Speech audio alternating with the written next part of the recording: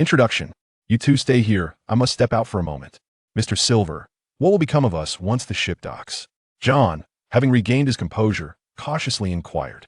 He personally felt no awakening sensation, but rather a sudden realization that his previous thoughts were impractical, leading him to abandon them naturally.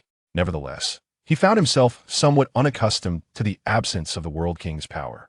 It was quite terrifying having possessed such power for only a few minutes. He felt a lingering attachment.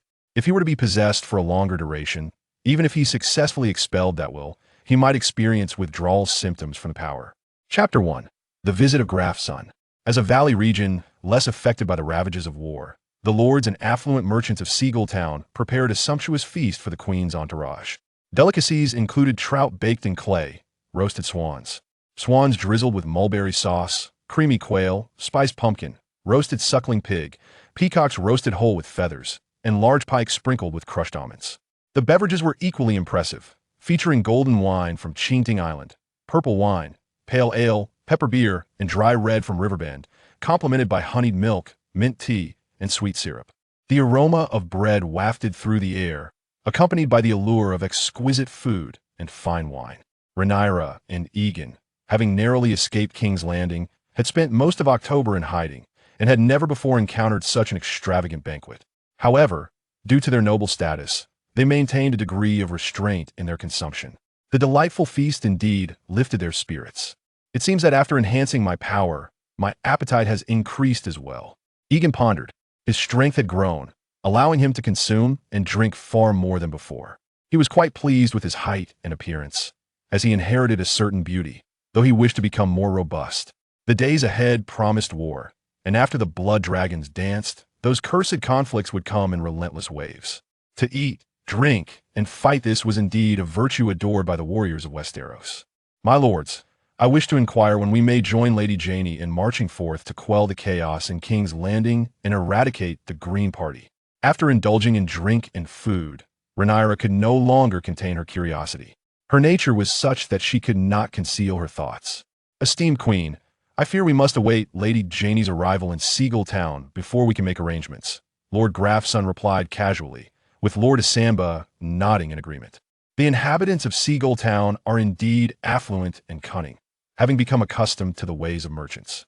Ultimately, the discord stems from the contention for inheritance among the three eagles of the valley. The people of Seagull Town harbor ulterior motives, unwilling to witness Rhaenyra's triumph, which inadvertently bolsters the legitimacy of Lady Jane. This is merely a pretext to mask their true intentions. Lord Glafson's words did not resonate with Aegon.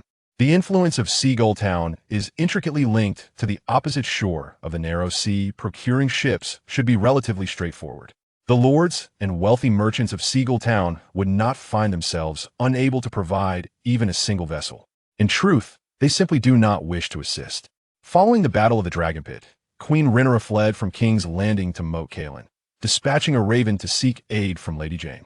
However, Lady Jane replied that if Rhaenyra could send transport ships to Seagull Town, she would be willing to dispatch troops for support. Yet Rhaenyra lacked both ships and gold.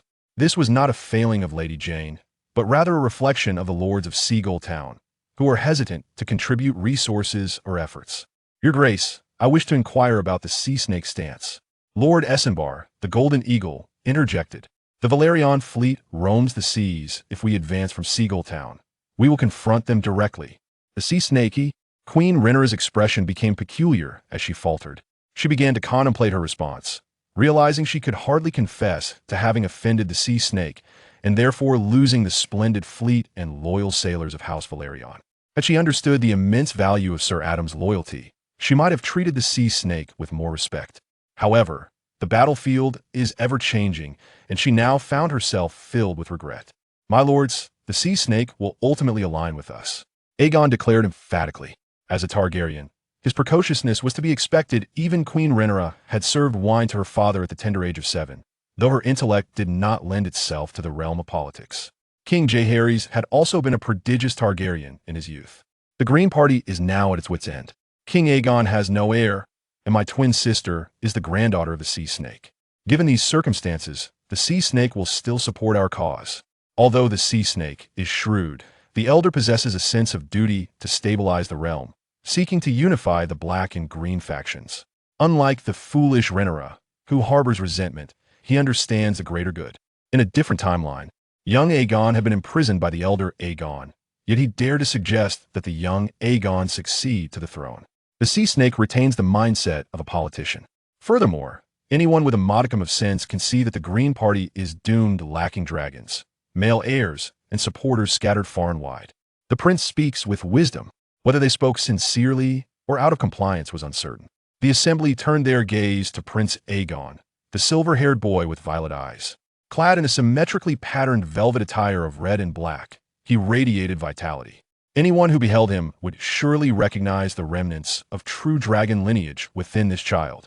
Rhaenyra observed her son, who now seemed to transcend being merely her pale reflection, possessing a soul and courage of his own. Perhaps adversity had forged this child's growth. His father, Prince Daemon, was a paragon of bravery. Rhaenyra thought of her 3 deceased sons, all valiant in their own right. It appears that Aegon is the 4th. Lord Aegon is preparing to march southward. The Winter Wolves have demonstrated their valor, and we are accompanied by the equally loyal Riverland Knights and Vale Knights. Our cause shall ultimately triumph, Aegon articulated passionately. Yet the Baratheon, Hightower, and Lannister families remain formidable. Lord Glafson expressed his reservations, especially the Baratheons, who have suffered minimal losses. Once they breach the Kingswood, they will reach King's Landing. The enemy is but a shadow of their former strength. While the Baratheons have not incurred significant losses, the forces of the Vale and the North have also remained largely intact. The Hightower and Lannister families have faced considerable attrition, and they are now bereft of leadership, with the heads of the Hightower and the Lion already slain. Moreover, they must contend with the plundering of the Red Sea monstrous.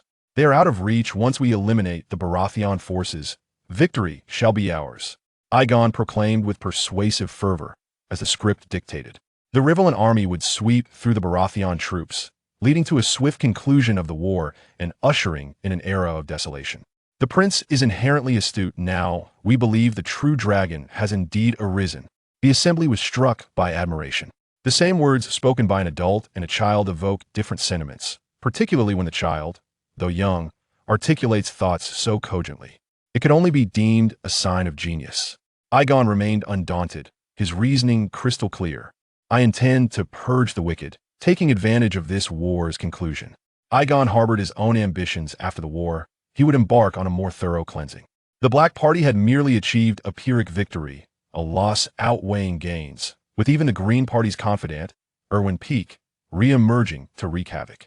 Such suffering could not be permitted. He sought to conquer the dragon and, through his will, reshape the nation.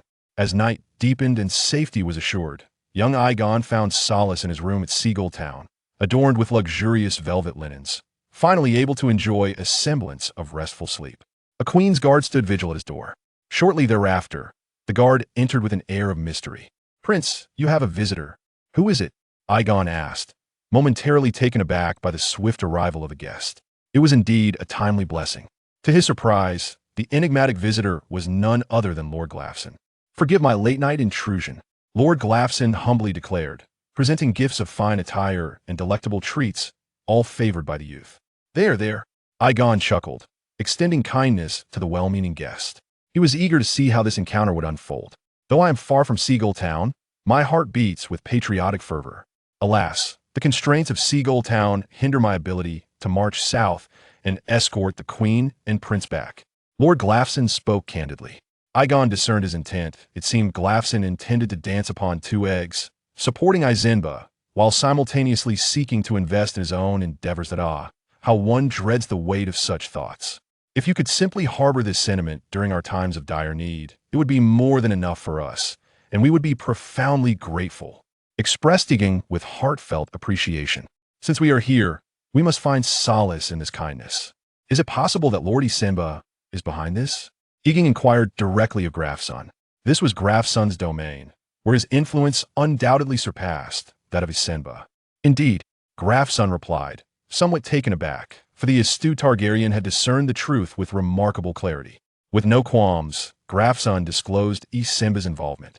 Egan found no need to expose him. While Isenba may be the prevailing power, Grafson was certainly not inclined to furnish any naval support. Yet, all were wise in their own right. It was better to be coarse than meticulous. Both goodwill and malice shall be etched in my heart. The past is but a memory. Let us strive for a brighter tomorrow. Will you remain steadfast in your loyalty to our friendship, my lord? Aegon asked Glafson, his gaze unwavering. I shall forever cherish the prince's goodwill. I will not forget your sincerity. Glafson's heart swelled with joy as the tides of power within the black and green factions began to stabilize. Prince Aegon was destined to become king, and with such goodwill, a promising future lay ahead. Let's exchange this goodwill. Aegon smiled. Glafson, the dual agent of the Golden Eagle and Aegon, understood that a great conflict loomed in the valley ahead. If Glafson wished to navigate between two rivers, who was to say he could not? Chapter 2. The Dragon Dream and the Glutton. As Lord Glafson departed the room, both parties had forged a commitment beneficial to their endeavors, agreeing to share intelligence and monitor Aesemba's actions. Glafson was shrewd, the queen was obstinate and foolish, and the future ruler would undoubtedly be the Prince of Dragonstone. The cake of Seagull Town was far too large to be shared among three. Glafson desired to devour it all, for he coveted the wealth of the Eyrie family. What a seasoned schemer, Aegon mused, recognizing that loyalty was not absolute, nor was disloyalty definitive. Glafson had boarded Aesemba's ship, yet there remained hope for him to leap overboard. Change heralds opportunity. He needed manpower, and the less his nation suffered in war, the better, for he did not wish to witness a completely shattered realm. Major event. Words are akin to sharp blades. The dual agent Glafson of Seagull Town is activated. He will benefit your endeavors. Your fortune increases, and you receive a boost in attributes. After some contemplation, Aegon allocated this attribute enhancement to magic. His first was fortune, the second strength, and for the third, he turned his thoughts to magic.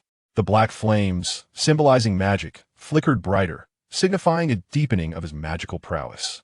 Magic, Dragon Dreamer, flame sensitivity, a growth attribute, danger warning. Aegon was exceedingly pleased with this attribute. Foresight had arrived. Even a preliminary level of danger warning was immensely valuable, serving as a prescient alert to the imminent occurrences around him.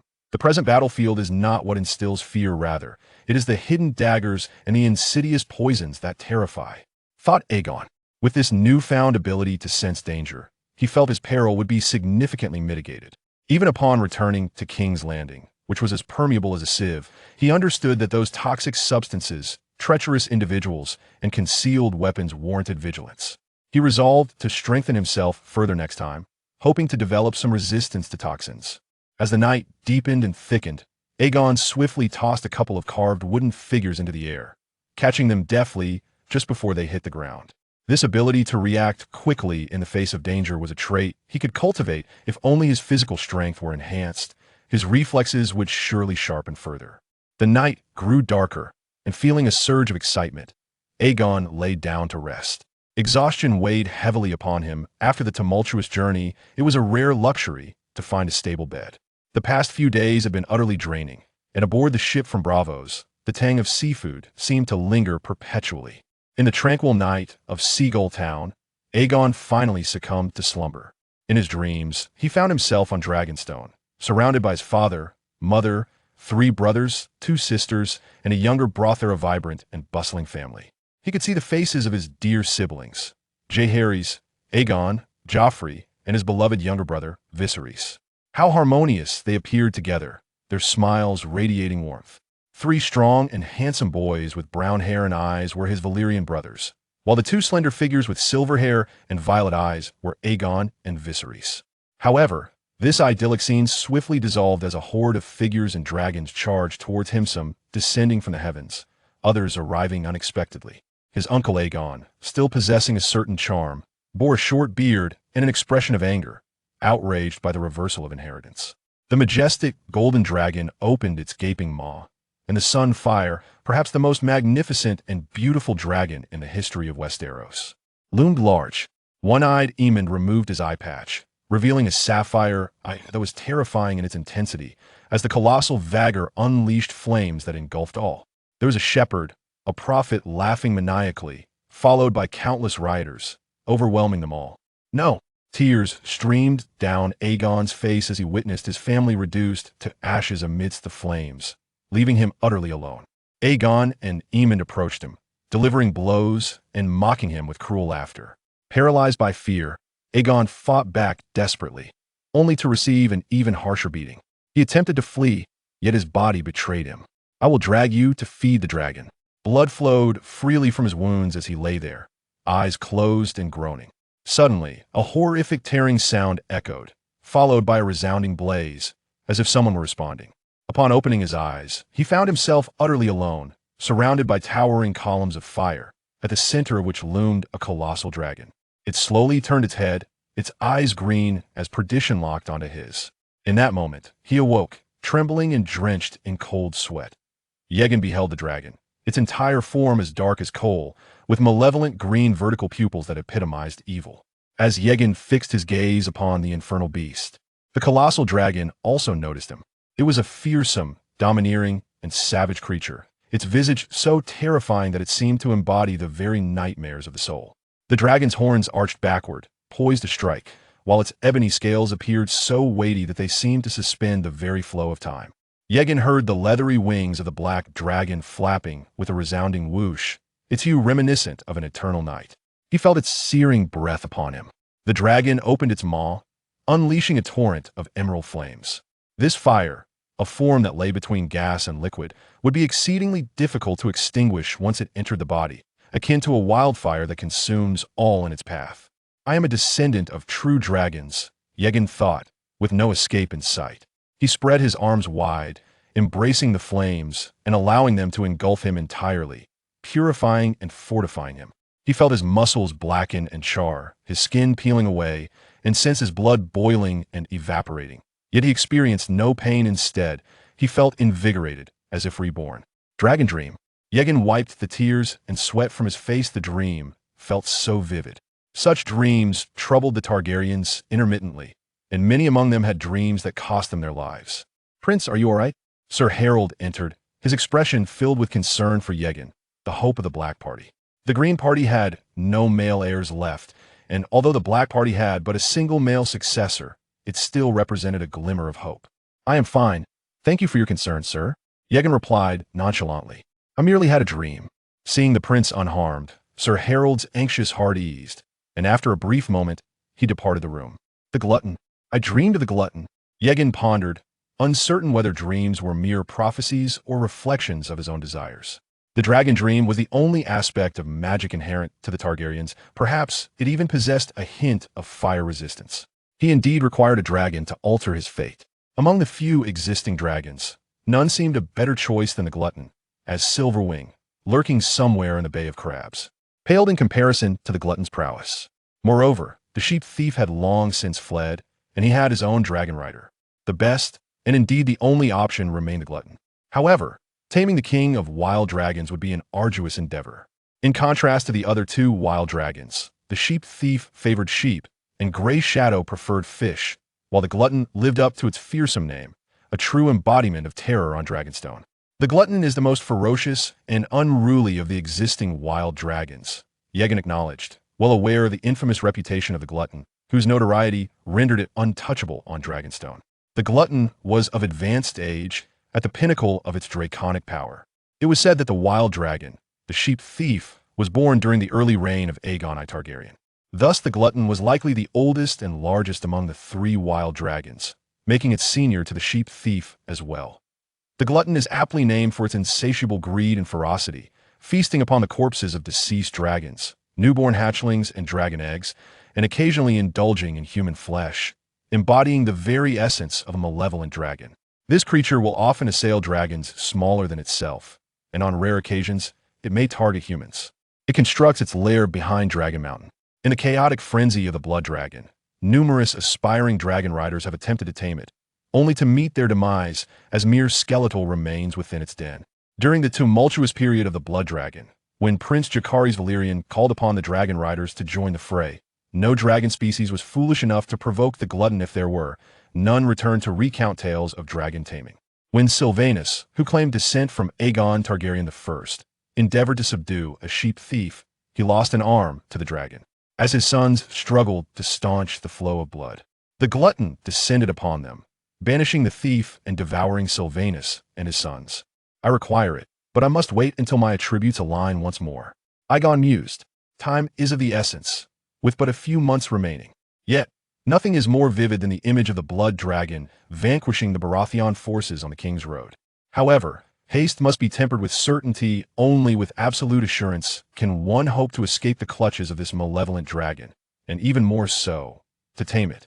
Chapter 3. The Dragon Siblings Come Forth, Sir. On the training grounds of the Glafson family in Seagull Town, Prince Aegon raised his black lead-filled training sword, beckoning Sir Harold to draw his blade. Sir Harold, taken aback, then switched to a blunted weapon. Clad in riding leathers and a studded vest suited for both equestrian pursuits and hunting, Aegon donned attire befitting a warrior. Boys from noble households were invariably subjected to knightly training from a tender age, unless they were born dwarfed or deformed. However, while the masters may lead them to the threshold, individual prowess ultimately relies on personal dedication. These sons of the nobility enjoyed abundant material resources, yet their innate talent and skill were often dictated by fate. Nonetheless, the offspring of great lords, endowed with wealth and resources, could at least secure their positions as second-tier warriors. Traditionally, certain houses were renowned for producing exceptional combatants, such as Targaryen, Baratheon, Stark, and Martell, while the Tully, Lannister, and Tyrell families were relatively less illustrious. Prince, you must take this seriously, Sir Harold urged, hesitating momentarily before commencing his swordplay. The two black, blunted swords clashed in the air, resonating with powerful, robust sounds as their figures engaged in the vigorous dance of combat. Aegon felt a surge in his strength, coupled with a newfound sensitivity to the flames. He sensed a marked difference from his previous sluggishness, as if a heavy burden had been lifted. Furthermore, this heightened awareness enabled him to anticipate simple maneuvers with greater ease. Aegon believed that with continued practice, he could attain the prowess of a first-rate swordsman, striving for excellence, with the true marvel lying in the realm of magic, an existence that transcended the mundane. Level up, activate. Indeed, the transformation of Prince Aegon was palpable. Sir Harold recognized the change. Aegon's strength had escalated, and he exhibited a heightened sense of vigilance, a hallmark of a dangerous swordsman. While Aegon's technique had not drastically advanced, his power and alertness were extraordinary. Rapid progress, Sir Harold exclaimed, astonished. Previously, he had never perceived Prince Aegon as possessing any notable swordsmanship or combat talent, nor had he shown particular enthusiasm. This was a boy long tormented by the specter of war. Though he was willing to engage in battle, his future seemed destined to be that of an unremarkable warrior. Yet today appeared to herald a significant shift. Come on, Aegon urged Sir Harold to unleash a more ferocious, aggressive onslaught, drawing upon all his abilities. Without further hesitation, the two began a grueling duel, sweat pouring from their brows. Following their swordplay, they would also practice with spears, flails, and other weapons. Through the burning of sweat, my skill shall soar, Aegon mused, as their contest continued, both men straining under the exertion. The enhancement of his fiery sensitivity and strength necessitated relentless honing, a full manifestation of physical will. War was a bloody rehearsal, while rehearsal was a bloodless war. He aspired to become a warrior of exceptional caliber, one that could rival his father, Prince Daemon. Sir Harold's loyalty was commendable, yet what of those Queen's Iron Guards? Their talents and abilities seemed ultimately limited. To play chess alongside a poor strategist only results in a stench of mediocrity. I must learn from them and surpass them swiftly. I require true masters, Aegon contemplated. In this era, there are numerous absolute masters, among whom two stand out remarkably: the Wolf King of the North, Craven, and the shadowy assassin of House Lysrojar. You have truly changed, Aegon. A voice, filled with surprise, echoed from a distance. Aegon, who was engaged in a sparring match with Sir Harold, signaled for him to pause as he recognized the approaching figure. It was his sister, Rhaenyra, whose beauty mirrored that of her twin sister, Rhaenyra, with silvery hair and violet eyes. Rhaenyra was slender and graceful, possessing a fondness for dance. Sister, Aegon exclaimed joyfully, setting aside his dull sword. Sir, our sparring shall conclude for today. We shall resume tomorrow. He stepped forward, embracing her, disregarding the sin of sweat that clung to him. She was one of his few remaining kin. Though their time together was limited, it felt like an eternity of darkness, both above and below. What have you done to my little brother? After releasing him, Rhaenyra observed Aegon's battered form, his leather armor marred with signs of combat. She addressed Sir Harold. It is not their doing. I insisted upon it. Aegon waved his hand dismissively. I have heard of the dreadful happenings, as long as you are well. Rhaenyra replied. I hope our grandfather in King's Landing is also in good health. Upon uttering these words, Aegon felt an awkward twinge. It was indeed thoughtless, as the Queen had nearly offended the Sea Serpent, while he himself had fled King's Landing. The Sea Serpent's forces no longer served them, and they had no vessels at their disposal. The Sea Serpent will be fine, Aegon asserted. He commands the Velaryon fleet, which roams the waters. Any faction must pay him due respect. Aelin oversees the fleet, ensuring stability. While they fled in disarray, the sea serpent became a guest of the false king, a position few dared to challenge. I hope so. May the dreadful war come to an end soon. Rhaenyra sighed. The war had altered everything. First, her betrothed, Lustrous, perished outside Windspire, and then Prince Joffrey met an unfortunate demise amid the chaos in King's Landing. Perhaps Rhaenyra remained unaware that her twin sister had already been taken captive by the formidable Aegon. Among the surviving siblings of House Black, only Aegon, Rhaenyra, and Viserys remained, and it appeared Rhaenyra's circumstances were the most favorable.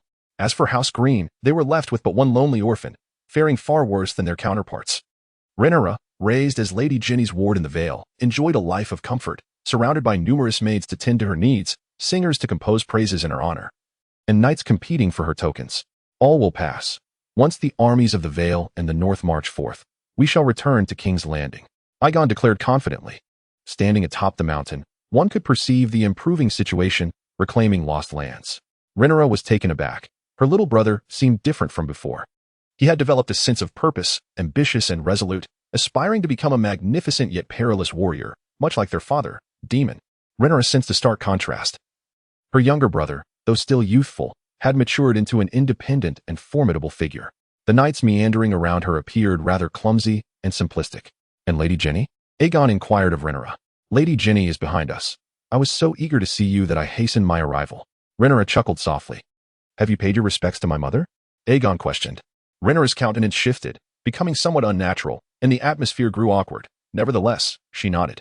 The nature of Rhaenyra's relationship with the queen at this moment was undoubtedly delicate, for it was Queen Rhaenys who had imprisoned the old sea snake, thereby incurring the wrath of the Velaryon family. Moreover, the Rhaenyra sisters still bore the blood of House Velaryon. I knew you were all here.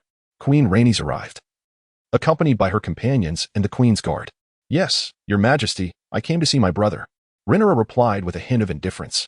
Weapons are unforgiving, my dear child. Your fervor for battle has caused you to neglect history, literature, and mathematics. Queen Rhaenys remarked, seemingly ignoring the implications, yet tinged with a hint of pride. However, Aegon, feeling somewhat rebellious, found her words stifled, as she was the last of her kindred. Warriors are like that, mother. Aegon retorted. The meeting between the queen and her stepdaughter was undeniably awkward, given the lingering shadow of the sea snake incident that loomed between them. In Rhaenyra's view, the sea snake had been a familial ally, and now, reduced to this state, it was indeed disheartening. Aegon is almost as tall as you now. He is growing quite rapidly. The queen remarked nonchalantly to Rhaenyra. I have heard about your affairs in the Vale, mere frivolities of young girls. You ought to tidy up your little schemes and contemplate the future. Aegon found himself struck by a strange thought, wondering if it was truly the implication he suspected. Chapter 4. The running stag. Princess Rhaenyra's expression also turned awkward, according to Queen Rhaenys' calculations. This was indeed a prudent measure to halt the spill of dragon blood, while also courting the seahorse family, as the queen had now begun to consider Aegon's future. Aegon felt utterly unprepared for this scene and wished to flee in disarray, although it seemed customary within their family to consider such arrangements. A few years' difference in age posed no issue. Aegon was yet unaccustomed to such expectations. However, the discomfort did not linger long, for Duchess Ginny had arrived, and it was time to discuss significant matters. Your Majesty, the war continues, and our cause persists. Lady Ginny addressed Queen Rhaenys. Lady Ginny was strikingly beautiful, with golden hair and blue eyes, and her smile revealed charming dimples. She possessed a tall, slender figure with a commendable physique. We are bound by blood. You hail from House Arryn, and in this man's world, we women must support one another. Lady Ginny, at 36, had been steadfastly holding together the affairs of the Vale, primarily due to her unruly relatives, who were quite obstinate. Indeed, in this era, we must move in unison. Queen Rhaenyra, recovering from her hasty retreat, now finds herself with considerable potential. Though she has lost King's Landing, she is far more secure in the Vale. Take heart, my prince, for war is ever thus. This merciless conflict has claimed your father and brothers, just as it took mine, leaving me to uphold the Vale. You must be strong, like a warrior. While your mother may have poor taste in men, she is not entirely without merit. Your father treated his first wife poorly, yet I must concede that at times he was indeed one of the finest warriors in the Seven Kingdoms. Lady Jane remarked to Aegon. Aegon could only muster a smile. Aware of his father Prince Daemon's numerous indiscretions, he was a prince who reveled in both vengeance and valor, a figure of chaos and bravery intertwined. Once we summoned ships from across the narrow sea, The armies of the Vale shall march. Without dragons, we have nothing to fear, Lady Jane declared. Once the dragons perish, the natural defenses of the Vale will suffice to protect them. Aegon felt hesitant to speak further, as the people of Seagull Town remained obstinately uncooperative. And Lady Jane was undoubtedly aware of the challenges women face in governance. But we still have time to mobilize southward. Let those petty souls in King's Landing revel in their momentary triumph, for it shall not last, Rhaenyra asserted fiercely. Aegon understood whom they referred to. Primarily the knights of House Baratheon. The time to act was nigh. On Dragonstone, the plots dissipated, and King Aegon II roared in fury, ready to greet his beloved sister with fire. My sister lives. All we have orchestrated feels like a mere dream. That wretched woman has escaped to Seagull Town in the Vale, beyond our reach. Aegon II seethed. At only 23, this king was prematurely engulfed in anguish, a consequence of numerous dragon battles that had driven him to madness, warping his visage and physique. The injuries sustained during the Battle of Harrenhal left him hunched and disfigured. His once handsome face was now marred and bloated, and burns covered half his body, compounded by the recent fracture of his legs. During the Battle of Harrenhal, Aegon II and his brother Prince Aemond had slain the dragon rider, the uncrowned Queen Princess Rhaenys, and her dragon Meleys. Yet he too bore severe burns and multiple broken bones. Consequently, he was incapacitated from ruling, spending much of his time in a stupor from consuming poppy milk, requiring nearly a year to recuperate. On Dragonstone, amid the clash of Sunfyre and Moondancer, Aegon II leapt from the saddle before landing, resulting in broken legs. However, he refused to ingest poppy milk again. Preferring to endure pain rather than return to the life he led a year prior while healing, and he executed the loyal Grand Maester Gladys for his allegiance to Rhaenyra. Sometimes, the living are not truly alive, they may as well be dead, Sir Alfred Bloom remarked nonchalantly. His demeanor was grim, his behavior eccentric, making him difficult to approach. And he remained stagnant on Dragonstone for an extended period. He has meticulously plotted to eliminate Rhaenyra in exchange for his own wealth and glory. Although Rhaenyra and her children have narrowly escaped this peril, the seeds of hatred have already been sown, and the course must continue. What do you mean? Inquired Aegon II, a glimmer of curiosity flickering in his eyes. The missive sent by Lord Larys revealed that the men of the Vale are currently unable to sail to engage us in battle or debate. If we firmly assert that Queen Rhaenyra and Prince Aegon have perished at sea, and that the one in Lady Janie's possession is but an impostor, many of the lords will be filled with doubt. We simply need to land in King's Landing, connect the Crownlands with Storm's End, and summon the loyalists from the west and the Riverlands, and we shall achieve our grand design. With King's Landing in our grasp, you shall be the legitimate king, and the other lords will turn and submit. The vile mother and son cannot survive much longer, Your Majesty. Thus, our foremost task is to win over the Velaryon family and Lord Borros. Alfred Bloom's analysis is astute, yet he does not possess such high-level scheming. All of this is Larys' idea. Without dragons, victory through cunning is still within reach. Larys speaks the truth, but can that illiterate Borros truly muster troops? He is far more cunning than he appears, biding his time and conserving his strength. He has gathered an army of 6,000 at Storm's End, yet has not attacked the Blacks. Instead, he marched to the Red Mountains to confront the Vulture King and ultimately vanquished him. Aegon II harbored some doubts. Duke Borros cannot read or write. His scholar reads letters to him, making him the most renowned illiterate warrior among the great lords of the Seven Kingdoms, rude, arrogant, and bellicose. Most common folk act according to the times and their interests, Your Majesty. Lord Larys is negotiating for us in King's Landing. While Rhaenyra and her children have fled far away, it is now winter. Once the forces of Storm's End advance, the rabble in King's Landing will scatter in disarray, and the three pretenders will be captured. Additionally, the ships are crucial. Lord Aelinor's vessels are of utmost importance. The newly appointed Ser Masan Vicewater, the White Knight, echoed this sentiment, and in recognition of Masan's valor, Aegon II appointed him as a member of the King's Guard. You are all correct, but my dragon, I cannot lose Sunfyre. I must kill that wild girl to avenge him. Aegon II began to grow agitated. Sunfyre now appeared to be on the brink of death. The scholar lamented that the dragon was nearing its end. In the two dragon battles on Dragonstone, it had lost its right eye, and its back, belly, and neck were grievously wounded. It lay in the place where it fell, first consuming the corpse of Moonsinger and later being fed sheep by the garrison on Dragonstone to sustain its life. Now, as Sunfyre's wounds worsened, it grew increasingly frail, even its breath reeking, ultimately unable to consume food. Aegon II naturally wished to return to King's Landing to oversee matters. Yet he could not bring himself to abandon his dragon. If I must return, I shall take Sunfyre with me. Your Majesty, this is absolutely unthinkable. Sunfyre is barely clinging to life, Bringing back a dying dragon would only incite panic among the populace of King's Landing. Those who scheme for great matters do not concern themselves with trifles. Let me daringly suggest that you could allow others to tend to Sunfyre. Moreover, it seems Sunfyre truly has no chance of recovery. Your dragon has fulfilled its duty. Now, the essence of your existence is time. You must swiftly return to King's Landing to stabilize the situation, recruiting forces from Storm's End and King's Landing to confront the impending war. Should we linger here awaiting the resurrection of dragons, time will slip away, and we shall lose our advantage. Despite the earnest pleas of the others, Aegon II found it difficult to part with his hesitation. Would that little scamp, Alan, truly provide us with ships? Aegon II mused, his doubts evident. His cousin is here, and that proud lad could hardly disregard his kin. At this moment, Sir Maven began to show his acumen.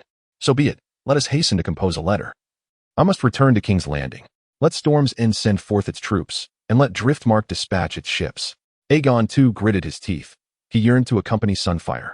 Yet time waits for no one. Rhaenyra has sought aid from the Vale, and it will surely be a fight to the death. Hurry, quicker still, my children. Accelerate your journey to King's Landing. March forth with haste. The gold and black banners fluttered in the Kingswood, the black-crowned stag galloping fearlessly upon a golden field. Storm's End officially commenced its advance towards King's Landing, with Borros being a seasoned warrior. Compared to his father, the Duke of Bormont, Borros exhibited a more capricious temperament and a greater propensity for battle, leaving behind his pregnant wife and 4 daughters. Borros led 600 knights and 4,000 infantry through the Kingswood, charging directly towards King's Landing. Borros received 2 letters, one from Dragonstone, where Aegon called for aid, stating that chaos reigned in King's Landing and that Rhaenyra had perished at sea, the other from the Vale, indicating that Queen Rhaenyra was preparing for war in the Vale and urging immediate surrender. Yet Borros found himself without options. He was too deeply entangled with the Greens to abandon ship. The death of Larys outside Windhaven and his clandestine protection of Aegon's orphan daughter were both treasonous acts, leaving him with no retreat. The moderates were also at a crossroads. Given the Greens' losses, his timely intervention could serve as a pillar of strength. Chapter 5. Little Serpent Alan the Stag galloped fiercely, while the Vale, the Riverlands, and the North showed no signs of weakness, each side mustering their troops with the intent of settling matters once and for all. In the council hall of Seagull Town, Queen Rhaenyra, Princess Rhaena, Prince Aegon, and Lady Jane convened to discuss their next course of action. Aegon II, believed to be dead, had indeed been lurking quietly in Dragonstone, now issuing orders and sending out ravens to rally support for his claim as the legitimate king. The seal on Aegon II's letter confirmed young Aegon's dragon dream. He had been hiding in Dragonstone, with Sunfyre watching closely, yet the very stronghold of the Blacks had become Aegon II's sanctuary. In the letter, Aegon II boldly proclaimed the tempest at sea, asserting that his sister and nephew had perished and that Lady Jane held nothing but impostors in her grasp. He now stood as the sole legitimate king, calling upon the lords of the 7 kingdoms to pledge their fealty. Young Aegon could hardly suppress a laugh. He was alive and well, yet now proclaimed dead. Such absurdity. My son's prophecy holds truth. Had it not been for his warning, should we have insisted on traveling to Dragonstone? It is likely that both mother and child would have met their doom.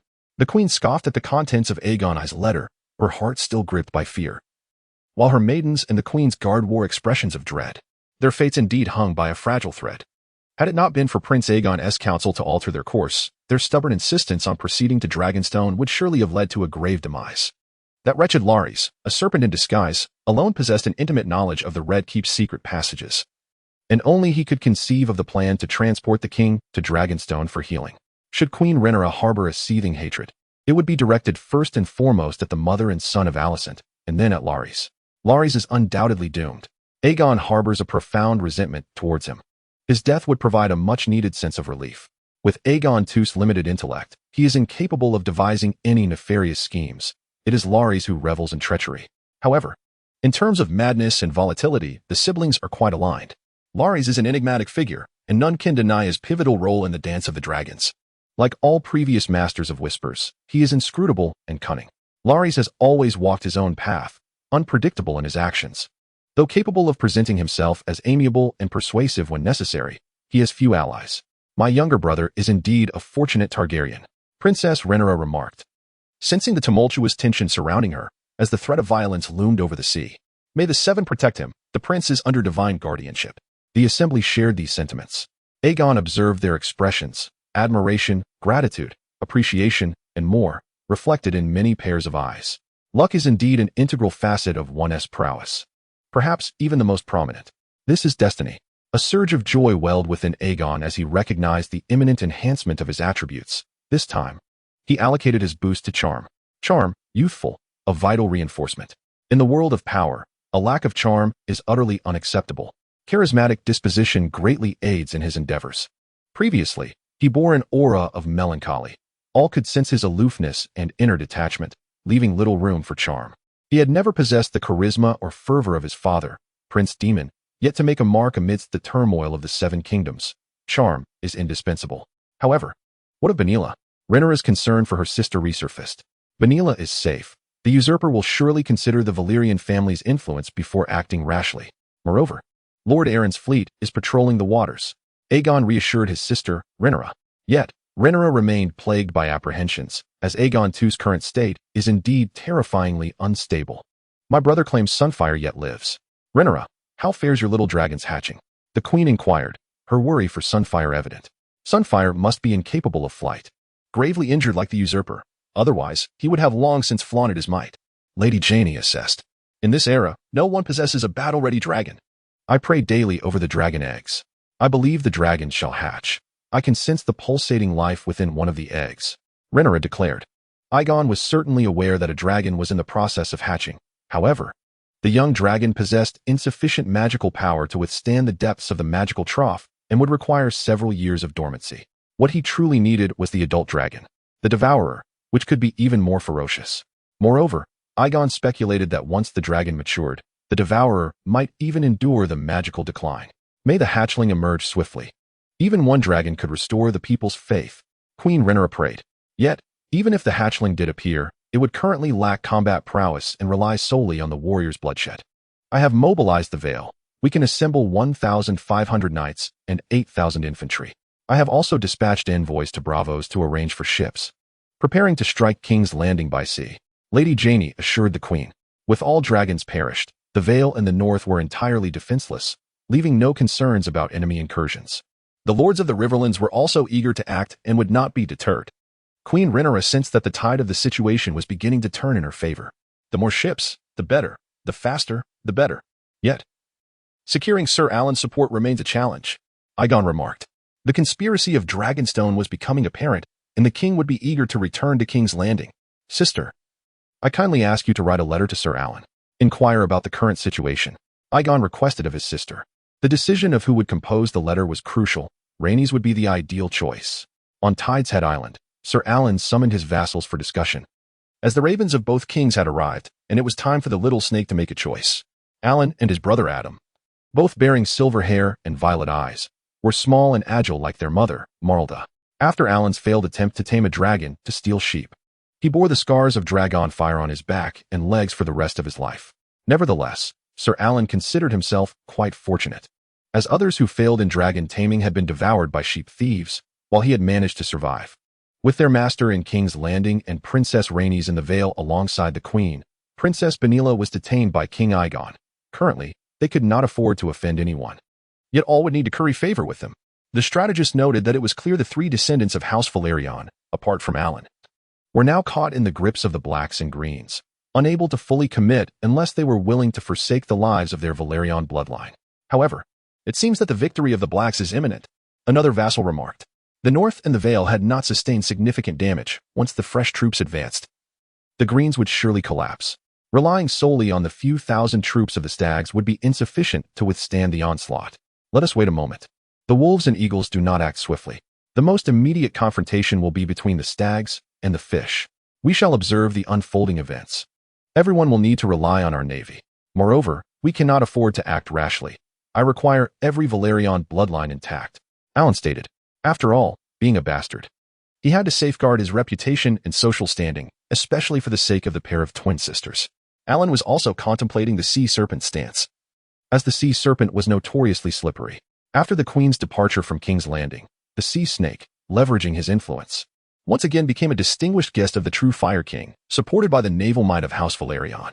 For the sake of my cousin's life, we may first need to send away that pestilence known as King Aegon before we proceed further, Aelin concluded. Contingent upon my grandfather receiving the respect and favor he deserves in King's Landing, I await his counsel. Additionally, there is a letter from Princess Rhaenyra. Chapter 6. A surprise attack on Dragonstone. Princess Rhaenyra presented to the assembly the 3 dragon eggs she had brought to the Vale. She was not a dragon rider. Having witnessed one of her eggs hatch a monstrosity years prior, she now bore 3 eggs to the Vale, praying nightly for their hatching. How exquisite. Aegon marveled at the eggs, perceiving them as the most precious treasures in the world, invaluable heirlooms of House Targaryen. The dragon eggs were adorned with vibrant hues, each color a testament to their worth, rivaling the finest of crafted artifacts. The coloration of the eggshells hinted at the appearance of the dragons within. Typically, dragons boasted more than 2 colors, embodying a spectrum of vibrancy. The eggs appeared akin to delicate ceramics or enamel or even blown glass, yet they were significantly heavier, reminiscent of solid stone. The surface was textured with tiny scales, and as Aegon toyed with the eggs, the dawn's light filtered through his fingers, casting a shimmering glow upon them. This one, Rhaenyra announced, lifting a pink egg resembling a rosy pearl, yet marked with deep black spots reminiscent of eternal night, is the one I believe holds potential for hatching. A dragon may lie within. If the dragon were to hatch, Rhaenyra would surely be hailed as a heroine. Upon hearing that this particular egg might give rise to a dragon, the queen's regard for Rhaenyra deepened. A Targaryen woman with a dragon was a treasure of incalculable worth. Marrying a princess who was also a dragon rider was a topic of endless conversation and pride. In the annals of history, the flow of dragon blood had been scarce, particularly that of dragon riders. Previously, only the willful Queen Rhaenys had embodied such lineage, especially now when dragons were nearly extinct, verging on obliteration. Moreover, should Aegon marry Rhaenyra, it would facilitate reconciliation with House Velaryon. You siblings have not seen each other in a long time. Perhaps you should spend more time together, Aegon, and see if you can also hatch a dragon egg. Major event. Reverse the future. Fall in love with Rhaenyra Targaryen and alter both your and Rhaenyra's destinies. Gaining 2 attribute points. Goodness, 2? Aegon was taken aback, astonished by the notion that love could yield rewards, as if he were being compelled to seize the moment. However, he soon reflected that Rhaenyra had already arrived at Seagull Town ahead of schedule, altering the course of fate. What burdens did he truly bear? Furthermore, considering her disposition, Rhaenyra was evidently more suited to court life, while Benila was currently akin to a wild monkey, tempestuous and irritable. Perhaps this fortune should be bestowed upon Aelin instead. As for Aegon's other romantic prospects, Rhaenyra Targaryen and Daenerys were still mere children. Matters of the future could wait until the future itself. Moreover, in the original timeline, Princess Rhaenyra's romantic endeavors were tumultuous. In light of the need for reconciliation with the Greens, and spurred by the news of Baenor's elopement with Alan, the Regency Council hastily urged the princess to select a suitor, leading her to marry into House Velaryon in a rather rushed manner, only to soon find herself a widow. Very well, mother. Aegon replied decisively, adding, that indeed sounds delightful. However, he sought not merely to hatch dragon eggs. He yearned for a fully matured dragon ready for battle. After all, he possessed the fervor of House Targaryen. Yet, he had yet to proclaim this grand vision to the others. As for his relationship with Rhaenyra, he was open to fate's design. Rhaenyra felt a sense of unease, uncertain how to respond. She remained enveloped in the rosy haze of youth, surrounded by suitors in the Vale, yet none had captured her heart. The sudden announcement of a marriage arrangement by Queen Rhaenyra was indeed hasty. You are far too eager, my queen. Lady Jenny chuckled, acknowledging that, by all reason, Rhaenyra remained her ward. I understand your urgency, but there is no need to rush. The situation is pressing. Aegon has secured Dragonstone, and he will undoubtedly return to King's Landing with the finest dragon eggs. These 3 eggs are our beacon of hope. Queen Rhaenyra exhibited a flicker of foresight. Indeed, as Aegon prepared to return to the capital, he packed the best dragon eggs. Sunfyre was beyond saving. He could only seek the most suitable dragon eggs, while Aegon II dreamed of a dragon to rival Sunfyre. The Greens and the Pretender will surely abandon Dragonstone and flee to King's Landing. Are we prepared to mobilize our vanguard to assault Dragonstone? Aegon proposed a daring strategy. A counterattack. Aegon the Elder felt restless on Dragonstone. He possessed but a few ships and feared an assault from Alan's forces.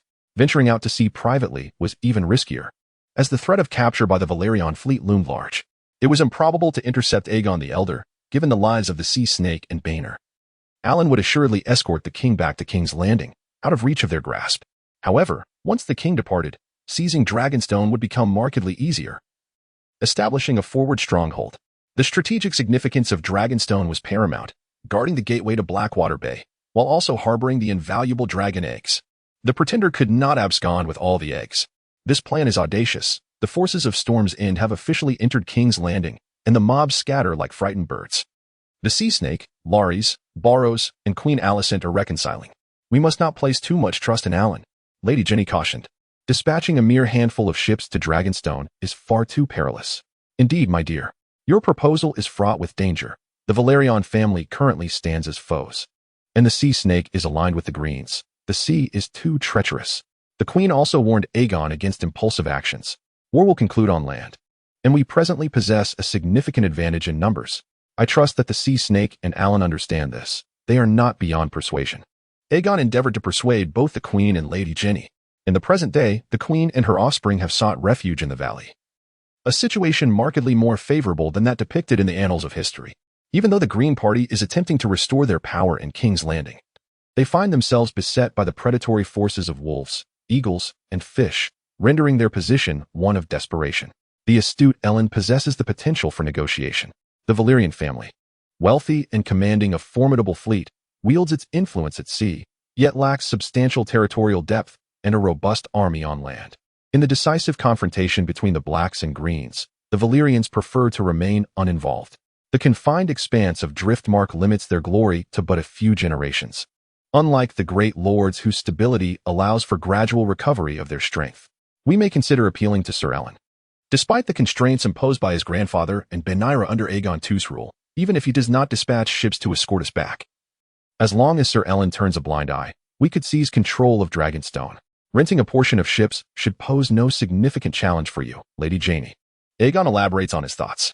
The intended sequence of events was the death of Sunfyre, Aegon II's return to King's Landing, the Battle of the King's Road between the Riverlands and Stormlands, and the rise of the wolves. However, this was not the vision Aegon wished to witness. He could not idly await the accolades of victory to be claimed by others. He required a dragon to fortify the realm. Without participation in victory, one possesses little influence. This plan, however, seems perilously audacious. Lady Janie contemplates. No, this strategy is far too risky. Aegon is the last heir. The Queen remains somewhat agitated. I shall write to Cousin Alan. Should he acquiesce, we still possess a chance for success. Rhaenyra considers, knowing her correspondence yields the best results.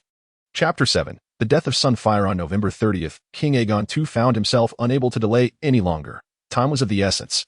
He had originally intended to send the Queen and his heir into the maw of Dragonstone on October 27th, yet they had not returned. Under such circumstances, he could afford a brief wait. However, with the Black Queen Rhaenyra and her child now fleeing to the valley, the wolves and eagles would not relent. He must return to King's Landing promptly to regain control, intensifying his efforts to harness the loyalty of the realm and recruit forces to confront the impending crisis. Order in King's Landing had gradually been restored. The regular army led by Duke Borros was not to be compared with the rabble of disorganized mobs.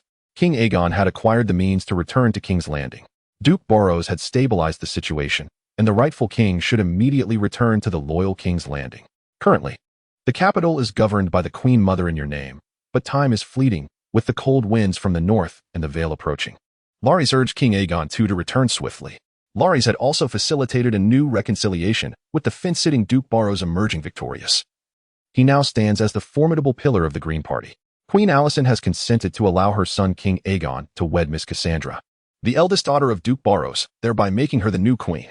Another daughter, Miss Floris, is promised to Larys Strong. Duke Borros also intends to marry one of his daughters to the Sea Snake, should the old man have any intentions. Ah, my Sunfyre. King Aegon II's greatest concern was his beloved dragon Sunfyre, the most magnificent dragon in history, now gravely injured and beyond healing. He fervently hoped for Sunfyre's recovery and ascension to the skies once more. Alas, the great beast grew increasingly frail, the wounds upon its neck festering rapidly. And even the smoke it exhaled bore a foul stench, until it could consume nothing at all. The maesters had reached a grim conclusion. Death was certain. Merely a matter of days, perhaps hours. I demand the head of Benila. The king roared in fury, unable to suppress his rage and hatred. Yet, under the counsel of others, he managed to restrain himself, for he still needed the fleet to return to King's Landing. King Aegon II had already dispatched a raven to Dragonstone, threatening that if Lord Aelin did not present himself to pledge fealty within a fortnight, his cousin Benila would lose her head. Your Majesty, time is of the essence. The moment that wretched mother and son regain their wits, war will be imminent. We must return to King's Landing to win the hearts of the people. Once we have control of the situation, we can deal with them and avenge Sunfyre. Despite his despair, King Aegon II, under the urging of his subordinates, tearfully bid farewell to the ailing dragon. On the 2nd of December, amidst tumultuous waves, Aegon II was granted the opportunity to return to King's Landing ahead of schedule. Accompanying him were Ser Mathis Roundtree, Ser Alfred Bloom, 2 Toms, and Benila Targaryen, the granddaughter of the Sea Snake, shackled to prevent any attempt on the king's life. However, the king's return could hardly be deemed triumphant. The old flat-bottomed merchant vessel, the Rat, was unworthy of a king's homecoming, captained by the mother of the illegitimate Aelin. 12 galleys of House Velaryon escorted them. This is our hope. I shall possess a dragon even more splendid and formidable than Sunfyre. Before departing the island, King Aegon II had not forgotten to instruct the maesters of Dragonstone to select 7 dragon eggs he deemed most promising to accompany him. For 7 is indeed a number of good fortune. In Gulltown, 2 inconspicuous merchant vessels from Pintos set sail, laden with troops from the Vale. Thanks to Prince Daemon's connections in Pintos, the governor expedited their goodwill. Sir Harold Dark, the Queen's Guard, led these soldiers. This is akin to pulling teeth from a tiger, Aegon thought, sensing the peril yet believing that fortune favors the bold. Should the military endeavor succeed, even if he could not tame a dragon, he would have made his mark, proving himself a warrior. If he could indeed tame the dragon, the tides of fate would surely shift in his favor. Princess Rhaenyra watched her son prepare for his journey, filled with emotion. These children bore the blood of warriors. No amount of force could keep them from their destinies. To safeguard against any eventuality, Princess Rhaenyra also set forth with Aegon to avert chaos. You need not worry. The king has fled Dragonstone aboard a flat-bottomed vessel. The defenses there are weak, and Lord Aelin has sworn by the 7 to not hinder our actions, Aegon asserted. The power of oaths in this world remained potent and mysterious, impossible to defy. Lord Aelin had always looked down upon the king, and the decisive battle at sea would not significantly alter the balance of power. Even adrift at sea, none dared to offend Aelin. The meaning of islands signifies permission to come, yet their fleet neither assists nor obstructs. All decisions rest in the hands of Aegon. That said, I urge you to exercise great caution. Should circumstances deteriorate, retreat immediately. Queen Rhaenyra, filled with trepidation, began to fret once more. After all, he is her youngest son, and such feelings of anxiety are inevitable. Rest assured, I shall protect my brother with my honor and life. Sir Aelin will not act against my interests, declared Princess Rhaenys. Your Highness, may I accompany you to battle? I fight for your cause, Sir Cohen Cobury implored, wielding the renowned sword Lady Silence, a testament to his status as one of the mightiest swordsmen of this era. No need, sir. I appreciate your kind offer. Our forces are sufficient. Please ensure the safety of the Queen and Lady Jennifer. Princess Rhaenys graciously declined Sir Cohen's goodwill. She was a woman of resolute determination, loyal to her duty, with her allegiance first and foremost to House Targaryen. As Sir Cohen observed the departing fleet, he felt as though a bird and a rose were slipping away from his grasp. Aegon cast a glance at his sister, but remained silent. The ships of Pantos surged toward Dragonstone, gliding along unimpeded. This unexpected turn of events was something King Aegon had never anticipated. Furthermore, the defenses of Dragonstone were weak, with most of its inhabitants having departed for King's Landing. On this day, December 7th, Dragonstone once again fell under the sway of the Blacks. Sir Harold led the soldiers of the Vale to capture the traitors, executing several on the spot, while others fell like leaves in the wind. Aegon beheld the charred, unrecognizable corpse of Sir Cans hanging from the battlements of Dragonstone's gate, alongside the bodies of the steward, the master-at-arms, and the captain of the guard, with only the corpulent form of Sir Robert distinguishing him. The dismembered remains of Grand Maester Gladys were also displayed there, reduced to a head and upper body, with the lower half completely obliterated, intestines dangling grotesquely from a torn abdomen, resembling a cluster of charred black serpents. The sight of these 5 corpses was horrifying. Let us give them a proper burial, Aegon declared, vowing to avenge them in due course. He instructed that their bodies be wrapped in blue cloaks. Control the maesters and the ravens, Aegon commanded. This was of utmost importance, to maintain control over the flow of information. In the outer courtyard of Dragonstone, Aegon beheld the Golden Dragon, now in a state of near death, teetering on the brink of expiration. The 2 dragon battles on Dragonstone had costed its right eye, and its back, abdomen, and neck were grievously wounded. It may succumb to complications, Aegon mused. Once, this magnificent dragon had gleamed with golden scales, its wing membranes a delicate pink, reminiscent of a radiant dawn. Regrettably, it now lay twisted and battered, exuding a foul odor. Chapter 8. The Glutton devours the sun's ray. All those who allied with the false king shall face merciless retribution. Those who once served as guards of Dragonstone can be identified, Aegon instructed Sir Harold. In truth, the number of casualties would not be excessive, as the principal culprits and traitors who had enabled Aegon's conquest of Dragonstone had mostly fled to King's Landing. Aegon donned a fitted falcon armor, representing the blue and white of House Island. Because it was not King's Landing, there was no Targaryen black-scaled armor. Yes, my prince. Sir Harold acknowledged the command. And the soldiers clad in blue cloaks meticulously cleansed the fortress of Dragonstone. A faint scent of blood lingered in the air, indicating that slaughter was indeed an inescapable necessity. This somber outpost of Valyria was once the childhood home of Aegon. The Black Party had long occupied this territory, and it was only due to negligence that Aegon the Conqueror had managed to outwit them. Aegon and his siblings had grown up on Dragonstone, well aware of the hidden entrances unknown to others. Major event, capture of Dragonstone accomplished. You have successfully reclaimed Dragonstone. The Blood Dragon dance progress has accelerated, and the rewards have enhanced your attributes. Aegon pondered this attribute enhancement, particularly regarding its application to his magic, and wondered if any changes might manifest. Magic, Dreamwalker. Flame Awareness, Flame Enhancement, a progressive attribute that strengthens flame resilience, fire resistance, and flame affinity. Among others, Aegon found this to be quite satisfactory. Fire resistance was a Targaryen tradition, and perhaps it could be upgraded to a more powerful form of magic. It felt as though flames were swirling within him, fortifying his body and attributes. The scales of Sunfyre shimmered like gold leaf in the sunlight, yet it lay incapacitated in the black stone courtyard of Valyria. Blinded in one eye, destined to perish, Aegon gazed at Sunfyre, this magnificent dragon, now in a state of ruin. Would it still breathe fire? He summoned the scholar for an assessment. My prince, Sunfyre's life flickers like a candle in the wind. It has barely emitted any smoke of late, and has not fed for quite some time. It may perish at any moment. The scholar trembled, summoning courage to speak. As he was merely the former scholar's assistant, now thrust into this chaotic era, one could only drift with the tide. If the crows from King's Landing were to arrive. You know how to respond, do you not? Aegon queried the scholar. Everything remains as it was. Truly a state of disrepair.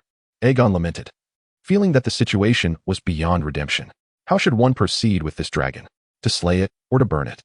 These great dragons had once been the invaluable treasures of the Targaryen family, now squandered through their internecine strife.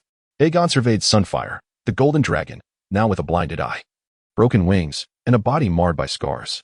Sunfyre's wing, once torn by the Red Queen Melisandre, had healed at a bizarre angle, and many new wounds graced its back. Oozing smoke and blood, Aegon could see the gaping, bloody gashes on Sunfyre's neck, remnants of savage bites from its kin. The wounds on its neck had festered, and even the smoke it exhaled carried a foul odor. Numerous scales on its belly had been replaced by scars. In its right eye was a hollow void filled with dark blood. Aegon approached, the stench and metallic tang of blood clinging to the air, rendering the golden dragon weak and feeble. Sunfyre had not acted without malice. It had first slain Grey Shadow, then engaged in battle with Moon Dance, leaving Dragonstone desolate. Aegon was left to confront the Glutton, a chosen harbinger of terror. Otherwise, taming Grey Shadow would have been far simpler. Just then, Aegon suddenly sensed an imminent threat. Fall back. He commanded the soldiers, overwhelmed by an intense feeling of danger and murderous intent that caused him great discomfort. Dark spots manifested in the sky, growing larger until they coalesced into a vast shadow. With its enormous wings casting shade upon the earth, the fearsome black dragon revealed its full form. The Glutton. The scholar exclaimed in terror. It was the most notorious dragon of Dragonstone Island, perhaps the only surviving dragon. The colossal creature flapped its wings, producing a thunderous sound as the immense beast gradually descended upon the land. The Glutton, shrouded in a pitch-black hue, loomed like a small hill, measuring approximately 70 to 80 meters in length. With its ghastly green eyes, it surveyed the crowd with an air of disdain. The malevolent green hue exuded an almost enchanting allure. The chosen of terror, this dragon was formidable, wicked, and cunning, reigning as the foremost evil dragon of the present age. Though its size paled in comparison to Vargahar, the difference was not insurmountable. Particularly in terms of speed and vitality, the Glutton was unrivaled during its prime. Run, Prince. The Glutton is hungry. It intends to devour young Yin. The scholar urged anxiously. If we do not provoke it, it shall not bother us. The Glutton, the largest and most ferocious of dragons. A yearning blossomed within Yin. He had once possessed a dragon, a mere whelp named Stormcloud, which seemed insignificant compared to the Glutton, akin to an ant. Even if Yang Yin was not a corpse, it was not far from such a fate. The Glutton was infamous for feasting upon its own kind, soaring to Dragonstone Island to consume dragon eggs and newborn hatchlings. With its talons, the Glutton pinned Yang Yin to the ground, then unceremoniously extended its serpentine neck, crushing Yang Yin's throat in a single bite, an act of brutal transcendence. Yang Yin, who had been writhing in agony, found a semblance of release. The older a dragon grew, the harder its teeth and scales became. Yang Yin met his end nobly, for he too had consumed dragons, having feasted upon Ash Shadow and Moon Dance. To perish within the jaws of a dragon was, in a way, a fortunate demise, sparing him from prolonged suffering. The glutton gaped its maw, its sharp teeth slicing through Yang Yin's form, starting with the dragon's neck, indulging in its feast. The scene was one of horrific carnage. A brutal dragon in its element. Everyone fled. There was no need for a unified command, as the crowd scattered far and wide. Major event, witnessing the glutton devour Yang Yin, the extinction of the Green Party's dragon, and receiving a boost in attributes. Yang gritted his teeth. He had initially intended to tame the demon dragon atop Dragon Mountain. Yet, the plan had swiftly changed. It was now a matter of fate. The glutton had come to him. This attribute shall be bestowed upon the demon dragon. Without a moment's hesitation, Yang summoned his familiar, the demon dragon, which began to glow. Familiar, human dragon affinity enhanced, increasing the demon dragon's favorability. Attempt to tame the demon dragon. Quickly, little brother. Rhaenyra pulled at Yang, thinking he had been paralyzed by fear. Yang broke free from his sister's grasp, charging towards the demon dragon instead. Sir Harold, stop him. Rhaenyra shouted urgently. Yes, Harold exclaimed, taken aback by the audacity of the Targaryen. All the guards rushed forward in a flurry, yet, hindered by the overwhelming might of the dragon. They were caught off guard and had no time to react. Boom. The devourer, slightly perplexed, wondered if there were treats delivered right to its doorstep. It set aside the corpse of the Sunfyre dragon and gazed at the youth standing before it. Boom. A ghastly green flame surged forth. The dragon's breath oscillating between gas and liquid, rapidly elevating the temperature of the air. I am Aegon Targaryen, your ally, Aegon proclaimed, swiftly shedding his falcon armor. For the armor would only impede his speed. Thanks to his affinity for flames and enhanced resilience, Aegon's endurance against fire had somewhat improved. Otherwise, he would not have been able to reach the Devourer's presence at all. Chapter 9. Ascending to the cloud pinnacle, the silver-haired youth and the colossal black dragon locked eyes. In Aegon's gaze, one could discern determination, resolve, fear, and ultimately, a decisive spirit. We shall become companions, sharing in glory. The devourer snorted, exhaling a plume of smoke. It impatiently discarded the remnants of the Sunfyre gold dragon's carcass, regarding the diminutive human who dared to intrude upon its mealtime. The dragon recalled those who had brazenly disturbed its rest upon Dragonstone, all of whom had met a grisly end. The devourer was acutely sensitive to the sense and warmth of unfamiliar species. It was born powerful and ferocious, malevolent and greedy, harboring hostility toward all living beings around it. The proud and mature black dragon, aside from devouring, found solace in rest and flight, rejecting any form of interference. True to its name, the devourer showed no dietary restrictions, preying indiscriminately on both human and dragon alike. It relished hunting its kin, consuming their corpses, and would venture to Dragonstone to feast upon dragon eggs and hatchlings. Occasionally, it would hunt fish, though larger fish were not its preference. As for humans, the devourer typically dismissed them. Any intruder that disrupted its life would meet the same fate. Over the years, numerous attempts had been made to tame it, leaving only a plethora of bleached bones at its lair. The most recent incident involving human consumption occurred during the blood harvest. A man named Silas, claiming to be the illegitimate descendant of the cruel Maegor, bore the hair and eyes of Maegor himself.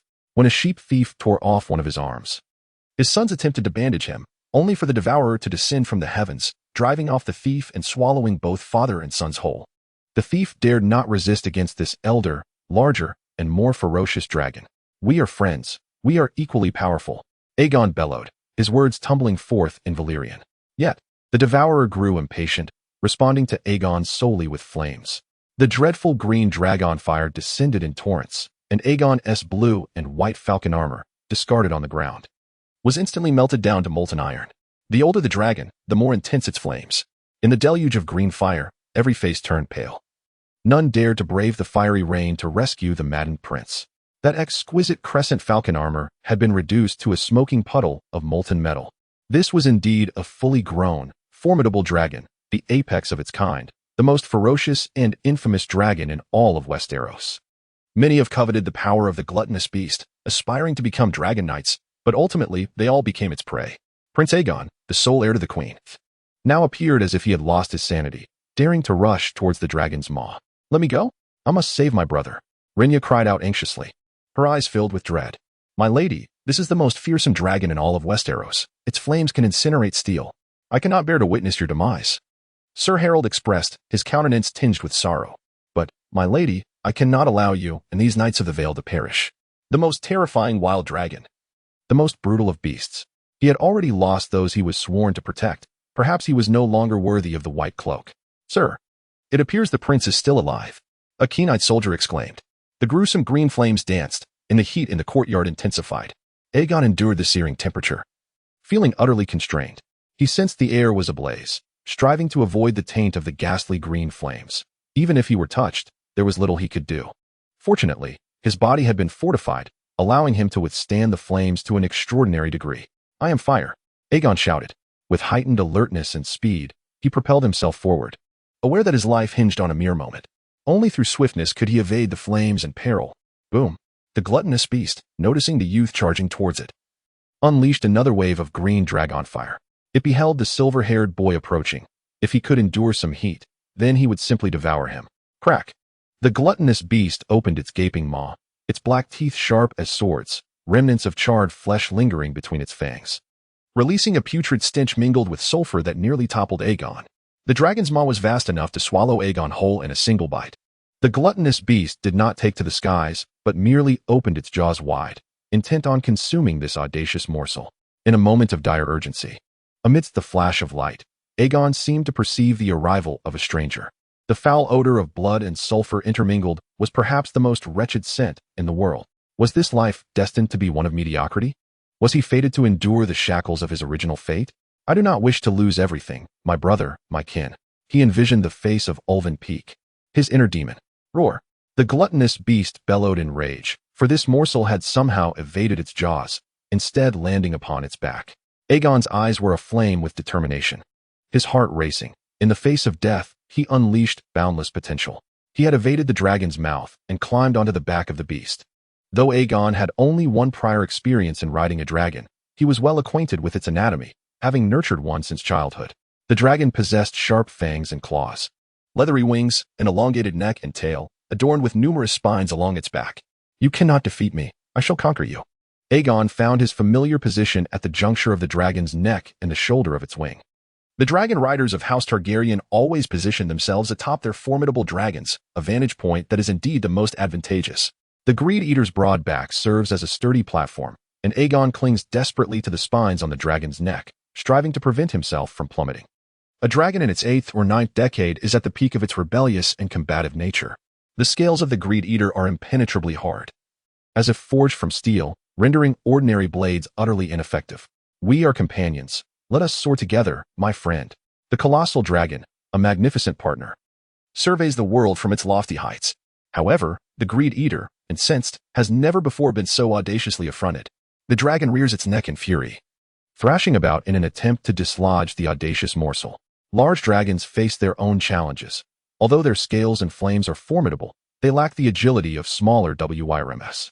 This is precisely why Aegon dares to take such risks, as the balance of peril and reward hangs by a thread. The Greed Eater grows increasingly impatient, feeling that its dignity has been insulted. The flesh of the sun's heat holds no allure for it now. It yearns only to consume, to rend, to incinerate this insufferable morsel. The Greed Eater is the oldest and largest wild dragon of Dragonstone, cunning and fiercely independent. It abhors any constraints. The authority of the Dragon King is not to be challenged. The Greed Eater recalls those once rambunctious humans, who ultimately became its sumptuous feast. Today shall be no exception. Take me to the heavens. Let us rise above the clouds. The Greed Eater flaps its leathery wings, summoning a tempest as it ascends into the sky. I command you. Let us fly. The Greed Eater soars into the air, departing the fortress. Aegon grips the dragon's spines tightly, aware that life, like grass in the wind, could vanish at any moment. I am the king of the world. Ha ha.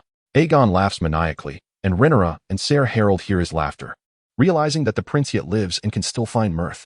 Chapter 10. The untamable nature of dragons. A crowd watches as the Greed Eater departs with Prince Aegon. A sickly green flame wafting through the air, affecting their vision and movements. Conventional weapons, arrows, are utterly futile. Everything transpires too swiftly. Princess, the prince must still be alive. But his mental state. Sir Harold stammers, his legs trembling. The Greed Eater is the king of wild dragons, more ferocious and savage than its kin. Harold cannot discern whether the prince has succumbed to madness or is merely driven to insanity by fear. Perhaps both are true. He is my only brother. Regardless of the cost, I shall save him. Princess Rhaenyra exclaims, her gaze fixed on Harold. I must rescue him. Rhaenyra senses a profound change in her brother. A warrior or a madman? The Targaryen blood rages within, igniting the wrath of the dragon. The onlookers fall silent, acutely aware of the notorious temper and inherent madness of House Targaryen. Would a mere youth dare to tame the wild dragon king without a touch of madness? Scholar, do you possess any means to pursue or subdue the greed eater? Rhaenyra inquires. Noble princess, as far as I know, it is no more. The Devourer was born when King Jaehaerys first began to govern the realm, and its intellect and ferocity are truly terrifying. To subdue such a colossal dragon, an immense number of men and grand crossbows set in ambush, or an equally formidable dragon to confront it, are required. However, we possess neither condition. Westeros no longer harbors dragons capable of taming the Devourer, and those that might have stood a chance against it, such as Vhagar and Blood Wyrm, have perished. The scholar wore a troubled expression. The population of Dragonstone is scant, and the great dragons have suffered grievous losses in the war. Only the wild and cunning Wild Dragon King remains, while even Grey Shadow has fallen victim to calamity. The knights are loyal, yet they are not madmen. The notorious reputation of the Devourer instills a deep fear, preventing anyone from daring to play the hero. Wild dragons are inherently averse to chains and constraints, and they resent human dominion. In the bloody sowing, many ambitious bastards of dragonkind have already met their demise, and it is astonishing how wild and frenzied Aegon has become. The wild dragons of Dragonstone are unclaimed beasts, typically more volatile and unruly, rejecting all forms of restraint. It is already a stroke of extraordinary fortune to have tamed the nettle that steals sheep. None would dare provoke the Devourer in such a manner. Leave the corpse of Sunfyre untouched. The Devourer will surely return to feast upon it. Preserve the body of the golden dragon. The Devourer shall come back for it. Rhaenyra, in a state of agitation, acknowledged that there were no better alternatives. Our endeavor has suffered severe setbacks, for Prince Aegon is the primary heir. Those knights loyal to the Queen and the Fishermen of Dragonstone must remain vigilant. If the Devourer returns to Dragonmount, we shall advance. Rhaenyra commanded. Yet, these numbers are insufficient. She must seek aid from the errants. Rhaenyra implored the seven gods, praying for Aegon's safe return. She understood why her brother emphasized his need to come to Dragonstone. He harbored ulterior motives. Aegon, like his three brothers, is a Targaryen craving heroism. For the triumph of war, for the crown. Rhaenyra cannot afford to lose this brother. The Devourer ascended, its ebony form resembling coal, a rare pure-colored dragon.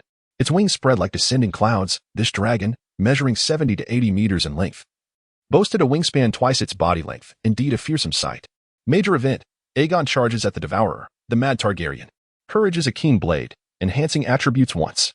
Without hesitation, Aegon allocated his attribute points to magic, preparing for the next step of flame enhancement. Otherwise, his physique would be ill-suited for the extreme heat, scorching temperatures, and heights. The Devourer descended like a smaller version of the Black Death, heading towards the eastern slope of Dragonstone, its territory. The Devourer roared in fury, performing acrobatic maneuvers, soaring to the clouds' zenith, spiraling through the air, and plummeting at breakneck speed, leaving Aegon feeling nauseated. Were it not for Aegon's enhanced physique, granting him greater stamina and agility, as well as tolerance for high temperatures, he might have fallen from the dragon's back, reduced to mere flesh and blood. Roar. The gluttonous one unleashed a series of furious breaths towards the sky, the ghastly green dragon flames swirling amidst the heavens and the earth. Aegon clung tightly to the massive dragon, striving to evade the scorching breath. Each dragon's flame bore its own unique characteristics, typically harmonizing with the hue of its scales, be it blue, red, or a dark crimson, yet the gluttonous one's was a wretched green. It had no intention of soaring into the clouds. Instead, it charged towards Dragon Mountain. In the initial frenzy of blood dragons, 6 wild and semi-wild dragons had made their nests within the smoking caverns of the volcano. Now, only the gluttonous one remained. Dragon Mountain remained active, with pale and gray steam constantly billowing from the crater. The air around Dragonstone Island was thick with the acrid scent of sulfur and a dry salinity. The gluttonous one bore Aegon into its lofty lair on the eastern slope of Dragon Mountain. Aegon beheld the terrifying claw marks of the demon dragon etched upon the cave's entrance, littered with the remains of countless bones. The cave exuded a dense smoke, and the sulfuric stench combined with the oppressive heat rendered Aegon profoundly uncomfortable. Had he not been enhanced, it would have been perilous. The cavern was grand and spacious, situated at the pinnacle of the eastern slope, slanting into the volcano's mouth, a testament to its dominion over Dragonstone Island. As the gluttonous one advanced, it roared, its ghastly green flames raging wildly within the cavern. These flames resembled the eerie fires of hell, thick and indelible, only extinguished through total consumption. Aegon perceived these flames to be akin to a wild inferno. The gluttonous one had resided in the cave for an extensive period, thoroughly familiar with its confines.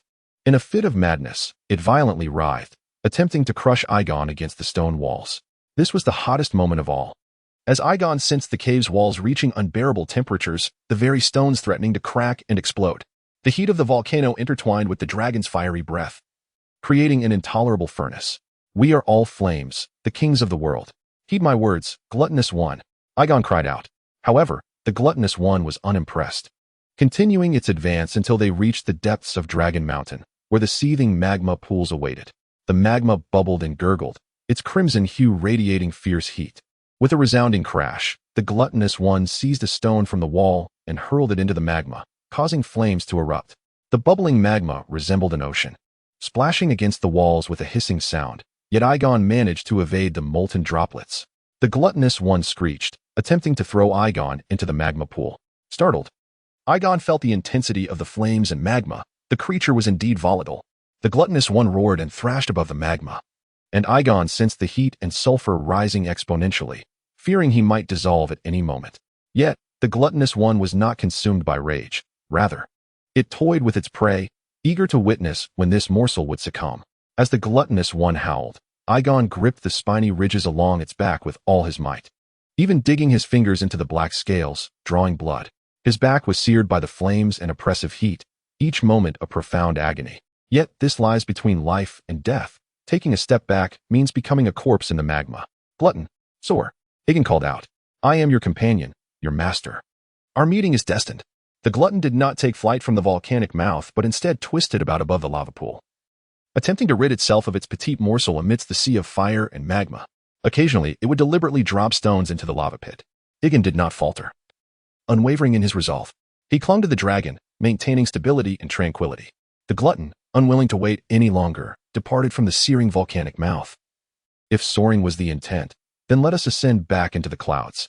The dragon roared, then flapped its leathery wings, plunging towards the azure sky. Chapter 11.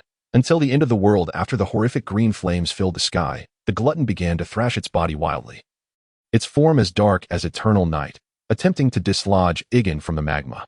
"Soar, glutton," Aegon commanded, but the glutton found him exceedingly noisy. Once the flames finally dissipated, the glutton relocated to a stable perch upon the eastern slope, ceasing its flight and no longer spewing fire. The glutton turned back, its ghastly green eyes fixed upon Aegon. Throughout this tumultuous exchange, it sensed that the petite morsel possessed a tenacity akin to fervent fire, a fiery ambition. "Glutton, activate." Yet the glutton remained still, neither igniting flames nor rolling its body to toss Aegon off. It merely gazed at Aegon, slightly shaking its head. "What does this mean? Have I won?" Aegon, feeling equally fatigued, faced the glutton for a time, then slid down from its back.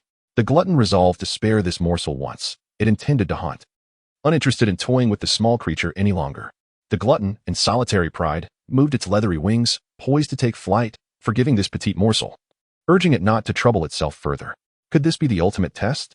Aegon pondered, yet the glutton showed no signs of surrender.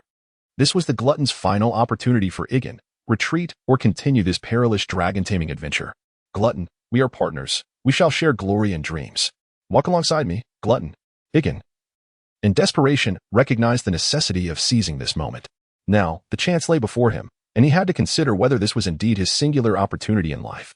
The dragon allowed it to depart, if only to retain a semblance of recognition. "I am a true dragon. I am Aegon Targaryen. Follow me, glutton." With his head singed and brows burned away, Aegon pressed onward, and the glutton found a trace of admiration for this diminutive figure before it. Yet the proud dragon king held disdain for anyone above it. The sound of leathery wings erupted like thunder, accompanied by a fierce wind, as Aegon, resolute and unwavering, sprinted forth. The mercy of the devourer was a rare phenomenon, fleeting in its nature. If it had not been cherished, then let it be reduced to cinders. Boom. The devourer's patience had reached its limit, and a noxious, sulphurous green mist billowed from its massive jaws. The creature arched its neck and unleashed a volley of ghastly green flames. These brilliant, eerie flames detonated midair, transforming into a torrential rain of fire that fell incessantly. The flames struck the rocks, leaving behind traces of melting devastation. Scorching heat, arid desolation, anguish, torment. Aegon felt every flame of his life, his courage and wisdom ignited in that moment. Should he squander this opportunity, he would be consumed by regret 1,000-fold. Run, run, run. This singular thought dominated Aegon's mind. Madness is the essence of the world. Running is the instinct of humanity. Aegon endured the inferno and the hellish torment, crying out as he fled. He did not lack strength or speed. His innate potential was commendable. He stood taller than his peers, distinguishing himself among them. Frankly, it was merely technique that eluded him.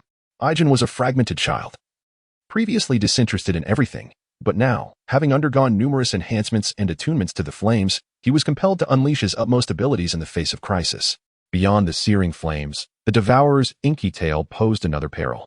In addition to its fiery assaults, the creature's physical strikes were equally lethal. Its claws were as long as swords, dark as steel, and sharp as razors. Its teeth could pierce the iron armor of knights. Its whip-like tail could shatter a cart and break a steed's spine, sending a man soaring 50 feet into the air. However, the Devourer primarily favored fire attacks, resorting to physical strikes only during fierce battles among dragons or in exceptional circumstances. Crack! The Devourer's obsidian tail lashed out like a bolt of lightning, swift as the very storm. Such a blow could sever a steed's spine, let alone that of a man.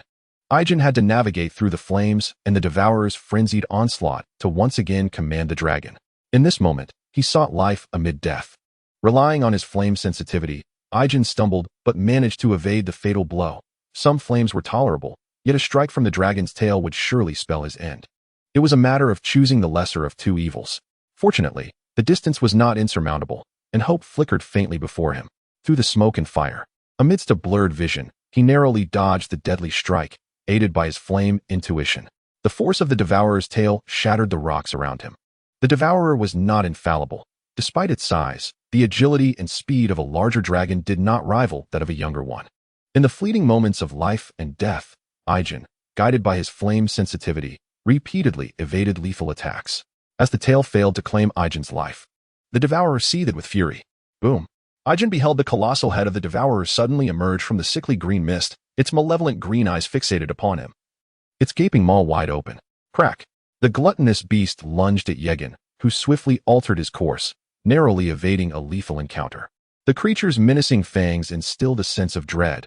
It was capable of devouring cattle, let alone a mere boy.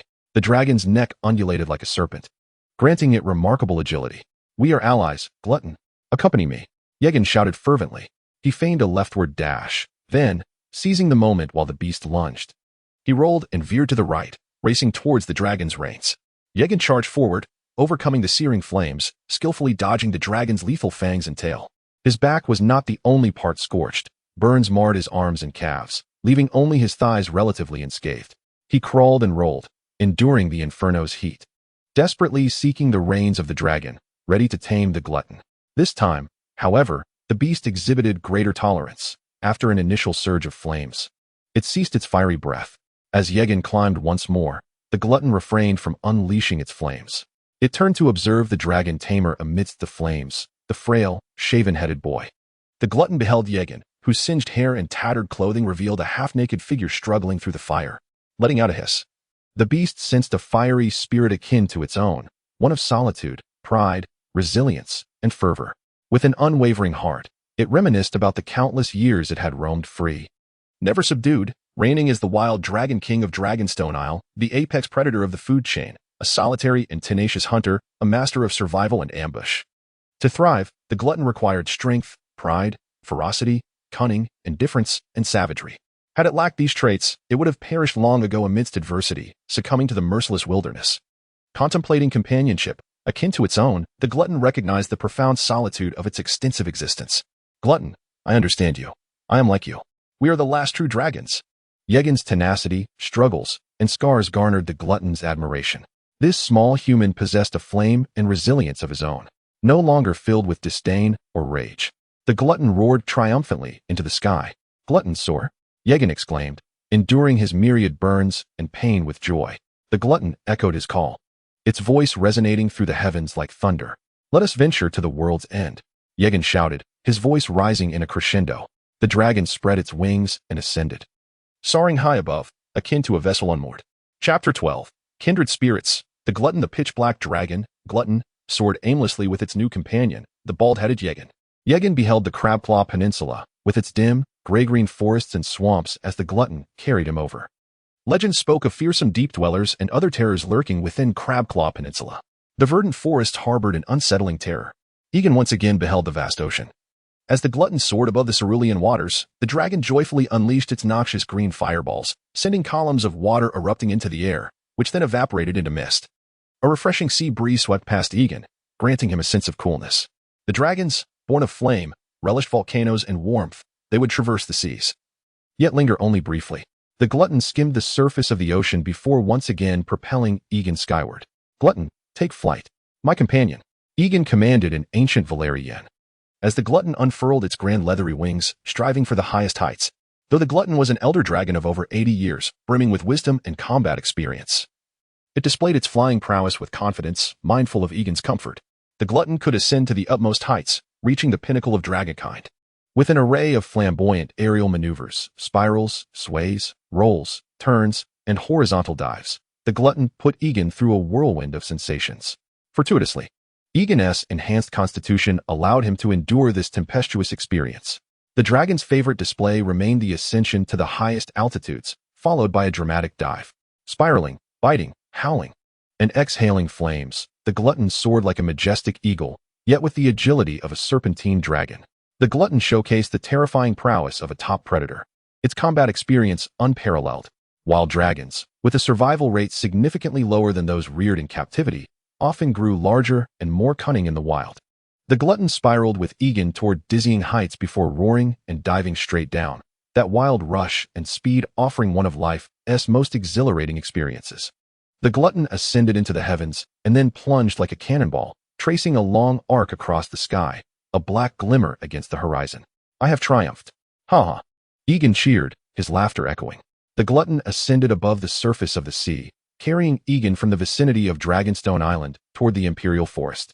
The darkened Imperial Forest, once a hunting ground for the king of the kingdom, now lay ravaged by war, littered with remnants of fallen souls and brigands, rendering it a place where no one dared to tread, allowing wildlife to flourish once more. The Glutton, in a stroke of fortune, spotted a magnificent and robust black stag nestled deep within the forest. The dragon's roar sent tremors through countless beasts, causing the wild stag to flee in a frenzied panic, like a leaf caught in the wind.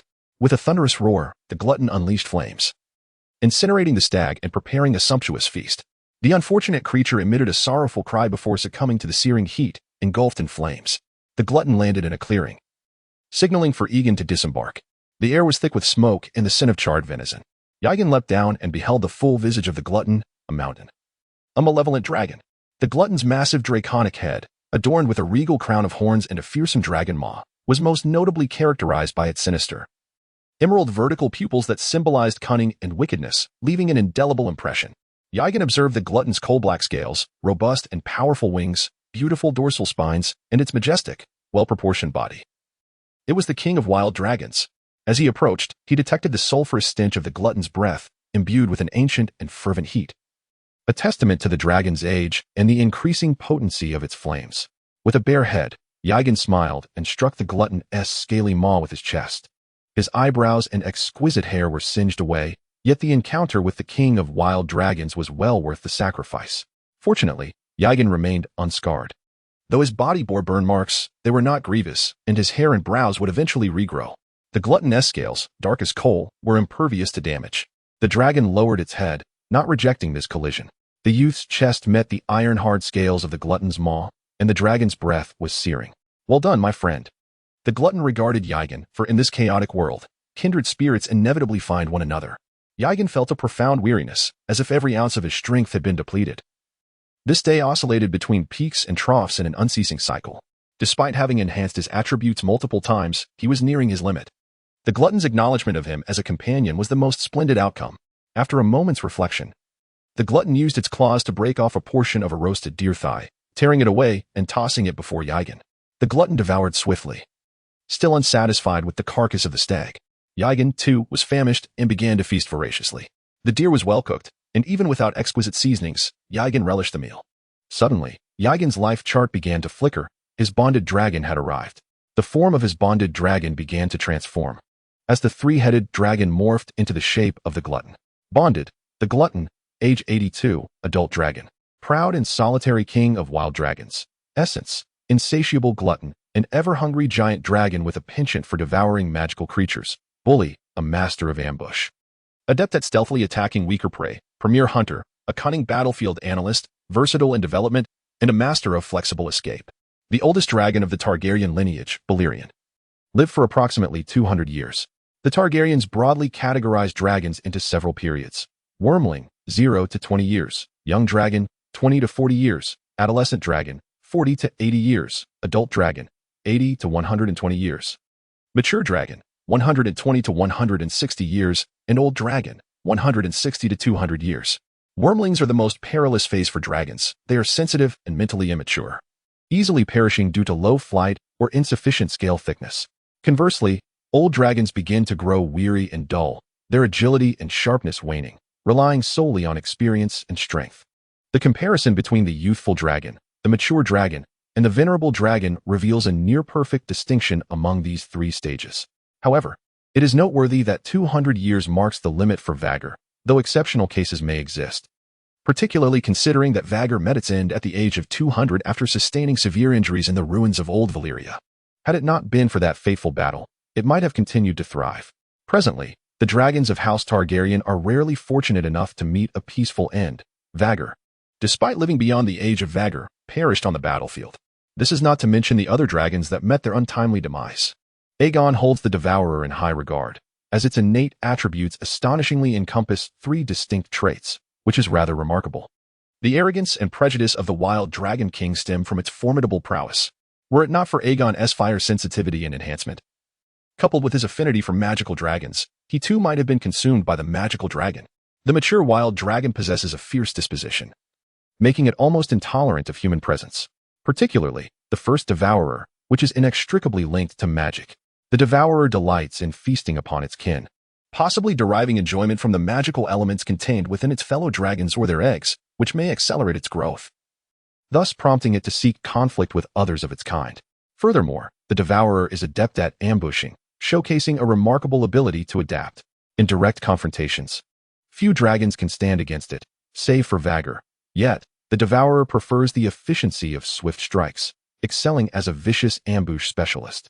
In the year of Jaehaerys' ascension, a time long past, the Devourer's imposing dimensions are striking, measuring 79 meters in length and boasting a wingspan of 237 meters.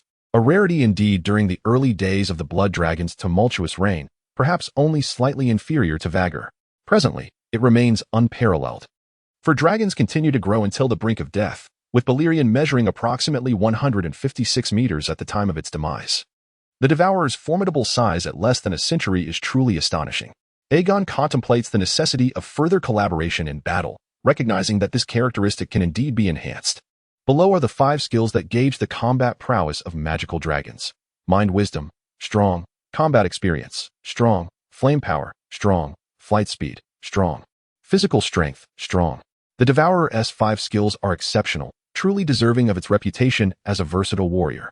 Aegon reflects on the possibility of further enhancement, particularly focusing on the Devourer's speed and agility.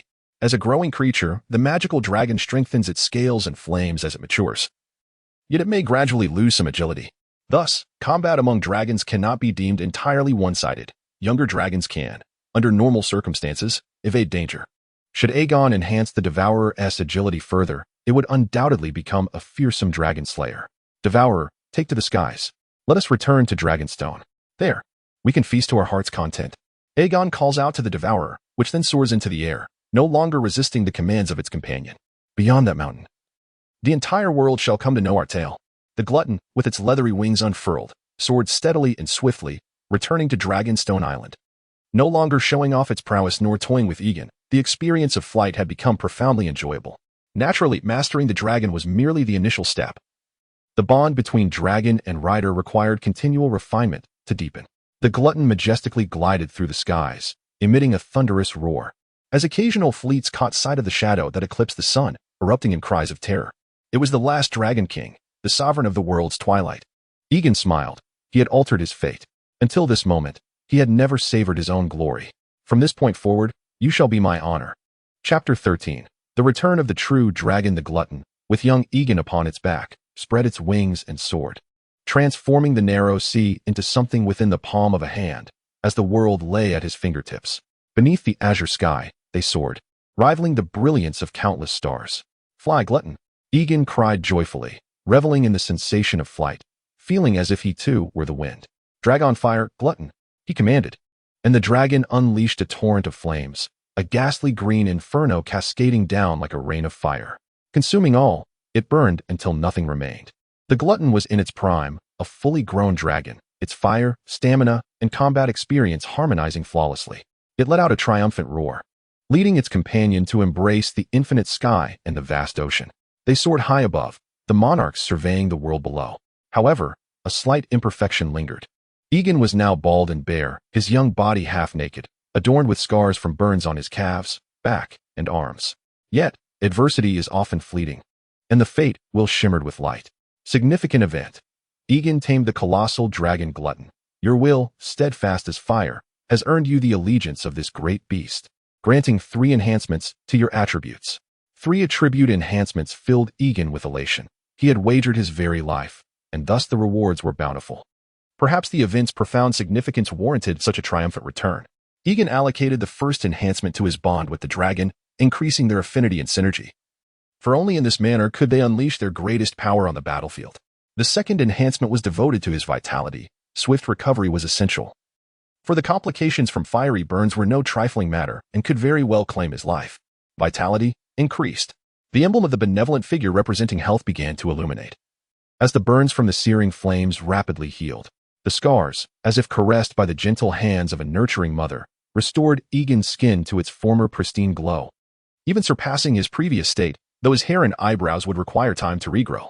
The attributes of a warrior radiated with brilliance. Aegon's third enhancement ignited the light of the warrior within him.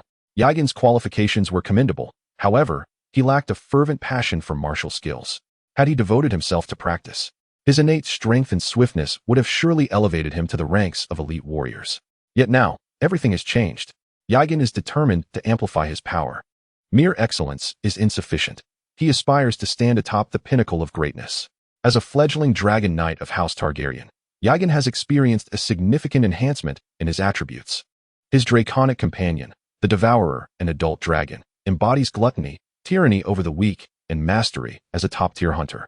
His magical prowess encompasses the flames of the dragon dreamer, fire sensitivity, flame enhancement, and the bond between man and dragon. Fate, represented by his heavenly father, is steadily improving, while danger diminishes. His strength, classified as moderate to strong, and his charm, deemed weak to strong, reflect his evolving prowess.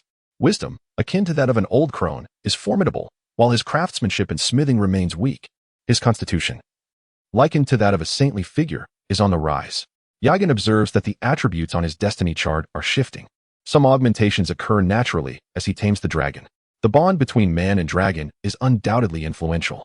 Those of House Targaryen are acutely aware of the mystical connection that exists between a dragon and its rider, akin to a sacred covenant or profound bond. The dragon symbolizes the strength and fortune of its knight, capable of growing alongside its master, thus forming an inseparable bond. The Targaryens, associated with fire, are inherently more adept at taming and commanding dragons, who also hail from the element of fire. The act of subjugating a dragon fortifies both the physical constitution and fortunes of the human rider. For instance, the conqueror's eldest son and heir, the frail Ennis, was but 3 years old when he learned of the tragic demise of his mother, Queen Rhaenys, who perished while riding the dragon Myrices in Dorne. Ennis, frail and sickly from a young age, was nearly driven to despair by the loss of his mother. He stopped eating and drinking, regressing to a crawling state reminiscent of an infant. Many speculated he too would depart this world. However, upon receiving the hatchling Silverwing, his health rapidly improved. Silverwing grew alongside Ennis into adulthood. Dragons possess an uncanny ability to sense the peril and mortality of their current riders. Following the demise of Helaena Targaryen, who leapt from Maegor's holdfast, the Dreamfire, imprisoned within the dragon's lair, erupted into a furious roar, shattering the chains that bound it to the ground. Reflecting on Silverwing, Aegon feels a twinge of regret. Had Silverwing survived, born around the 7th year of the conquest, it would now be in its prime, poised to unleash its unparalleled might in a whirlwind of blood and fire. Tragically, Silverwing met its fate at the Lake of the Goddess Eye, charging into death alongside its master during House Targaryen's first bloody civil war, an omen of far graver brutality to come. "Let us return, Devourer," Aegon commanded. Once a dragon has recognized its rider, it will not allow another to mount until the original rider has perished. The Devourer responded with a proud roar and began its journey back to Dragonstone with Aegon. The Glutton still yearned for the sun-bleached morsels of flesh. Relishing this rare opportunity to indulge, the Glutton surged forth like a flowing black flame, cleaving the heavens asunder. Its voice resonated like thunder, instilling terror in all. The ships navigating the waters hastily retreated, their attention captured by the shadowy wings of the draconic beast, scarcely noticing the half-clad youth upon its back. The greatest joy of humanity lies in the possession of power. In the face of oppression, one can rise in defiance. Aegon observed the Glutton's speed diminish as it glided toward the outer courtyard of Dragonstone Castle. No longer would he be known as the harbinger of dragon calamity. He intended to etch his own legacy into history. The atmosphere within Dragonstone Castle was notably oppressive. Originally established as a military outpost and a hub of Valyrian craftsmanship, the castle was constructed from black stone, its towers sculpted in the likeness of dragons, with numerous gargoyle-like waterspouts serving as battlements. Terrifying statues of sphinxes and dragons adorned the grounds. Princess Rhaenyra paced anxiously in the courtyard. "Is there any news of Aegon and the Glutton?" she inquired. No specific reports had emerged. The soldiers patrolling Dragonmount had merely witnessed a colossal black dragon roar before soaring into the sky, none daring to approach the beast. Sir Harold appeared weary, as if enduring a torment. The Glutton's infamy was well known. It was the tyrant of Dragonstone. In the days when numerous dragons dwelled upon the island, none dared provoke it, let alone in the present. The Glutton devoured everything: young dragons, dragon eggs, dragon carcasses, and even those audacious enough to challenge it. Everyone was in motion. If matters did not improve, Rhaenyra would have no choice but to appeal once more to Lord Aelin. A weighty sense of dread filled her heart. Seeking dragons in stormy seas was hardly a prudent plan. Yet, Aegon was the sole heir. He must be found. "Is there any possibility that my brother could tame the Glutton?" Rhaenyra queried the scholar. She was well aware of the wild dragons. 3 resided deep within Dragonmount. With the Glutton reigning as their tyrant, its reputation preceding it. Thus, Rhaenyra could only place her hopes in the protection of the 7. "I fear not, your highness. The Glutton is notoriously savage, the oldest and most ferocious of wild dragons." The scholar's face bore an expression of despair. But did not Nettles manage to tame the sheep-stealer? Rhaenyra considered this flicker of hope, contemplating the possibility. "With all due respect, your highness, before Nettles subdued the sheep-stealer, it had already consumed many dragakin. She was fortunate. The malice and violent temperament of the Glutton far exceed that of the sheep-stealer. It is both formidable and arrogant. The sheep-stealer would never dare to provoke the Glutton." The scholar's brow furrowed in concern, sensing that he too might share the prince's fate. "My dragon egg. If my dragon egg hatches, I shall have a young dragon. And I can save my brother." Before Rhaenyra lay the crimson dragon egg, which she clung to tightly, her heart heavy with anguish. There exists a singular possibility. The Devourer possesses a peculiar aversion to consuming humans. It harbors little fondness for the taste of flesh, unless provoked.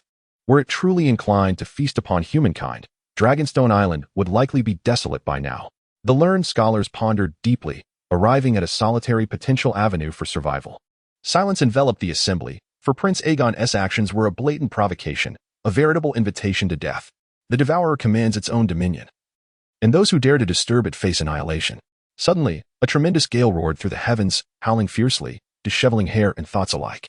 Many pairs of eyes, many individuals, collectively gazed upwards, witnessing an unforgettable spectacle. The dragon, the Devourer. Its colossal, leathery wings cast an immense shadow over the castle. The obsidian beast surveying all with an imperious gaze. The Devourer's ghastly green eyes were cold and indifferent. The guards raised their weapons, yet dared not attack, for that would be a path to certain death. Prince Aegon still lives. Sir Harold, with keen eyesight, discerned the glimmering bald head of the youth atop the Devourer, unmistakably prominent. Chapter 14. The Dragon Egg Slayer, the Devourer. At Dragonstone Castle, a resounding horn shattered the silence, its sound slicing through the air like a blade against the spine. Upon sighting the unexpectedly immense black dragon, the guards sounded the alarm. The Devourer, as dark as eternal night, swept across the courtyards and halls of Dragonstone Island, its massive wings stirring the air before it finally descended into the castle's outer courtyard. Aegon commanded the descent of the Devourer.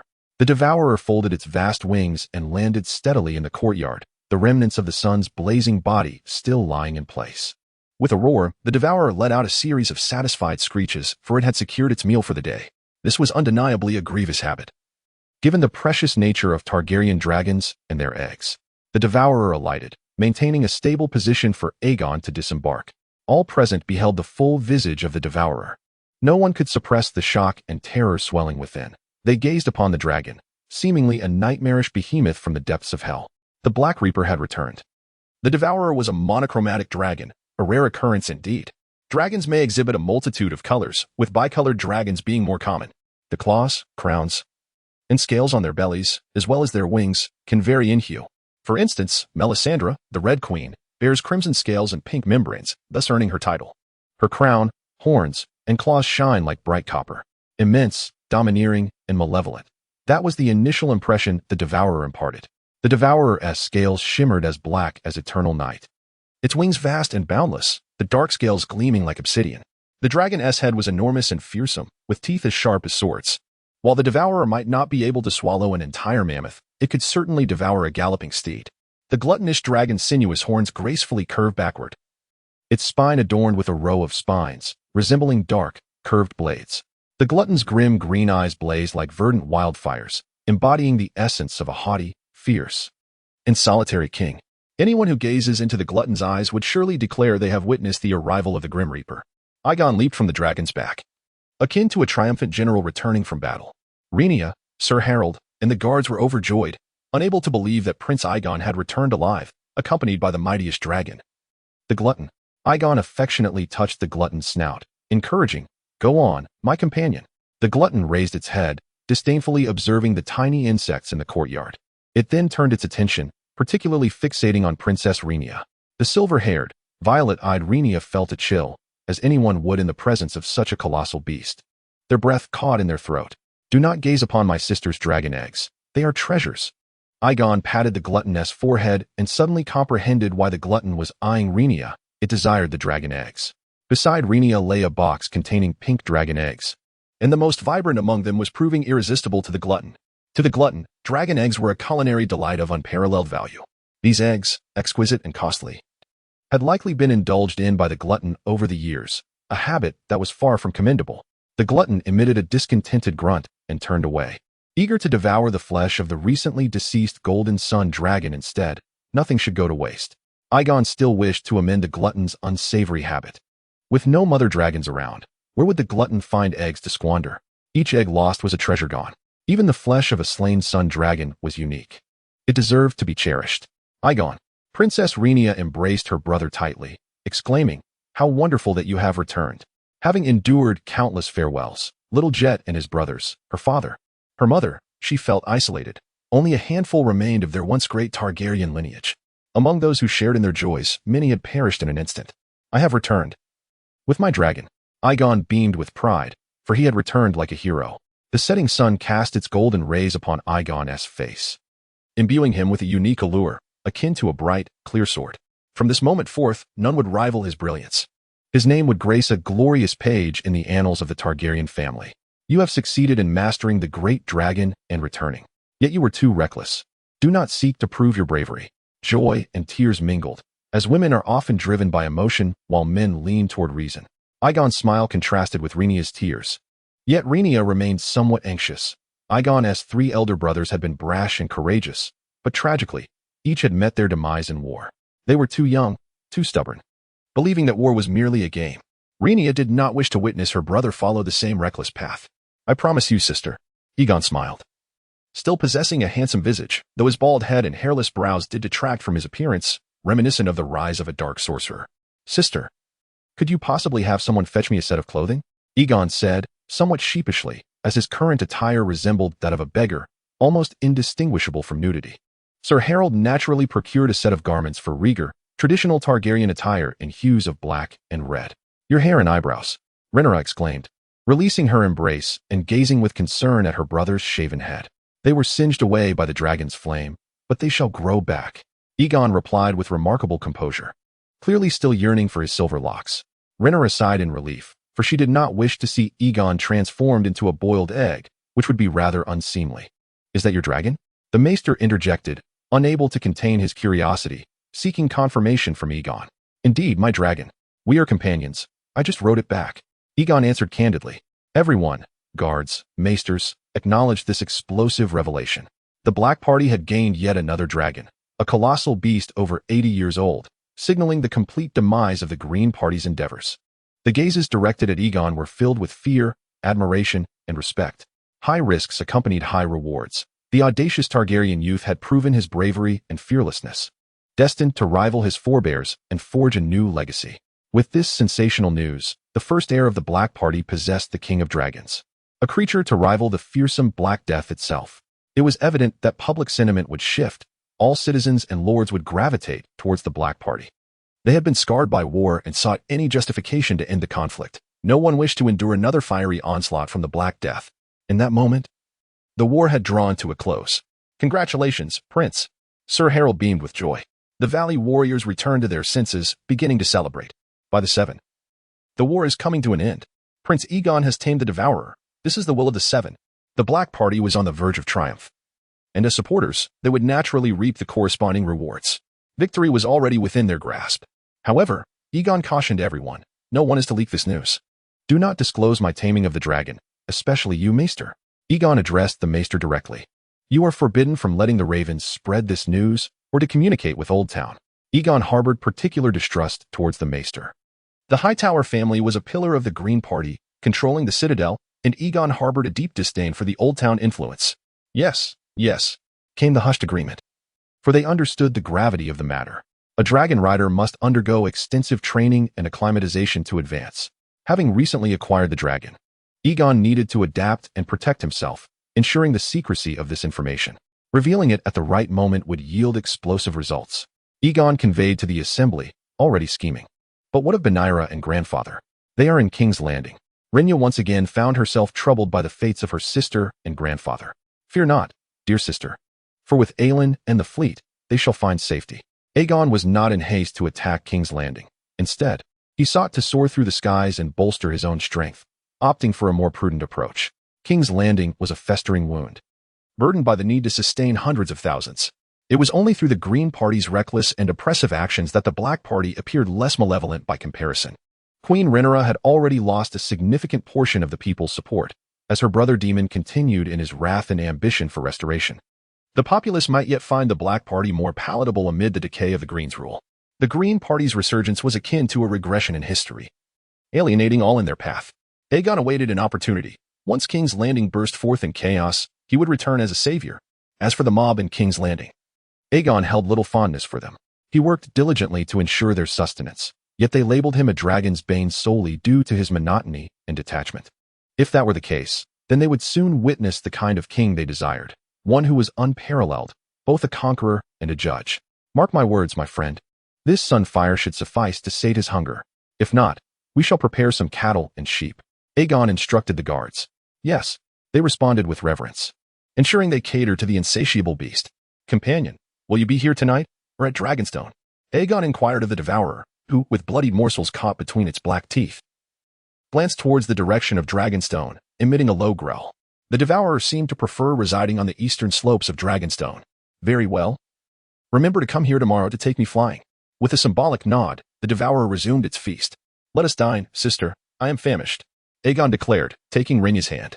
Come, I wish to hear all that transpired in your absence. Rhaenyra followed closely beside Aegon. He walked to the left, with Rhaenyra on the right, her presence a comforting companion. Sir Harold trailed behind them, serving as their protector. Will you not consider changing your dragon's name? Rhaenyra asked Aegon. The moniker Devourer was indeed rather crude and straightforward, akin to that of a sheep thief. Targaryen dragons were either named after deities or bore names steeped in beauty and meaning, such as Sunfyre, Moonshadow, Silverwing, Shimmering Silver, and Dreefire. Later, Daenerys even devised a system of personal names to honor her brothers.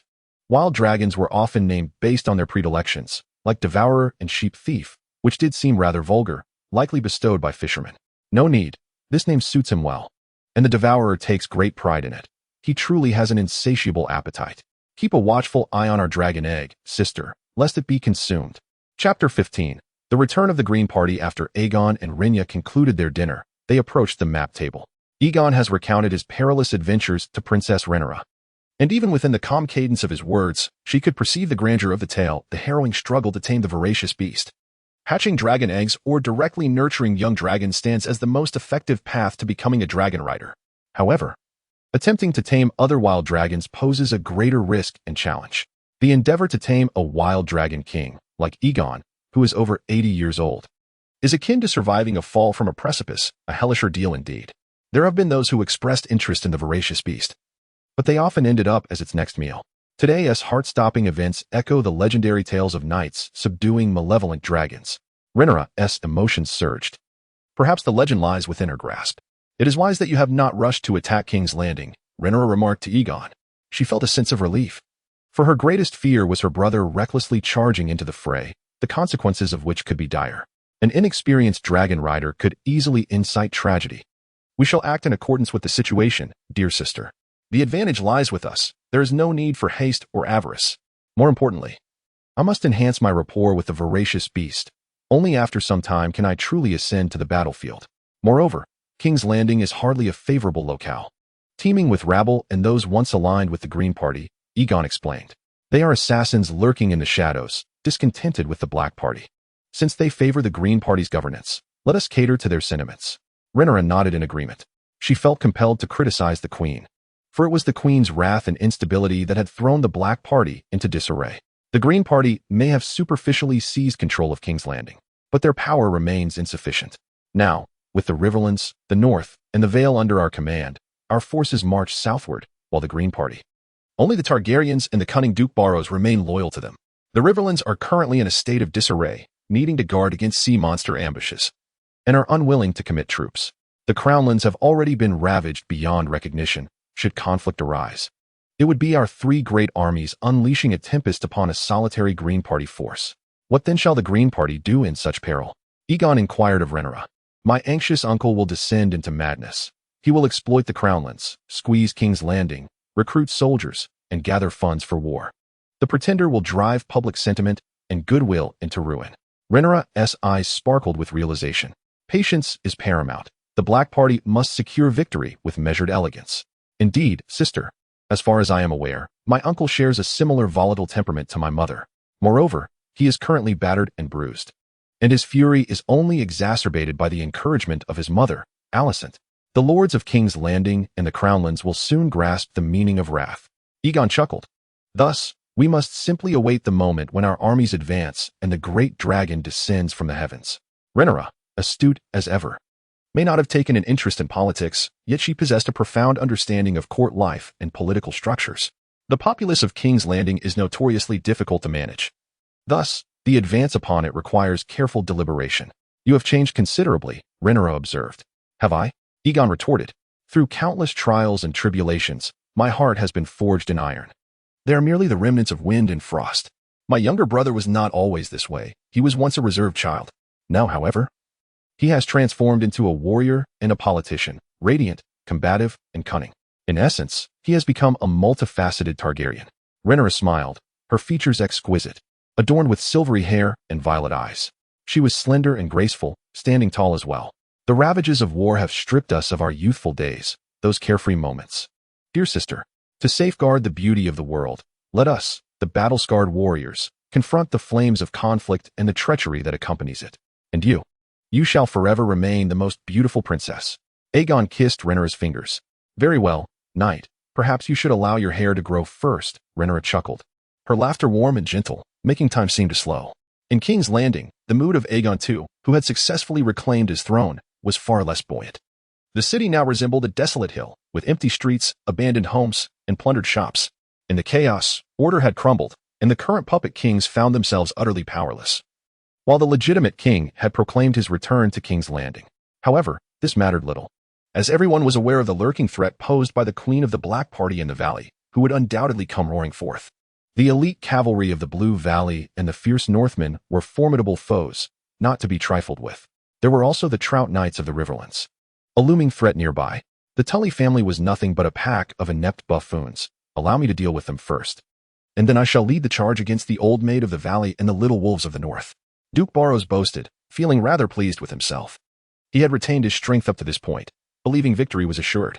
Yet, currently, no one dared to offend this illiterate duke, for his military might was unmatched. Though Aegon II was merely 23 years of age, he bore the weight of severe injuries and numerous fractures. The great Aegon could only govern from a carved wooden chair below the steps, draped in a blanket to hide his contorted legs. Aegon II was utterly incapable of ascending the twisted, steep steps to the Iron Throne. Your Majesty, the time has come, declared Ser Masan Velaryon. Very well. Aegon II nodded. In King's Landing, the first order of business for the great Aegon was to eliminate the 3 pretenders. He executed Tristane with the Blackfire sword, granted amnesty to the 5-year-old bastard king, Gaemon, and then dealt with the most deranged shepherd. The collapse of the dragon's lair and the death of the dragon were tragic events for the Targaryen family, regardless of faction. Aegon II harbored a deep-seated resentment towards the shepherd. He had received word from the Raven that his magnificent dragon, Sunfyre, had perished. The maesters had been silenced and would not reveal to him that Sunfyre had been devoured by another dragon. Aegon II had anticipated this news, yet it still weighed heavily on his heart. The only solace he found was in the fact that he had brought back 7 dragon eggs from Dragonstone, fervently hoping that the egg of mixed purple and gold would hatch into a true dragon. Let us proceed. King Aegon II issued orders, and the guards lifted a soft cushion to assist him in departing from the Red Keep.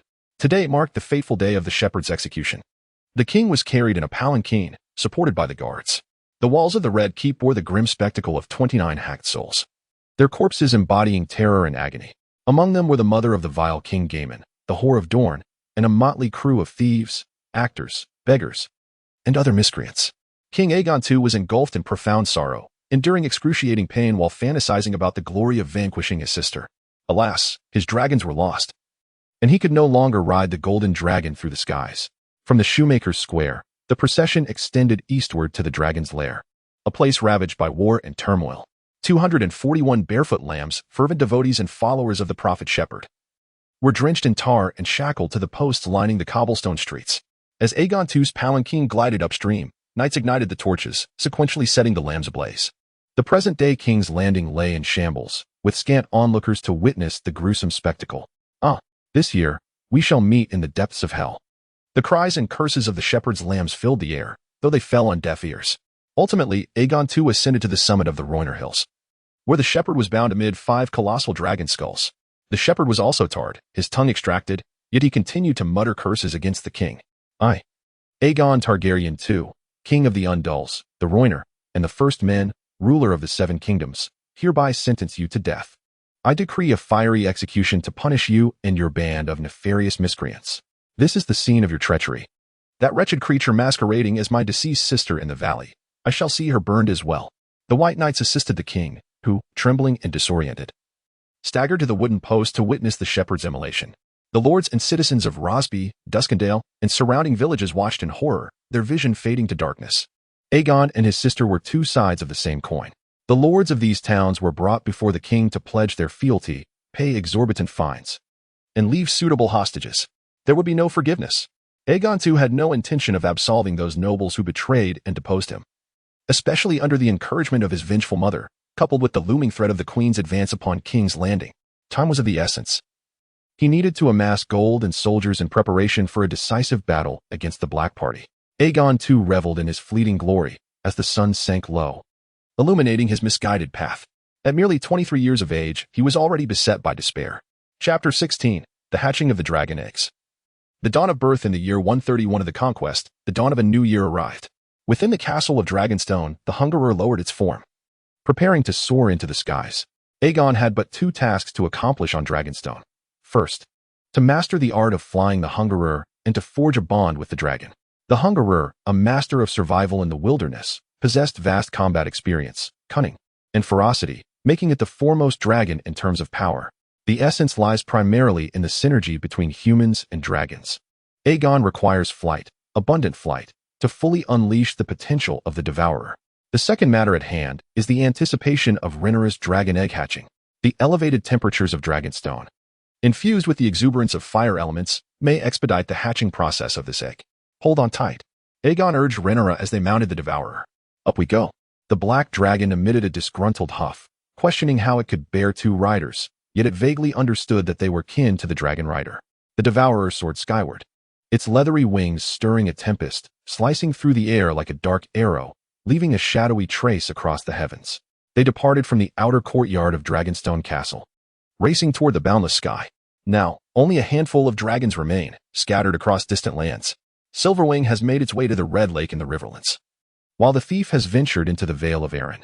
Only the Devourer continues its rampage in Dragonmount, unchallenged by any who dare to disturb it. Should the dawn bring forth a hatchling, that would mean 4 dragons in total. Soaring high above, the Devourer passed over Dragonstone, ascending toward the heavens and the sea, while the ships below remained unaware of the approach of the dragon riders.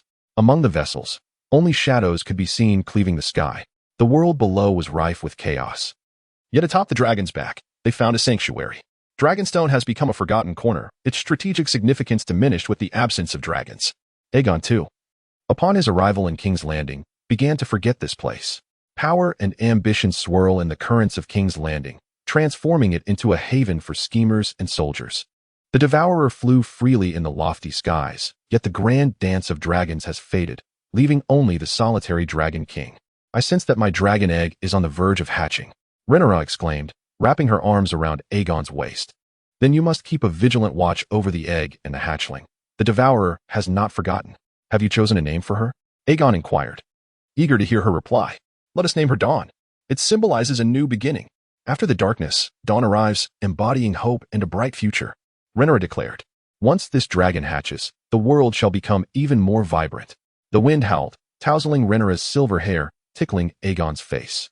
The hatchling will require many years before it can grace the battlefield, yet the Devourer's mere presence there would signify a decisive victory. Rhaenyra smiled, her expression gentle and demure.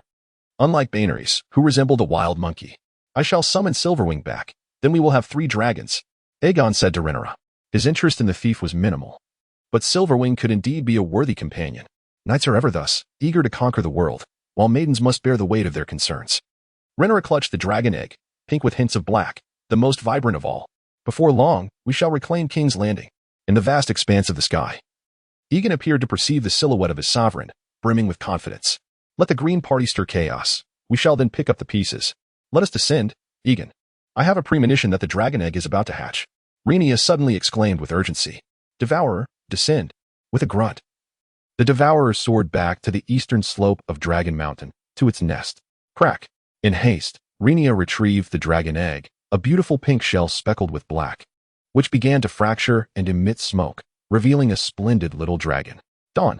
The black and red-hued dragonlet spotted Rhaenyra, who lowered herself. Recognizing their bond as partners and kin, blood of my blood. The newly hatched dragon, perhaps akin to a kitten, was frail and slender yet already exhibited the characteristics of magical creatures. The dragonlet unfurled its wings, which spanned 3 times its body length.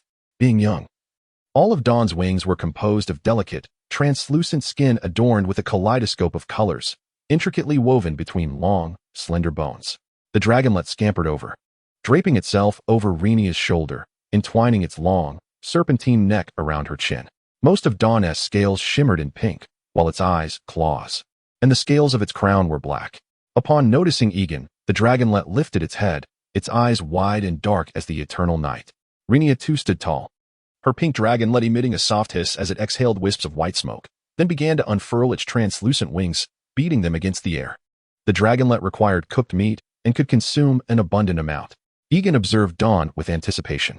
The dragonlet would thrive, capable of devouring several times its weight in meat daily. It may be small, but it is my dragon. Rhaenyra gazed at Dawn, feeling an innate connection of bloodline. With a fierce roar, the Devourer expressed its displeasure, as it would have relished the opportunity to consume Dawn had there not been an intervention. The pink dragonlet was startled and quickly retreated to Rhaenyra's shoulder. The overwhelming presence of such a colossal and ferocious kin evoked a sense of danger in Dawn. It feared the Devourer. Regardless, the dragon clan united in a resounding chorus, their voices surpassing all melodies. Major event. Rhaenyra Targaryen's dragon hatches. Dawn emerges, adding a new member to the dragon clan, with a reward of attribute enhancements twice. Time is of the essence. Aegon yearned for more robust dragonlets to hatch. He first allocated the initial attribute to the bond, enhancing their connection.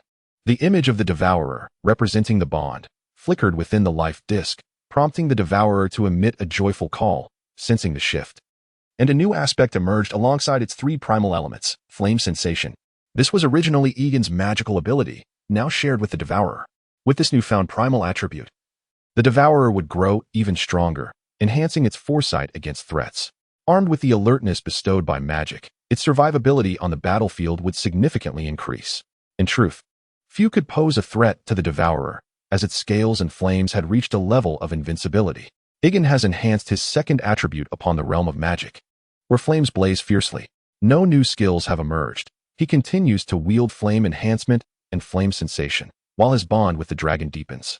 Regarding the ability to summon the fire element, it appears that only by augmenting his own attributes can he invoke the surging power of fire. The flames are not Aegon's adversary, but rather his ally. He feels invigorated as the fire shapes and forges him. The Ascended Dragon Knight. Aegon Targaryen, companion, giant dragon the Glutton, a highly synchronized adult dragon, characterized by its insatiable hunger, dominance over the weak, and prowess as a top-tier hunter. Endowed with flame sensation, magic, fire dragon dreamer, flame sensation, flame enhancement, dragon-human bond. Glutton soar. Aegon commanded the Glutton, "Let us descend the mountain." The news of Dawn's hatching can be disseminated. Let us deliver a small shock to the Seven Kingdoms. With a wave of his hand, he beckoned Rhaenyra to join. Once this news spreads, the Greens shall be thrown into disarray. Rhaenyra understood Aegon's strategy. Dawn was merely a means to exert pressure and deliver a shock to the Greens. While the true trump card remained the Glutton, Rhaenyra carefully secured Dawn behind Aegon as the Glutton carried them forth toward the castle on Dragonstone. The Glutton flapped its wings. Dawn was too small, too frail. The hatching of a dragon is a promising omen and a declaration. Yet it would remain unfit to bear riders for another 4 or 5 years. Young dragons are at their most vulnerable stage. Their defenses are feeble and their temperament unstable. Upon seeing Dawn, Aegon recalled his own Stormcloud. In the past, when Viserys' dragon egg remained unhatched, the Greens relentlessly attacked the Blacks. Now, the news of the new dragon, Dawn, would be sufficient to unsettle the Greens, for their king possesses no dragon, while the Blacks have welcomed the birth of a new hatchling. Chapter 17. The wrath of the sea serpent. Black crows fluttered across the skies of Westeros, crisscrossing above King's Landing, Oldtown, Seagull Town, Casterly Rock, and Winterfell. The skies have changed. Since Aegon's restoration in King's Landing, all lords have sensed that the decisive battle determining the fate of Westeros is imminent. With the Targaryens dwindling and nearly devoid of dragons for combat, this confrontation will undoubtedly unfold as a traditional cavalry clash. The new Duke of Storm's End has issued a call to arms, rallying the lords of the Riverlands to unite against the pretender, King Aegon II, and the self-important Borros. The Stark family, similarly unwilling to yield, has demanded Aegon to surrender, declaring that donning the black attire is the only path to survival. The most shocking news has emerged from the Vale. Queen Rhaenyra and Lady Jane have announced their possession of dragons. Rhaenyra possesses a small dragon named Dawn, which will march alongside tens of thousands of Vale soldiers, awaiting the arrival of ships from Braavos to cross over. In King's Landing, within the throne room, the Green Council convenes. The birth of the small dragon, Dawn, has sent waves of astonishment through the Green meeting. Much like the fractured King Aegon II, his advisors are equally worn down by age, illness, and injury. More importantly, the Green Party is in a precarious position, yet these individuals remain indecisive, pursuing divergent dreams while sharing the same bed. It is a reckless assembly led by a disheveled king. Borros Baratheon and Tywin Lannister are hardliners, while the Sea Snake advocates for reconciliation, and Larry Strong remains ambiguously positioned. Those cursed harlots, do they think they can overturn my kingdom with a mere dragon? Raged King Aegon II, his voice echoing as he hurled the envelope from the Vale onto the floor. Aegon II no longer possessed his former handsomeness. His face was bloated, resembling a puffed loaf of bread, and half of his body bore the scars of burns. The brutal skirmishes with Sunfyre and Moonsinger had left him shattered, having fallen from a great height on Dragonstone, resulting in a shattered pelvis, 2 fractures in his right leg, and a compound fracture in his left, confining him to a soft chair. Even when he traveled, he could only do so in a litter. The Sea Snake quietly retrieved the letter and began to read it to himself. It seemed that there were not just 2 harlots to contend with, but approximately 10,000 soldiers from the Vale. What does the letter contain? Boomed Duke Borros, who struggled with literacy. He was a burly warrior with a thick beard and hair. 2 matters, your grace, replied Larys with a smile, for he needed to remember everything. The first is the birth of Dawn. Lady Rhaenyra now possesses a dragon. The second is that the pretender has announced the betrothal of young Aegon and Lady Rhaenyra, with a grand engagement ceremony in the works. The news struck a heavy blow to the spirits of Queen Alicent and her children. The king had no dragon, and the only remaining heir was his sweet, innocent daughter. The king's eldest son had met his demise at the hands of blood and cheese, while his second son was slain by a mob at the Bitter Bridge. That dragon is merely a hatchling, having never faced the tempests of war. Larry scoffed. For a dragon to be battle-ready, it requires at least 5 years of maturation. Traitors possess dragons while we do not. The common folk will inevitably sway to their side. The masses are always thus. They yield only to strength. Queen Alicent pointed out the deficiencies. I need a dragon, one more magnificent than Sunfyre, declared Aegon II. Currently, finding a dragon is a daunting task. Relying on dragon eggs is equally arduous. We could also attempt to tame a dragon, perhaps Queen Alysanne's dragon, Silverwing. That beautiful silver female is relatively docile and has already accepted a second dragon rider, so she would likely accept a third. Borros proposed. In the Reach, we have numerous allies. Once we secure a dragon, your majesty, your throne will be as steadfast as a mountain. Everyone tacitly avoided the Glutton. While the sheep stealers had swiftly dispatched several waves of dragonkind, and the Glutton was notoriously fierce and untamable, given the king's condition, attempting to tame dragons on Dragonstone was nearly tantamount to seeking death. Red Lake is too far. I shall await my 7 dragon eggs. Moreover, I have no need for that ancient dragon. I desire a brand new Sunfyre, one that embodies even greater pride and strength than my lost companion. Aegon II's face betrayed his shame. He now resembled a mere shadow of a man, unable to walk, struggling to rise, let alone mount a colossal dragon. The journey to the Red Lake is long and fraught with peril, beset by remnants of war and bandits. Forgive my candor, your majesty, but there exists a peaceful resolution to this conflict. Your sister has an heir. Young Prince Aegon is presently the sole male successor, and they possess dragons. The sea snake, perceiving Aegon II's vulnerability, continued to expound on his theory of reconciliation. You speak truly. Thus, I must inquire about the esteemed navigator's perspective. Aegon II urged the sea snake to speak. Reconciliation, amnesty, cessation of hostilities. These are the melodies of our time. What has war brought us? Death, famine, and disease. Along with the cries of children and the tears of women. I must also inform you that the north is blanketed in snow, and the current climate is dire. The populace is weary. Westeros yearns for peace. The sea snake advocated for a grand reconciliation. Continue. Aegon II restrained his simmering anger and pressed on. Your majesty must compromise. Speak with the blacks, extend mutual forgiveness. You could crown your sister as the Queen of Dragonstone, declare young Aegon as the heir, and arrange for his immediate marriage to Princess Jane. This is our only recourse. King S. Landing once forsook Rhaenyra, and it would abandon us too. Let the blacks and greens reconcile, and allow the youth to usher in a new era. The nation shall find stability, and the Targaryen family will reunite. The sea snake implored passionately. To my knowledge, my lord, your granddaughter Rhaena is about to become betrothed to young Aegon. The Queen Mother interjected sharply. Do you intend to persuade those 2 foolish women of the blacks to yield their position for our beloved little princess? The betrothal is merely an intention, not yet formally announced, and besides, the conqueror had 2 wives. These matters are trivial. Our foremost issue is reconciliation. The sea snake insisted relentlessly. You are indeed the sea snake, slippery and astute, with allies in both the black and green factions. Regardless of the outcome, you seem destined to emerge victorious. Aegon II roared in fury, unable to endure the thought of his enemy's offspring inheriting his throne. My lord, you are becoming senile. The king still needs to marry and sire a new heir with my daughter. How can your suggestion be feasible? Borros retorted with displeasure. This house is ablaze. Yet none of you possess the capacity to extinguish the flames. The sea snake sighed. These individuals are unworthy of strategizing together. Borros, brave yet lacking wisdom. Larys, cunning and treacherous. Ser Tyland, now crippled, is determined to fight the blacks to the bitter end. Meanwhile, Alicent and her children remain only with dullness and hatred. Even as the ship threatens to capsize, they still contemplate marriage. The situation is exceedingly urgent. Winterfell, Seagull Town, and the nearby Riverlands knights loom close. How shall we resist these armies? The sea snake implored earnestly. Upon uttering these words, a pall of sorrow descended upon all present. Such weakness, Lord Coleus. Where has your former courage, fearlessness, and resolve gone? Do you still doubt the loyalty of our king? Borros glared fiercely at the sea snake. The commanders of the north, the Vale, and the Riverlands are but orphans and widows. How can children and women triumph in battle? Yet, their numbers are indeed overwhelming, and facing them en masse is quite taxing. I require reinforcements. I need the support of Oldtown and Casterly Rock. If they come in divided forces, there is little to fear. Once I have triumphed over the feeble Tully family, I shall bring the joy of victory to King's Landing.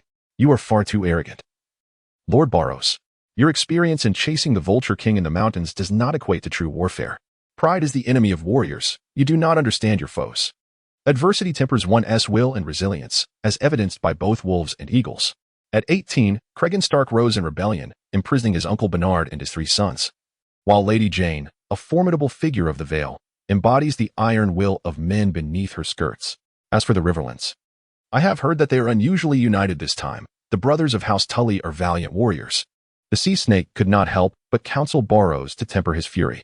What nonsense are you spouting, old man? You are over 70. It is indeed time for you to meet your maker. What army can compare to my storm-laden lads? They are the finest warriors. Borros exploded with rage, his disdain for the sea snake growing ever stronger. Do those 20-year-old greenhorns and the unappealing old maids render you timid? You are not the sea snake. You are but seaweed, swaying with the winds, timid and vacillating. The sea snake, Corlys, remained silent, recognizing the futility of advising a stubborn deer toward its demise. Borros, as changeable as the wind, was a figure worthy of the blood of the storm god. Enough, enough. This is not the time for our internal disputes. The blind Tylan interjected. Lord Sea Snake, Lord Borros, we must unite for the sake of His Majesty's cause. Given the sea monsters, Oldtown and Casterly Rock are in no position to assist, and the roads are perilous. I propose I venture to Lys or Tyrosh personally to recruit mercenaries, for that may prove swifter than mustering troops from the Westerlands or the Riverlands. Alas, distant waters cannot quench immediate thirst. The heads of Oldtown and Casterly Rock are deceased. Now it is orphans and widows who hold sway. How can they command respect? They cannot provide swift aid. As for seeking mercenary companies across the narrow sea, the finest are bound to contracts exclusive to House Velaryon. My lord, by the time you return, King's Landing may well have fallen. The enemy advances with relentless vigor. My fleet can withstand the forces of the Vale, but how shall we contend with the Riverlands and the Lords of the North? His Majesty should reconstruct this realm through tolerance and virtue. Reconciliation surpasses sword and spear. By bestowing Dragonstone upon Queen Rhaenyra, marrying your daughter to young Aegon, and declaring Aegon as heir, then forgiving the transgressions of the Black Party, we might achieve harmony. With this trifecta, black and green reconciled, the nation may find peace without the cost of war. The sea snake endeavored in a final struggle, yet his words fell on ears filled with notions of defeat. I shall not yield. I will present my rightful claim to my sister. I will wed Lady Cassandra, and I shall have strong sons. As for that imp, once I seize him, he shall either be castrated or dispatched to the Great Wall. Aegon II harbors ulterior motives, for he is a proud Targaryen. According to the plans of the sea snake, my surrender would be tantamount to defeat. The existence of the Blacks and their progeny is the gravest threat. We cannot afford to show them mercy. Absolutely not. Only by eliminating them can the kingdom attain peace. Sir Tylan has suffered horrendously in the Black Cells, blinded, castrated, and disfigured. He now exhibits a certain volatility. Your Majesty is justified in your actions. My daughter shall bear healthy offspring for you, Borros affirmed. Yet, only Larys remained silent, lost in his own thoughts. Should the realm meet its demise, it shall be the doing of you foolish imbeciles, a collective of fools, deceivers, oath-breakers, malevolent women, and eunuchs. The sea snake swept away, never to look back. Chapter 18. The terror of Ellen as Aegon II's chief advisors strained their minds in the recruitment of soldiers in the seeking of support. The forces of the Riverlands were resolutely advancing southward. The silver trout banner of House Tully, set against a backdrop of red and blue stripes, represented their lineage, while the quartered banners symbolized Queen Rhaenyra. The Knights of the Three Rivers charged toward King's Landing beneath these two standards. Aegon Tully summoned the Lords of the Riverlands to once again take up arms, leading 6,000 soldiers toward the capital. This number was sufficient to rival that of the Stormlands and the vassal armies drawn from the oppressive rule of their king. Both Aegon Tully and his grandfather, Grafton, were mediocre warriors, further tarnishing the already lackluster history of House Tully. Fortunately, Aemon's two sons, Cregan and Oscar, were wild and reckless youths, eager to prove their valor. As the Lords of the Riverlands journeyed southward, they sent messages via ravens. In the outer courtyard of Dragonstone, Rhaenyra fed her little dragon, the Glutton, who lounged in a corner like a towering black mountain. Aegon caressed the tip of the Glutton's snout, a powerful and tempestuous companion. The flames emitted by the little dragon, Dawn, were a blend of pink and black, harmonizing with the hue of its scales. The servants of Dragonstone presented a large platter of roasted lamb. Eat, Rhaenyra urged, setting down little Dawn. The dragon opened its jaws with a crackling sound, then, while breathing fire, began devouring the roasted lamb. Dawn ought to be the mother dragon, lacking the fierce aggression of the Glutton. Dawn was quite affectionate toward Aegon, albeit in a polite manner, as a bond between a person and a dragon is typically singular. Aegon observed Dawn with delight as she feasted. Meanwhile, the Glutton retained an air of pride. It preferred to hunt rather than rely on human provisions. Unwilling to bow for mere grains, it favored the thrill of the hunt. Wild buffalo and deer in the forest were its preferred prey. If truly necessary, it might resort to fish, yet fish were not its favored delicacy. However, This was for the best. Otherwise, given the glutton's voracious appetite, it would inevitably consume all of Dragonstone. Aegon's hair and brows had grown out, his silver short hair pale as white, and his violet eyes deep as the abyss.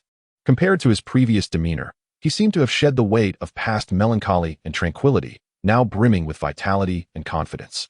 After taming the dragon, Aegon felt himself undergoing a profound transformation. His physique, strength, appearance, and charm were steadily ascending.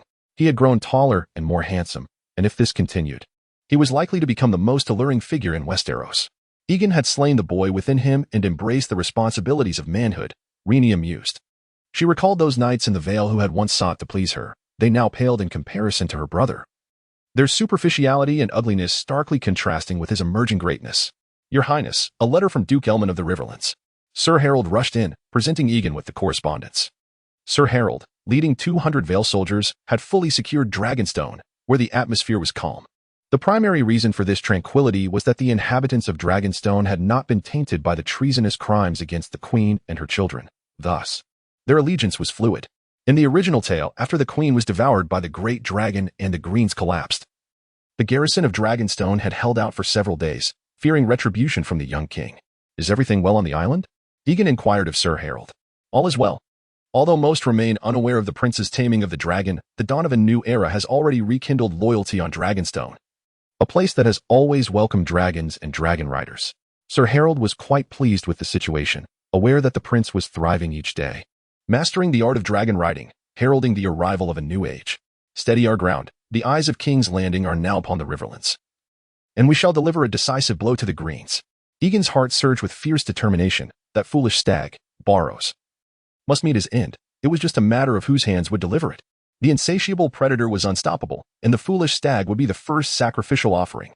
Aegon continued to peruse the letter from the Riverlands, passing it to Rhaenyra upon completion.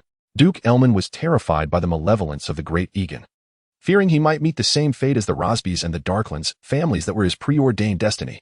Aegon pondered. The Battle of the King's Road was destined to occur. The Riverlands have united for an external cause, which is no small feat, Rhaenyra remarked with a smile, playfully teasing Aegon. The Riverlands had a reputation for their fragmented nature, each lord acting independently. Therefore, the fact that they had come together this time was remarkable. Entirely spurred by fear of the Greens, Aegon's strategy of utilizing the smaller to subdue the larger was indeed masterful. The Riverlands and the Balins exemplified this principle.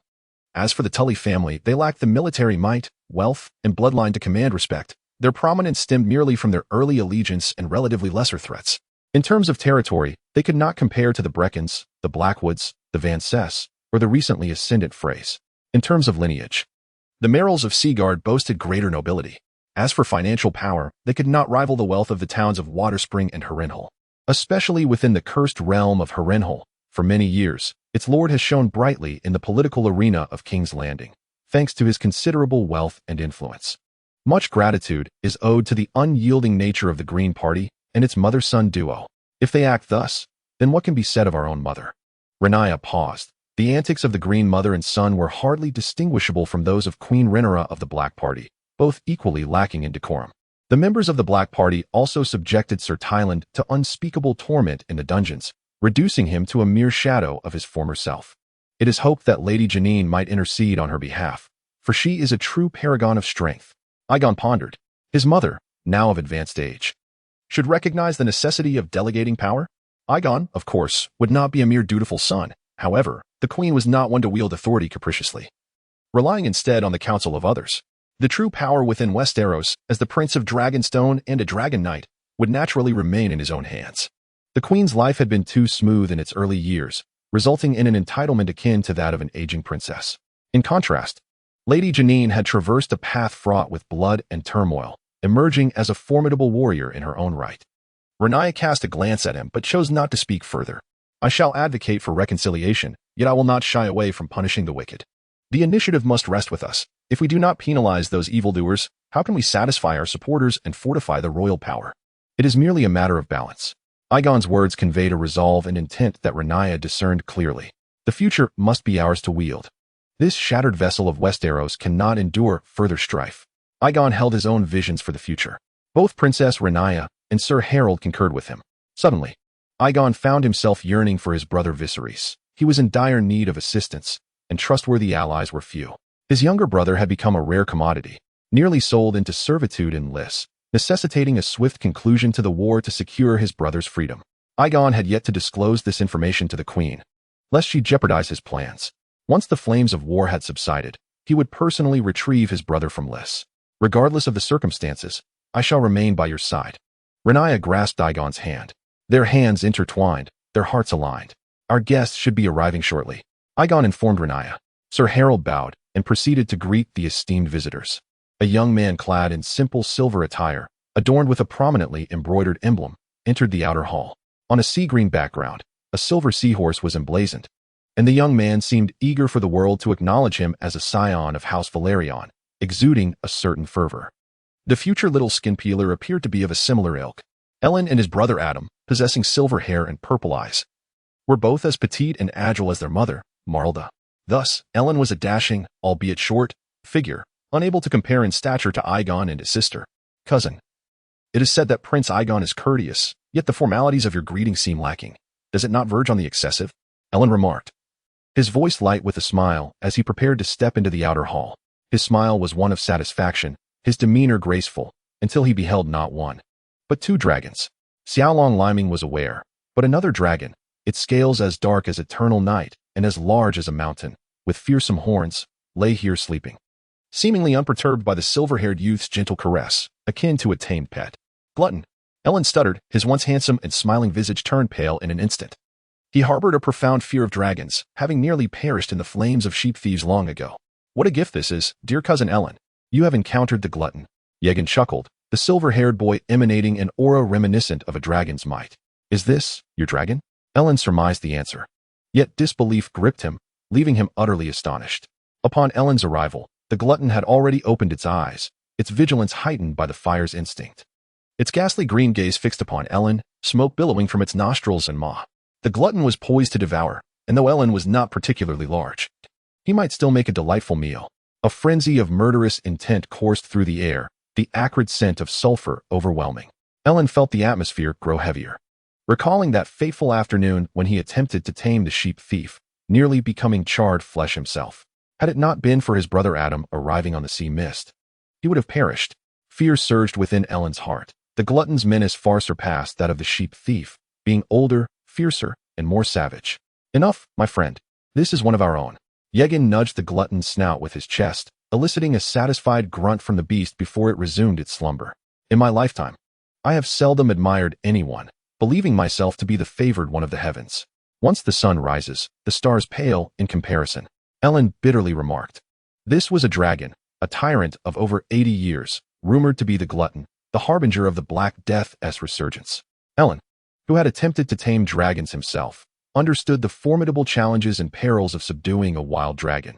Yet he was astounded that the wild dragon king, the glutton, had been tamed by a mere child of around 10. Aegon's legend and epic tales seemed beyond his reach. Chapter 19. Ambush from all sides. How did you accomplish this? Ellen gazed at the glutton, resembling a black mountain, and spoke bitterly. Ellen had amassed countless honors. Having escaped the blood-soaked harvest, fortunate and proud, he was the heir of Tide Head Island, destined for immense wealth and a formidable fleet, proud yet reckless. However, possessing a dragon seemed a distant dream. The aura of a dragon rider shone even more resplendently. Taming a dragon relied on 99 parts effort and 1 part luck. Yet that single stroke of fortune might be the most crucial. Hard work is essential, but what matters more is having a stroke of luck. That elusive fortune cannot be easily articulated, Aegon stated plainly. May I touch it? Ellen inquired. Certainly, Aegon replied. The relationship between the two was somewhat convoluted. The sea serpent acknowledged Ellen as the illegitimate son of Aegon's mother's former husband, Rhaenyra. Aegon's father, Prince Daemon, had been married to Lady Lanrell, making Ellen a distant brother in a convoluted lineage. Furthermore, with Aegon marrying Rhaenyra, Ellen indeed qualified as a cousin. Do exercise caution. This dragon is notoriously fierce and arrogant, Rhaenyra warned. The glutton was quite familiar with Rhaenyra, a familiarity that was cultivated through numerous introductions by Aegon, which ultimately quelled its anger. Many speculated that Adam and Ellen were indeed the progeny of the sea serpent, a notion supported by the peculiar proclivities of the serpent's son, which were well understood among those in the know. Considering the age, it appeared that the sea serpent, feeling unfortunate about the fate of his son, had taken it upon himself to seek a mistress of a similar age to his daughter. While Rhaenyra may not have had an affinity for women, she had indeed borne 5 sons. Ellen gently touched the forehead and horns of the glutton, which widened its eyes in fury, glaring at Ellen with evident displeasure. However, Aegon had not issued any commands, allowing the glutton a semblance of respect. Ellen then felt the texture of the dragon's scales and formidable horns, proclaiming that his wish had been fulfilled. No longer would people refer to you as the unfortunate Aegon. They would call you the fortunate Aegon or the conqueror. After all, there is nothing more improbable than an 11-year-old taming a dragon king. Ellen pondered this and found solace, for indeed, he was a remarkable individual among men. Life is often rife with regrets. Had he subdued the sheep stealer, he too might have met his end in the wilderness like his brother Adam. 3 silver-haired, handsome youths, along with a maiden, conversed leisurely in the courtyard. Although their ages were not particularly advanced, the ravages of war had hastened their maturity. Ellen was born in the 115th year, Rhaenyra in the 116th, and the youngest, Aegon, on the last day of the 120th year. Rhaenyra was tall and slender, her silvery waves cascading down to her waist, her beauty exquisite and captivating, standing alongside Aegon like a pair of exquisite gems. Ellen, however, was somewhat lacking in stature, having inherited his mother's height. Pardon my candor, but with the glutton on our side, this battle shall be exceedingly effortless. You could soar directly to King's Landing, where the populace would overturn the Green Party out of fear. Ellen inquired of Aegon. Victory is imminent. The key lies in timing. Once the Green Party is utterly forsaken by their allies, I shall ignite the final flames. Aegon expressed his thoughts. The Black and Green factions are evenly matched adversaries, both suffering from poor reputations. Let the Green Party sprint to their demise. The greater the tempest, the easier the subsequent rebuilding, which he deemed the best strategy. We are planning to assault King's Landing, and Aegon is training daily for flight, preparing for the glutton's assault and pillaging. Rhaenyra interjected. We shall act at the opportune moment. Ellen's eyes sparkled with insight, envisioning the Green Party's downfall, followed by a timely rescue, which was indeed a superior strategy. More importantly, the synergy between dragon riders and their dragons must be honed, akin to a precious sword that gains brilliance through continuous refinement. The Black faction currently holds a significant advantage, and Aegon need not act recklessly. Under the current circumstances, the Green Party faces incursions from 3 fronts, the Riverlands and the North advancing by land, while the Vale approaches by sea, leaving King's Landing in a precarious position. And I shall, in due time, bestow upon them a grand gift. Aegon awaited the convergence of the Riverland coalition and the Storelands forces, anticipating the flames of fury to engulf all. The triad of allied forces, coupled with the mighty dragons of Dragonstone and the fleet from Tide's Head, renders King's Landing ensnared in a web of peril. Rhaenyra analyzed, noting that with the resurgence of the Black Death incarnate in dragon form, the defenses of King's Landing would be laughable. Each time the dragon strikes, it sends a wave of trepidation through King's Landing, especially now amidst the chaos it has endured. The dragon soars high above, descending at will, rendering any city defenseless. What assistance can I offer? Aelin is a perceptive man. Aegon and Rhaenyra have shared this intelligence with him, treating him as one of their own. This is both a gesture of goodwill and an expression of confidence. All I require is your help to intercept a ship and a group of individuals. Aegon divulged his plan to blockade Blackwater Bay, preventing the Green Party from fleeing across the Narrow Sea or recruiting soldiers. Who? Aelin inquired. Sir Tylan Lannister of the Green Party, or any member of the Green Party seeking to enlist soldiers across the Narrow Sea. The Riverlands and the Westerlands are preoccupied with their own survival and will not venture to King's Landing to meet their demise. The Green Party is not short on funds and is likely to seek mercenaries. Aegon articulated. Recruiting mercenaries is the Green Party's lifeline, and they are indeed financially well off, having nearly emptied the royal treasury in the past. However, enticing soldiers is no simple task. Very well, Aelin responded resolutely. Controlling a blind, maimed, and gelded lion should not pose much of a challenge. But are you concerned about them reaching the Narrow Sea to recruit mercenaries? It is not fear. They may not necessarily succeed in their endeavors, as desperation often leads to reckless actions. We simply need to maintain better control of the situation after we weather the storm. The presence of a few recruiters across the Narrow Sea will inevitably incite panic. Aegon remarked, already contemplating the post-war order, aiming for swift and decisive action to stabilize public sentiment. Furthermore, we must not harm Sir Tyland. I still require his assistance. Aegon insisted that Sir Tyland must remain unharmed. The others, you may handle as you see fit. Aegon values Sir Tyland, who is not only a financial expert, but also loyal to the realm. He has been treated quite well in the past, and his continued employment would signify a reconciliation with the Lannisters, facilitating the return of gold. Aegon holds a favorable view of Sir Tyland, whereas he bears no such kindness for the Riverlands. This should be manageable. Aelin exuded confidence. Nevertheless, he did not quite grasp why Aegon wished for Tyland to remain alive, perhaps pondering the gold taken from Casterly Rock. The initial destination for those recruiting soldiers will undoubtedly be Pentos. We shall ensure they never reach Pentos. Aelin expressed self-assurance. The ailing lion and his subordinates are easily maneuvered upon the sea. Pentos. Rhaenyra momentarily lost herself upon hearing the name. That is where she was born, hence her name. Rhaenyra of Pentos. We shall return to Pentos, sister. Aegon grasped Rhaenyra's hand. You will be by my side. Together, we will ride the dragon back to Pentos. Rhaenyra wore a warm smile, reminiscing about her parents, yet she quickly turned her thoughts to her own future family. Presently, the three daughters are beginning to turn against one another, teetering on the brink of collapse, and yet the Stepstones remain under enemy control. What are your thoughts on the three daughters and the Stepstones?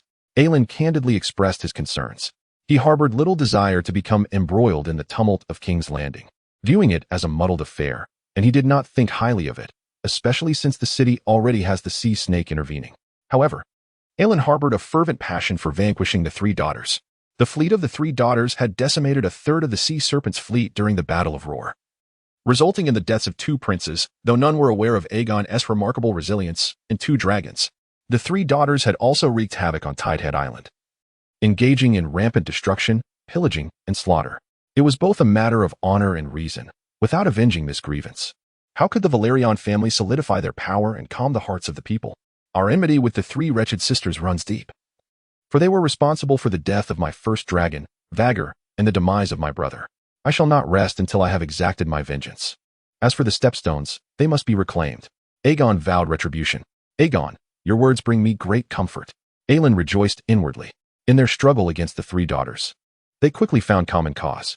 Moreover, Aelin was eager to enlist the aid of a formidable dragon rider, particularly the current dragon of the First Order. Chapter 20. True Dragon, we must prepare, sister. We shall meet the forces of the Riverlands shortly, Aegon declared. He seemed to hear the clarion call of destiny. The decisive battle was imminent. The first clash would be the final confrontation. Duke Aelmont Tully had completed his recruitment and commenced his campaign. The troops from Runestone were surging forward with great haste. It was essential to make contact before the grand conflict, and a force of over 6,000 men was not easily overlooked. In this age of feudalism, recruiting soldiers demanded considerable time, taking into account the agricultural calendar and distances involved. The Riverlands required time to muster their forces, not to mention the even colder north. Nevertheless, the Riverlands were finally on the offensive. Excellent. Rhaenyra nodded. For now, we shall leave Dragonstone in the capable hands of Sir Harold. My prince. Sir Aelin has spotted the quarry you seek upon the seas. Sir Harold hurried to inform Aegon of this news. Before we advance towards the Trident, we must secure a minor victory. Aegon contemplated, intending to intercept this prized catch first. Agreed. Take to the skies. Aegon commanded, and the dragon responded to his summons, soaring aloft from the courtyard of Dragonstone towards the nearby waters.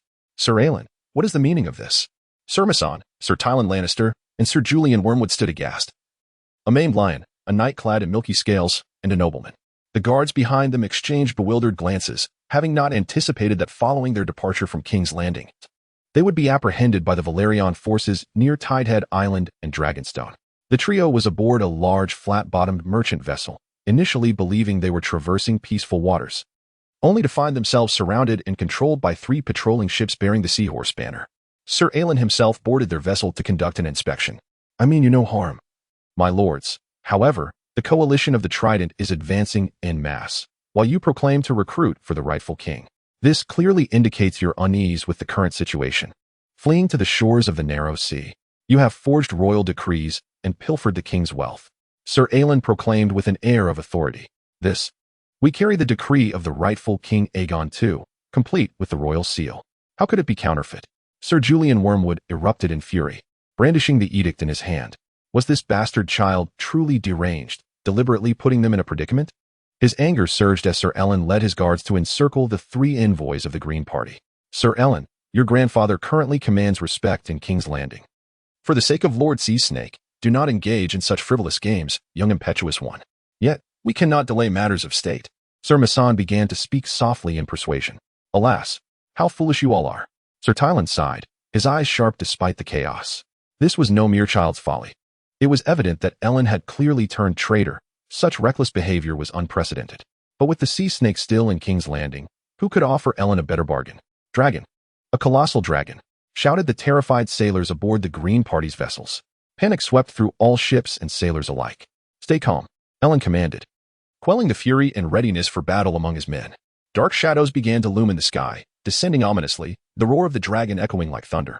The proud and fierce giant dragon emerged into view, its scales as dark as the eternal night, with eyes ablaze with a ghastly green fire. Its wings casting shadows over the land. It is the Black Death. Run for your lives. The crowd erupted into chaos, everyone in a state of utter disarray. A dragon measuring 70 to 80 meters in length. A single breath of fire could spell doom for all. The Black Death has been dead for many years, you fools. It is merely the Devourer, the king of wild dragons. Yet its size bore a striking resemblance to that of the Black Death from the Conqueror's era. Could it be that the dragon has a bastard child? Sir Tylan thought, as he overheard the cacophony, his face turning ashen. The Green Party's cause was utterly doomed. The dragon's assault would be insurmountable for Ellen. Within the Green Party's assembly, Tylan was well aware of all dragons. The unparalleled magic dragon was indeed the most formidable and rebellious devourer. Yet, who had tamed the dragon? Traitor. You are a traitor. Sir Julian Wormwood's vision darkened. Ellen was the very one who cried thief. The dragon descended upon the merchant ship, causing dread that the massive vessel might collapse beneath its weight.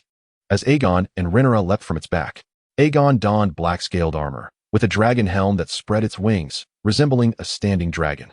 Sir Tylan, allow me to present the rightful heir to the throne, Prince Aegon of Dragonstone, the dragon rider of the Devourer, and his fiancée, Princess Rhaenyra. Ellen chuckled, while the soldiers of House Velaryon stepped aside in terror for Aegon and Rhaenyra. Though young, the dragon was capable of devouring cattle and sheep. You are indeed a traitor. A base-born wretch scorned by the seven gods. The sea snake sired you, yet you dare not acknowledge your lineage. You, like your father, the sea snake, are slippery and cunning. Sir Tylan managed a grim smile, sensing that he was doomed today. The soldiers of Tide's Head Island were incensed, tightening their bowstrings. Some matters are best kept within the confines of one's heart. To bring them to the fore is to invite offense. Traitor Ellen, you are a traitor. Sir Julian Wormwood bellowed, somewhat at a loss. Sir Masson clenched his jaw, refraining from a valiant rebellion. I have never knelt before him. He is not my king. I shall not forget that my brother perished while battling the Greens. Ellen replied coolly, halting the crossbowman at his side. Your mission across the narrow sea has come to an end. Surrender or perish. Aegon regarded the trio. He would spare Sir Tylan, yet the others, the knights, ought to meet their rightful demise. The guards of the three men were the first to falter. They were hastily recruited soldiers, lacking in loyalty, and had initially intended to escape from King's Landing. We pledge our allegiance to the rightful queen and her legitimate heir. By the seven, I have always been a loyal servant to the queen. I was coerced. The soldiers clamored, with dragons and ships in the fray. The situation was dire, and it was not worth sacrificing themselves for the king. I too surrender.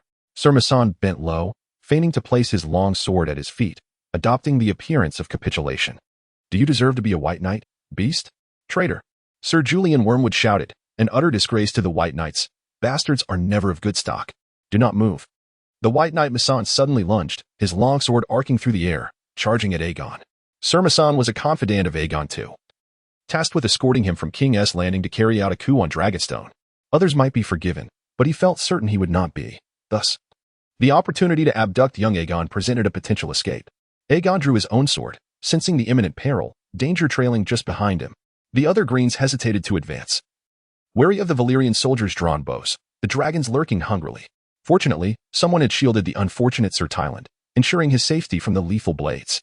Masson swung his longsword, its blade gleaming ominously. Aegon also wielded his sword, leaving Masson somewhat astonished. The failed ambush had thrown him into disarray. The dance of steel flickered upon the deck. The duel between warriors subject to myriad constraints, weather, mood, even a puddle of water. Rhaenys watched them with concern. Surrounded by heavy troops, Masson, having been discovered mid-ambush, felt his fury ignite, and his moves quickened. Masson struck first, yet Aegon often countered with swiftness, evading danger. Clang, clang. Aegon, armored and powerful, wielded his longsword with intent. Even though Aegon lacked the battlefield experience of the bastard Masson, he was not deficient in speed and strength. Now, bolstered by the flames, he had become a formidable opponent. He had diligently trained on Dragonstone, enduring harsh training, and Sir Harold and the others were no longer his match. Mison found himself in dire straits. As Mison grew increasingly impatient, he recognized that while technique was vital, this boy was indeed terrifying. The power of the opponent seemed less like that of a child and more akin to a wild bull, which was utterly unreasonable. Beyond mere skill, there resided an overwhelming force and swiftness. Furthermore, he had to remain vigilant against the stealthy ambushes of the Sea Serpent Guard, which added to his burdens. The long sword of Aegon struck violently against Messon's arm, followed by a quest for the chinks in his armor, resulting in a piercing thrust that directly sliced open a gash in Messon's waist. Blood flowed profusely from Messon, who instinctively attempted to retaliate, but his strength began to wane. In that moment, Aegon yearned for a Valyrian steel sword, renowned for its armor-piercing capabilities and lightness, akin to a cheat in the midst of war. Die, my lord. Aegon delivered another sweeping blow, striking Messon's sword, causing him to stagger as his stamina rapidly diminished. Aegon then rose and kicked Messon's knee, causing him to falter into a half-kneeling position. Aegon finally discovered that vulnerable gap, and with a swift stroke, he slashed open Messon's throat. Blood surged forth, splattering across Aegon's black-scaled armor, even reaching his face and hair. The blood of Sir Messon was warm. He touched his throat, gasping for breath before succumbing. Messon's body collapsed, blood flowing like a river. Aegon stepped forward, covering Sir Messon's corpse with a white cloak and wiping his sword clean with it. This was an era of violence, where one could only learn to endure or manipulate brutality. He truly lived up to the name of the White Knight. Sir Messon met his rightful end, Aegon proclaimed. Sir Messon, you were once my nightmare, but now I fear you no longer. Stronger, more fervent. When the dragon consumed my mother, you were there beside me, observing.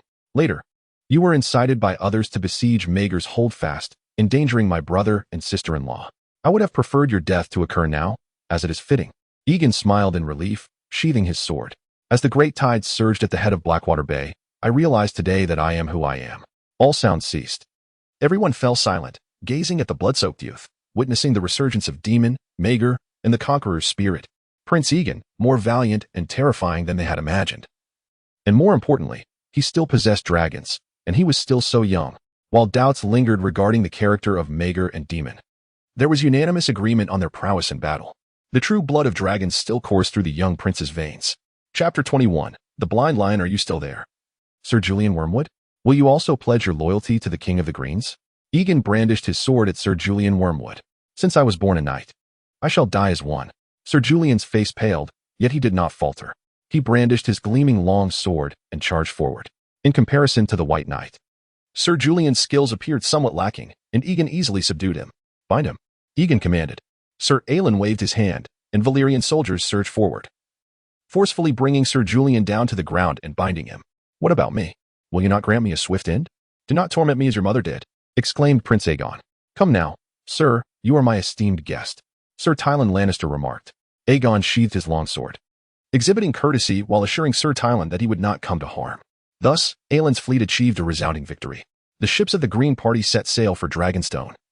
While Sir Mervyn perished in battle and Sir Julian was cast into the dungeons, yet Sir Tylan was treated as a distinguished guest.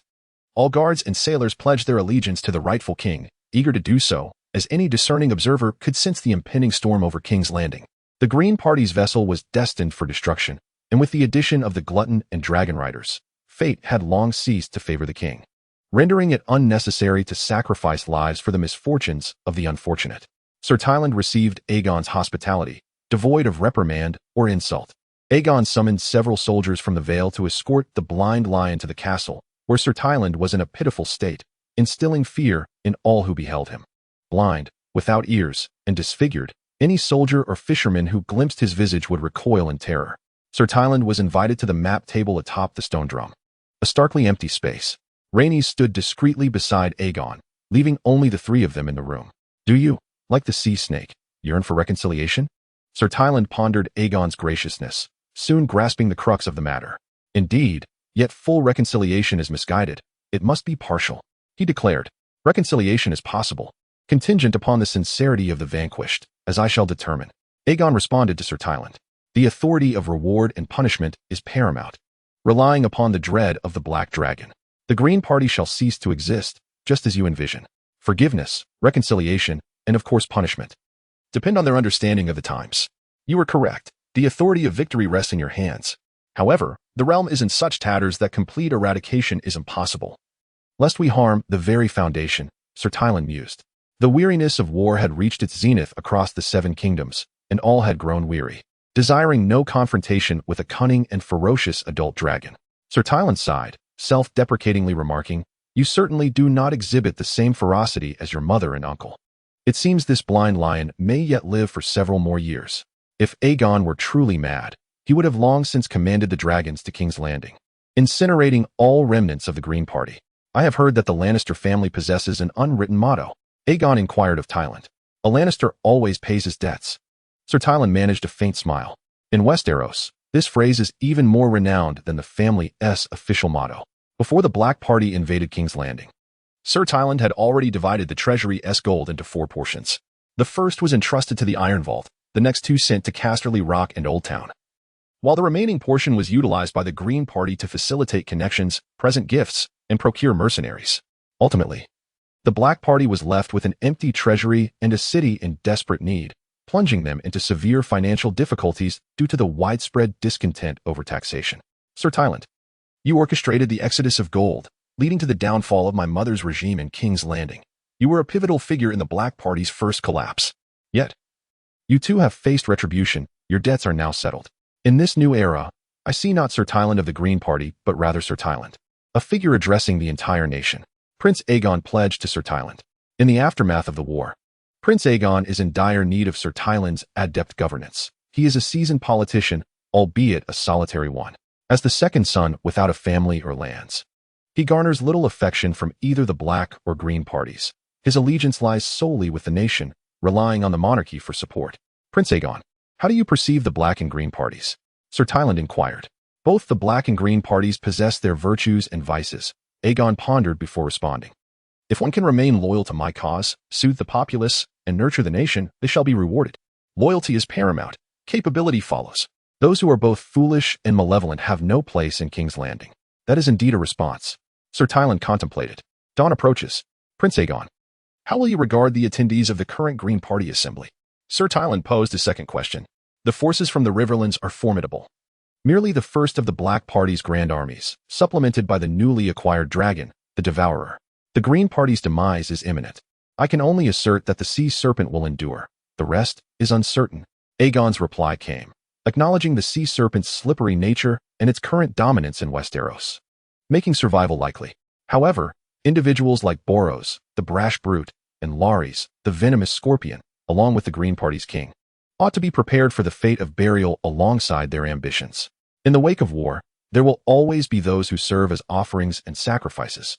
"You have triumphed, Prince Aegon," Sir Tylan said with bitterness. "They no longer merit the title of your adversaries. The upheaval in King's Landing is imminent. Yet the wrath and frenzy of Duke Borros will avail him not. However, the remnants of the scheming Green Party linger. They may indeed be your greatest antagonists." "You underestimate me greatly, Sir Tylan. My true adversary is not the remnants of the Green Party, but rather the climate, a brutal, protracted winter. As for those serpents and vermin, they do not deserve to be called opponents. They are traitors to the realm, destined for eradication," Aegon declared. He was unafraid of war. Yet the crux lies in the impending harsh winter and plague, both life-threatening calamities. Westeros experiences volatile weather patterns, with winters or summers lasting several years. However, a winter extending beyond 3 years is deemed a long winter.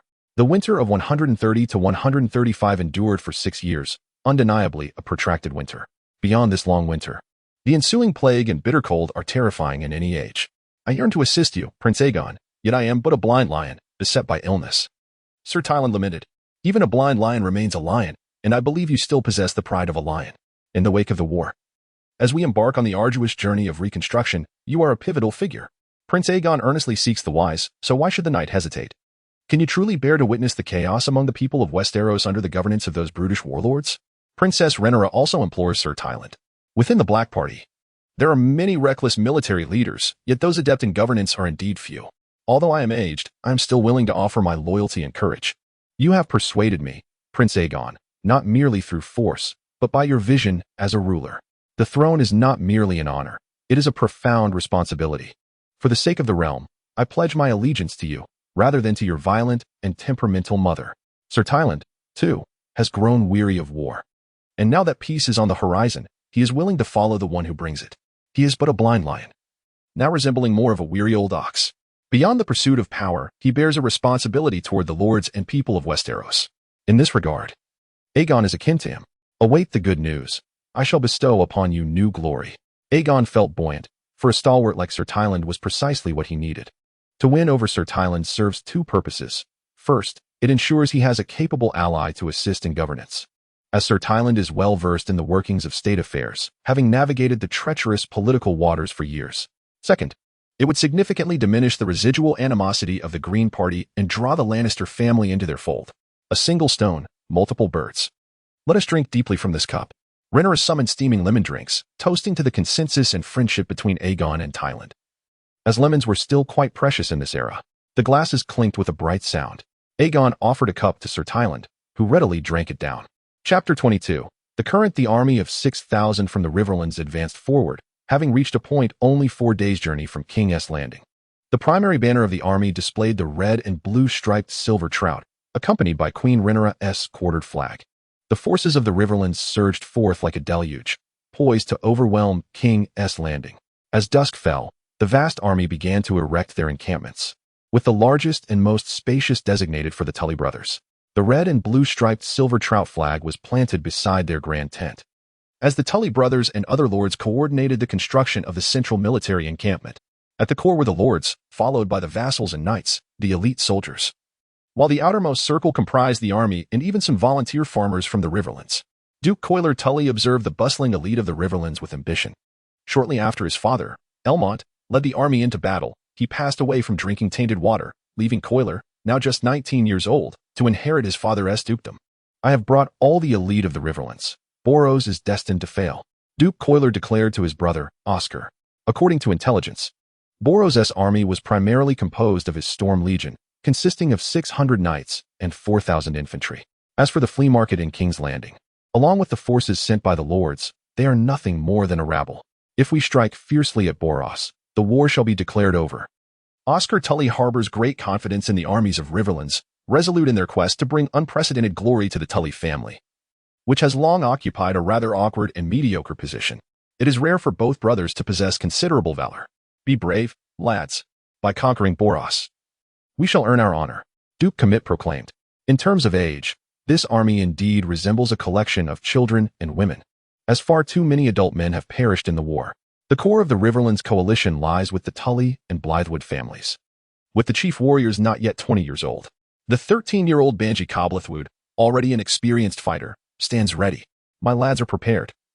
They shall deliver a kiss to the warriors of Stormland on behalf of their ladies, remarked Banji Coblethwood's fierce and youthful aunt, Alyssa Blythewood, as she wielded her longbow. Under her command are 300 archers. The longbow is the weapon of the warriors, and the sweet kiss signifies their arrows. At only 18, she is already considered an experienced warrior. Borros, the illiterate, has always looked down upon women and children. Now we shall make him aware of their might. In war, there are no old, weak, women, or children, only warriors. The gaunt, sharp-tongued, and irritable old woman, Lady Shabitha Fry, is cruel, ruthless, and greedy. Lady Shabitha has prepared a gift for Borros, death. The jester, Mushroom, later claimed she preferred horseback riding to dancing, favored chainmail over silk, considering men as her prey, while bestowing kisses only upon women. When the queen returns from the valley, she will discover that her loyal lords from the Three Rivers have presented her with the finest of gifts. Long live Queen Rhaenyra. The lords of the Three Rivers cheered, for the Riverlands have suffered greatly from warfare, harboring deep-seated hatred for the Greens. Initially rallying around the king, even more malicious is the one-eyed Aemond, who, alongside the old dragon Vhagar, wreaks havoc in the Three Rivers, burning the Riverlands. Their cheers did not last long, as a small black dot in the sky began to expand, transforming into a massive cloud of darkness. The dragon descended with a regulated grace rather than a frenzied dive, gradually growing larger, casting a greater psychological shadow. The dragon intended to make its entrance in the most magnificent and awe-inspiring manner.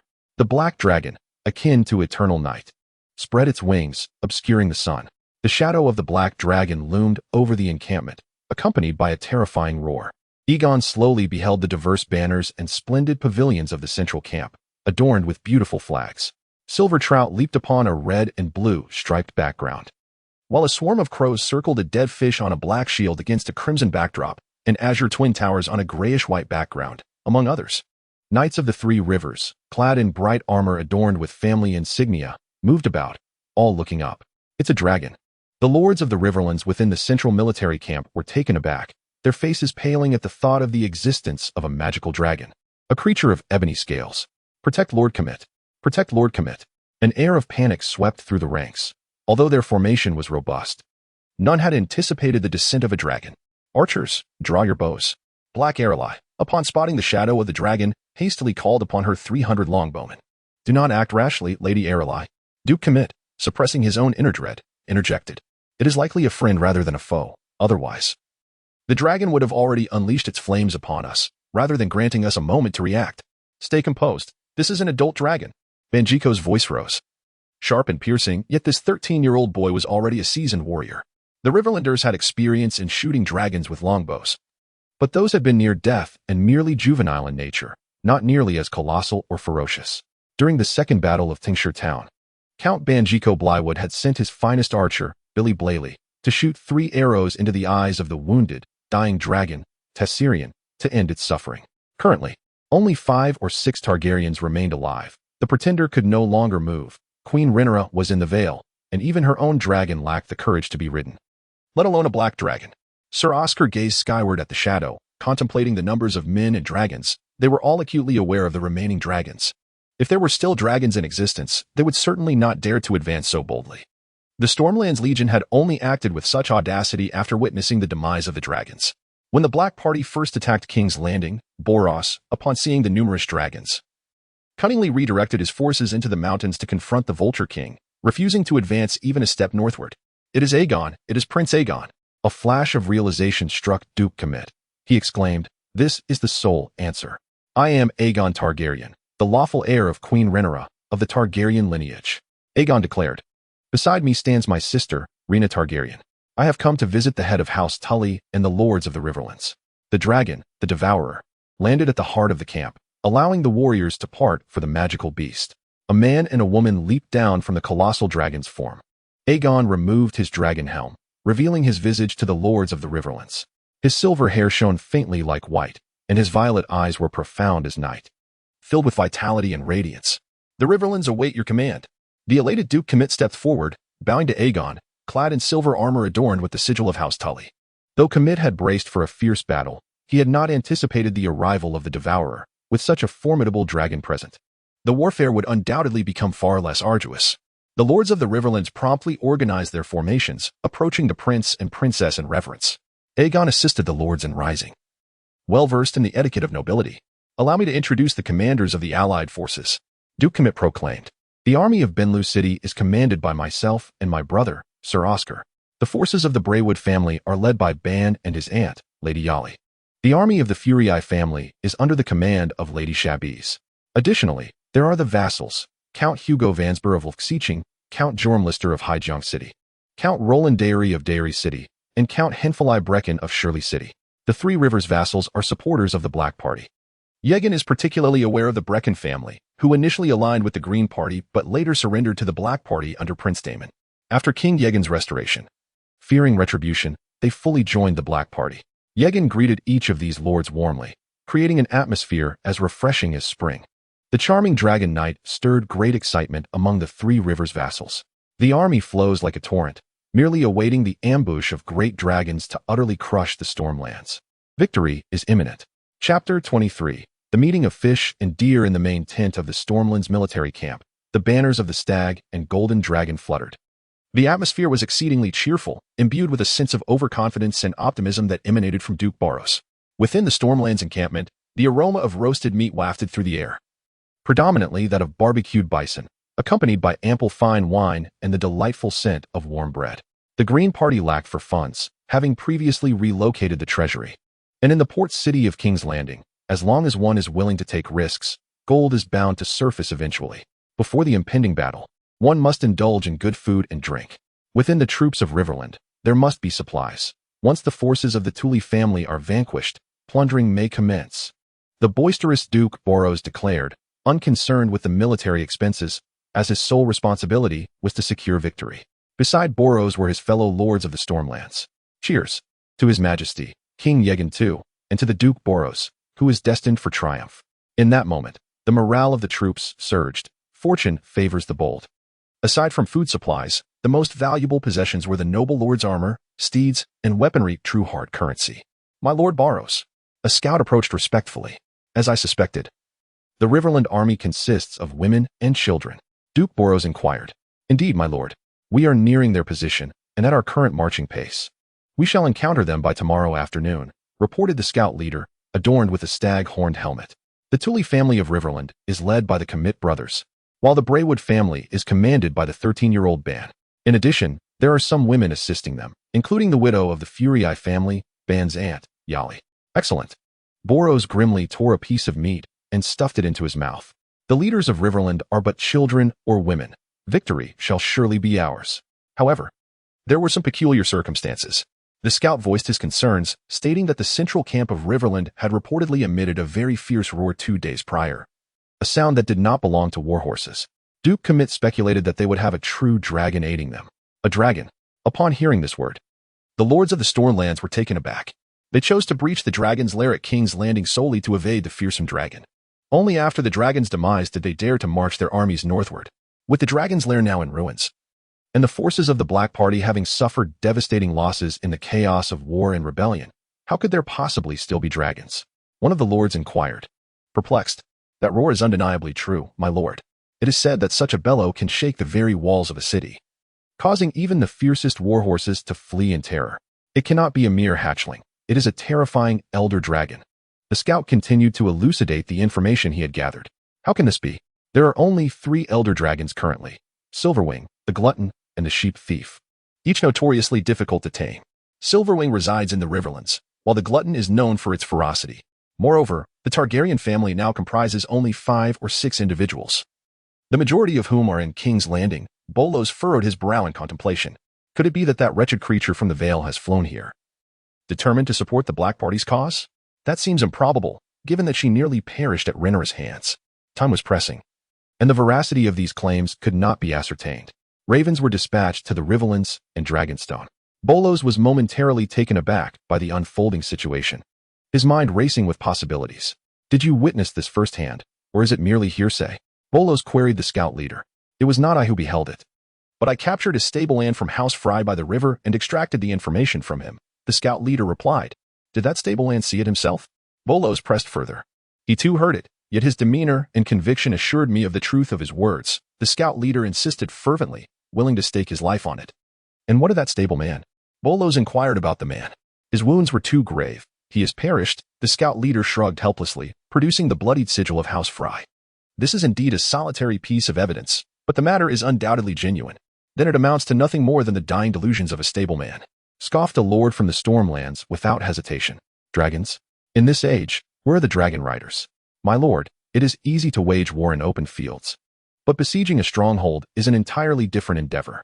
Given the current circumstances, perhaps we should retreat to King's Landing and fortify our defenses, suggested another lord from the Stormlands, expressing a defeatist sentiment.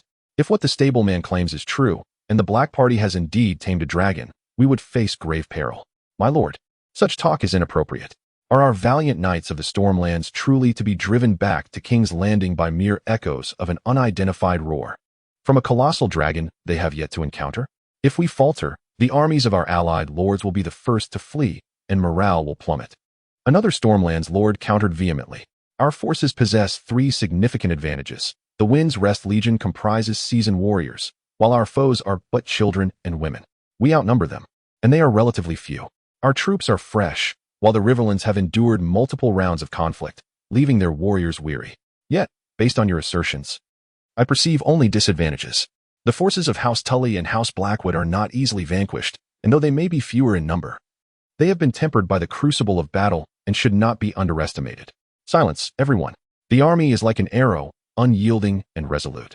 From the moment I stepped forth from the majestic city of King's Landing, I have not entertained the thought of retreat. I am prepared to engage in a fierce battle against the lords of the Riverlands, to claim the laurel of victory. I cannot allow the illusions of a dying horseman to delay our advance. What if these women and children of the Riverlands are merely feigning? Furthermore, even if there is a dragon, it is likely just a solitary beast. Besides, the dragon's roar we heard a few days ago might well have been that of a wretched creature soaring through the skies. Borros pondered. The balance between risk and optimism tipped in favor of the latter. He resolved to march northward, for opportunities such as this are rare. This grand army is easy to deploy yet challenging to retract, especially with the motley troops we have gathered, comprised of fence-sitters and former vassals of the Black Party. It has been no small feat to unite them. The quality of these forces is questionable, and their equipment is rudimentary at best. Let the seven gods determine the outcome of this war. Having severed ties with the Black Party, we must fight to the bitter end. Moreover, there remains a glimmer of hope in slaying a dragon amidst the chaos of war. 2 days' journey from King's Landing. The lords of the Riverlands encountered the allied forces of Storm's End. The King's Road at that location is flanked by dense woods on one side and a low hill on the other. Recent heavy rains have rendered the meadows lush, yet the ground soft and muddy. As dusk approached, a confident Borros beheld the armies of the Riverlands. Witnessing a vast expanse of soldiers and their resplendent banners, Queen Rhaenyra's quartered standard displayed the Targaryen family's black dragon on a red field. Alongside the blue and white moonlit falcon of her mother's house, House Arryn, and the sea-green background with a silver seahorse representing her Velaryon husband. The Tully family's flag, adorned with red and blue waves and a silver trout, fluttered in the evening breeze. The lords of the Riverlands had established a formidable shield wall upon the King's Road, with countless archers poised atop the hill, ready to rain down arrows. Fearless knights of Storm's End, charge with me, Borros bellowed, his stag-headed helmet and golden cloak rendering him a figure of immense stature. Have you seen the banners of House Tully and the Pretender? If we can break through their lines, victory shall be ours. The 600 knights of Storm's End formed a wedge, advancing like an iron fist. The infantry followed closely behind, proudly raising the black and gold dragon banner of Aegon II. Black and green, fish and deer, they met upon the King's Road. This was to be the final battle. Chapter 24, The Last Dance of the Blood Dragon. The forces of the Riverlands stood ready, while the army of Storm's End commenced a desperate charge. Shields! Shields! Duke Kermit unsheathed his sword, shouting with fervor. The solid shield wall dominated every corner of the King's Road visible to the Storm's End forces. Those vibrant banners waved proudly, the red and blue wave-patterned trout banner, the Queen's quartered dragon standard, and the crow tree banner of House Blythewood. Unassailable! Unassailable! The warriors of the Riverlands roared, veins bulging at their necks, their faces flushed with determination. They were the Iron Shield, the Iron River, refusing to yield an inch to the advancing army of Storm's End. The Riverlands thirst for honor. Draw your bows. Release. On the low hill to the right, Hylia Lishan commanded the longbowmen, a testament to the renowned archers of the Braavos family. With 300 well-trained longbowmen at her disposal, Hylia was summoned by Duke Kermit to deploy all archers. Not a woman of striking beauty, Hylia was fierce, fearless, and possessed a penchant for irreverent humor, yet she excelled as a hunter, horse trainer, and archer.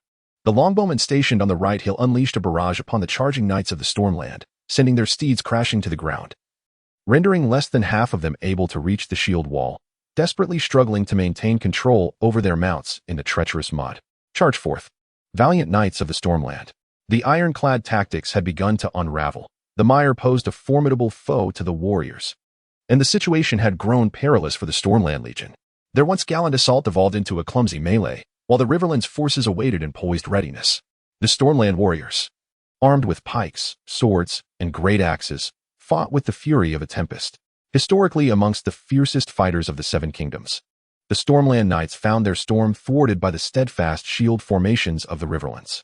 The Riverland Knights stood resolute, as unyielding as stone, vowing not to retreat. While the Stormland's onslaught shattered some shields and claimed the lives of a few knights, the losses they incurred were far greater. On the ground, blood mingled with mud, the stench of carnage palpable in the air. Duel me, cowards. Lay down your longbows and shields, let us engage in combat. Borros, witnessing the dwindling numbers of his knights, felt a surge of rage and despair. The knights, valued as noble science, constituted the core military strength of the Stormland. He had brought 4,000 to 5,000 infantry, yet merely 600 knights, each death weighing heavily upon his heart. The Riverland's shield wall remained as steadfast as a mountain. The warriors of the Three Rivers surged forward like a relentless torrent, ready to fill any gaps that appeared in their formation, ensuring the shield wall held firm. Duke Kermit and Sir Oscar rallied the troops, their formations still unyielding. They had yet to reveal their two aces, while the Stormland forces had exhausted their resources. Press forward, all of us, Borros cried out, as the Stormland infantry surged forth. The shield wall shifted. The remaining knights of the Stormland erupted in cheers, advancing through the blood and muck, even trampling over the bodies of their fallen comrades. employing a rolling infantry tactic as their steeds lay mostly dead. The shield wall of the Riverlands seemed to show signs of faltering, the situation precarious. A haunting, ancient horn sounded from behind the shield wall of the Riverlands, which maintained its tenuous grip, wavering yet unbroken. From the right hill, a wild black dragon ascended, letting out a furious roar. The Glutton unfurled its enormous wings, soaring from the hillside into the sky, only to plummet downwards with great force. Green sparks danced upon its obsidian fangs, accompanied by the acrid scent of sulfur and gray smoke, as it prepared to unleash its wrath. "Charge forth, my comrades," Aegon proclaimed. The Glutton, a shadow in the heavens, an embodiment of flowing black flames, bore scales of ebony hue, with horns and spines that mirrored its dark exterior. Only its eyes shone a dreadful green, akin to a raging wildfire. Roaring, the Glutton swept across the battlefield, its wings creating a thunderous sound. "Thus we soar," Aegon remarked, having trained diligently on Dragonstone Isle to become an adept dragon rider. The Glutton lunged directly at the Stormland warriors entrenched in the mire, the forefront of the Stormland Legion. The soldiers barely had time to react, their ranks collapsing upon one another in a tide of confusion, embodying the very essence of a tactic that merely added fuel to the fire, leaving no room for maneuver or defense. The dragon is a demon. The knights and infantry at the front of the Stormland forces were engulfed in darkness. This battle promised dire consequences. "Oh gods," the Stormland Legion lamented, realizing this was the final hour of their fate, having joined the brutal conflict under the leadership of Borros. The bloodied soldiers glanced skyward, resigned to await the judgment of destiny. "The heir of Queen Rhaenyra, Prince Aegon, has arrived. Surrender your arms and pledge allegiance to the rightful king," cried the soldiers of the Three Rivers, their voices reverberating with fervor. "Dream on, you wretches. I would sooner be consumed by the dragon than become your captive," Borros bellowed, his attendants even contemplating launching arrows at the colossal beast. Aegon had no time to wait for them. A brilliant green fireball erupted at the forefront of the Stormland camp, unleashing a torrent of virulent flames, and soon the sky was showered with a grim green rain of fire. The forefront was occupied by Borros's most trusted, and if a strike was to be made, these would be the first to fall. A searing wave of heat followed, for the Glutton's dragon fire was not only substantial but also incredibly vicious. The rolling green flames engulfed the warriors. The temperature was so intense that even steel began to melt in the blaze, let alone the lesser-equipped infantry. These ghastly green flames, akin to wildfires, could burn for an eternity until all was reduced to ash. "Well done, Glutton," Aegon shouted to the creature, which responded with a proud grunt. "Down, my lord," cried Borros's attendants as they witnessed the green inferno. Several hastily pressed Borros into the muddy ground to shield him from the devastating dragon fire.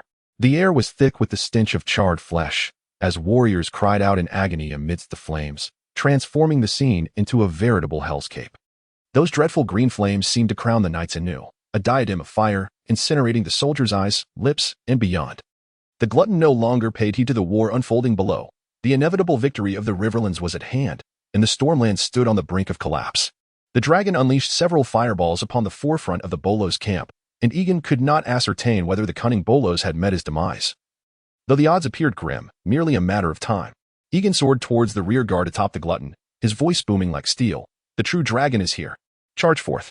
The prince's dragon has been unleashed. It is time to seize glory."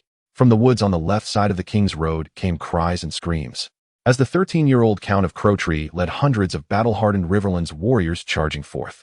These were the fearless souls of the Riverlands, the Death Brigade. Count Benji Cobblewood, tall and slender, shy yet exceedingly sensitive, transformed into a fierce and untamed force upon the battlefield. It was impossible that Bollos had risen from the mud, his appearance disheveled. His bearded face flickered with various emotions, fear, dread, and even disbelief, as he beheld the regal stag banner of the Stormlands.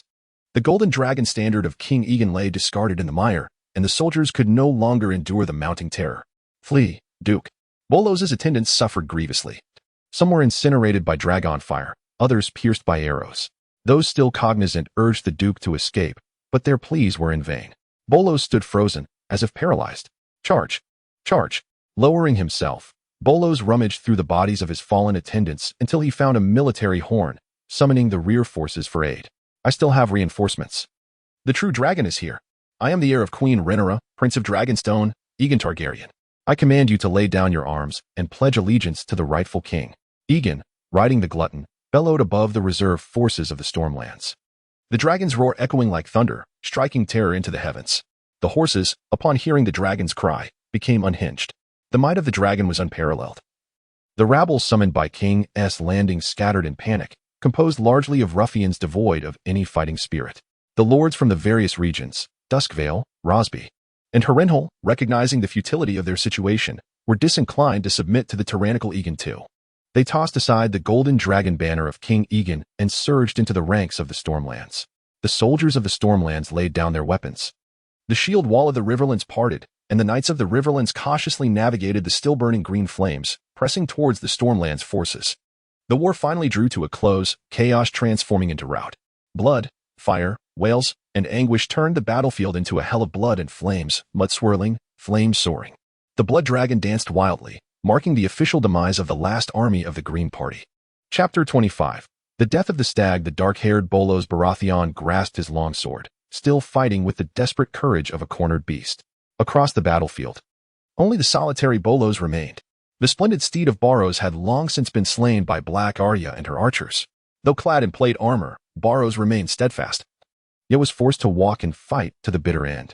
"Stand tall, charge forth," he commanded, wielding a golden-bottomed black stag shield in one hand and a longsword in the other, embracing the final moments of his life. Behind Borros lay the fallen warriors. The lifeless horses, some charred by flames, others killed or shot down by the soldiers of the Riverlands. The beautiful banners representing the noble houses of Storm's End lay discarded upon the ground, trampled underfoot, the golden dragon banner of the king, the crowned stag banner of House Baratheon. Among others, the most loyal knights of Storm's End had perished, and the remaining infantry largely surrendered. Borros bore no resentment towards them. He could only futilely hope for survivors to fight alongside him. This marked the darkest hour for the Storm's End Legion, as the morale shattered after the dragon's fiery onslaught, compounded by the reckless charges of the bloodthirsty raiders and the betrayal of the lords. The Storm's End army was in utter disarray. "Kill them, you cowards!" Borros roared, striking out in all directions as the soldiers of the Riverlands surged forth like a flood. The fury within Borros ignited, and he personally dispatched countless infantrymen, a dozen knights, as well as Count Malister and Count Derry. Yet, all would soon come to an end. The knights led by Commit encircled the beleaguered Borros, who was bleeding profusely from over 20 wounds and could scarcely remain upright. "Surrender, my lord. Victory is unattainable," Commit urged. "Today's triumph belongs to Prince Aegon, to us."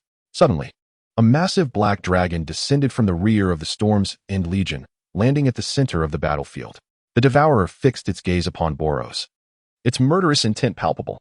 "Surrender, Lord Borros," Aegon and Rhaenyra, seated atop the Devourer, symbolically implored. "I have never knelt before your mother. Nor will I submit to a mere group of children," Borros retorted, summoning the strength to gaze up at the colossal dragon. "I have long harbored discontent towards Rhaenyra. I do not regret meeting my end here. Princess Rhaenyra was a cousin of House Baratheon, with an aunt I had never met who married her father, both of whom had long since passed.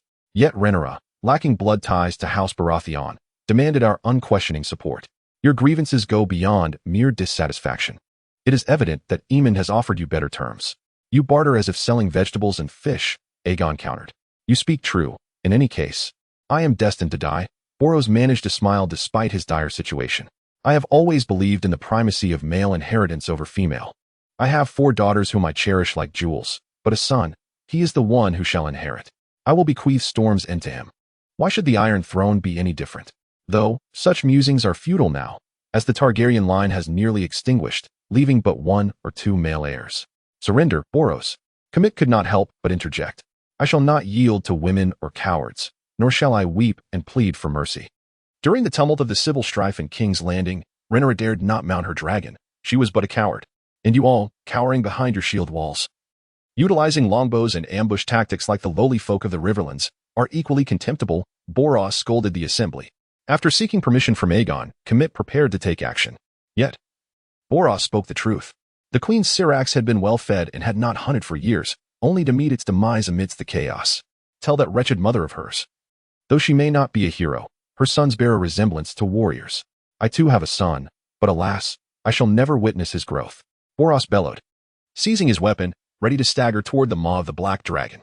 Aegon remained silent. Indeed, Rhaenyra's sons had been well trained, perhaps honing their skills in nurturing rather than in battle. As for the queen herself, she stood as a formidable opponent, on par with the great Aegon. Borros raised his longsword, and then charged forth with his last ounce of strength. His speed was agonizingly slow, like a candle flickering in the wind, yearning only for death. With his head unprotected, he had long discarded his battered horned helmet.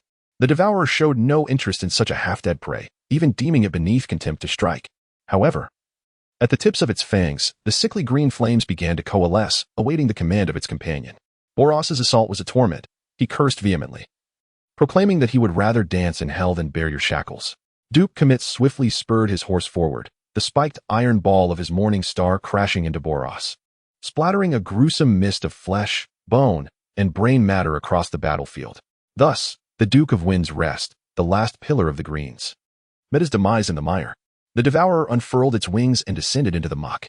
Aegon and Rhaenyra leapt from the colossal dragon. Each time Commit and his companions beheld the black dragon, they were struck with awe, for such a massive creature epitomized the pinnacle of draconic might. Those treacherous lords who had defected now wore smiles, joining the ranks of the Riverlands army. With a thunderous roar, the Devourer discovered countless dead steeds on the blood-soaked battlefield. Indulging itself in a feast, the recently deceased horses were still fresh. Its elongated neck arched like a bow, and with a thunderous roar, the dragon's sickly green flames thoroughly cooked the warhorses. The Devourer opened its maw and dined amidst the sanguine mire of the battlefield. It had no taste for human flesh, preferring instead the flesh of beasts. The black dragon tore into the charred body of a warhorse, swallowing it whole. The horse appeared minuscule compared to the dragon's immense head. The mightiest of devourers could consume a woolly mammoth, but by then, the dragon would be nearing the end of its lifespan. The small dragon, Dawn, darted from Rhaenyra's embrace. Agile and nimble, the devourer disdainfully tossed a charred horse leg toward Dawn. Upon seeing the devourer's sickly green eyes, Dawn savored the morsel of horse flesh before scurrying back to the side of its mistress, Rhaenyra. The gluttonous beast tore into the body of the steed with teeth as sharp as blades, commencing its feast upon the horses. It was a meal of considerable expense, for warhorses have always been precious commodities. The voracious appetite of the creature was immense, as it roasted and devoured one lifeless warhorse after another, relishing an exquisite repast. The soldiers of the Riverlands trembled in fear, understanding that Prince Yorn had shown some restraint. Otherwise, the Knights of the Riverlands might have become the Glutton's next delicacy. With the might of this fully grown dragon, rivers of blood had already flowed. The vivid, sickly green flames left a profound impression on the lords, where the fire passed. It consumed all, exhibiting a high concentration and formidable burning power. In comparison to the dragon's size and the intensity of its flames, they deemed it a fully grown dragon worthy of rivaling the Black Death, unlike the smaller dragons that could merely be compared. Dawn would require 8 or 9 decades to reach a level comparable to the Glutton, and this was assuming Dawn was also an exceptionally gifted dragon, growing swiftly. Otherwise, the wild dragons would typically surpass the size of their domesticated counterparts. Prince Yorn, shall we advance directly upon King's Landing? Duke Commit inquired, suppressing his fear and excitement. Sir Oscar, Bloodthirsty Ban, and Black Yali also gazed expectantly at Yorn. To their astonishment, fortune had turned, and Prince Yorn had regained his dragon. The army of the Riverlands had achieved victory, their morale soaring as they prepared to assault King's Landing. The young men, invigorated after the battle, sang triumphant songs, believing that King's Landing was within their grasp. Continue your advance. King's Landing has little in the way of defenses. Yorn replied. Reports of the remnants of the enemy forces, coupled with the presence of the dragon, indicated that a bloody coup was imminent in King's Landing. With Borros dead, the city seemed almost defenseless. I must continue north. There is a guest from afar awaiting, Yorn declared. Prince, are you referring to Duke Cragen? Commit, aware of whom Yorn spoke, noted that the northern forces were also advancing southward. Indeed, I wish to meet Duke Cragen first. Yorn's thoughts gravitated towards the northern stronghold, for the Wolf of Winterfell. Cragen Stark was a heavyweight contender, and it was prudent for the two to confer prior to their arrival at King's Landing. Commit would later be known as the most distinguished Duke of Riverrun, yet even he would not measure up to Cragen, whose prowess was evident. Although only 23 years old, Cragen Stark had already proven himself a more seasoned and mature lord than Commit and others. He had slain the boy he once was, emerging as a formidable warrior. You all continue south to King's Landing. I shall join you after my meeting with Cragen, Yorn stated. The pact of ice and fire remained in place, necessitating a dialogue between Yorn and Cragen. What shall we do upon reaching King's Landing? Commit asked. The pretender may already be dead. You will negotiate with Lord Eel on my behalf, as he is an experienced minister. First, send letters to Oldtown, Castle Black, and Whispering Fortress, demanding their immediate surrender and allegiance to the rightful king. Second, arrange for the return of gold, reparations, and hostages.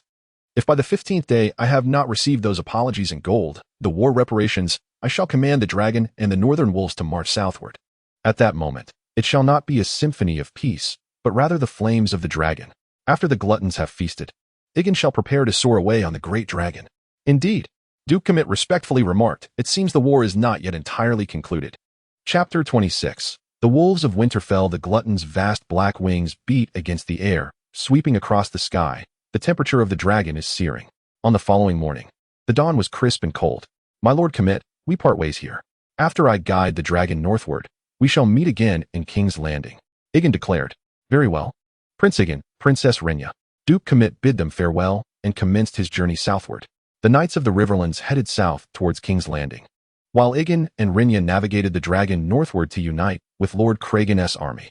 Aegon suppressed his yearning for the adoration awaiting him in King's Landing, first intending to pay a visit to the wolves of Winterfell. Major event, participation in the Battle of King S Road. The dragoness might begins to manifest. The last army of King Aegon of the Green Party is obliterated. The Black Party emerges victorious. Attributes enhanced twice. Aegon's attributes were primarily augmented in the realms of his kin and magic. Kin, dragon glutton, greedy, bully, top hunter, fire sensitivity, fire enhancement. With glutton acquiring an additional attribute of fire enhancement, marking a transfer of attributes. Roar. The glutton joyfully bellowed a few times, clearly sensing the presence of magic and the enhancement of its fire attributes, its already wild speed accelerating further. The glutton delighted in consuming its kind and dragon eggs. For the dragon's fire attribute is unparalleled. Dragons are creations of blood and fire, their power amplified. The glutton let out a few ecstatic cries as the dragon's silhouette re-emerged upon the continent of Westeros. Aegon's own fire attribute was also being enhanced, though no new skills had emerged, still focusing on improvements in fire sensitivity and fire enhancement, which were already formidable. Particularly, fire sensitivity and fire enhancement are attributes capable of growth, enhancing fire constitution, fire resistance, fire affinity, and more. Will you continue the pact of ice and fire with Lord Cragen? Rhaenyra inquired of Aegon. The pact will persist, though some terms require alteration. Do you recall the contents of the pact? Aegon further questioned Rhaenyra. Of course, I remember. It was the masterpiece of Prince Little J, Ice and Fire. According to the terms of the agreement, Lord Cragen supports the Queen's cause, and the Queen's heir, Princess Jacaerys, shall be sent to the north upon reaching the age of 7, to be fostered by Winterfell, eventually to wed Lord Cragen's heir, Rickon. Surely, you do not wish to continue this agreement? Rhaenyra's gaze bore a hint of melancholy and surprise. The war had claimed too many lives.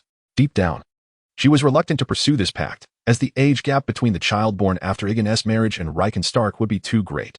If Aegon wishes to replicate this clause, he must consider the significant age difference between the two children and the passage of time. Currently, the Targaryen lineage has greatly diminished, and the conditions under which the agreement was established have drastically changed. The pact may endure, but it requires a reversal, Aegon remarked to Rhaenyra, recognizing Aegon's confidence. Rhaenyra chose not to press further on the matter. Do you hold Lord Cragen in such high regard due to his military strength? Rhaenyra inquired. Duke Cragen is a dear ally, and our collaboration is lightened by his presence. Moreover, with the armies advancing southward, the northern forces are numerous. I must meet with Duke Cragen in advance. Aegon expressed a keen interest in the wolves of Winterfell. Duke Cragen, having few allies in the south, represents a reliable strength. Rhaenyra grasped Aegon's intent. The Northmen differ from the Southerners in two significant aspects, which undoubtedly affects their popularity. Firstly, their faith lies with the old gods rather than the Seven.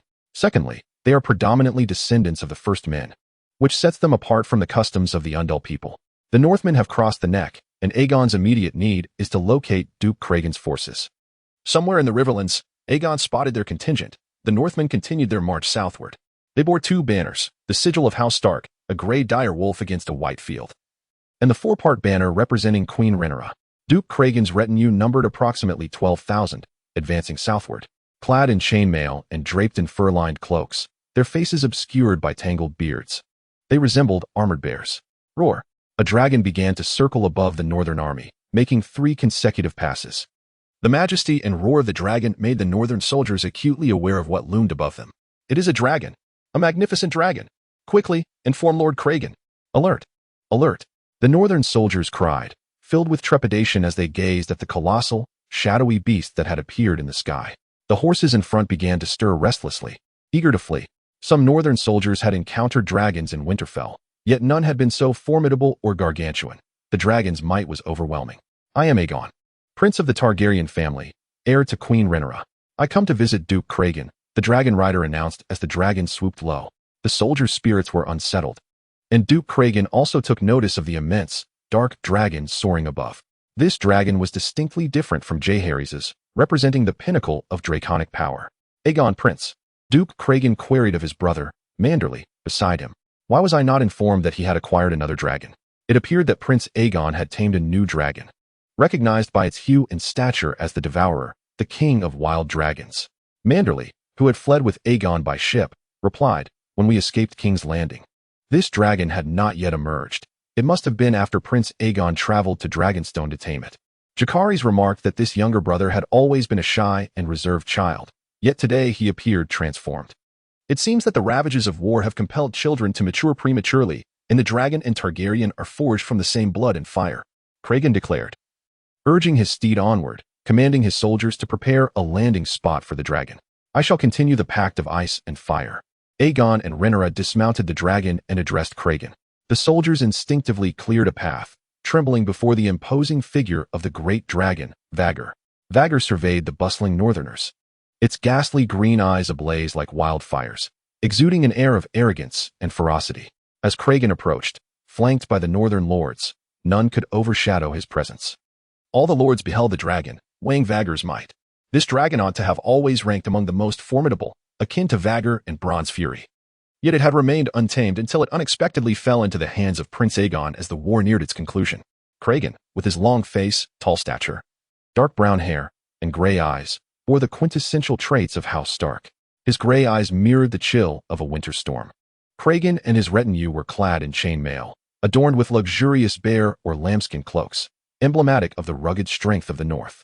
He bore the renowned greatsword, Ice. In terms of prowess, Cragen now stood among the elite of the Seven Kingdoms, as even decades hence he could still engage in fierce exchanges with dragon riders. The Wolf of Winterfell was tall, robust, and handsome. The Northerners revered him, feared him, and relied upon him, akin to the alpha wolf among a vast pack. Cragen must be the most ferocious and cunning of alphas, having the strength to imprison his uncle at the tender age of 18 and to lead the North through the harshest winters. The North shall not forget. The North welcomes you, Prince Aegon. Cragen smiled. The two embraced, feeling an instant camaraderie, Cragen, being older, more rugged, and taller than Aegon. Wolves and dragons. Your Highness. Cragen then bowed to Rhaenyra. You and young Prince Jaehaerys are indeed quite different, yet undeniably brothers. Cragen observed Aegon and Rhaenyra, noting Aegon's unmistakably pure Targaryen features, silver hair and violet eyes, beauty and confidence radiating from him. I am deeply saddened by the fate of young Prince Jaehaerys. War treats all with equal cruelty. Death is the grim gift of war. Cragen began by acknowledging the fallen. They are beyond our reach now. I too reminisce about them. Constantly. My family, my brother, my father, and my beloved Stormcloud, Aegon replied to Cragen. Rhaenyra watched them, both survivors of the brutal conflict. The Wolf of Winterfell's investments in the Black Party flourished, promising substantial returns in the future. Cragen then introduced his vassals to the prince and princess. With the Battle of King's Road concluded and Lord Borros slain, the forces of the Riverlands are marching southward. King's Landing is within our grasp. Aegon informed Cragen of this news. And what of the pretender? Cragen inquired. He is likely to meet his demise. The manner of his death, however, remains uncertain, Aegon responded. We must journey southward. Even if the false king perishes, the war is far from over, Cragen proclaimed, leading the winter's daredevils, a band that had no intention of returning alive. You were wise not to venture to King's Landing, my prince. It is a den of serpents, rife with deceivers, chameleons, and hypocritical allies, all the more perilous. They betrayed your mother for power and would not hesitate to do the same to your uncle. Chapter 27. The Pact of Ice and Fire. The soldiers of the North prepared a makeshift platform for Prince Aegon and Duke Cragen to confer. Indeed, a rugged host from the north. Aegon surveyed the northern warriors, fierce and unyielding in battle, swift in their slaughter. The northerners are coarse and unlettered, mostly adhering to the old gods.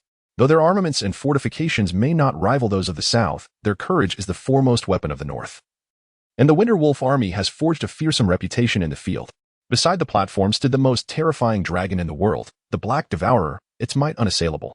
With the enhancement of its attributes, the Devourer seemed to have undergone some transformation, occasionally roaring beside the platform, its majesty like the ocean itself. The symphony of ice and fire continues to resonate. I require your strength to purge King's Landing. Aegon declared. The Northern Wolf army shall not retreat and must be utilized wisely. What a coveted opportunity. Cragen's voice was like iron. I shall remain loyal to the pact. King's Landing is a nest of vipers, and someone must handle them for you. I am willing to be the villain. However, my Prince Aegon. There was an engagement previously arranged with Prince Jaehaerys. But alas, Prince Jaehaerys has perished in battle. Cragen continued without pause. This is a fundamental clause of the Pact of Ice and Fire, the marriage contract. Cragen's heir, Rickon, was betrothed to a Targaryen princess. With the death of Prince Jaehaerys, this engagement is, in fact, null and void. Yet, upon witnessing Aegon and Rhaenyra, Cragen's ambitions flickered. Aegon and Rhaenyra, such a striking couple, would surely produce a daughter of exquisite beauty. They are the only dragon rider couple at present, which adds to their glory.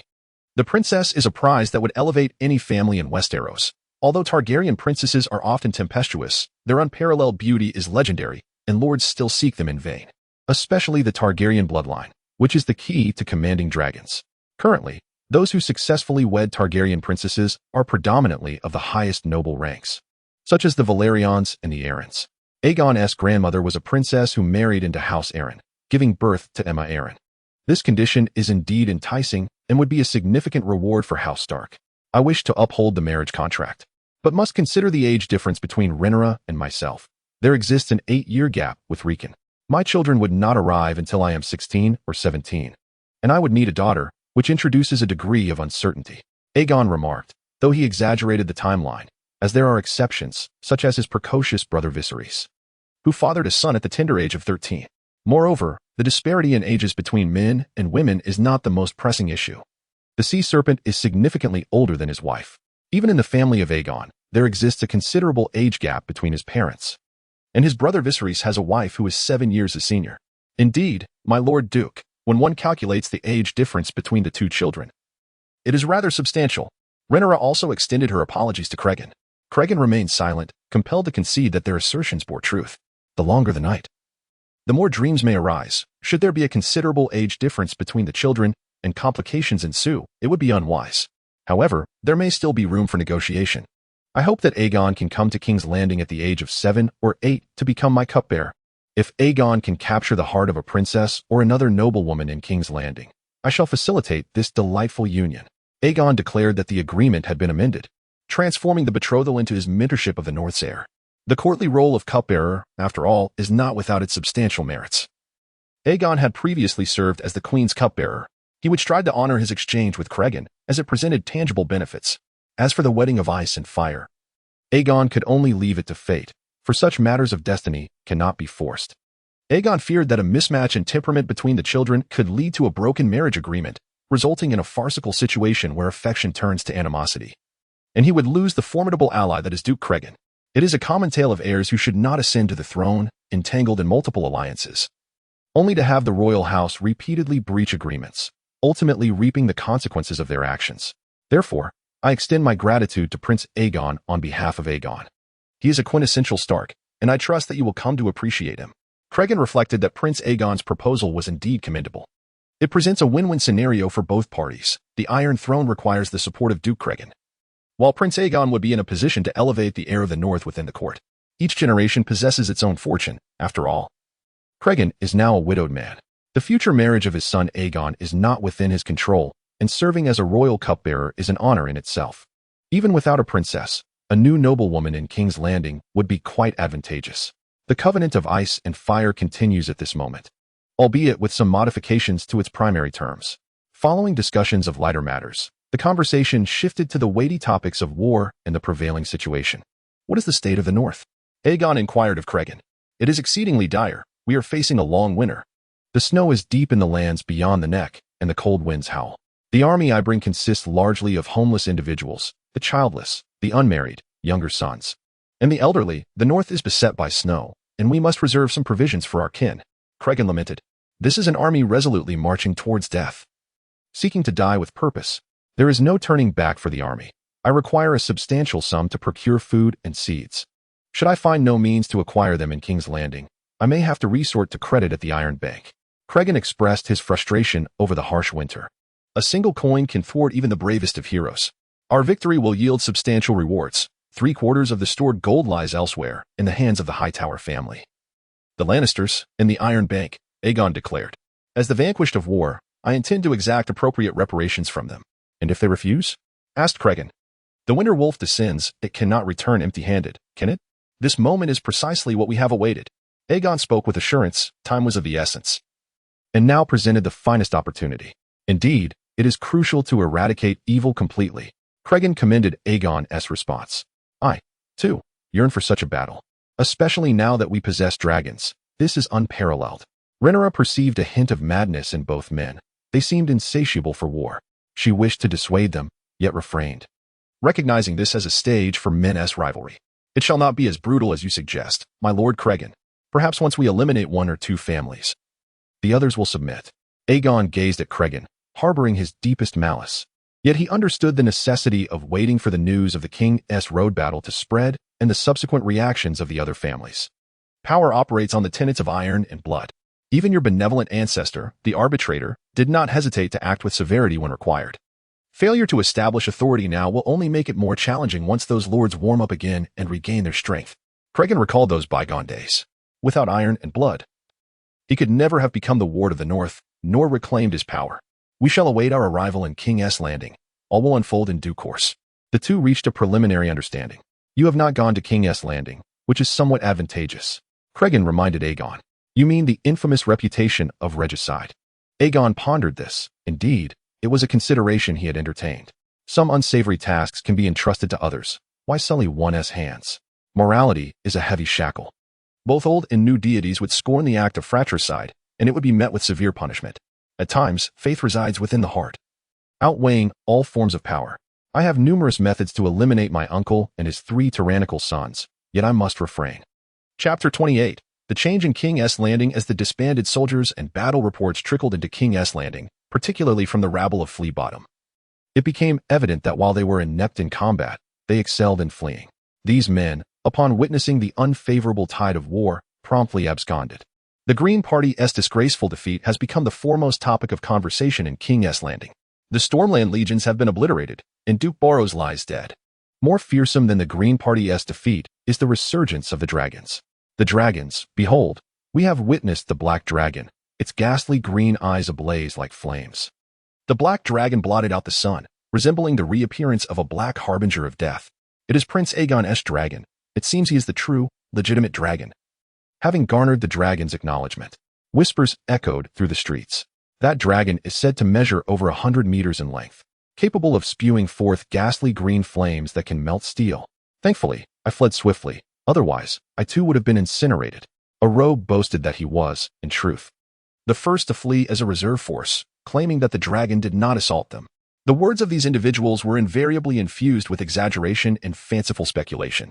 However, the reappearance of the dragon had already sent shockwaves through King's Landing, a revelation far more terrifying than the obliteration of Storm's End.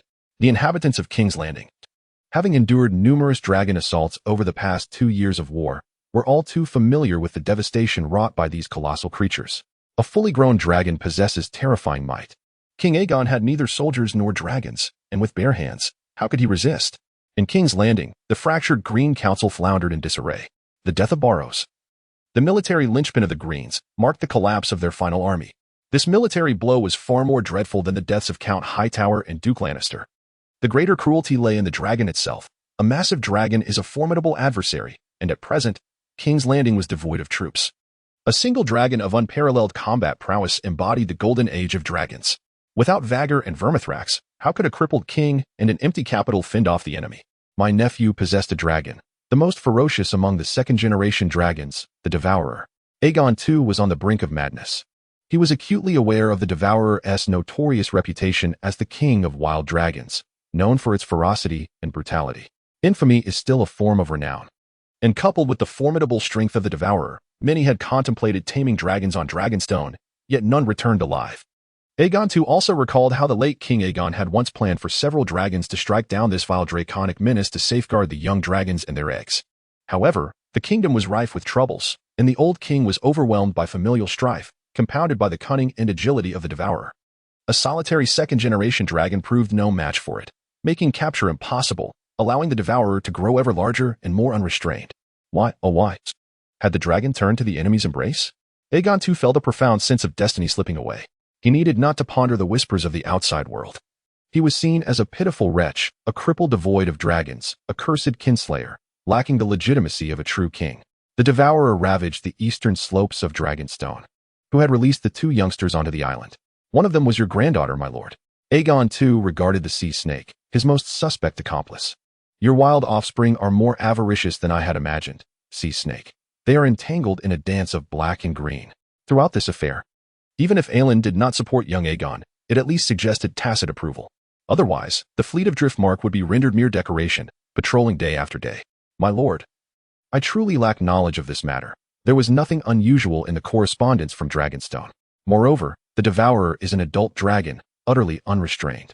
How Prince Aegon could tame this dragon or even encounter it remains a mystery. Perhaps it lingers near the shores of Dragonstone, or at the mouth of the Blackwater. Or even could soar to Seagull Town. Such distances are trivial for an ancient dragon. The sea snake maintained an untroubled demeanor, relying on his experience. Especially now that the Green faction's military might lay in ruins. This matter bears no relation to Ellen. The nature of dragons is beyond human comprehension. My family would never send members of the Black Party to Dragonstone. Sea Serpent's words hold merit. The location for taming dragons remains uncertain. So how can we blame the Velaryons for lax oversight?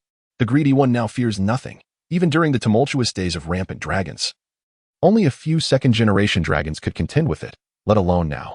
Enough, enough. We must not allow the arrival of war to incite discord among us. Larys, acting as a mediator, once again stepped forth to mend relations, gently persuading the king. The crucial matter is not how or where to tame dragons, but rather how to endure the present tribulations. Borros is a deceiver. He once claimed that the Riverlands were merely a gathering of women and children, hardly worth mentioning. Aegon II wore a furrowed brow, seething with anger. The truth is, Lord Borros' longsword is not nearly as formidable as his tongue. He is dead. The sea serpent unceremoniously exposed the ruse. Our allies, I still require their assistance. High Arden, Casterly Rock, Oldtown.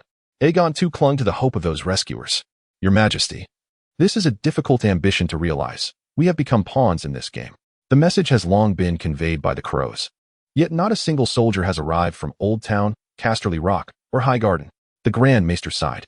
The letters I received were filled with excuses and evasions, all echoing the same sentiment. The Lannisters are preoccupied with the Red Sea monster, while the widows and orphans have more pressing matters. The Hightower family has suffered significant losses, and no one is left to lead troops. The Tyrells are likewise preoccupied. The widows and orphans, along with vassals seeking change, have rendered them incapable, as even the Duke's mother has declared her inability to command an army. They have been wounded by this war and do not intend to commit further forces. What of those we sent across the narrow sea to recruit soldiers? Aegon II grasped at this final lifeline, Ser Tyland and his kin. Silence reigned. The prospect of immediate results from this recruitment was bleak. The Grand Maester dashed Aegon II's last hope. All present wore grave expressions, bracing for the impending tide of the Black Party. The bloodthirsty band, the Kaimet Tullus, and Lady Oldfreya are formidable foes, and they march as a triumphant force. Their morale soaring, already en route. The armies of the Crag are also advancing. This man is a ruthless figure. The forces of the Vale are likewise on the move, departing from Seagull Town to besiege King's Landing. The king dares not offend the sea serpent, harboring hopes that little Ser Ellen will launch an assault against the Vale-less forces, even if he plays both sides. Even if taming the greedy one may intertwine with Ellen, this remains his last fleet. He requires this army far more than they require him. Your Majesty, King's Landing trembles beneath the dragon's maw. This is no ordinary dragon. Dawn has only just begun to break, yet the greedy one is an ancient creature. A dragon nearing its 80s or 90s, cunning and fierce, capable of melting gold and shattering stone with its flames. The entire city is fraught with anxiety. For the sake of peace, for the people of King's Landing, for your own safety, I implore you to abdicate in favor of the Queen. Prince Aegon would automatically ascend as heir. He would permit you to don the black garb and spend your remaining days beyond the wall. Would he? The king's complexion was ashen, and Aegon II felt this was his final hope. Do not be foolish, my son. Consider what the war has taken from us. His father, his 3 elder brothers, 1 younger brother, and his first dragon. You even contemplated feeding this boy and his mother to the dragons. This is something he knows, remarked Queen Alicent. During the Battle of the Screaming Sea, your sister's supporters were summoned by your grandfather. What would you have me do, mother? Aegon II asked, his face devoid of color, feeling isolated and without answers. Stand firm. You are king. A king must possess the dignity befitting his station, Alicent asserted. If you surrender only to meet death, then your demise shall be all the more humiliating. Moreover, we have hostages. Alicent pondered. His sister, after all, was also Princess Rhaenyra's sister. A woman's tears could outweigh gold. Princess Rhaenyra would never allow her sister to perish. The boy hesitated to advance on King's Landing, seemingly troubled by his sister's safety. We must maintain strict control over Baela. We could even sever this girl's flesh as a warning. Let us begin with her ears. Should this wretch and the forces of House Tully persist, we shall remove another part until they cease their advance. Brilliant. That is an excellent suggestion. Aegon II, now frenzied, concurred. My lord, though our words may be harsh, you must fight for me, and your bastards must also engage valiantly. There can be no slackening. Your pitiful Baela. If Ser Harwin fails to fight earnestly, I assure you she will suffer far worse. Aegon II rebuked the sea snake. Chapter 29, The Iron Throne King's Landing. The throne room. After listening to Aegon II's frantic declarations, the sea snake neither pleaded nor cursed or threatened. He simply nodded stiffly before taking his leave. Watching the sea snake depart, Ser Harwin pondered in silence. After a moment, he too took his leave. In the vast throne room, only Alicent and her son remained.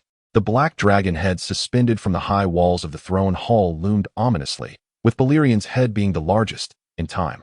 Vhagar and Sunfyre's heads may also be displayed. The dragon skulls gleamed, their hollow eyes gazing upon the unfortunate mother and son. Mother, what will history say of me years hence? The rightful king, or the usurper who schemed against his sister's throne? Aegon II asked Alicent. You are the rightful king. And the only one, Alicent replied passionately. The war and misfortune had ravaged her beauty. She had grown pale and frail, filled with resentment. Tell me, did father truly wish for me to inherit the crown? Aegon II inquired. Yes, he did. Alicent insisted. This is a lie. The king sighed, lacking in self-assurance. I know I am not the heir father desired. If I were, he would have arranged for Rhaenyra to marry a feeble lord, curtailing her power, or convened another grand council to clarify this matter. Yet he did not. Instead, he nurtured my sister as strength. The former king was a devoted father. Yet he faltered as a ruler. He ought to have eradicated the factions of either myself or my sister, rather than compelling us to feign smiles and enforce a hollow reconciliation that has led to chaos. I never desired to seize this crown, nor do I have any affection for this crude iron throne. It is your relentless pressure that propels me forward. You, grandfather Sir Otto, and you, Aemon. When you informed me of my father's demise, I was engrossed in the brutal skirmishes of children within the flea-infested pit, cradling wildflowers. Aegon II sighed. This is a game of power, yet it seems I am destined to lose everything. If given the choice, I would gladly return to those carefree days rather than endure the burden of this cursed Iron Throne. The former king was acutely aware of the dubious origins of Rhaenyra's bastards, yet he chose to acknowledge their claim to the throne. It was his injustice. He favored only the daughter born of his first wife. We have no options. We are blameless, Aegon. Should we remain passive? That tyrant Rhaenyra will ascend to the throne and eliminate you, the rightful Targaryen princes, allowing those bastards to inherit.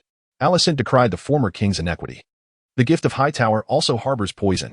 Grandfather summoned you to King's Landing with malicious intent. I, Rhaenyra, and you are all sinners in the decline of House Targaryen.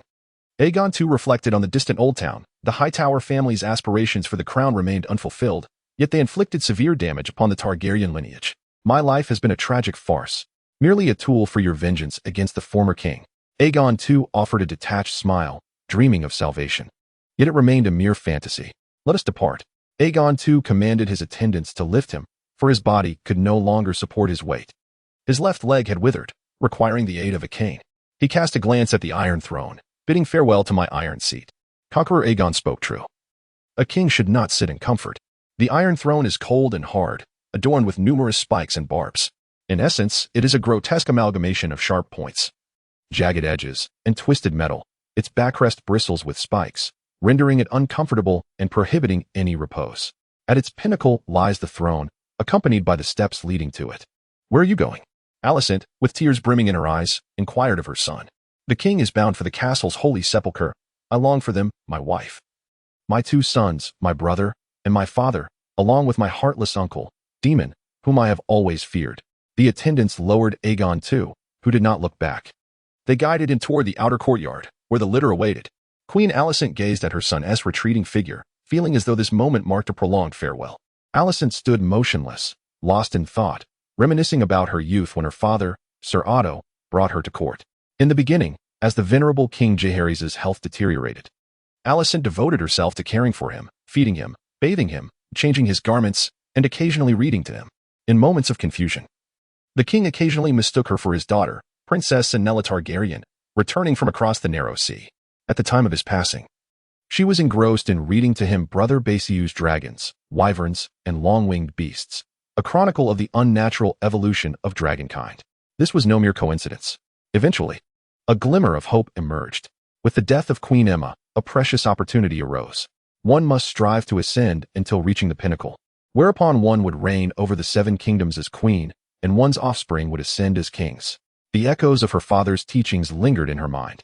Our desires were excessive, our willingness to sacrifice too scant, leaving us battered and bruised.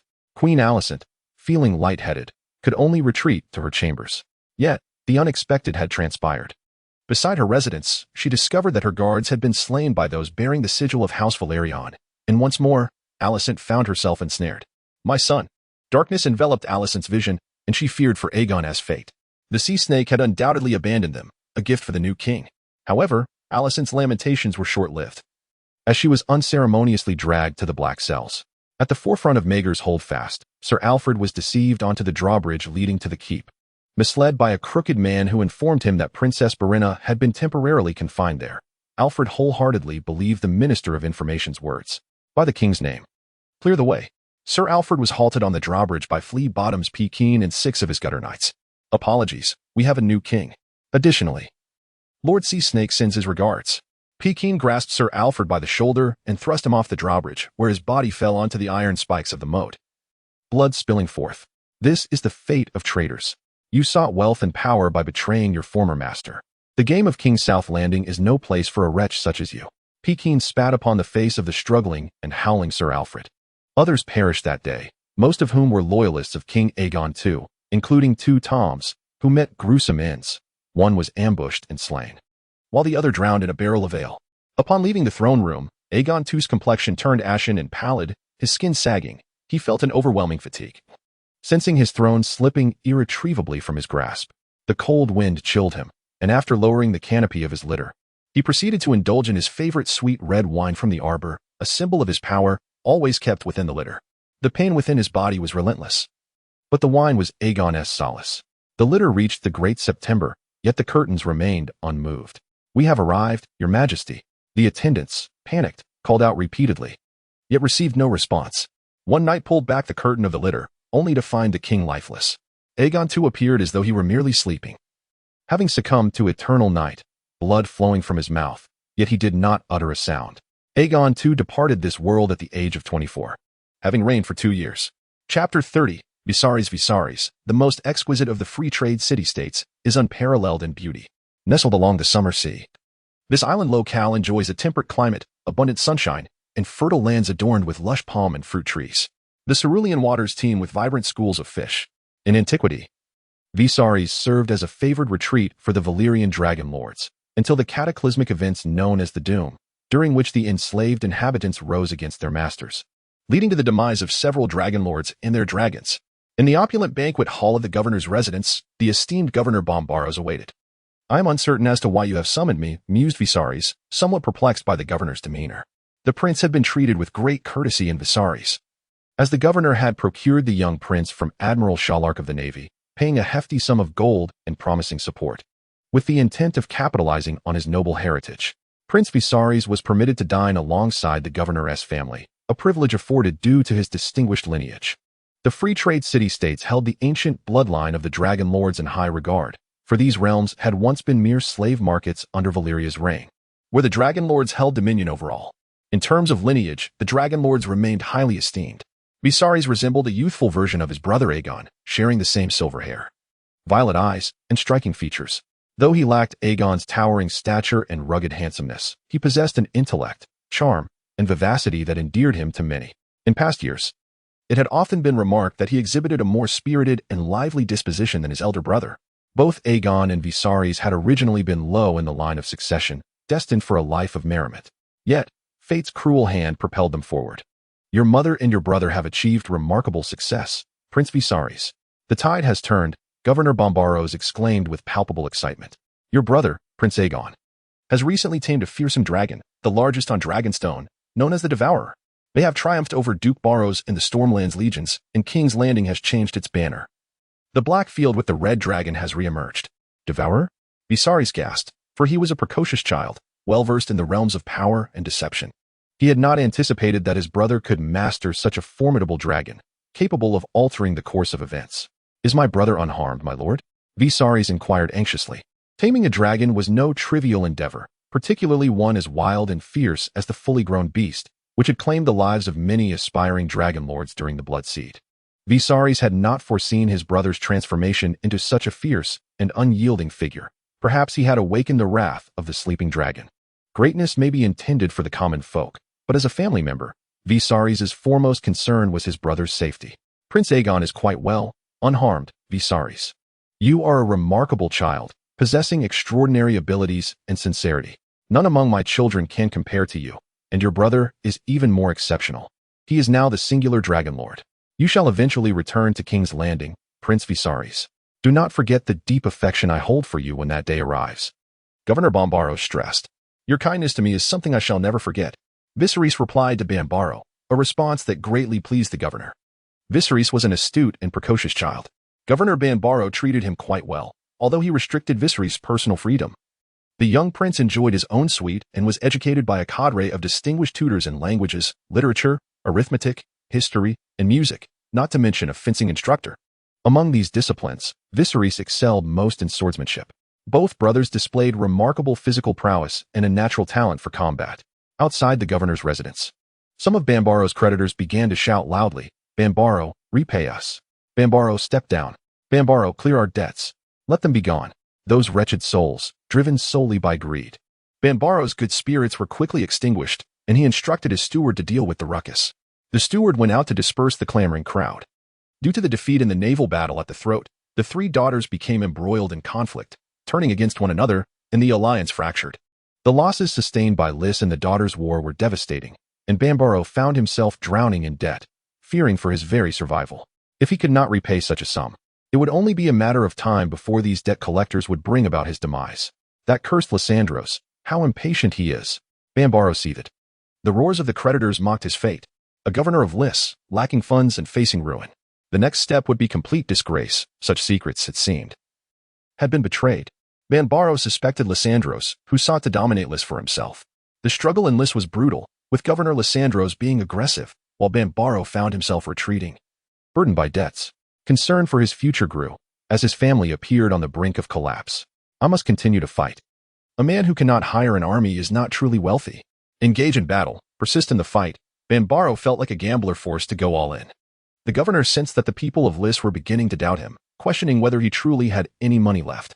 In such dire circumstances, he believed he needed to display his strength, to lead troops into battle, and to recruit mercenaries.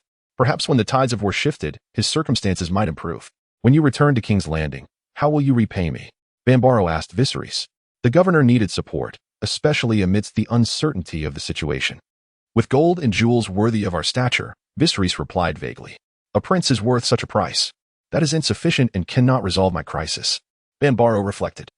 I require greater support. What does the governor require? Viserys thought the people of Lys were insatiable in their desires. A promise. That your brother will not turn against me, but will aid me instead. The governor longed for the assistance of the Dragon King, as he was overwhelmed by his debts.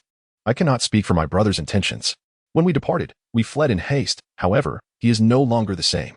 Yet, if he were to allow me to return to King's Landing, I would persuade him and the governor to extend goodwill. Viserys has also made no promises, opting for a contrary approach. Very well, my child, you are quite astute. You know my desires. I seek the assistance of the Dragon King and the Dance of Dragons. Nonetheless, you still have a role to play here. Your brother, a man of profound sentiment, would undoubtedly be eager to accept my terms upon learning that his only sibling is present. Governor Barros waved his hand, signaling for Viserys to depart. At this juncture, Barros had yet to consider releasing Viserys. He was contemplating the moment when the situation would be entirely clear before disseminating any news. Although the blacks had triumphed, the circumstances remained far from tranquil. After bowing, Viserys left, maintaining a demeanor that was neither arrogant nor servile. The sea breeze flowed over Lys, crossing the ocean and the steppes of the island. Seabirds spread their wings, soaring through the sky. In another corner of the world, A dragon soared as Aegon revealed to Rhaenyra the secrets he held. Is my brother Viserys still alive? Rhaenyra was taken aback. The naval battle was ferocious. Although no one had seen Viserys' corpse, all presumed he had perished. I dreamed of it. The dragon dream guided me. It must be in Lys. Aegon responded. Once the war has drawn to a close, I shall bring him home. Reuniting with Viserys is now on the agenda. Chapter 31. The Glutton strengthening the great black dragon unfurled its leathery wings as Aegon and Rhaenyra departed the northern encampment, heading for Seagull Town. Aegon required authorization. Queen Rhaenyra remained in Seagull Town and had not accompanied the army into the valley. If the queen had not yet reached King's Landing, then theoretically, the heir could serve as a temporary regent. Once stability is restored to King's Landing, we shall retrieve our younger brother Viserys. Aegon confided to Rhaenyra. He longed for his brother. During their childhood, Aegon had idolized his 3 half-brothers, but it was Viserys with whom he shared a bedroom, attended lessons, and played.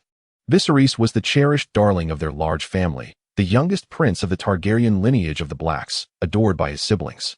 The newborn Viserys was described as small and not as robust as his brothers, yet he was precocious, optimistic, and extroverted. I too wish to see Viserys soon.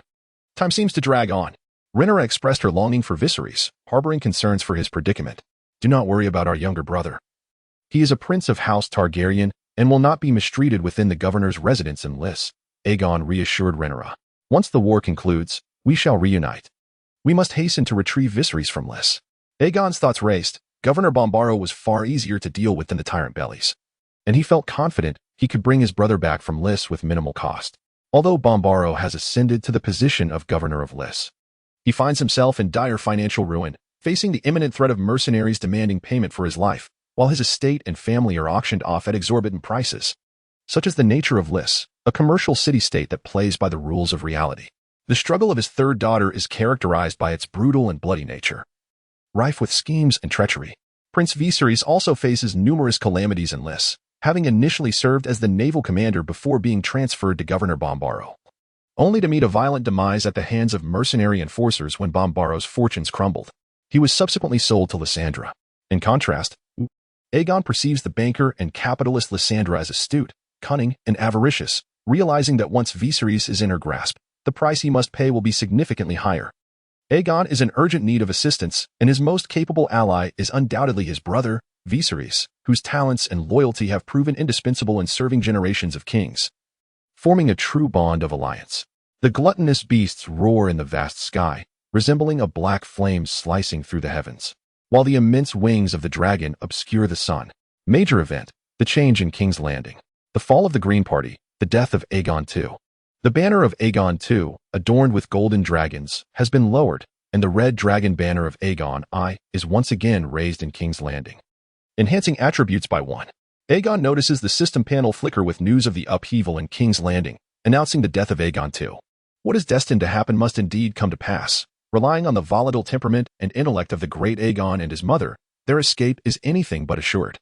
When the Sea Snake and the Sharpfoot take action, they do so decisively, following the lowering of the Golden Dragon banner. The Targaryen kings have reverted to the Red Dragon banner of the Conqueror, though this significant event also pertains to him.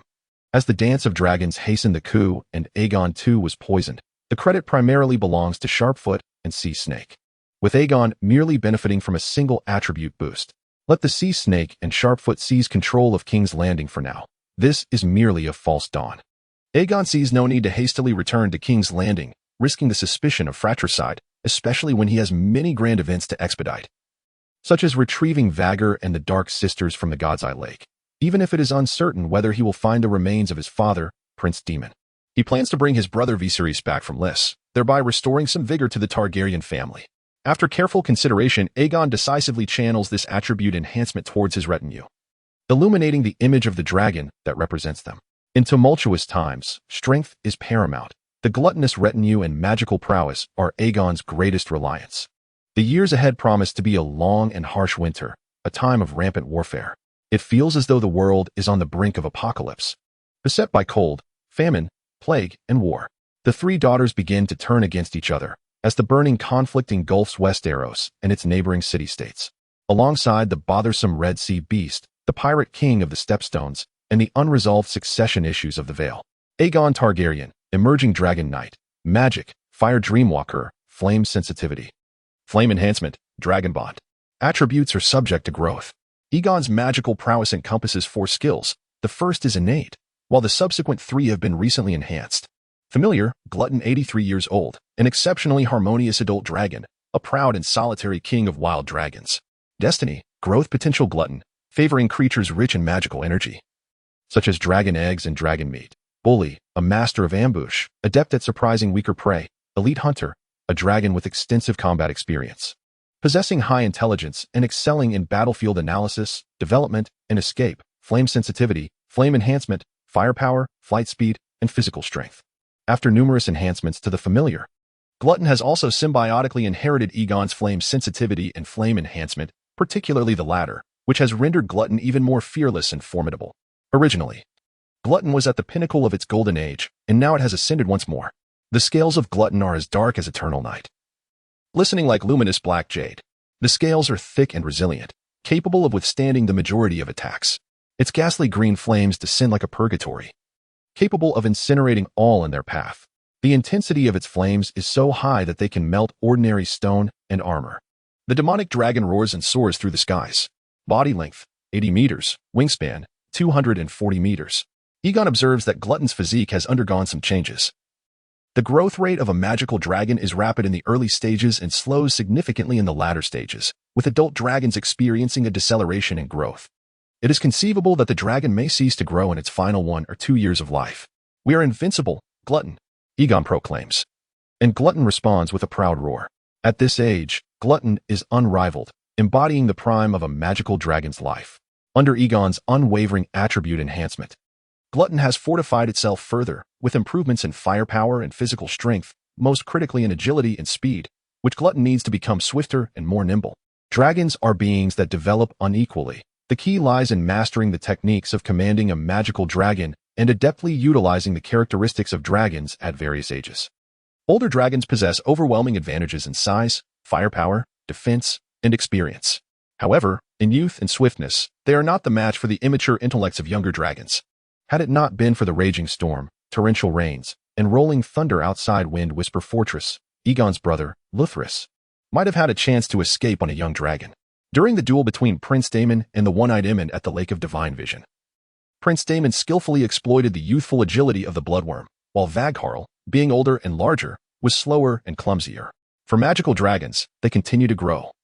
Around the ages of 80 to 120, their attributes are most balanced, and Aegon seeks to augment the relatively weaker points of agility and speed to further strengthen Glutton. The path of balance lies within. Glutton is now the most powerful dragon in terms of comprehensive strength, with its age, size, speed, defense, and firepower all perfectly aligned. My aim is to continue fortifying Glutton, rendering it invincible. Aegon senses the joy of his companion, growing stronger and more fearless. Hiss. The Glutton let out a series of jubilant screeches, feeling the surge of power coursing through it, a force that belonged to magic. Dragons are creations of blood and fire, and the magical dragon revels in flames and warmth as fire enhances its strength. The Glutton soared high, with the world beneath its wings. As a unique breed of dragon, the Glutton favored beings imbued with magical energies. However, the perilous endeavor of stealing dragon eggs or hunting young dragons posed significant risks, especially in this era, rife with dragons to indulge in. The direct amplification of its fiery magic brought it immense comfort. The Glutton's innate abilities were ever-growing. If it could consume magical beings such as dragon eggs or dragon corpses, then surely it could also nourish itself on other sea monsters and magical creatures. Thought Aegon. Perhaps. Could the Glutton also melt and devour the Valyrian steel imbued with magical essence? A wild idea sparked in Aegon's mind. Chapter 32. The Regent Prince in the lovely town of Seagull, dragons soared in the sky. Seagull Town was pristine, embodying civilization, prosperity, and an idyllic paradise. The Glutton, cloaked in darkness, symbolized might, flames, and warfare. The formidable Glutton circled majestically around the quaint, white harbor of Seagull Town 3 times, eliciting fervent cheers from the noblemen and women who welcomed the arrival of the true dragon. The affluent merchants and socialites of Seagull Town craned their necks skyward. For this was a rare sight, a true dragon, grand and formidable, unlike the young drakes, instilling awe and terror. They had all heard the legends of the Black Reaper, and now they beheld a magical dragon as fearsome as that very tale. The Glutton's massive wings seemed to cast a shadow over Seagull Town, its roar resonating like thunder, causing some fair maidens and children to scream in fright. Gradually, the Glutton descended towards the dock of Seagull Town. The crowd beheld the handsome prince and princess. Aegon approached the throng, he and Rhaenyra adorned in sumptuous black and red velvet garments, emblematic of House Targaryen. Both possessed the quintessential silver hair and violet eyes, radiating vitality. Aegon clasped Rhaenyra's hand as they navigated through the crowd, which welcomed them like heroes amidst cheers and falling petals. They made their way to Queen Rhaenyra and Lady Lyanna, the two most distinguished ladies of the age. The people adored them, the clever and brave prince. Along with the noble and graceful Princess Rhaenyra, they represented a new flame, a new sun, a new hope. We bring tidings of victory, mother. Aegon and Princess Rhaenyra bowed to the queen. Well done, my children. You have achieved a great feat.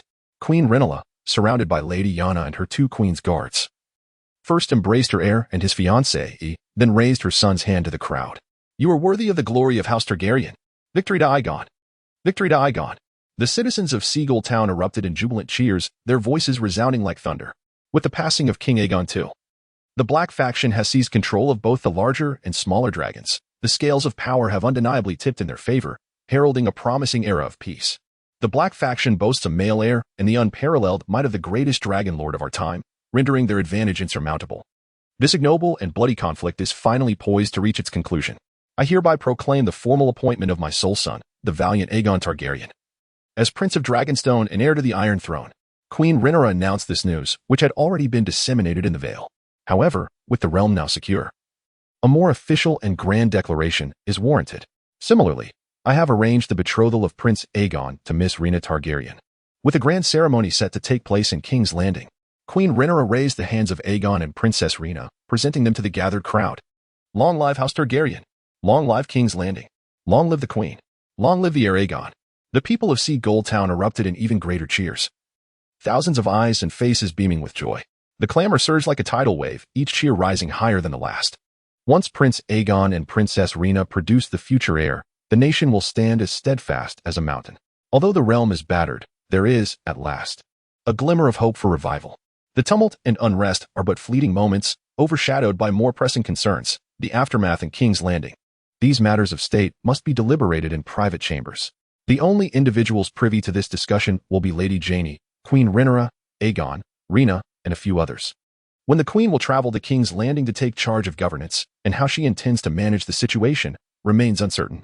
Yet, Aegon observed the Queen's demeanor. Sensing that she was not in haste to proceed to King's Landing, it may be necessary for you and Rhaenyra to go ahead. The Queen and I will follow later, Lady Janie suggested. Rhaenyra appeared taken aback. This was a stark contrast to the Queen's earlier urgency when seizing King's Landing, fervently summoning Joffrey and Aegon to partake in the spoils. This time, however, the Queen exhibited an unusual calm. Why is that? Aegon inquired of the Queen. I cannot bear to set my eyes upon King's Landing. In that city, I am haunted by those tragedies. My Joffrey, my dragon, I have lost so much. A look of sorrow etched itself upon the Queen's face. After enduring the upheaval in King's Landing and the assault on the dragon's lair, the city seemed shrouded in a mournful gray. The Queen perceived King's Landing as a nightmare in her life. What once were cherished memories had turned increasingly grim. If she were still in the Red Keep, she would be reminded incessantly of her failure to prevent Joffrey from taming the great dragon and the subsequent losses that ensued. Aegon understood the weight of her anguish. The Queen, after all, was deeply emotional, and the violent upheaval in King's Landing had been too terrifying, a harrowing escape from a nightmare. Indeed, his assumptions were confirmed. Moreover, there were practical considerations at play. The Queen's reputation in King's Landing had become tarnished. First with the rumors surrounding the death of her sister Helena, and then with the exorbitant taxes imposed in the city, inciting the wrath of the populace and eroding their support. The people of King's Landing are fond of the radiant visages of Aegon and Rhaenyra. Yet they may not extend the same affection to the Queen, who has no desire to feign appeasement, rather than harbor mutual disdain. It would be prudent for each to pursue their own paths, with the Queen opting to linger in a leisurely manner at Dragonstone or Seagull Town. Mother, if you do not intend to travel to King's Landing, I shall return alone. It would be rather unreasonable otherwise, Aegon remarked thoughtfully. The necessity of maintaining appearances must be acknowledged, albeit Aegon perceived Rhaenyra's governance skills to be on par with those of his uncle, Daemon. Neither possesses a particularly voracious appetite for power or exceptional capability. Instead, they are often swept along by the ambitions of those around them. The Blacks have Prince Daemon, while the Greens are guided by Lord Otto, with the King's hand, Ser Cole, creating a tumult that surpasses that of the rightful rulers. I intend to appoint you as the Regent Prince. When I am absent from King's Landing to attend to matters of state, you shall take the lead, the queen declared. I may choose to remain at Seagull Town or Dragonstone under the pretense of a tour or retreat, yet my fondness for King's Landing has waned. This tranquil port city of Seagull Town is far superior. Me, a regent prince? Aegon's eyes sparkled with intrigue. However, it seemed rather reckless to entrust such power to a youth. Yet, perhaps turning the tables is not without merit. Until now, regents have constrained themselves. Now, Aegon, as regent, could truly exercise his potential. Your Majesty, Aegon is still quite young. He may not be able to bear such a heavy burden, Rhaenyra gasped. While regency is not uncommon, Aegon's youth renders him merely a child in the eyes of the seasoned courtiers. In Westeros, a regent wields authority on behalf of a king who is underage or incapable of governing. Upon the king's 16th named day, the regent is expected to relinquish power, allowing the king to govern personally. Sometimes, the regent may also hold the title of Warden of the Realm. You are a clever boy, still a dragon rider. I have faith in your abilities, and you are not alone. By marrying Rhaenyra, you will undoubtedly receive the staunch support of Lord Corlys, a respected elder. Additionally, the lords of the Vale, the Riverlands, and the North are mostly loyal subjects. As for the lords of the Stormlands, the Crownlands, and the Westerlands, there is no need to eradicate them entirely. The power of the common folk can be a formidable force, the queen noted, still wary of the potential for unrest in King's Landing. After enduring these trials and tribulations, at the very least, the divisions between the blacks and greens, and the loyalists and rebels, are starkly evident. Mother speaks thus, yet how shall I justify this to the people of the Seven Kingdoms? Aegon pondered, recognizing the current state of affairs. You need not justify anything to anyone, my child. Ensuring the populace is well fed and the lords remain loyal is paramount. Power fundamentally lies in satisfying hunger. You are a valiant dragon rider, and your wisdom and courage equip you to shoulder this responsibility. Furthermore, with the assistance of the Sea Snake, Lord Corlys, and others, you will not stand alone. Moreover, the Queen's journey to King's Landing is not a complete retreat. It is merely a temporary arrangement for you to oversee the affairs of the realm. Let your pitiable mother pray for those lost souls for the time being. The Queen proclaimed. Fear not, Prince Aegon, for the Queen does not intend to forsake King's Landing. Rather, she wishes to remain in Seagull Town for a period of recuperation. We are bound to return to King's Landing to tackle pressing matters. Lady Jaime assuaged Aegon's lingering concerns. The Queen, by temporarily placing her son in the limelight, was not entirely neglectful of his well-being. Chapter 33, The Valleys Trust. One must trouble Lady Jaime to care for my mother, Aegon mused. A fractured kingdom and a young regent prince faced daunting challenges, yet solutions were not entirely elusive. With voracious appetites, the distance between Seagull Town and King's Landing was negligible. Aegon had resolved to navigate the chaos of King's Landing, with personnel management being of utmost priority. The most pressing task was to address the corpse of the false king.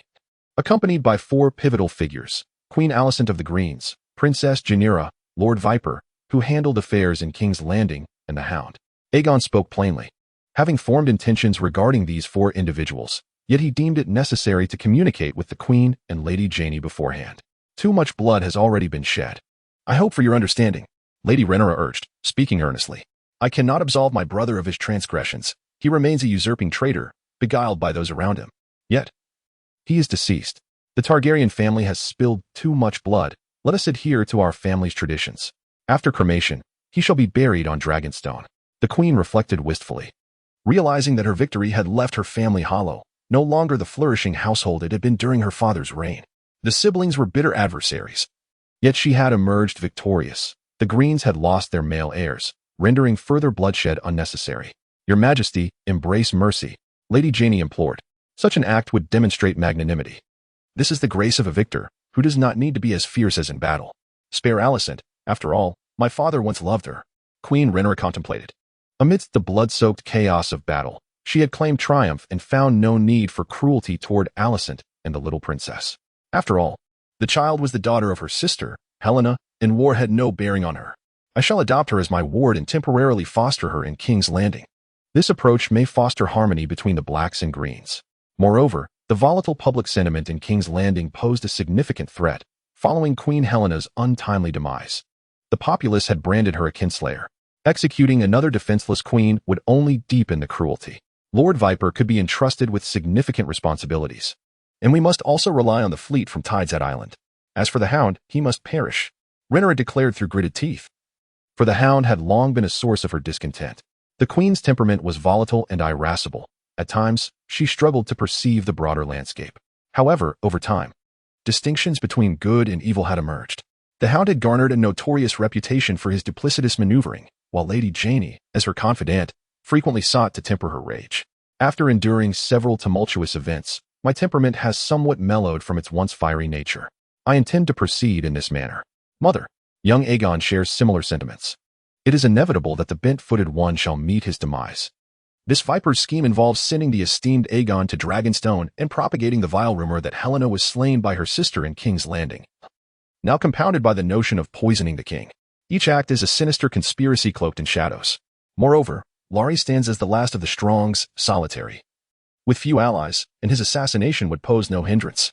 Remember our past lessons, dear child. We fled King's Landing in disarray, and the populace there, akin to a flowing river, can stir into tumult with the slightest breeze. Exercise caution in dealing with them. Ensure their bellies are full and remain vigilant of rumors and movements. The Queen, with a tinge of apprehension, remarked on the formidable fighting spirit of the King's Landing populace. It is difficult to ascertain the Queen's true affection for her subjects. Rather, she is frightened by their fervor. Heed your mother's counsel, my child. You escaped King's Landing together and should understand its governance is fraught with difficulty, especially with the onset of winter. Lady Janie spoke earnestly, expressing reservations regarding Rhaenyra's actions, yet acknowledging the inevitability of chaos under the circumstances, which serves as a cautionary tale. I shall remain vigilant, Aegon nodded. Warmth shall be our new policy. I shall assist Aegon, Princess Rhaenyra declared. I intend to grant clemency to one individual, and I must inform you in advance. Aegon addressed the Queen and Lady Janie. One individual? As regent. Do you truly require permission to pardon someone? This individual is rather exceptional, Sir Tywin Lannister, who I currently have under my control at Dragonstone. Upon uttering this name, both the Queen and Lady Janie were taken aback. Sir Tywin, he has endured torment in King's Landing, and you wish to utilize him? The Queen cautioned. He harbors deep resentment and is physically impaired. Employing such a person would render us the laughingstock of the Seven Kingdoms. Sir Tywin is an esteemed former master of coin, perceptive despite his blindness, and among the finest in governance across the realm. Furthermore, he is without wife or child, a solitary servant devoid of entanglements. With the pretender's demise, he shall align with our rule, exemplifying our magnanimity and reconciliation. Aegon articulated the advantages of employing Sir Tywin. Your Grace, this is indeed a masterstroke. Sir Tywin, though isolated, is exceptionally talented, a key figure of the Greens, and hails from the Lannister lineage. By utilizing Sir Tywin, we achieve threefold success soothing King's Landing, the remnants of the Greens, and Casterly Rock. Lady Janie also supported Aegon's proposal. I have met Lord Tywin. Despite his physical shortcomings, he has not been rendered utterly incapacitated. Rhaenyra perceived the Queen's hesitation and urged her. In terms of acumen and governance, he is truly unparalleled. Very well, since it is your request for clemency, I shall defer to your judgment. Let this old soul find renewed vigor. Ultimately, the Queen entrusted Aegon to manage the matter himself. Prince, do not forget those who support the Greens, primarily from the four cities, Oldtown, Casterly Rock, Dragonstone, and Highgarden. Lady Janie advised. King's Landing has released the Ravens. Now we await their stance. The Reach remains aloof from the conflict, maintaining a position of neutrality. In Storm's End, we have garnered the support of Sir Tywin, who will soon align with us. Oldtown and the Arbor have been instigators of war, which may pose some challenges. Aegon perceives that the four cities are merely posturing. Highgarden lacks true power and can be forgiven. The Westerlands will also lean towards King's Landing. Although they all support the Greens, their methods differ. The Hightower and Baratheon families are utterly unforgivable. We must not let them slip through our fingers.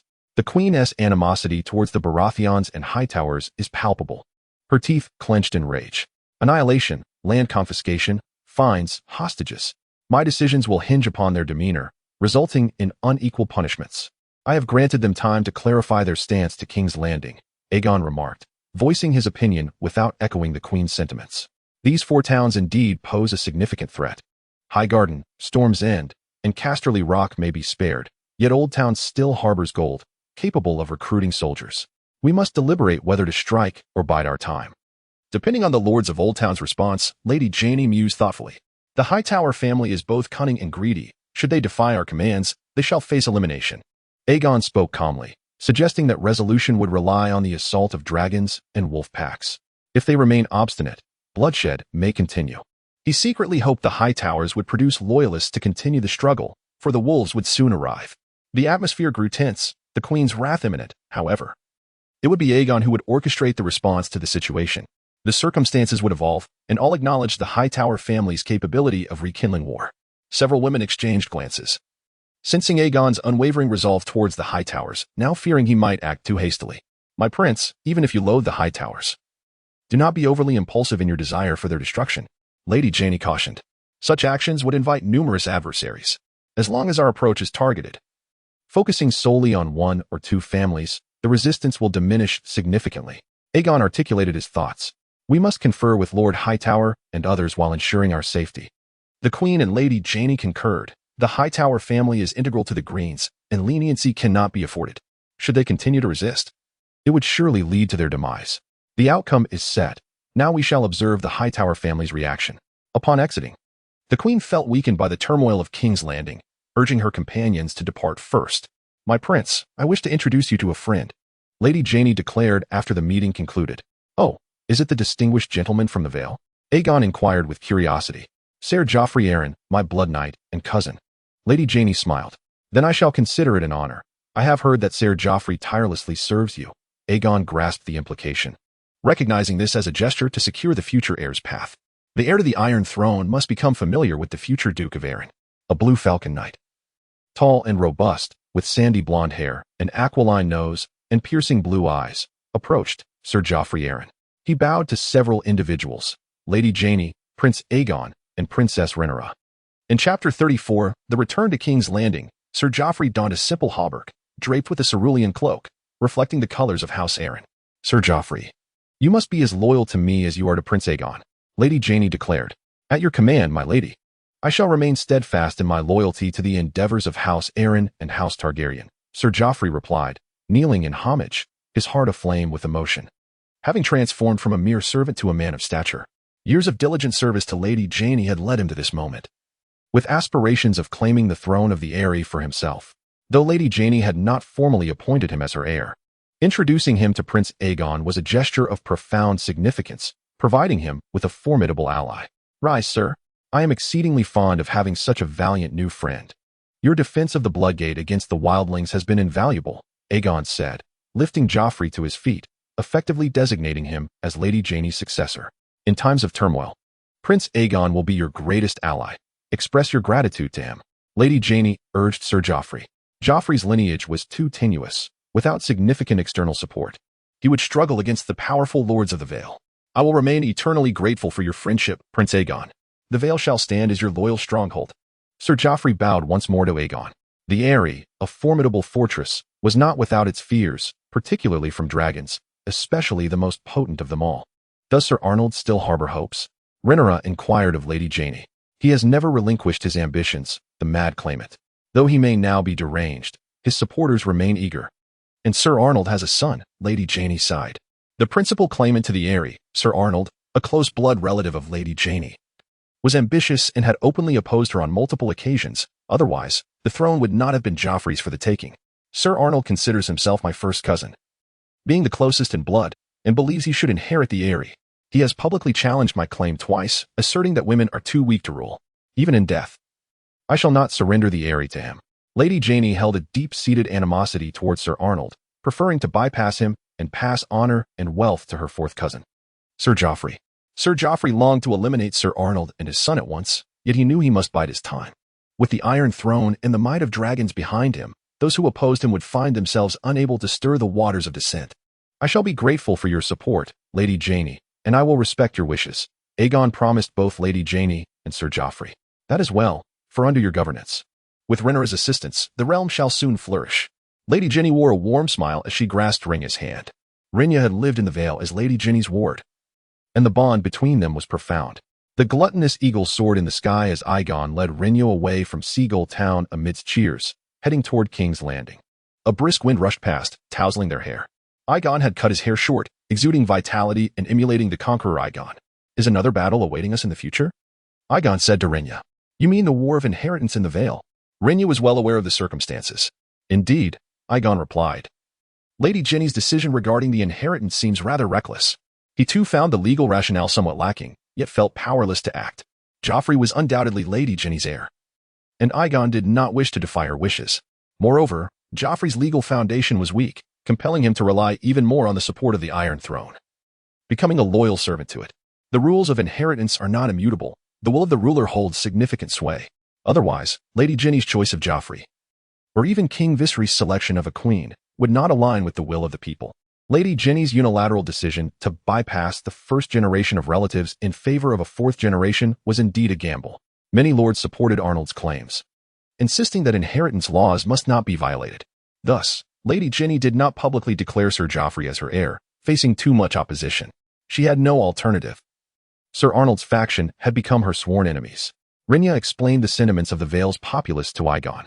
Most in the Vale were Undul, and they indeed recognized Undul inheritance loss. Aegon pondered, "Yet we possess dragons, and we have Lady Ginny's support. I shall fulfill her wishes. The Arryn family may be in decline, but the collateral branches of the Arryns are abundant, lacking for nothing. If Joffrey is deemed worthy, then surely others of the Arryn name feel entitled as well. Being collateral relatives, the order must not be disturbed. I am also inclined to uphold the rules of the Great Council of 101, Aegon inquired of Rhaenyra. The late king ascended the throne under this rule, yet he himself violated it. In these tumultuous times, I believe that after the peace is restored, we should adhere to the will of the people. Rhaenyra concurred with Aegon's perspective. Unclear inheritance rights inevitably lead to bloodshed. We are still young. Once the time is ripe, I shall solidify this. Aegon mused. For the mutual slaughter between the Blacks and Greens had instilled fear in the lords, causing them to adopt Undul inheritance laws. As for the animosity between the Blacks and Greens, it mattered little. According to male primogeniture, the male heirs of the Greens had all perished, leaving it to Aegon. Once he ascended, he would ensure the door remained firmly sealed. However, how many times had the Arryn family faced extinction? Aegon suddenly confronted a suffocating thought. This is the second time, Rhaenyra remarked. They always find themselves in such predicaments, left as orphans and widows. The first time was when Genos Arryn cast his brother, Duke Rhonar, and his children out of the moon door to their deaths. Megan rode Velaryon to the heights of the Eyrie, where the followers of Genos, realizing their inability to withstand the dragon's fire, cast him out through the moon door as a sign of defection. However, Megan executed them all. The Eyrie was bequeathed to Hubert Arryn, a cousin of Rhonar. Now, in the wake of Lady Ginny's demise, it would surely pass to another relative. The Vale remains perilously dangerous. Aegon established a definition for this. Furthermore, the Vale faces the threat of wildling raids, a peril that persisted even after the conqueror Aegon, leading to the demise of two subsequent dukes of the Eyrie at the hands of the wildlings. The Hungerers circled ominously above King's Landing, completing 3 revolutions. The Black Dragon's formidable presence echoed thunderously, its roar akin to a storm breaking. A dragon exceeding 80 meters in length naturally commanded a terrifying dominion. Long live House Targaryen! Long live King's Landing! Long live the rightful king! The citizens of King's Landing erupted in exuberant cheers from their rooftops and balconies, their jubilant voices intoxicating. Aegon and Rhaenyra smiled and waved to the crowd from atop their dragons, their smiles gleaming like blades. It was difficult for the populace and subjects of King's Landing to resist the allure of such youthful figures, evoking memories of the past, of equally spirited Targaryen youths, Jaehaerys, Balon, Aemon, and Daemon. Thus, the cheers continued, ceaseless and boundless. Gold-robed figures lined the path, lowering their spears in salute to welcome the Prince of Dragonstone and Princess Rhaenyra. Event: the Targaryens' glorious return to King's Landing, soaring on dragons, enhances charisma and fortune. Aegon felt a surge of joy, although his attributes remained unchanged. The successful completion of the event had elevated his fortune and charm while commanding dragons above King's Landing.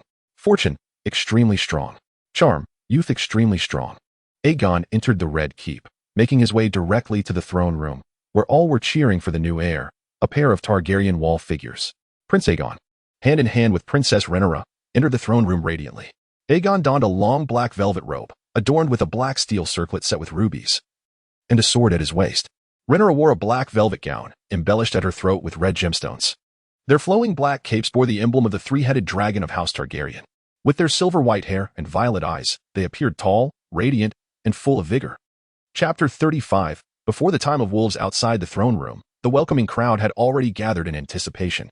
Aegon observed that at the forefront stood 3 ministers, the Sea Snake, the Hightower, and the eager Duke of Cormont, who had never witnessed such a grand display. The young Duke of Cormont, inexperienced in courtly affairs, was inevitably swayed during the power struggles.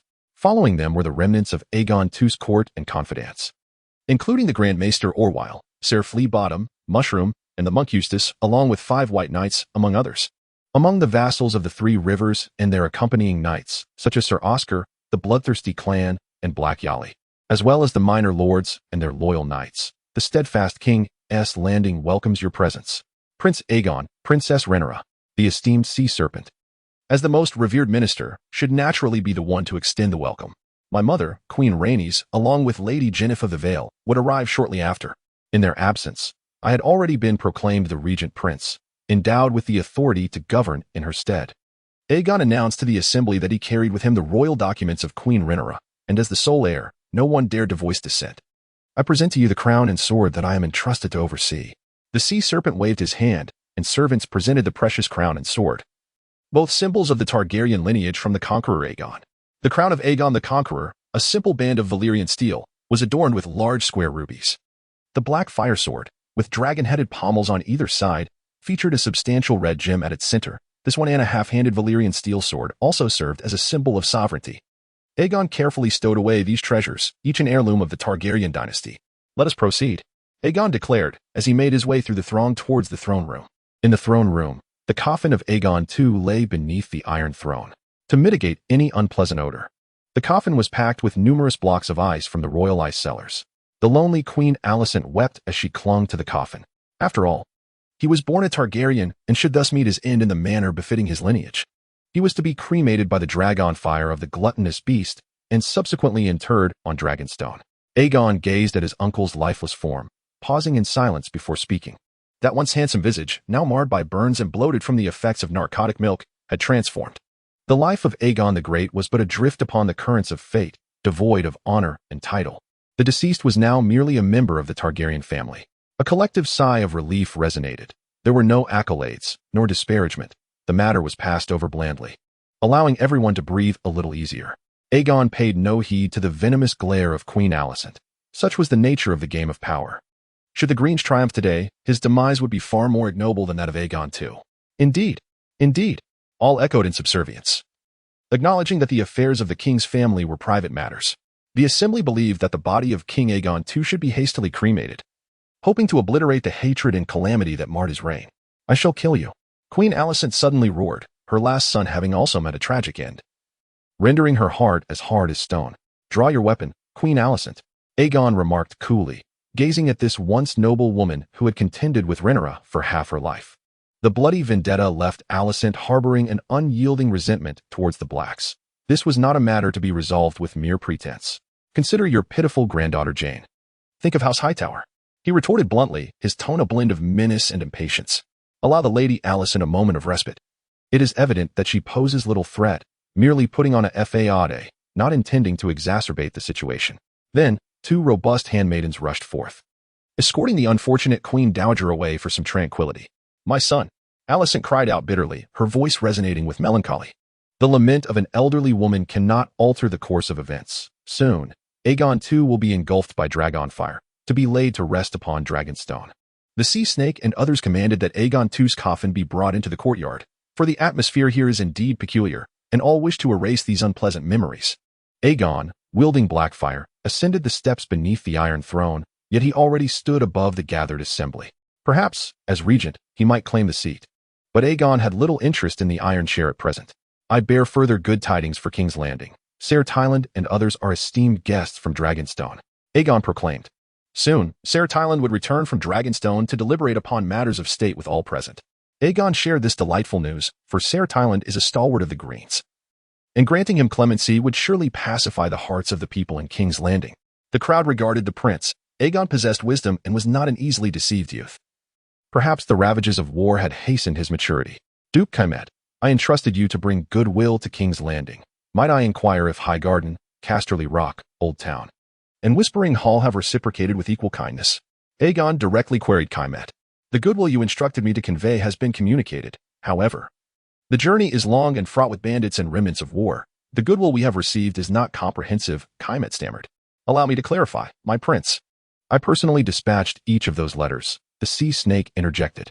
Casterly Rock, Whispering Hall, and Highgarden have all responded favorably and are willing to accept the judgment of the Iron Throne.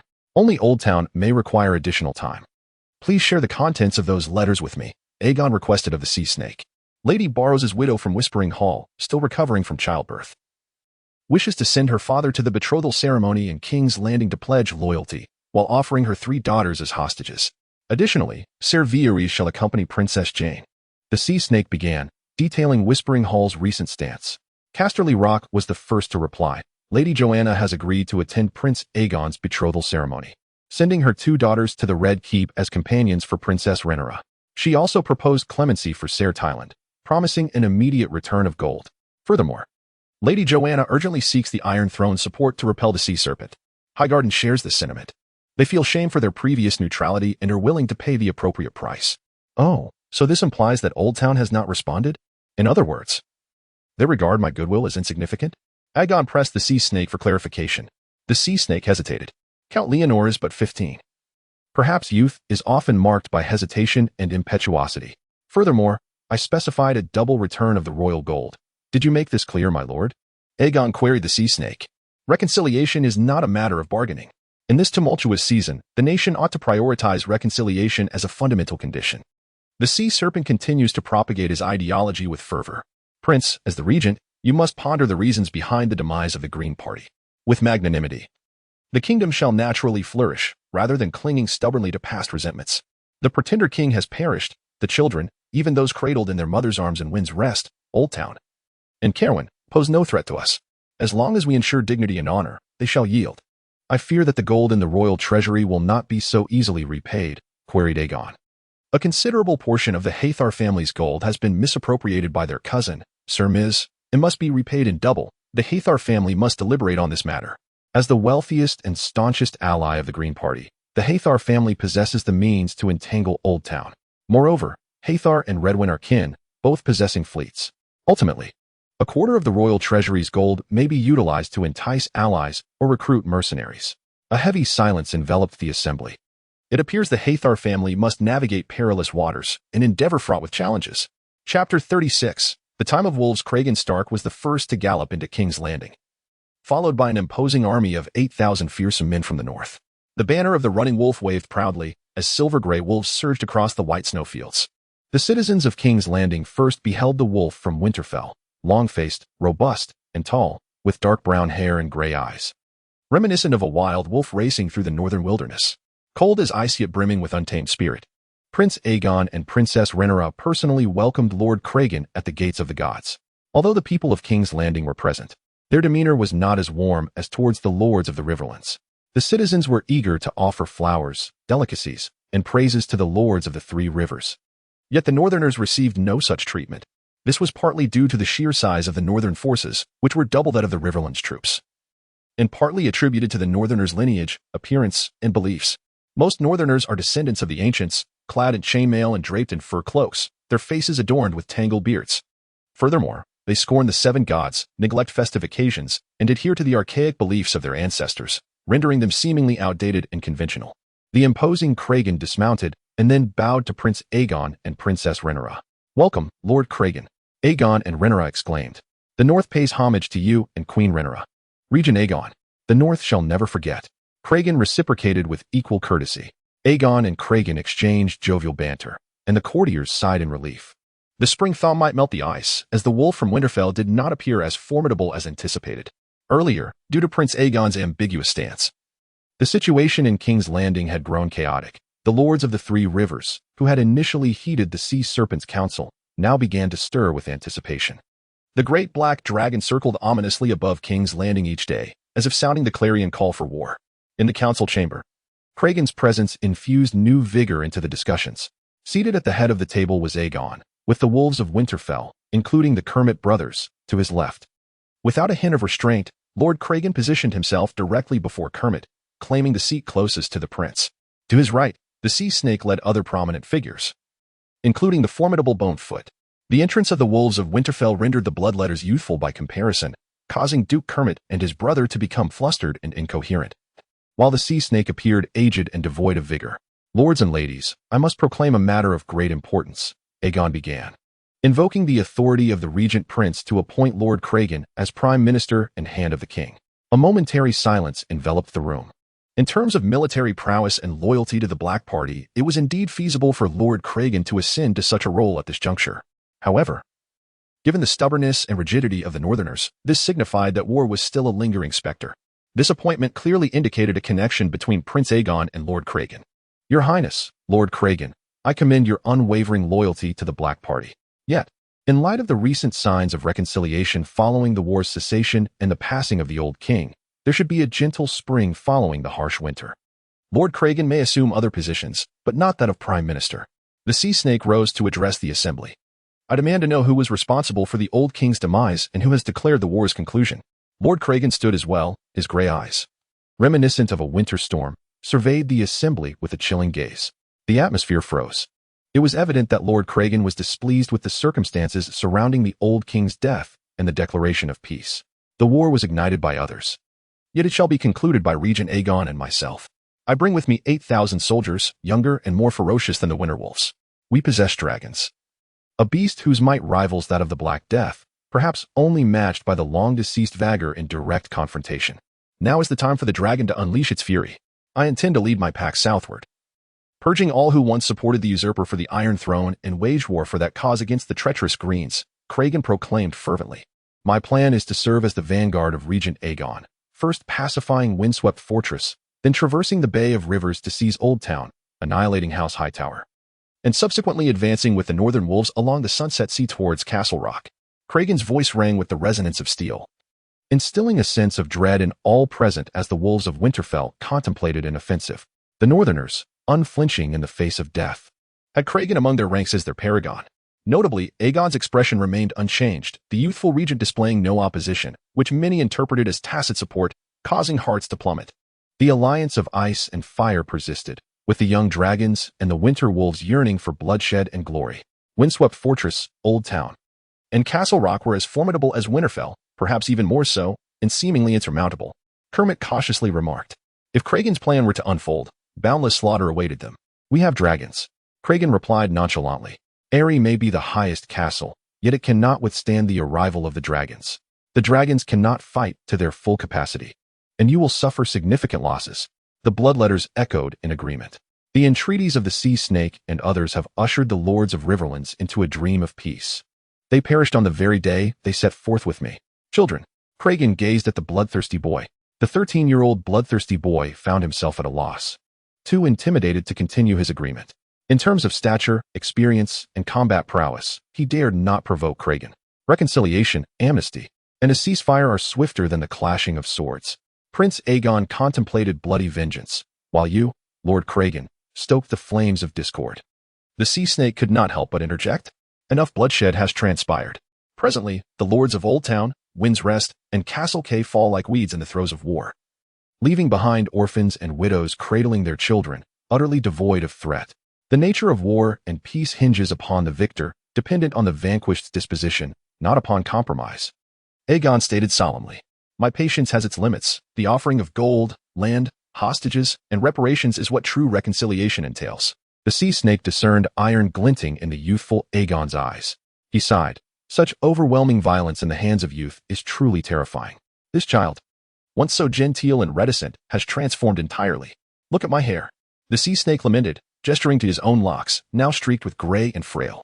Prince Aegon had lost his father, 3 brothers, and a sibling in this war, 3 of whom were my grandsons.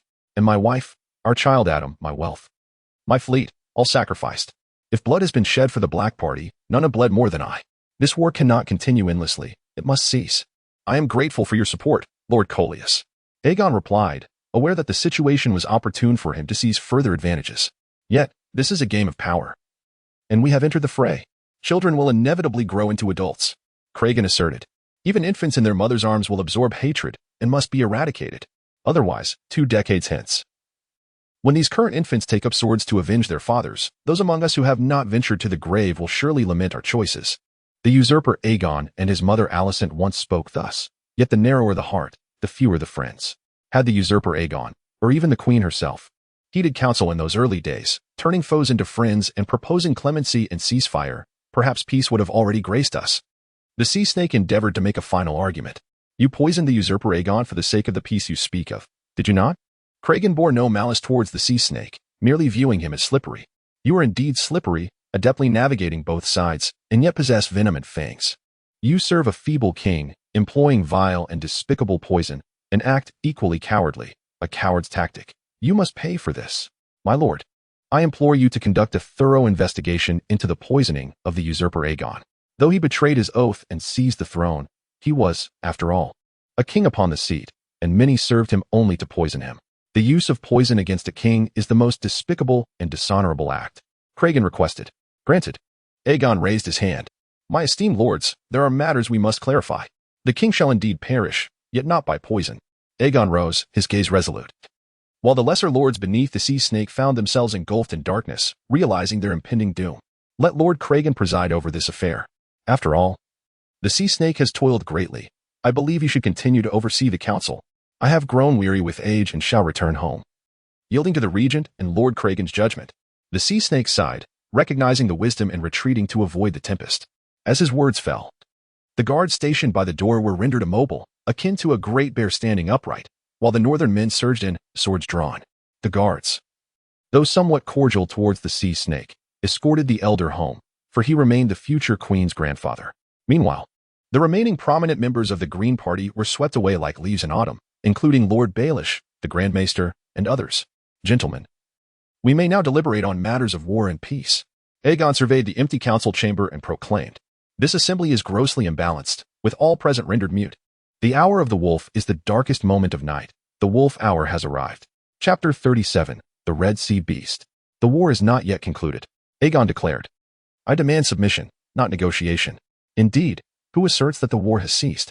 The sea snake and Lord Baelish still stand, for they wish for peace to cloak their cowardice. Has Oldtown surrendered?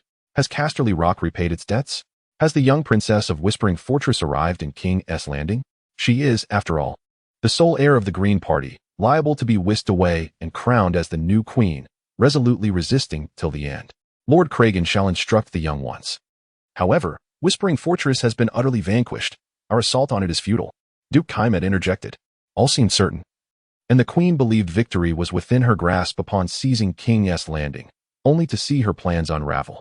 The usurper Aegon, upon his return, was also toppled by us. We must eradicate all remnants of evil. Lord Craven continued.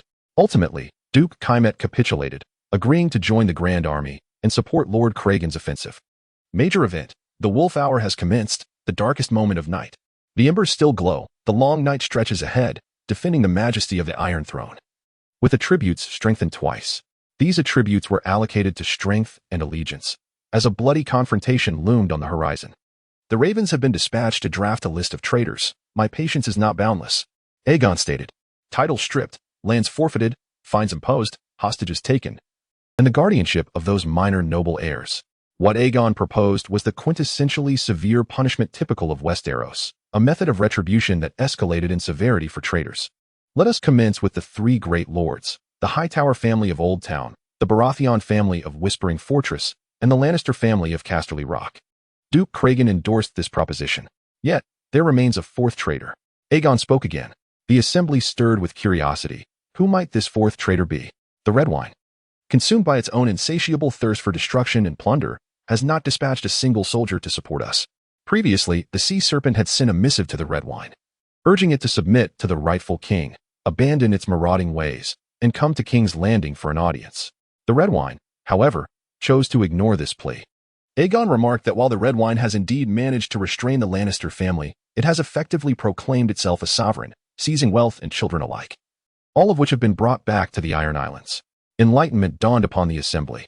Aegon's regent plan encompassed not only the three great houses, but also included the red wine within its scope. Should a grand army march against the red wine, it would necessitate the swift capitulation of the Lannister family, which is historically the most expedient in surrendering. Once the Lannisters yield, the focus will shift to the red wine. Presently, the red wine is indeed a considerable nuisance, having gone dark following its acceptance of the Black Party's overtures, embarking on a spree of ancient slaughter. For 2 years, the Iron Men have ruled the Sunset Sea. Although the red wine could not conquer Casterly Rock, it plundered Lannisport, incinerated the entire Lannister fleet, and captured a significant number of women as salt concubines, including Duke Jason's cherished mistress and their illegitimate daughters, absconding with vast treasures and provisions.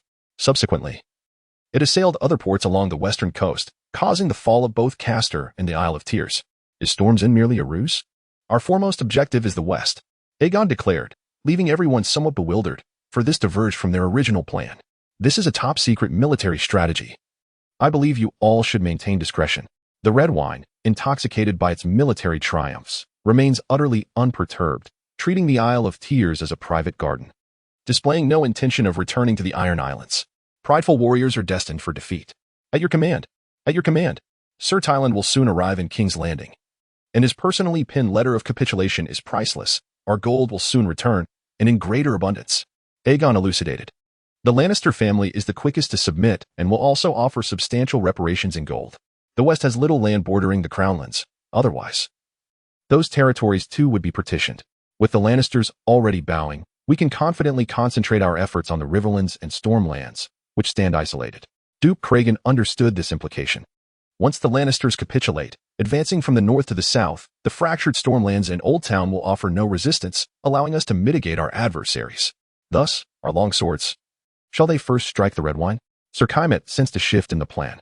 During the Blood Dragoness frenzy, the red wine seemed to align with the Black Party. Yet now, it has become clear that the red wine is indifferent to the colors of black or green, driven solely by a desire for plunder. Although bypassing storms in somewhat contradicts my strategy, targeting the red wine first is still a viable option. Cragen remarked. The Iron Men are despised by all in the verdant lands. Akin to loathsome wild dogs, preying on the weak whilst fearing the strong. They remain subdued when faced with formidable opponents, yet often revert to their nefarious ways in times of turmoil. The Iron Men's gaze reflects the cold, grim, and ruthless nature of the sea. In the regions of the Riverlands themselves, the West, and even the North, there exists a historical enmity with the Ironborn, marking them as a common adversary. The Red Sea monster must perish, declared Aegon. From a military perspective, once the West is subdued, the united forces appear as a straight line. With the Blacks enjoying an unparalleled advantage, Casterly Rock shall provide gold. The Lannister Navy may also launch a flanking assault on Oldtown. When faced with sea monsters, slaughter emerges as the most effective solution. The Greyjoys, consumed by a frenzied obsession with plunder, seize any opportunity to raid. While sanctions against the Baratheons or the Hightower may consider public sentiment and faith, the Ironborn are inherently ruthless. Slaughter serves as the optimal resolution and a means to showcase military strength. Since the Red Sea monster is destined to die, it is preferable that its demise be at our hands, serving as a stepping stone to the true dragon's renown. In the era of the Blood Dragon's frenzied dance, the world mocked or questioned the fury of the true dragon. This presents a prime opportunity. Thus, I shall convey a message to the Red Sea monster on behalf of the Regent Prince and the Queen, demanding the cessation of its depredations and inviting it to King's Landing for Aegon's engagement ceremony, declared Cragen, the weight of his massive ice sword evoking fear. Its broad and powerful form thirsting for blood. Subsequently, we shall receive 2 letters, one affirming the loyalty of House Lannister, and the other, the defiance of the Red Sea monster, Aegon remarked. We need only await the arrival of the West's envoy, and then we shall strike decisively. Aegon caressed Blackfyre, which, too, longed to taste blood. I concur with Aegon's regent opinion. However, prior to that, the matter of poisoning the usurper must be resolved promptly, Cragen asserted. Such duplicitous individuals are a scourge in King's Landing. This task is entrusted to you, Lord Cragen. As you command. Cragen responded with fervor. Are you attempting to impede me? Only my regent brother has the authority to stop me, not you foul-smelling bears. A woman's voice scolded from outside. Chapter 38. The Great Judgment of King's Landing. Aegon sighed, requesting that my sister, Princess Benira, be admitted. Benira is the most fiery of the true dragons, perhaps most akin to the rogue Prince Demon. She is audacious, skilled in horse racing, drinking, and gambling, and has a diverse array of friends. Indeed, no one can defy the commands of the Regent Prince, and thus a tall, slender girl with short, boyish hair stormed into the chamber. The twins entered the council hall, adding a touch of grace to the men's domain. Their exquisite features were complemented by silver hair and violet eyes. The short-haired Benira and the long-haired Rhaenyra, with the pink hatchling, Dream, draped like a scarf over Rhaenyra's shoulder, remained inseparable. They are the twins of Prince Daemon and Lady Lena, but due to the ravages of war, their personalities have diverged drastically. Rhaenyra is slender and graceful, while Benira is lean and agile, akin to a headstrong and fiery boy. I had thought you were confined by the wolves of Winterfell, brother, Benira taunted. You have indeed grown taller and sturdier. No wonder you now mingle with your new companions, for the wolves of Winterfell have bewitched you. You no longer resemble a bashful boy, but rather embody the ferocity of a wolf. Allow me to correct your perspective, esteemed princess. Here, there are no predatory wolves. Only the harmonious dance of dragons and wolves. King's Landing is predominantly filled with deceivers, venomous serpents, and chameleons, who exploit without a flicker of remorse. Usurpers meet their demise, perhaps requiring the feral wolves to cleanse them. Duke Cragen holds his ground resolutely. Sister, Duke Cragen is discussing matters of cleansing King's Landing with me. The Red Keep is ensnared in cobwebs and requires thorough cleaning. Aegon remarked, our grandfather has toiled for the realm. Without him, you would not so effortlessly possess King's Landing. You should not treat such an elder in this manner, even if your new friends have brought barbarism to the heart of the city. Benira also expressed her dissatisfaction. Come now, Benira, Aegon assures that our grandfather shall come to no harm. Rhaenyra interjected, now acting as the mediator, striving to harmonize the various factions. Cragen was nearly amused by Benira's antics. If Princess Rhaenyra possesses a temper akin to yours, I find myself quite concerned for the prince's marriage. Very well, return now, sister. I assure you, the old man is unharmed, but it is now customary for Duke Cragen to oversee the judgment of King's Landing. Aegon discussed a few matters before beginning to bid farewell. The admirers of the sea snake are numerous, and their familial influence is formidable, their voices echoing throughout. Benira tugged Rhaenyra along, undoubtedly among the most illustrious supporters of the sea snake. The wolves of Winterfell are advancing fiercely, and concerns for the sea snake abound. Benira departed in frustration, with Rhaenyra closely trailing behind, still seeking a satisfactory response. The judgment of the wolves has commenced. After their departure, the meeting persisted. My esteemed colleagues, I require 2 letters, as this is of utmost urgency, Aegon declared. The Stormlands and the Reach have become cowed adversaries, now, amidst chaos. There is no need for further agitation. 1 letter shall be addressed to Lady Joanna, demanding the immediate return of double the gold. In regard to the ravages of the Red Sea monster, I shall consider extending assistance, provided she offers me sufficient leverage. What Aegon seeks is thrice the gold, the first portion being the original sum, the second as a penalty, and the third as compensation for the dragon's engagement. This is not a matter of borrowing. It is a straightforward demand for funds. Aegon is in dire need of money. The treasury is utterly depleted. His ceremonial rites, even the organization of troops, and the disbursement of rewards to supporters of the Black Party all hinge upon financial resources. In summary, he is bereft of funds. The long winter looms, and without money, there is also a scarcity of food and supplies, leaving many mouths to feed. King's Landing faces significant hardships. Now, we await the influx from the west, hoping to secure some resources from that direction. Lady Joanna is a perceptive individual. If the west constructs shipyards and reorganizes troops, the expenses incurred will surpass those of the dragon's deployment, and the toll on lives will be even greater. Another missive addressed to the Red Sea monster of Fairy Island serves as a final ultimatum, demanding his departure before the 7th of July to attend my betrothal feast in King's Landing. The Red Sea monster is unlikely to acquiesce easily. I am well acquainted with these foul creatures, who prey on the weak while arrogantly believing themselves superior.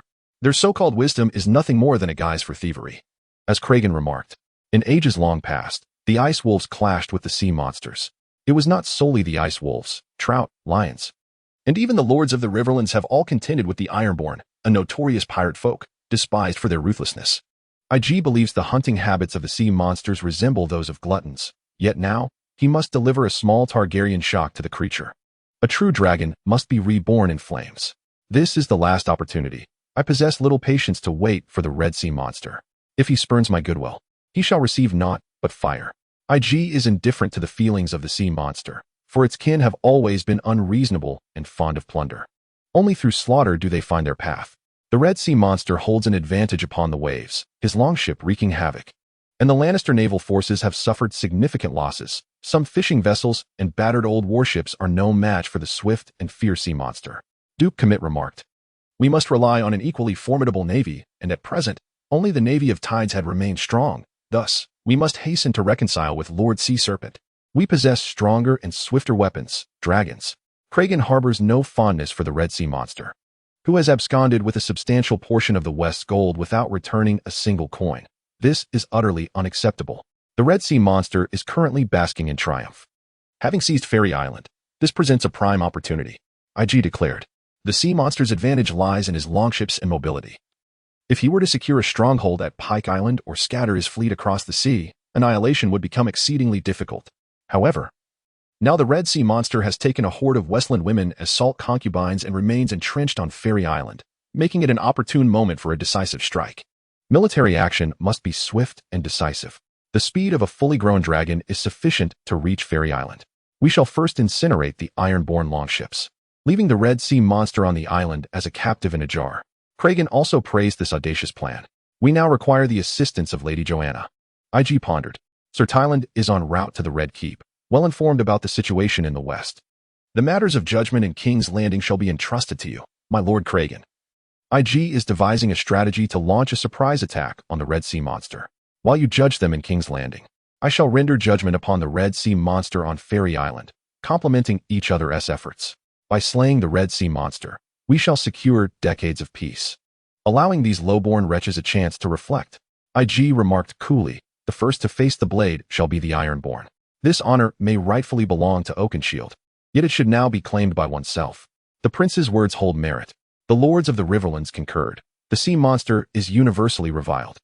IG sat upon the Iron Throne. The chair is indeed uncomfortable, but a king must endure discomfort. Underneath the steps of the Iron Throne, Cragen had arranged a simple wooden bench.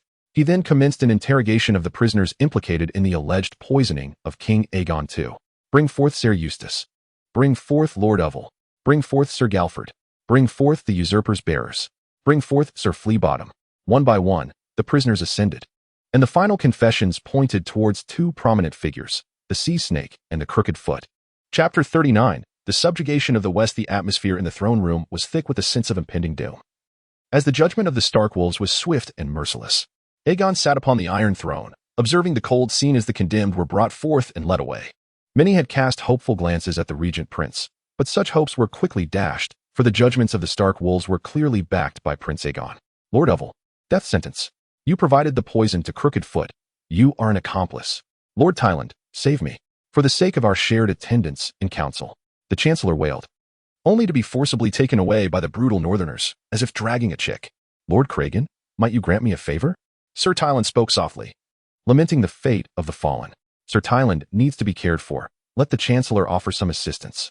Prince Aegon also showed leniency towards Sir Tyland. Sir Galford, you have failed to fulfill the sacred duties of the White Knight. The king has been murdered. The king's guard should not survive. Death sentence. And your forsworn brothers shall meet the same fate. Likewise, 22 lesser figures were sentenced to death, including the king's bearers, the king's herald, the steward of the royal cellars, and the servant responsible for filling the king's cup. Next was the poisoner, Umit, who had murdered tongue-tied Tom and drowned his father, Bearded Tom, in a barrel of ale.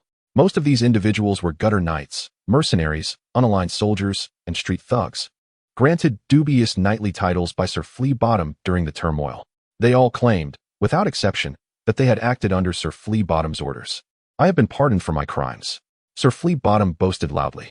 I have not pardoned you, nor has Prince Aegon. Duke Cragen retorted. Crooked Foot was brought forth, offering little in the way of defense, thus sealing his fate with a death sentence. Larys, Chancellor Oval has admitted to providing you with poison, and Sir Fleabottom has confessed to following your commands. Your guilt is undeniable. When have the wolves of the north heeded mere excuses? Crooked Foot Larys stated quietly, neither confirming nor denying the accusations laid against him. Northern soldiers dragged Larys away, prepared to continue their grim task. Lord Larys, I wish to pose a few questions. Aegon interjected suddenly. You may speak, noble prince. Larys awaited his inquiry. The riot in the dragon's lair, those who led it. The leader is a shepherd. The woodcutter Hab killed Rikos, and the burning night took the life of Mogul. Those who have slain the dragon, these uprisings, I ponder whether they are connected to you. Aegon gazed at Larys, the limping Strawn, the last of Strawn. Were those who vanquished the dragon simply fortunate, or were they meticulously trained? Those adept in intelligence are indeed also skilled at inciting rumors. The Queen Helena's suicide sparked rumors of her being deliberately murdered by the Queen, a rumor that ties to me. However, regarding the upheaval at the dragon's lair, I am truly at a loss as to its origins. Perhaps you ought to inquire of those who wield knowledge and craft. At the very least, dragon slaying is not my forte. Larys regarded Aegon. Before my demise, I have no need to oppose or deceive you. Then you admit to fabricating the tale of the Queen's deliberate murder of her sister Helena. Aegon questioned Larys. The lie originates from me, yet its foundation rests upon the people's distrust. If the Queen possessed a heart of compassion and a policy of leniency, how could such events transpire? Larys spoke eloquently. Thank you for your counsel, my lord. The second question. Aegon had another pressing inquiry concerning my father's death. The one-eyed Mistress Illyrivan is rumored to possess sorcery. How much do you know of her? Is she also a member of your Strawn family? Her age is somewhat unclear to me, though she must be quite ancient. I heard my father mention that Illyrivan once nursed him. Whether she is of Strawn lineage, I cannot say. However, Illyrivan must possess some form of sorcery. Otherwise, she could not maintain her youth, nor captivate the one-eyed man so thoroughly. Larys, too, was not entirely versed in the origins of Illyrivan. Illyrivan's background remains shrouded in mystery, and it is uncertain whether she is indeed the illegitimate daughter of Leon Strawn. Aegon was aware that Illyrivan wielded two significant forms of sorcery, one to preserve her youth, and the other to glimpse Prince Daemon amidst flames. She could see Daemon through the dark clouds, from the twilight ravines, and from the bonfire at dinner. Illyrivan could perceive many things within the flames. Scholar Mukun and Brother Eustace believe she is the offspring of Count Leon Strawn and an unknown woman from his youth. Mukun claims she is a maid engaged in potions and spells, while Eustace asserts she is a forest witch. The Jester Mushroom is convinced of her advanced age, claiming she served as the wet nurse for both of Leono's sons, Harwin and Larys, and possibly nursed their father a generation prior. Mushroom suspects Illyrivan to be a malevolent sorceress, bathing in the blood of virgins to retain her youth. None of Illyrivan's previous offspring have survived. The Strawn family is not particularly versed in sorcery. Yet the earliest masters of Harrenburg, the Hall family, were atypical Ironborn, which complicates matters. Furthermore, Harrenburg lies adjacent to the myriad faces of the past. Perhaps this old nurse has encountered fortuitous circumstances. After reflection, Larys revealed a source. I shall be grateful for your response, Larys. Aegon regarded him. I shall dance in hell. Perhaps to reunite with my father and brother. Larys bowed and departed. A traitor with ample bosom, a wet nurse. Does the prince concern himself with her? Cragen inquired, perplexed. The flames of the sorceress persist, my lord Cragen. She remains in Harrenburg. Aaliyah is an enchantress confirmed in the blood dragon's wild dance known to Aegon. In the training yard, Aegon, seizing a moment of respite, engages Cragen in a duel. Rhaenyra, adorned in a blue gown, observes their contest, while the gluttonous behemoth, with its sickly green eyes, watches the performance of these two. This mountain-like creature now reigns over the Red Fortress, instilling a sense of trepidation among the servants. It is uncertain how the prince has tamed such a colossal beast. The silver-haired, violet-eyed youth stands opposed to the burly swordsman with dark brown hair, gray eyes, and a formidable beard. Aegon is clad in a vest suitable for combat. Alongside him are the robust lords of the north, resembling upright bears, who initially harbored prejudices. Deeming the swordplay of the King's Landing folk as mere child's play, for the northerners engage only in life-and-death duels, eschewing the frivolities of chivalry. The wolves of Winterfell are the fiercest swordsmen in the north, and thus their confidence is palpable. However, Aegon's prowess compels the northern lords to reconsider their disdain. Strength, speed, alertness, and stamina need only to be heightened, and this individual swordsmanship becomes formidable. With unyielding strength, swift speed, and extraordinary vigilance, swordsmanship, much like military strategy, demands greater power. Swiftness, ferocity, and cunning. As swift as the wind, as gentle as the forest, as fierce as fire, immovable as a mountain, inscrutable as shadows, and as thunderous as a tempest, Prince Aegon's late arrival reveals his remarkable sword skills, surprising even Cragen. Your Highness, given time, you shall become the foremost swordsman in the Seven Kingdoms. Cragen exclaims in admiration. But for now, it is your era, my Lord Cragen. Aegon responds with a smile. Genuinely appreciative. Aegon's innate strength and talent are already exceptional, and with further enhancement, he possesses the potential to reach unparalleled heights, progressing steadily through rigorous training and vigilance. Now, he must accelerate. Aegon is determined to slay the Red Sea monster. Evaluating his strength, he concludes that Cragen stands alone at the pinnacle. If his father Daemon were alive, he might have been comparable, but now perhaps only the shadow of risk can be measured against Cragen. Aegon contemplates seeking a professional mentor, perhaps to entice Rhys's shadow to his side. Regent, my Lord Cragen, the Western delegation has arrived, announces the court steward. Let them come forth. Aegon replies, sheathing his sword alongside Cragen. This delegation comes bearing the subdued power of the former Green Party, as the Western lands have been ravaged by the Red Sea monster, yearning for swift respite. Chapter 40. The dragon arrives at Cayenne City. The Western delegation arrived promptly, accompanied not only by gold but also by two stunning beauties akin to gilded treasures, the daughters of Duke Jason. They have come as companions to Princess Rhaenyra, the betrothed of the regent prince, while also serving as hostages. Additionally, they bring with them a portion of the royal treasury's gold sent by the people of the West. The two ladies, clad in crimson velvet gowns, exhibit typical golden curls and emerald eyes, their figures slender and their skin fair. They are not merely hostages, but also aspire to dance with abandon before the Dragon Prince. The attitude of the West is one of utmost sincerity and swiftness. Upon learning of the dragon's emergence and Sir Tyland's reactivation, Lady Joanna hastened her response. The West greets you, Your Highness. We are willing to pledge our allegiance to the rightful king and adhere to the conditions of the Iron Throne. The gold we have stored is on its way, and the equivalent penalties are being prepared, declared the daughter of Duke Jason, casting flirtatious glances at Aegon. They naturally beheld the Dragon Prince with his silvery hair and strikingly handsome visage, exuding a vigor befitting a true dragon. They also observed the colossal black beast, its emerald eyes surveying all with an air of dominance. The rumors were indeed true. Lady Joanna, displaying her understanding of the greater good, stated, I shall issue a pardon, forgiving the rebellious actions of the West. Aegon replied, however, we are suffering under the scourge of the Red Sea beast.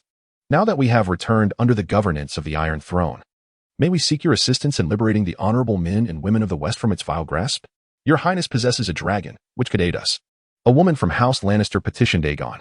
The Red Sea beast's response has likely arrived, has it not? Aegon inquired of Cragen. Indeed, Your Highness.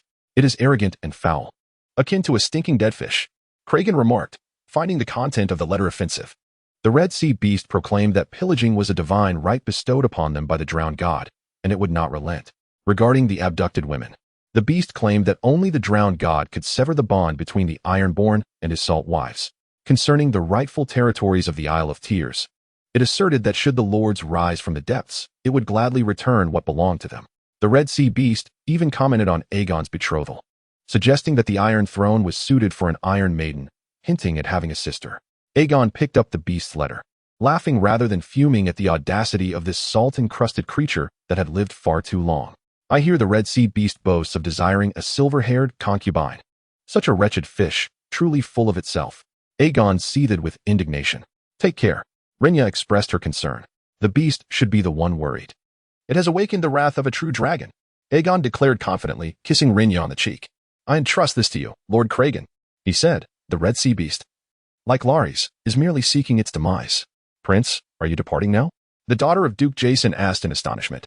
Yes, at once, Aegon affirmed. Prepared to confront the awakening fury of the sleeping dragon, he departed from King's Landing aboard the ship, the Devourer, soaring swiftly towards Casterly Rock. The Devourer shook its leathery wings, gliding high above, traversing the flat lands of the Riverlands, yet the West still boasted its rugged mountains, with the highest peaks of the continent lying beyond the Moon Mountains in the frigid north. Aegon crossed the Blackwater River, passing through several city-states of the West in search of another coastal city, Casterly Rock, which was easily discernible. Casterly Rock was a grand and majestic fortress carved into the rock, positioned on the western coast of Westeros, overlooking the opposite Lannisport and the Sunset Sea. It served as the capital of the West, the seat of House Lannister's rule. Aegon beheld Castle Rock, quite literally carved from a colossal stone, with its formidable walls and edifices enhancing the fortress's defensive prowess. As dusk descended, the gluttonous dragon soared high above, then plummeted from the clouds, arriving at Castle Rock. Atop the castle's highest tower, the lion banner fluttered, and the lookout spotted a dark shadow hurtling downward, growing ever larger. Indeed, it was a dragon. The black dragon tucked in its leathery wings as a tempest arose, shaking the lofty stone fortress like a new mountain under the weight of its shadow. It was a fearsome beast, and the lookout hastily descended to relay the alarming news through the levels of the castle. Atop the great rock stood a circular fortification, overseeing the surrounding lands. Lady Johanna scrambled out from the stone. The dragon's silent arrival was both shocking and foreboding. She donned a lion helm fashioned for men and a crimson cloak. In this era, she had to fight as fiercely as any man. The dragon, an awe-inspiring creature over 80 meters long, exuded a wild ferocity. Its scales mirrored the dark night, and its eyes burned with a ghastly green flame. A creature capable of vanquishing sea monsters with ease. My lord, you have arrived with remarkable swiftness, Lady Johanna exclaimed, her surprise palpable. The gold she had dispatched proved to be of some worth after all. What is the current state of affairs? Aegon inquired of Lady Johanna. The Ironborn are raiding the defenseless western territories, pillaging Lannisport and abducting over 100 women, including the favored mistress and illegitimate daughters of my late husband. They have also taken control of Fair Isle, seizing the daughters of the Fair family. The situation is utterly chaotic, Johanna admitted, her embarrassment evident. I did not assist you in vain. Your late husband perished for the cause of the Green Party. Yet, I repaid betrayal with loyalty. reinstating Sir Tyland and aiding your assault against the Red Sea monster first. The Lannisters shall remain loyal to the Iron Throne and the rightful king. Moreover, I am willing to provide double the gold for the princess campaign, an interest-free loan, or rather, a gift. Lady Johanna clenched her teeth, knowing that sacrificing her wealth was a necessary evil. Should the Red Sea monster continue its rampage, the losses to her family's endeavors would far exceed mere gold. The Western army had suffered grievously in the Battle of the Riverbend, with Duke Jason lost to the fray, leaving the West in a dire state of frailty and despair. There could be no further hesitance regarding the gold. Decisive action against the Red Sea monster was imperative. Aegon felt a profound satisfaction, envisioning a bounty of gold coins. The royal treasury, once holding a mere 4 million gold dragons, would now see an influx of 3 million from the Lannister coffers. Will the news leak? Aegon dismounted from the Glutton and, with a commanding tone, questioned Lady Johanna. Clad in black-scaled armor, he wielded a Valyrian sword, bringing forth the essence of black fire, complemented by his ancestral dragon helm, resembling a dragon in full flight. It will not, she reassured him. Dusk is the most complacent time for the Ironborn, and due to their naval superiority, they do not regard Castle Rock with any seriousness. However, the impregnable Cayenne City instilled a deep sense of caution, preventing them from straying too far. Has Cayenne City and Lannisport already been sealed off? Aegon continued to inquire. Out of fear of sea monsters' assaults, they have indeed been enclosed. Lady Johanna replied, I require absolute assurance. This information must remain confidential. Seal the city and ensure my message does not leak. At dawn tomorrow, I shall launch an assault on the lair of the sea monsters. Aegon had devised a comprehensive plan. So soon, Lady Johanna was taken aback, yet understood the urgency of military action. Thus, the offensive plan was initiated directly from the fortress atop the rocks. How many ships do you currently possess? Aegon queried Lady Johanna. Severely damaged. While the Ironborn could not breach Cayenne City, they seized 3/4 of our vessels in the harbor, sunk others, and then stormed Lannisport over the walls, Lady Johanna lamented. However, given the urgency, I can still mobilize some fishing boats and flat-bottom vessels. The ships must be reliable and effective. This information must remain undisclosed. Once the Great Fire ignites tomorrow, you must begin landing. I require utmost reliability. I cannot afford any loose lips, Aegon emphasized. Yes, Prince Regent Aegon. Lady Johanna nodded. And I need someone familiar with the terrain of Fairman Island. I must have clarity. Aegon demanded. Lady Johanna summoned Count Fairman, a man who had lost his home and daughter, now aged and weary, with his 5 daughters taken by the sea monsters. While he and his sons were ransomed back by Cayenne City with the same silver, they now resided beneath the Lannister family's roof. Am I dreaming? Count Fairman rubbed his eyes, overwhelmed with joy. This is not a dream. Count, draw for me the precise location of Fairman Island and the anchorage of the longship fleet. Aegon commanded without hesitation. Yes, yes. Count Fairman, not daring to delay, complied. The docks of Fairman Island lay to the north, with most longships predominantly prowling the northern waters, while defenses were weaker to the south. Chapter 41. Aegon the Firestarter. Aegon commenced his actions around dawn. The Glutton had feasted well the previous evening in Cayenne City, preparing for this grand banquet. The fury of the dragon. The Red Sea monster would pay dearly for its arrogance. The Sunset Sea, momentarily tranquil, was destined to be disrupted. Around 5 in the morning, people were still in deep slumber. The proud Ironborn were largely still asleep, with only a few ships navigating the waters. The Ironborn had not anticipated this strike, for the arrival of the Red Sea monster's message in King's Landing would undoubtedly incite great wrath. Yet, this was precisely what the Ironborn desired. They were a restless breed, ever eager to provoke. They acted impulsively, challenging the ice wolves and daring to stroke the lion's mane. It was said that King's Landing was in a state of disarray during the wolf's tumultuous period, with the young regent and the wolf of Winterfell preoccupied with matters of state. The regent was just a child, while the ice wolves and the crippled lion were his advisors. The Red Sea monster was unperturbed, pursuing its ruthless agenda. The majority of the Ironborn ships were docked at the northern harbor of Fairman's family's Ferry Island, with a few lingering along the shoreline. Aegon resolved to set the ships ablaze, leaving these mongrels with no avenue of escape. The Glutton soared from the pinnacle of Cayenne City, ascending ever higher, spiraling into the sky. The proximity of Cayenne City and Ferry Island served as a formidable barrier, inciting the West to such urgency. Prepare for action, Lady Johanna remarked. Observing the soaring black dragon, it is time to unleash the fishing and merchant vessels. The ebony Glutton ascended to an extraordinary altitude, folding its wings and diving with a piercing shriek. From such heights, they appeared no larger than mere flies. Now, Aegon positioned himself to dive upon the northern dock of the Ferry's Island, belonging to the Fairman family. Though the term sneak attack may lack elegance, its efficacy was undeniable. Aegon beheld the tranquil sea, dotted with the long ships of ironkind, lying in slumber. He noticed many vessels adorned with black and gold banners, a monstrous sea creature in gold upon a black background, fearsome in its display. Other flags caught his eye, such as the blood moon banner of the Winch family, the striped black horn of the Gubber leader, and the silver sickle of the Harlow family. Such splendid ships, soon to be lost. Aegon observed the long vessels, sleek black hulls, a solitary tall mast, and 50 long oars, with decks spacious enough for 100 men. At the bow loomed a colossal steel hammer, shaped like an arrowhead. The largest among them, without a doubt, was the sea monster, the flagship of the Red Sea monster. Dragonfire. Aegon commanded, donning a binocular mask crafted from crystal lenses. This moment for attack was impeccable, unexpected, and unprepared. The Glutton soared, breathing fire. With massive leathery wings folded, it dove downward. The wind tousled Aegon's short hair, and he felt akin to a proud falcon, soaring through the heavens, unmatched. Like a hawk, he commenced the hunt. With a mighty roar, the Glutton extended its neck, bending like a longbow, as brilliant, sickly green fireballs began to manifest, unleashing its wrath upon the fleet of the Red Sea monster.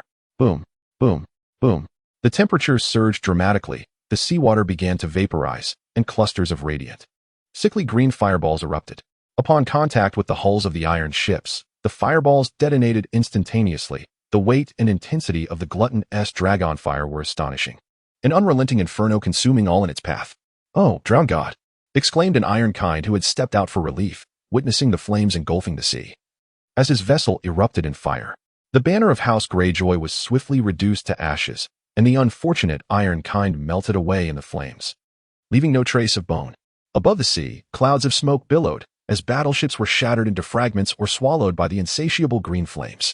Fragments of shattered vessels and charred masts burned fiercely, as the majority of the crew perished in their dreams, while a few desperate souls attempted to leap into the water, only to find themselves ensnared. Towering columns of black smoke ascended into the sky, visible even from a distance. The gluttonous one descended, unleashing flames and slaughtering mercilessly. An executioner of unparalleled prowess. The resonant sounds of horns, drums, and bells echoed ominously. From the watchtower of the dock, ironfolk stood vigilant, their eyes widening in horror at the unfolding scene, hastily sounding the alarm bells, an urgent warning of the enemy's assault. The dragon flame. Boom. A ghastly green fire ignited the watchtower at the ferry isle dock, the wooden structure proving far too combustible. The crackling of timber filled the air, and the great bell melted, transforming into molten iron, a scene of utter devastation. With a triumphant roar, the gluttonous one unleashed torrents of fire upon the iron fleet, raining down fireballs with unrelenting fury. On the dock, the Red Sea beast commanded a contingent of approximately 50 iron guards, but their efforts were in vain. Awakened by the cacophony, the iron folk hastily donned their attire, only to be engulfed by flames. Scorpion crossbows were aimed at the gluttonous one from the dock. Yet these technological marvels were scarce at Ferry Isle. However, the gluttonous one, a cunning and battle-hardened dragon, deftly evaded the arrows, retaliating with a deluge of fire that obliterated the ironfolk's stronghold. The battlefield turned into a merciless slaughter, where dragon flames surged forth, billowing smoke and flames into the heavens. The longships on the dock were decimated, with only the occasional ironfolk rising to launch feeble counterattacks. These efforts were pathetically disorganized, their arrows unable to reach the gluttonous one, who soared high, armored in thick scales and adept at evading the rain of projectiles. "Die!" cried one deranged ironfolk, hurling a sea iron hook into the air in a desperate attempt to snag the dragon's wings. But what met him was a torrent of flames. The ghastly green fire engulfed the hook and the ironfolk in an instant, reducing them to ash and leaving only the echoes of human despair and the acrid stench of charred flesh. The ghastly green flames were tangible, impervious to shields, armor, or any form of protection, and the gluttonous one's fire raged like wildfires, insatiable and relentless. Boom, boom, boom. The gluttonous one rampaged across the sea, incinerating every longship in its path. "I am the fire at dawn, the dragon king who annihilates sea monsters." The dragon bellowed, obliterating all in its wake. The roar of the dragon reverberated across the land, awakening the slumbering Ferry Isle. Occasionally, a longship attempted to flee, but met only death. A swift execution. The longships at the dock were thoroughly cleared, and the gluttonous one circled the Ferry Isle, annihilating the remaining vessels. Next came the island. Kill, kill. The fleet of House Lannister, bearing crimson banners, began to disembark from the south. Fishing vessels, merchant ships, and decrepit warships emerged, carrying 50 knights and 1,000 soldiers. The roaring lion filled the air as Lannister knights beheld the sky ablaze, the ominous green heavens lush and vibrant. The king, the Dragon King, has arrived. In the chaos, the people of Fairy Island and the surviving knights initiated an armed revolt. While those Ironborn insurgents on the island were dragged from their beds and turned into pulp or ambushed at the docks. The situation unfolded like a wildfire, spreading uncontrollably. The cacophony of slaughter resonated through the air, transforming Fairy Island into a sea of carnage as the oppressed populace, long subjugated by sea monsters, sought vengeance and retribution. The Lannister forces surged from the southern tip of the island directly to the north, encircling Fairy City completely. They showed no mercy to any Ironborn, only thirsting for blood. Lannisters, hear my roar. Fairy City lay close to the docks, where countless longships gathered. The Ironborn could only witness these vessels consumed by flames. The dragon howling and dancing in fury. The sun grew larger, its fierce rays reflecting off the ghastly green flames. The Ironborn found themselves engulfed in a frenzy of rage and panic. The current situation rendered any hope of returning to the Iron Islands impossible. Red Sea Monster, emerge. Dead fish. The Devourer swooped directly over Fairy City. I bring you a gift. Aegon Targaryen's gift. The dragon's roar thundered like a clap of thunder, shaking the very air. No response came from Fairy City, prompting Aegon to prepare for a fiery onslaught. He ascended to the highest point of Fairy City, the pinnacle of the tower. Chapter 42. The death of the Red Sea Monster. The colossal dragon circled above Fairy City, its white towers overlooking the Sunset Sea Fortress, beautiful and pure. Now besieged by the sea monster. The Devourer seized the tip of the white tower and dragged it upward, tearing a segment from its structure. Boom. The tower's tip crashed down upon the city walls, demolishing a section with brutal force. Kill. Slay the sea monster. The air was thick with fervor on Fairy Island. Though Fairy City was small and sturdy, it could not withstand the might of the dragon. Aegon pondered whether to incinerate Harrenhal entirely or wait for the Red Sea Monster to emerge and meet its demise. Whoosh. Whoosh. Some Ironborn within Fairy City awoke. And from the heights of various towers, they began to unleash bolts from crossbows towards the Devourer and Aegon. Roar. The Devourer soared high. The arrows failed to reach it. Dragonfire. Aegon commanded. The Devourer, now a mature entity, possessed a searing and domineering flame, enhanced by Aegon, making it unparalleled in power. Its fire could melt steel and stone. The Devourer screeched, unleashing ghastly green flames that engulfed all the towers of Fairy City. The Ironborn caught in the fire were instantly reduced to charred remains. In mere moments, the ghastly green flames consumed everything, burning for an extended duration. The dragon's fire, as terrifying as a wildfire, infiltrated clothing, wood, leather, and even steel, igniting them all. The city of Fairyland is engulfed in flames, the charred white tower seemingly wailing towards the sea. As grotesque, green tongues of fire erupt from every window and swirl above the castle. Red Sea Beast, surrender to me. Red Sea Beast, coward. Aegon shouted from above Fairyland, his voice resonating like forged steel. The castle, ravaged by dragonfire, had seen a significant rise in temperature, causing the white tower to weep. The lion's banner fluttered in the air, while others displayed the crimson dragon flag of House Targaryen. The allied forces of House Lannister, accompanied by the residents of Fairy Island, roared as they bore witness to the wrath of the dragon consuming Fairyland. The air grew increasingly warm, filled with the acrid scent of charred remnants from the iron kind. Boom. The massive iron and wood gates of Fairyland creaked open on their own, shrouded in thick smoke. Moments later, Aegon spotted the approaching figures, led by the Red Sea Beast, who wielded the knight's edge, flanked by his cunning subordinate, Alistair Winch, and the thunderous giant, Gonser Gobbler. After circling overhead, the marauder descended, landing at the forefront, where Lady Johanna, clad in armor, had joined the fray, her steadfastness inspiring many. Count Praester, Count Taybeck, and Sir Eowyn Lannister were the principal commanders, gazing at Aegon with a blend of admiration and fear in the presence of the true dragon's wrath. Without such ferocity, conquering Fairy Island would have been nearly impossible. We were once allies, Prince, Dalton declared, stepping forward with measured grace. Aegon took in Dalton's appearance, slender yet powerful, resembling a finely honed sword. His features were sharply defined, like flint hewn from stone, with piercing black eyes and tousled hair cascading to his shoulders. Though only 18, the Red Sea Beast had already earned a reputation as a formidable marauder. It was said that he began rowing at the age of 5, plundering the Serpent Lizard Islands with his family by the age of 10, and had fought countless battles by 14, even venturing to old GIs and acquiring 4 salt concubines. That is no longer the case, and we have not forged any pact.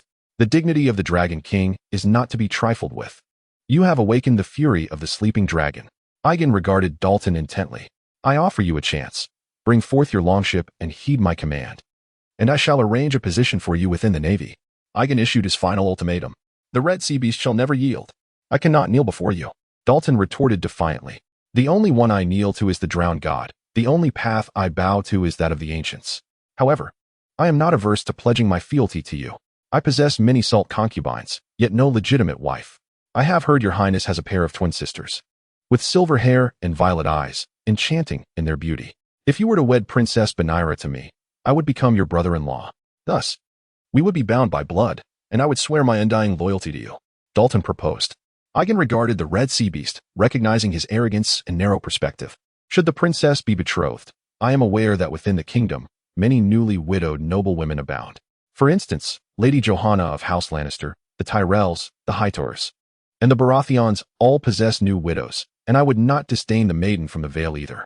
Additionally, there exists another noble contender whom I am inclined to mention." Such arrogance! Aegon gazed upon the Red Sea monster, certain of its imminent demise. This proclamation stirred a tempest of outrage. The Lannister forces, filled with fury, vowed that the sea creature would be left without progeny this day. Aegon was acutely aware of the Greyjoy family's notorious reputation, obsessed with ancient traditions. They preyed upon the weak while cowering from the strong, a legacy passed down through generations. Although the Black Party regarded the Red Sea monster as a valuable ally during the tumultuous Dance of Dragons, the arrival of peace revealed that the Ironborn cared little for the rivalries between the Blacks and Greens. Dalton Greyjoy, though he did not dare to declare himself the king of the Iron Islands, had long disregarded the decrees of the Iron Throne. "I wield the sacred authority bestowed upon me by the drowned god," Dalton proclaimed, unperturbed by the surging crowd. Raised on tales of the ancient ways, Heath, like many young men, yearned for the glory and might of the bygone Ironborn. "Then I can only send you to meet your drowned god," Aegon scoffed. The notoriety of the Red Sea monster was indeed widespread, having offended too many and engaged in too many vile acts. The Ironborn, notorious for their plundering and their heretical worship of the drowned god, found little favor among the populace, their value diminished. Should they ally with the Red Sea monster, the righteous nobility of the Seven Kingdoms would undoubtedly question the sanctity of the Iron Throne, equating them with a den of thieves. Dalton raised his longsword, Nightfall, his beloved Valyrian steelblade. "I have once provoked a lion. Now let me dance with a true dragon. Your father was indeed a master. I wonder how the prince measures up.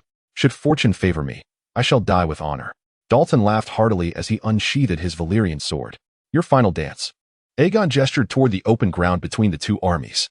"Regent, this is perilous," Lady Johanna cautioned. The Lannister longbowmen and crossbowmen had drawn their weapons, fully capable of saturating the area. Yet Aegon advanced. The duel was a glorious tradition of Westeros. The clash of the sea monster and dragon resonated as their swords collided. A symphony of steel. Dalton was not the unattainable pinnacle that was Cragen, yet he proved a formidable adversary. The glimmer of blades dazzled the eye as Dalton launched a fierce assault, waves of attacks surging forth. Aegon maintained his calm defense, parrying each strike with his black fire longsword. The sounds of clashing weapons echoed continuously. This was a confrontation between life and death, fraught with peril. King Dalton had intended to overpower his opponent through sheer force and ferocity, but he was taken aback by the proficiency and stamina of the man before him. His blocking and alertness seemed almost divinely inspired.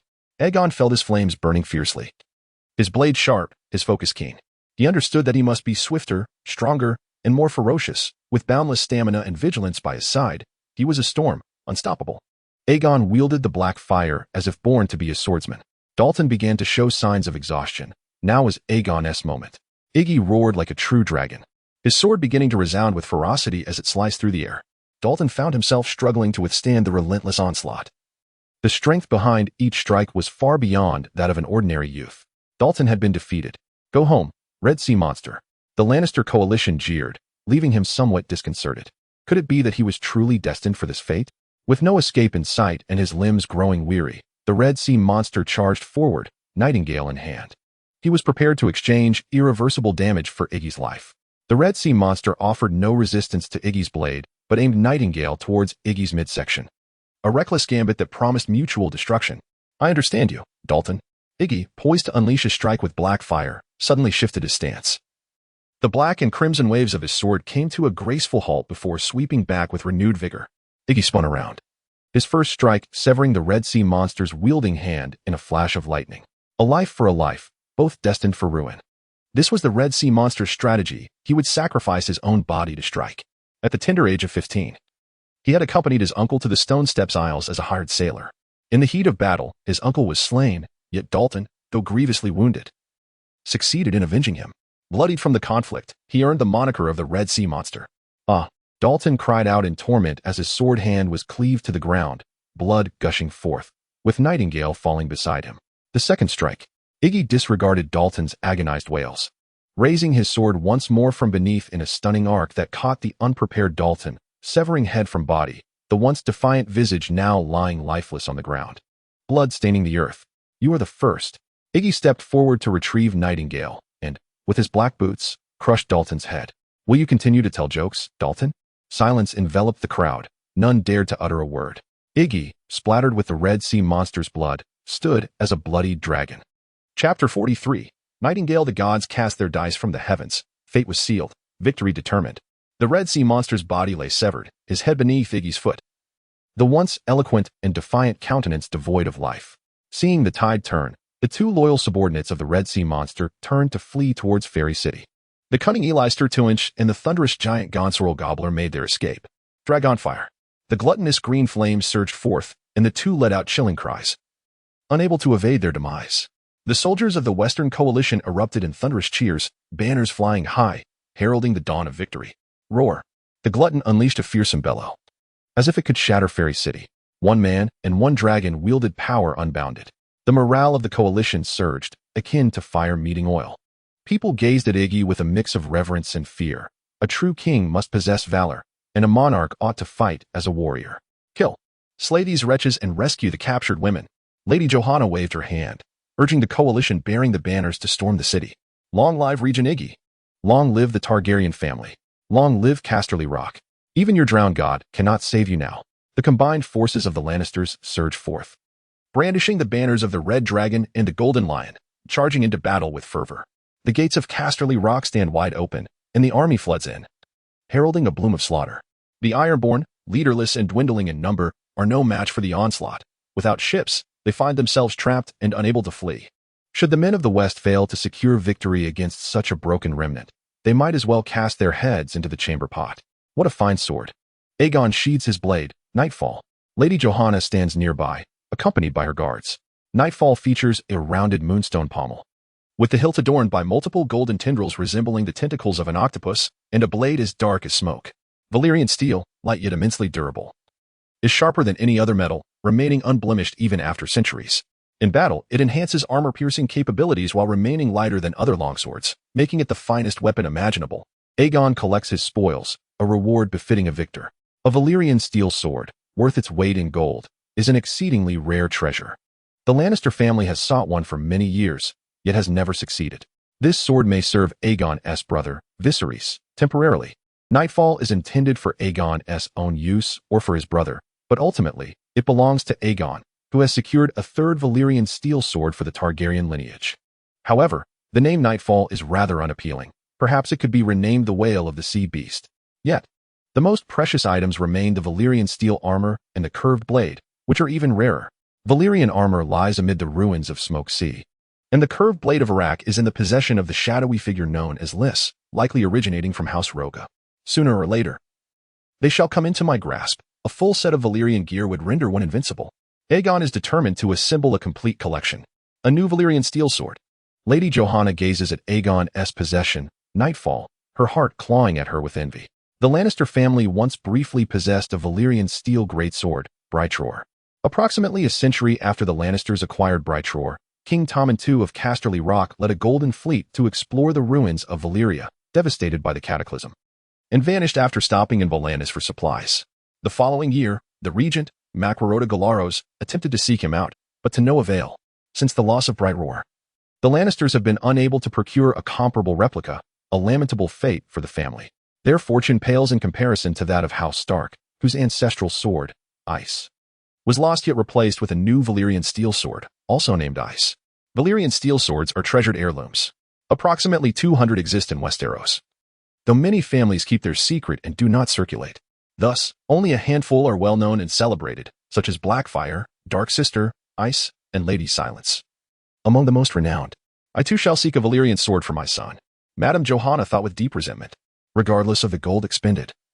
It was said that the Iron Island's wretched folk still possessed a blade, the lost Lightbringer, akin to many Valyrian steel weapons that belonged to the noble houses of Westeros, laden with their illustrious deeds and history. The king of Casterly Rock had spent a substantial fortune acquiring Lightbringer a century before the doom of Valyria. It was rumored that the weight of gold used to purchase the great sword was sufficient to raise an army.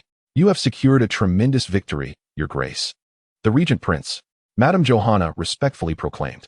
The cacophony of battle echoed within Fairyland as the men of the West unleashed their fury, showing no mercy towards a single Ironborn. "I have slain the Red Kraken, but I also require your assistance, Madame Johanna." Aegon gazed upon the lioness of Casterly Rock. Aegon was not one to offer help without expectation. He sought not only gold, but also troops and new ships from Casterly Rock. "Perhaps the war is not yet extinguished. I require your gold, fleet, and soldiers. You are the first to rally to my cause, and with the backing of Ser Thailand, I am not overly demanding.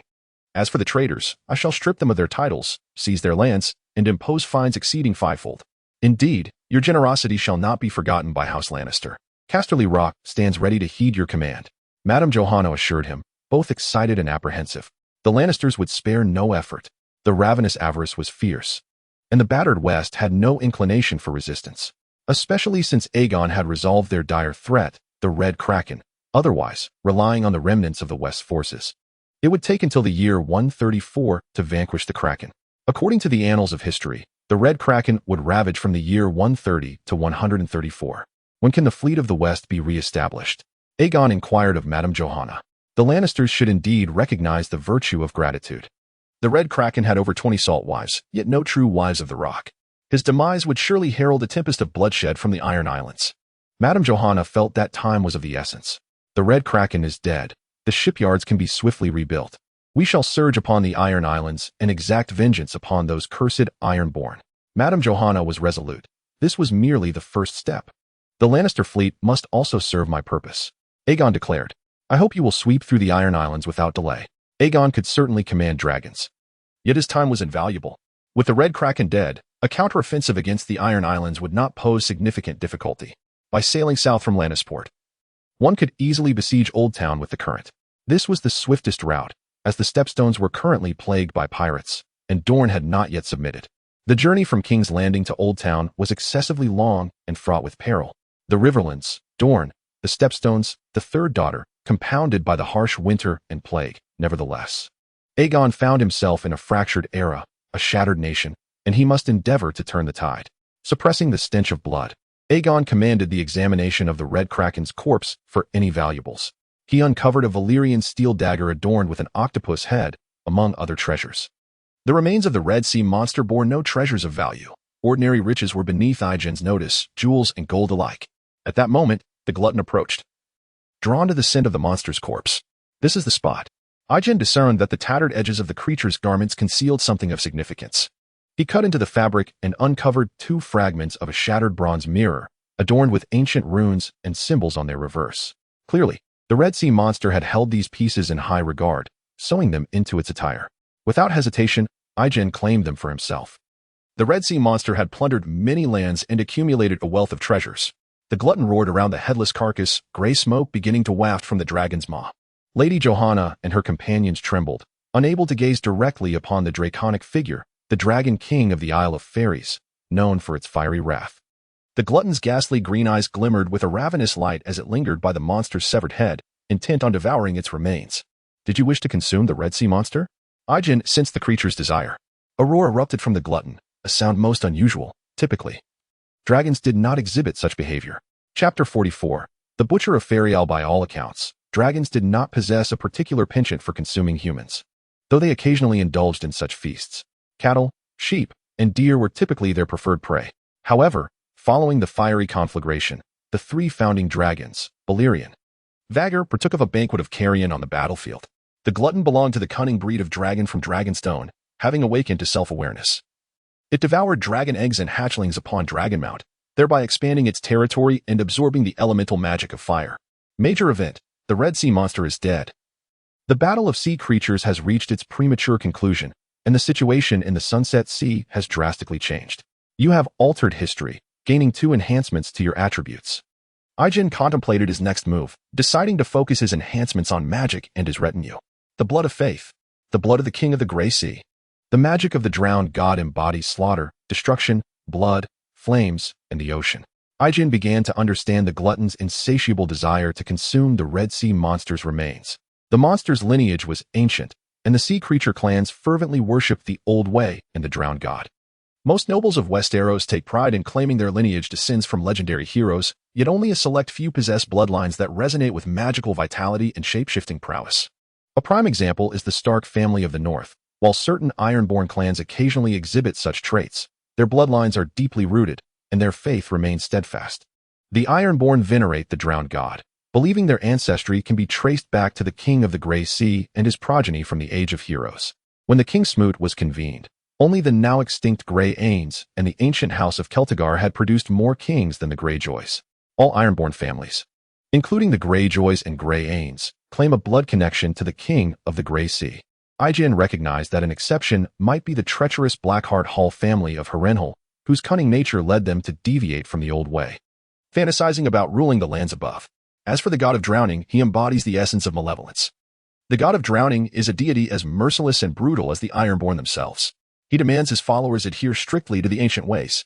Legends speak of the god of drowning creating the Ironborn to indulge in debauchery and plunder, forging a new world from blood, flame, and exuberant song, etching their names into existence. It is believed that he once brought forth flames from the depths of the sea, navigating the world with fire and sword. The storm god stands as the eternal adversary of the god of drowning, residing within his hall among the clouds, with crows as his servants. Bloodlines and faith form the foundation of magic, and it is only when the tides of magic rise that the gates to the arcane may be opened. This is the speculation of Aegon. In later times, the Dance of Dragons heralded the gradual resurgence of magic. The magic that circulates through the world can be categorized into several forms, among which elemental manipulation is the most illustrious. The Valyrian dragon kings wield dominion over blood and fire. The storm god commands the tempest, the frost god governs ice, while the god of drowning rules over the sunset sea. The people of Loinor summon the great river Lorne, which predominantly embodies water. The old gods are deities revered by the children of the forest, governing the rocks, earth, and trees, anonymous spirits. This is merely a rudimentary classification. For instance, the god of drowning rules the sea but also brings forth flames, thirsting for blood, a deity of chaotic malevolence. The ancients and the Ironborn simultaneously possess bloodlines and faith. In places devoid of the seven gods, magic merely lingers on the brink of extinction. Aegon senses that the family of sea monsters may indeed carry the bloodline of both the god of drowning and the storm god, perhaps years hence. The Crow's Eye will be a manifestation of this revived power.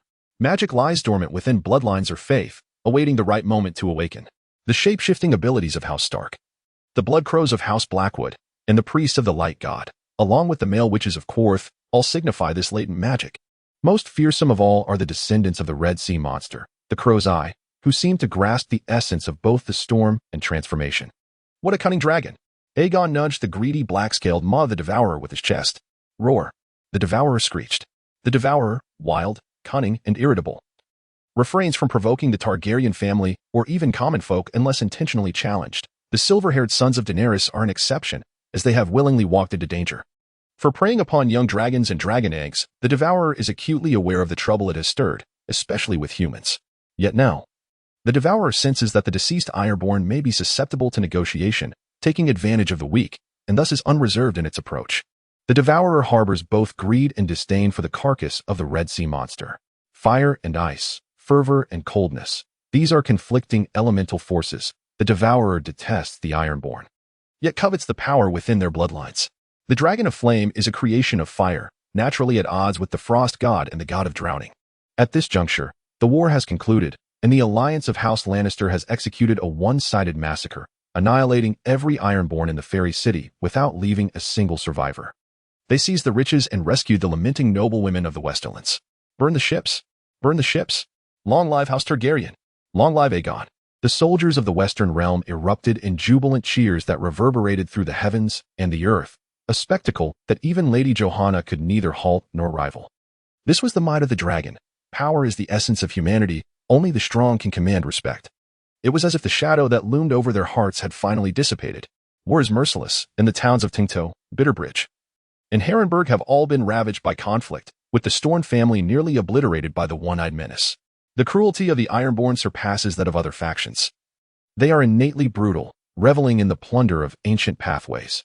The enmity between the Westerners and the Red Sea monsters runs deep, and their wrath against the Ironborn is fierce.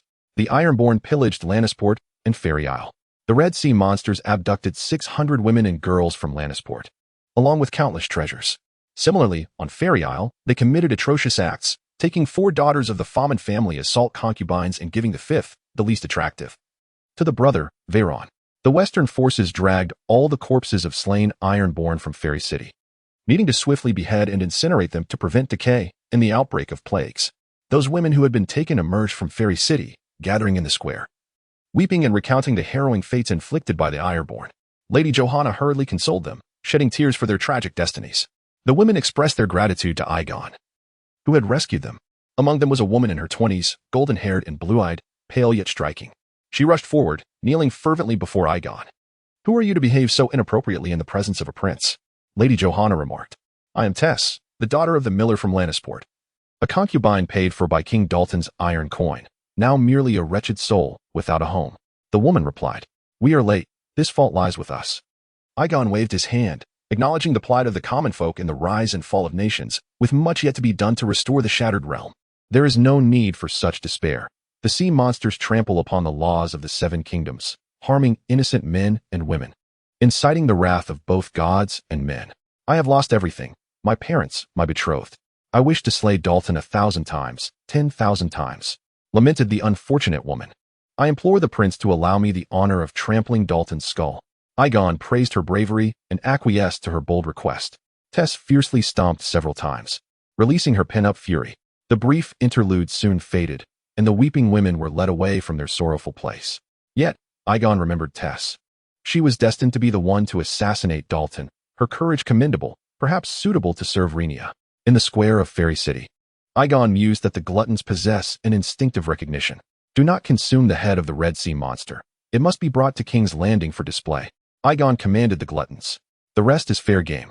The Gluttons opened their gaping maws, swiftly devouring the headless corpse of the Red Sea monster. Yet, it seemed insufficient. "My lady, I suggest you and your guard keep your distance. My dragon is about to feast." Aegon spoke gently to Lady Johanna. "Yes." The soldiers from the west trembled in response. Lady Johanna could not bear to witness the scene before her and turned away, choosing silence. The devourer first gnawed on the remains of iron-blooded nobles or soldiers, segregating them into a separate pile. The bodies of the iron-blooded, selected by the dragon, lay haphazardly stacked. Regardless of their former bravado, they ultimately became mere sustenance for the dragonkin of Fairy Island. The devourer unleashed a noxious green flame, roasting all the chosen iron-blooded corpses. The acrid scent permeating the air, a nauseating aroma. With a guttural sound, the devourer opened its gaping maw, its jagged black teeth slicing and tearing, devouring the charred remains one by one. The feast commenced, and many prominent figures among the iron-blooded were consumed. Devotee, devourer consuming the pious followers and bloodline of the drowned god enhances flight speed. Aegon felt quite satisfied, channeling magical attributes through the drowned god and the iron-blooded, further empowering the dragon. Excellent. But now I shall bestow a small gift upon the river bay. Yet, such gifts do not come without consequences. If there are indeed deities watching, I have surely offended the drowned god. Nevertheless, it matters little. Vigilance and a measure of audacity are essential. Today's battle, combined with the counteroffensive from the west, shall render the Iron Isles inert for 2 to 3 decades. He is Aegon, the burner of ships, and now also the butcher of Fairy Island. The next destination, Red Lake. Chapter 45. Silver Wings. The white towers of Fairy City, one of the tallest spires, had lost a significant portion of its height.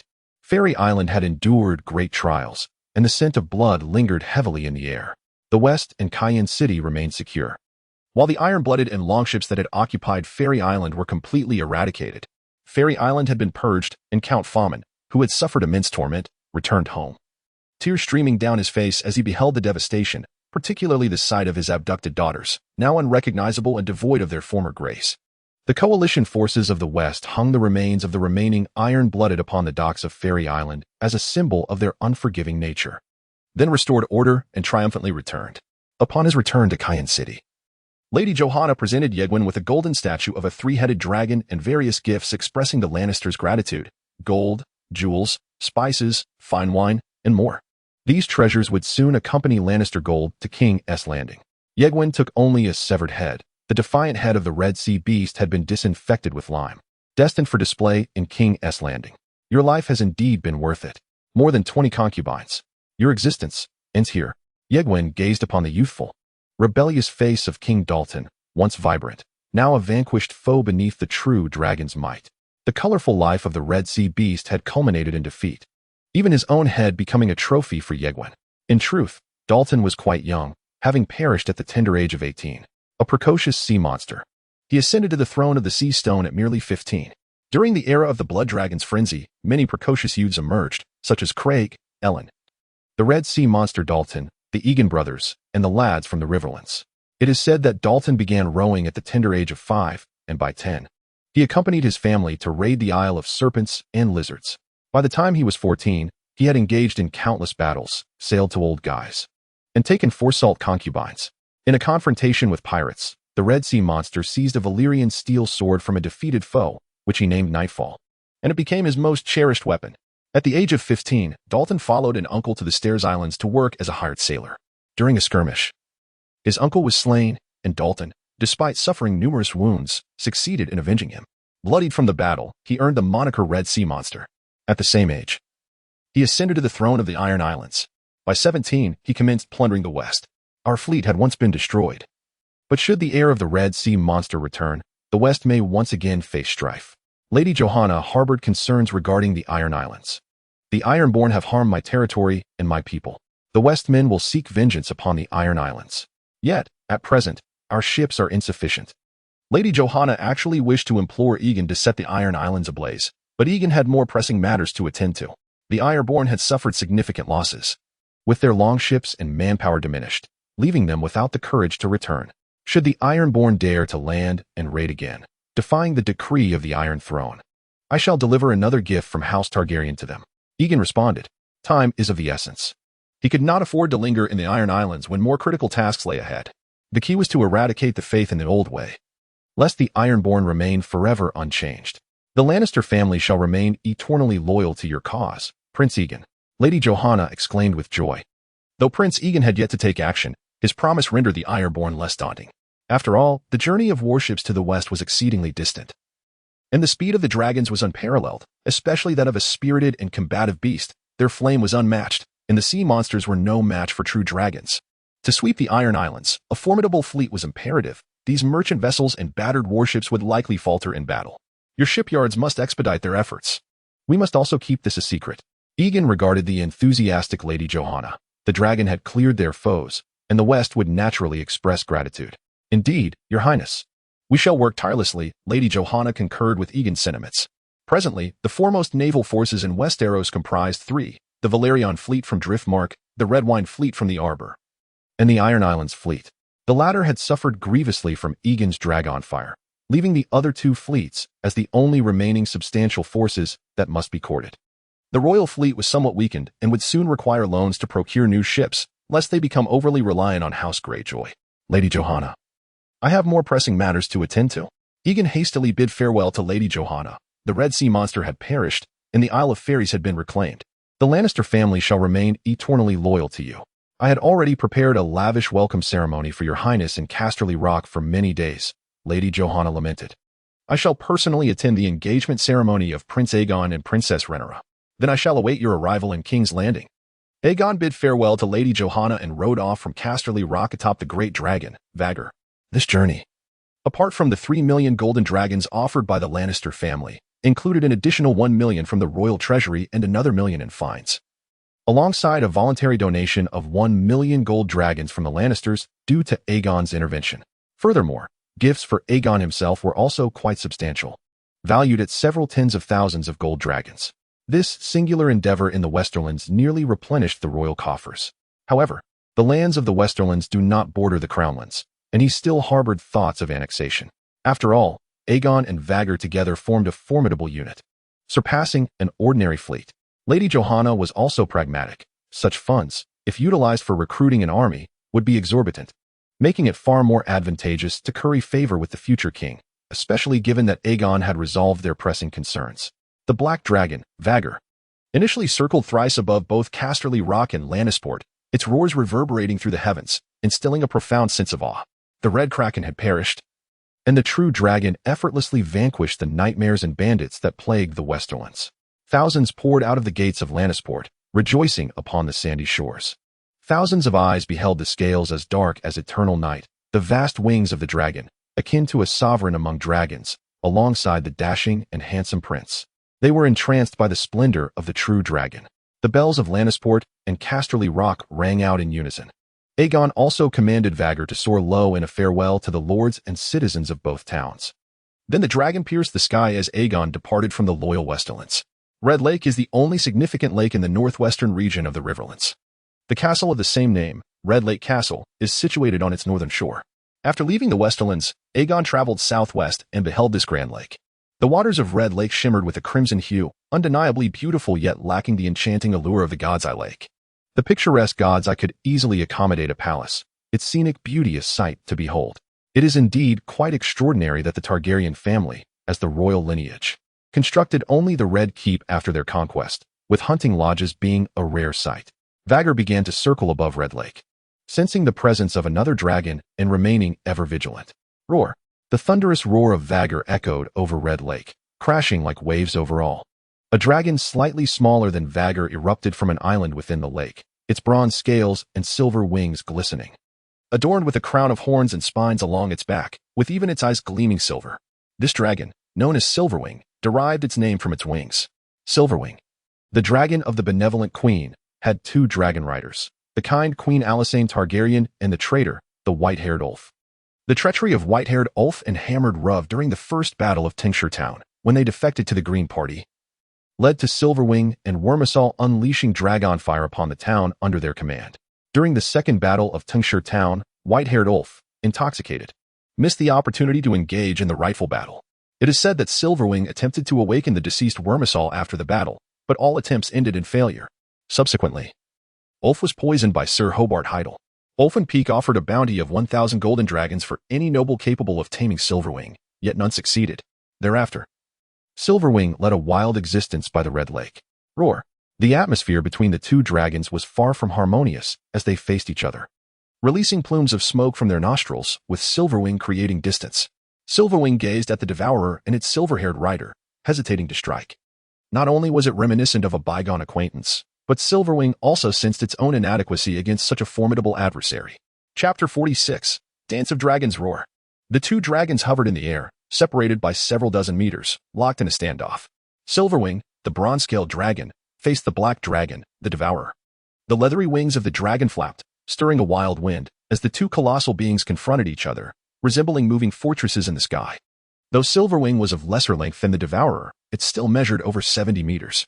Previously, the largest dragons were Vargahar and Wormesal, and thereafter, the Devourer led the pack. With silver eyes fixed intently on the Devourer, smoke began to emerge from Silverwing's maw, as blue flames simmered within. Silverwing opened its mouth to reveal sharp teeth, flames coalescing ominously. Among the unclaimed giants, Silverwing possessed the gentlest temperament. However, for reasons unknown, it harbored a profound animosity towards the Devourer.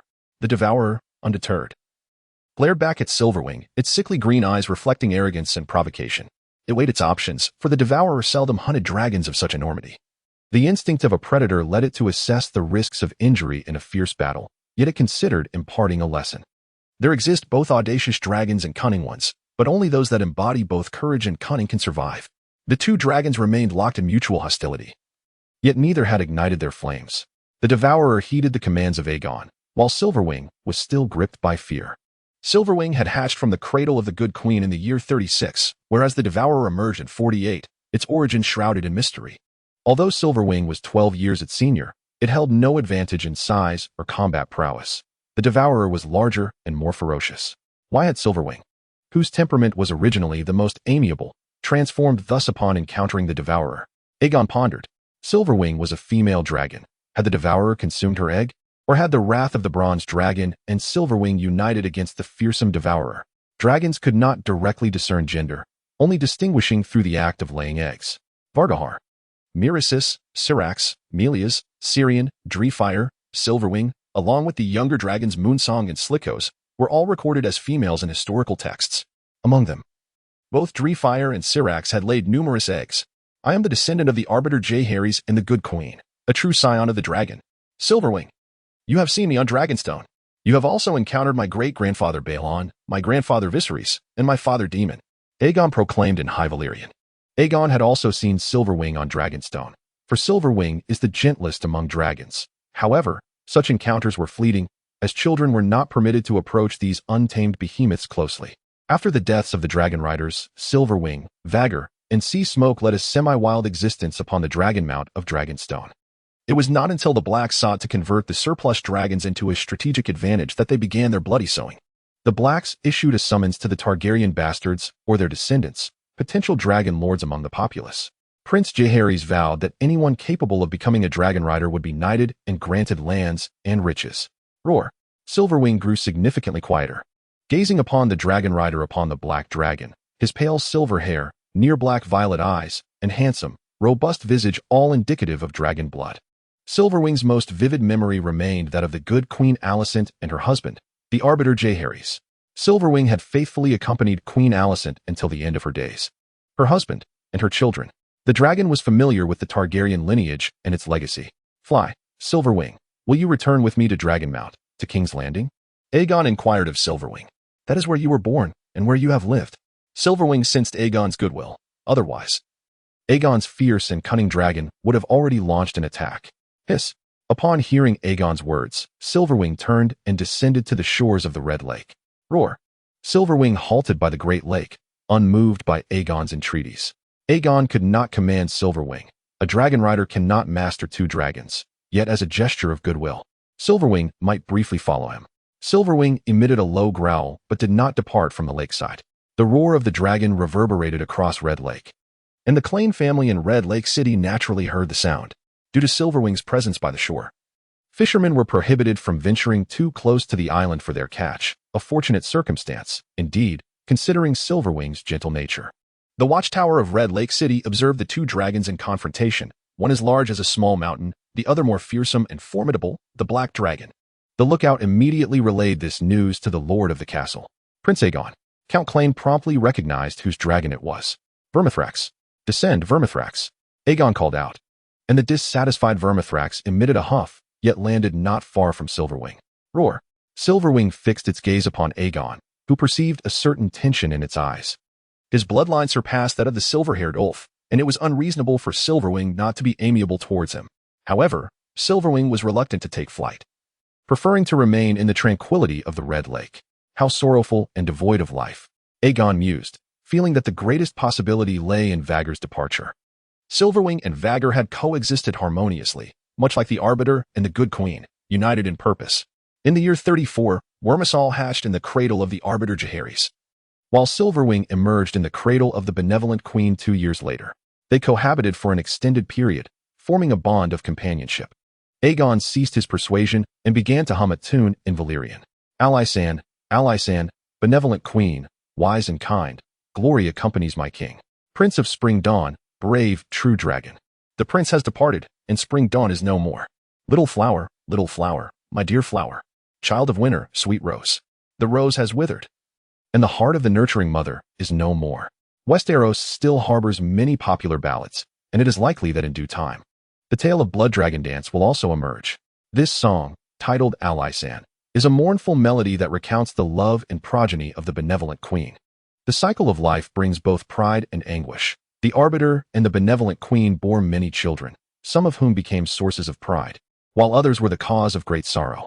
The most harrowing anguish is the loss of a child, a fate the king and queen endured repeatedly. In the latter years of the benevolent queen, she received mostly tragic news.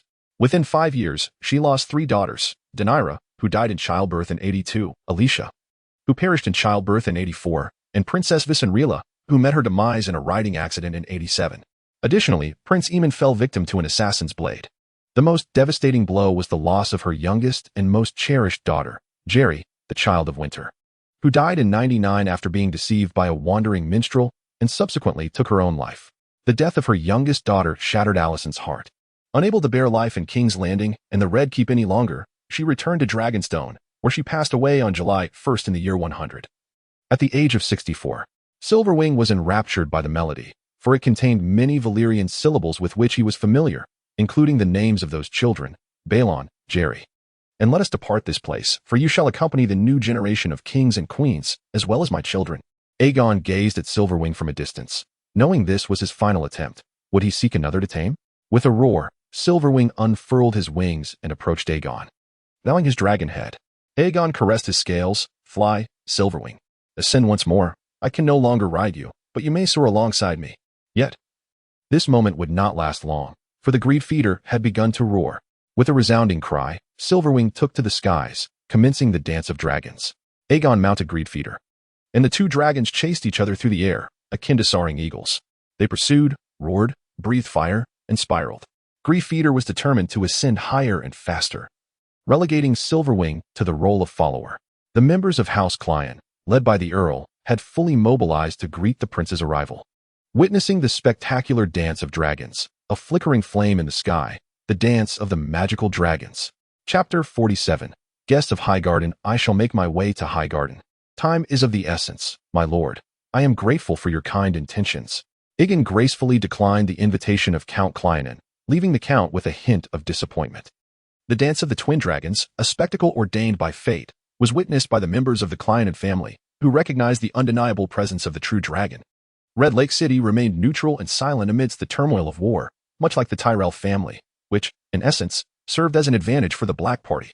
However, the Count was resolute in his decision to journey to King's Landing, where the most raucous dragon engagement awaited, and perhaps he would witness the dance of the twin dragons. Aegon commenced his journey, soaring towards Highgarden. The Reach had descended into chaos due to the Blood Dragon's frenzied dance, with staunch supporters of the Green Party like House Hightower, alongside the Black Party adherents such as Houses Rowan and Tarly, and the Tyrell family, which ostensibly supported the Greens while remaining neutral without committing any forces. Both sides possessed dragons, and the Tyrells could afford to offend neither party. The vastness of the Reach, with its considerable population and plethora of noble lords, rendered the Tyrells incapable of manipulating the entire situation. The Gluttonous One led the charge, its speed surpassing that of Silverwing, who struggled to keep pace. Slow down, partner. Aegon urged the Gluttonous One, who was younger than Silverwing, larger in size, and swifter in flight. The Gluttonous One had undergone several rounds of flame enhancement, rendering Silverwing no match for it. With a disgruntled snort, the Gluttonous One expressed its discontent. It was the king of wild dragons. The Gluttonous One sought not to establish a partnership with Silverwing, but rather a hierarchy, akin to its coercive dominance over sheep thieves. The twin dragons soared majestically above the Reach, the clouds swirling gracefully around them. Aegon beheld the beautifully manicured lands where rivers bestowed fertility and tranquility. The Reach's open terrain, coupled with its convenient irrigation and rich soil, fostered advanced agriculture, brimming with fruits, vegetables, and blooming flowers, earning its title as the granary of the Seven Kingdoms. The opulent Reach, second only to the north in size, nurtured the highest population across the continent due to its favorable climate and fertile grounds. As Aegon flew southward, Highgarden came into view, grand and aesthetically pleasing, easily identifiable. Nestled atop a hill, it overlooked the meandering Mander River, where the coastal road converged with Rose Road. Aegon admired the splendid white marble castle, which, in comparison to Highgarden, rendered the scale of Fairy Castle a mere jest. Most of Highgarden's structures were erected during the reign of King Mern VI, with only a few of the tallest towers being considerably older, potentially tracing back to the Age of Heroes. Surrounded by 3 concentric walls, also constructed from white stone, Highgarden Castle was well fortified. The outermost wall encompassed the entire base of the hill, while a meticulously arranged hedge maze lay between it and the second wall, serving both as an entertainment venue for guests and a defensive mechanism. Unfamiliar invaders could easily become lost within the maze, stumbling into dead ends or falling prey to hidden traps. Each successive wall was taller and thicker than the last, manned by elegant, elongated round towers. Roaring, Silverwing and the Gluttonous One circled above Highgarden, performing the dance of the twin dragons. Aegon beheld the banner of House Tyrell, a golden rose blooming amidst the verdant fields, a symbol of eternal life. The Highgarden not only displayed the Tyrell standard, but also the crimson dragon banner of House Targaryen. Upon the demise of the usurper Aegon, the outcome of the war was inevitable, and the Tyrells too raised the banner of the Red Dragon.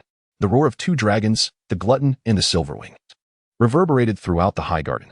Currently, the Duke of Highgarden was but an infant, and his wise regent mother, the acting lord of the city, had prudently chosen to remain neutral in the conflict, refraining from deploying any soldiers to support the Greens. The regent commanded the gates to be flung open, welcoming the Prince Regent from King's Landing, presenting salt and bread in honor of Aegon. The people of Highgarden gazed upon the young and handsome dragon prince, clad in form-fitting black-scaled armor, as Aegon removed the helm of the dragon. His silver hair shimmered faintly like white, while his violet eyes were deep, almost black, filled with resolute intent. "Welcome to Highgarden, Prince Aegon," the regent lady, adorned in green velvet and cradling a small child, respectfully proclaimed.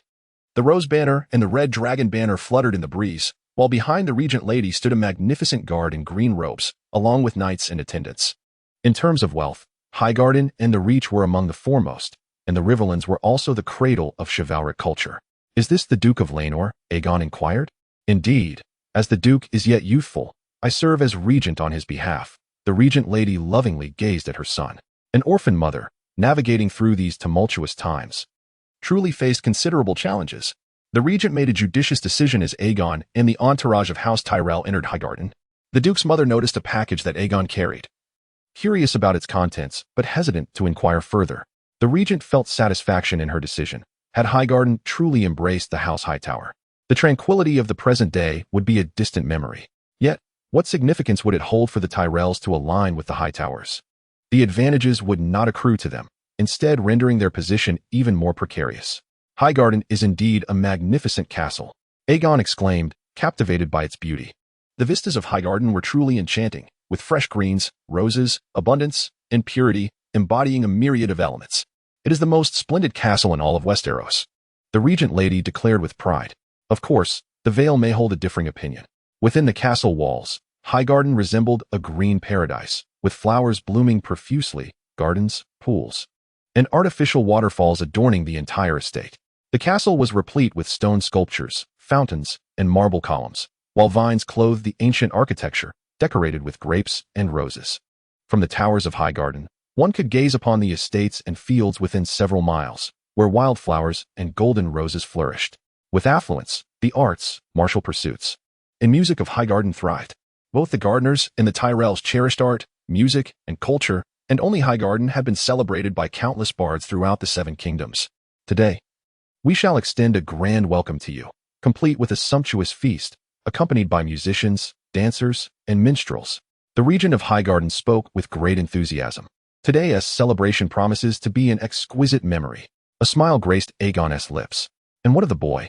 Aegon's gaze swept over the vast, sycophantic, and gentle throng. It was predominantly the retinue of House Tyrell, devoid of the one he yearned to see. "Are you referring to the third son of House Hightower?" The regent of Highgarden answered, albeit reluctantly. Following the demise of Manderly Hightower at the Battle of Stone, his lands and titles passed to his eldest son, Leonor, who is but 15 years of age, still a year shy of adulthood.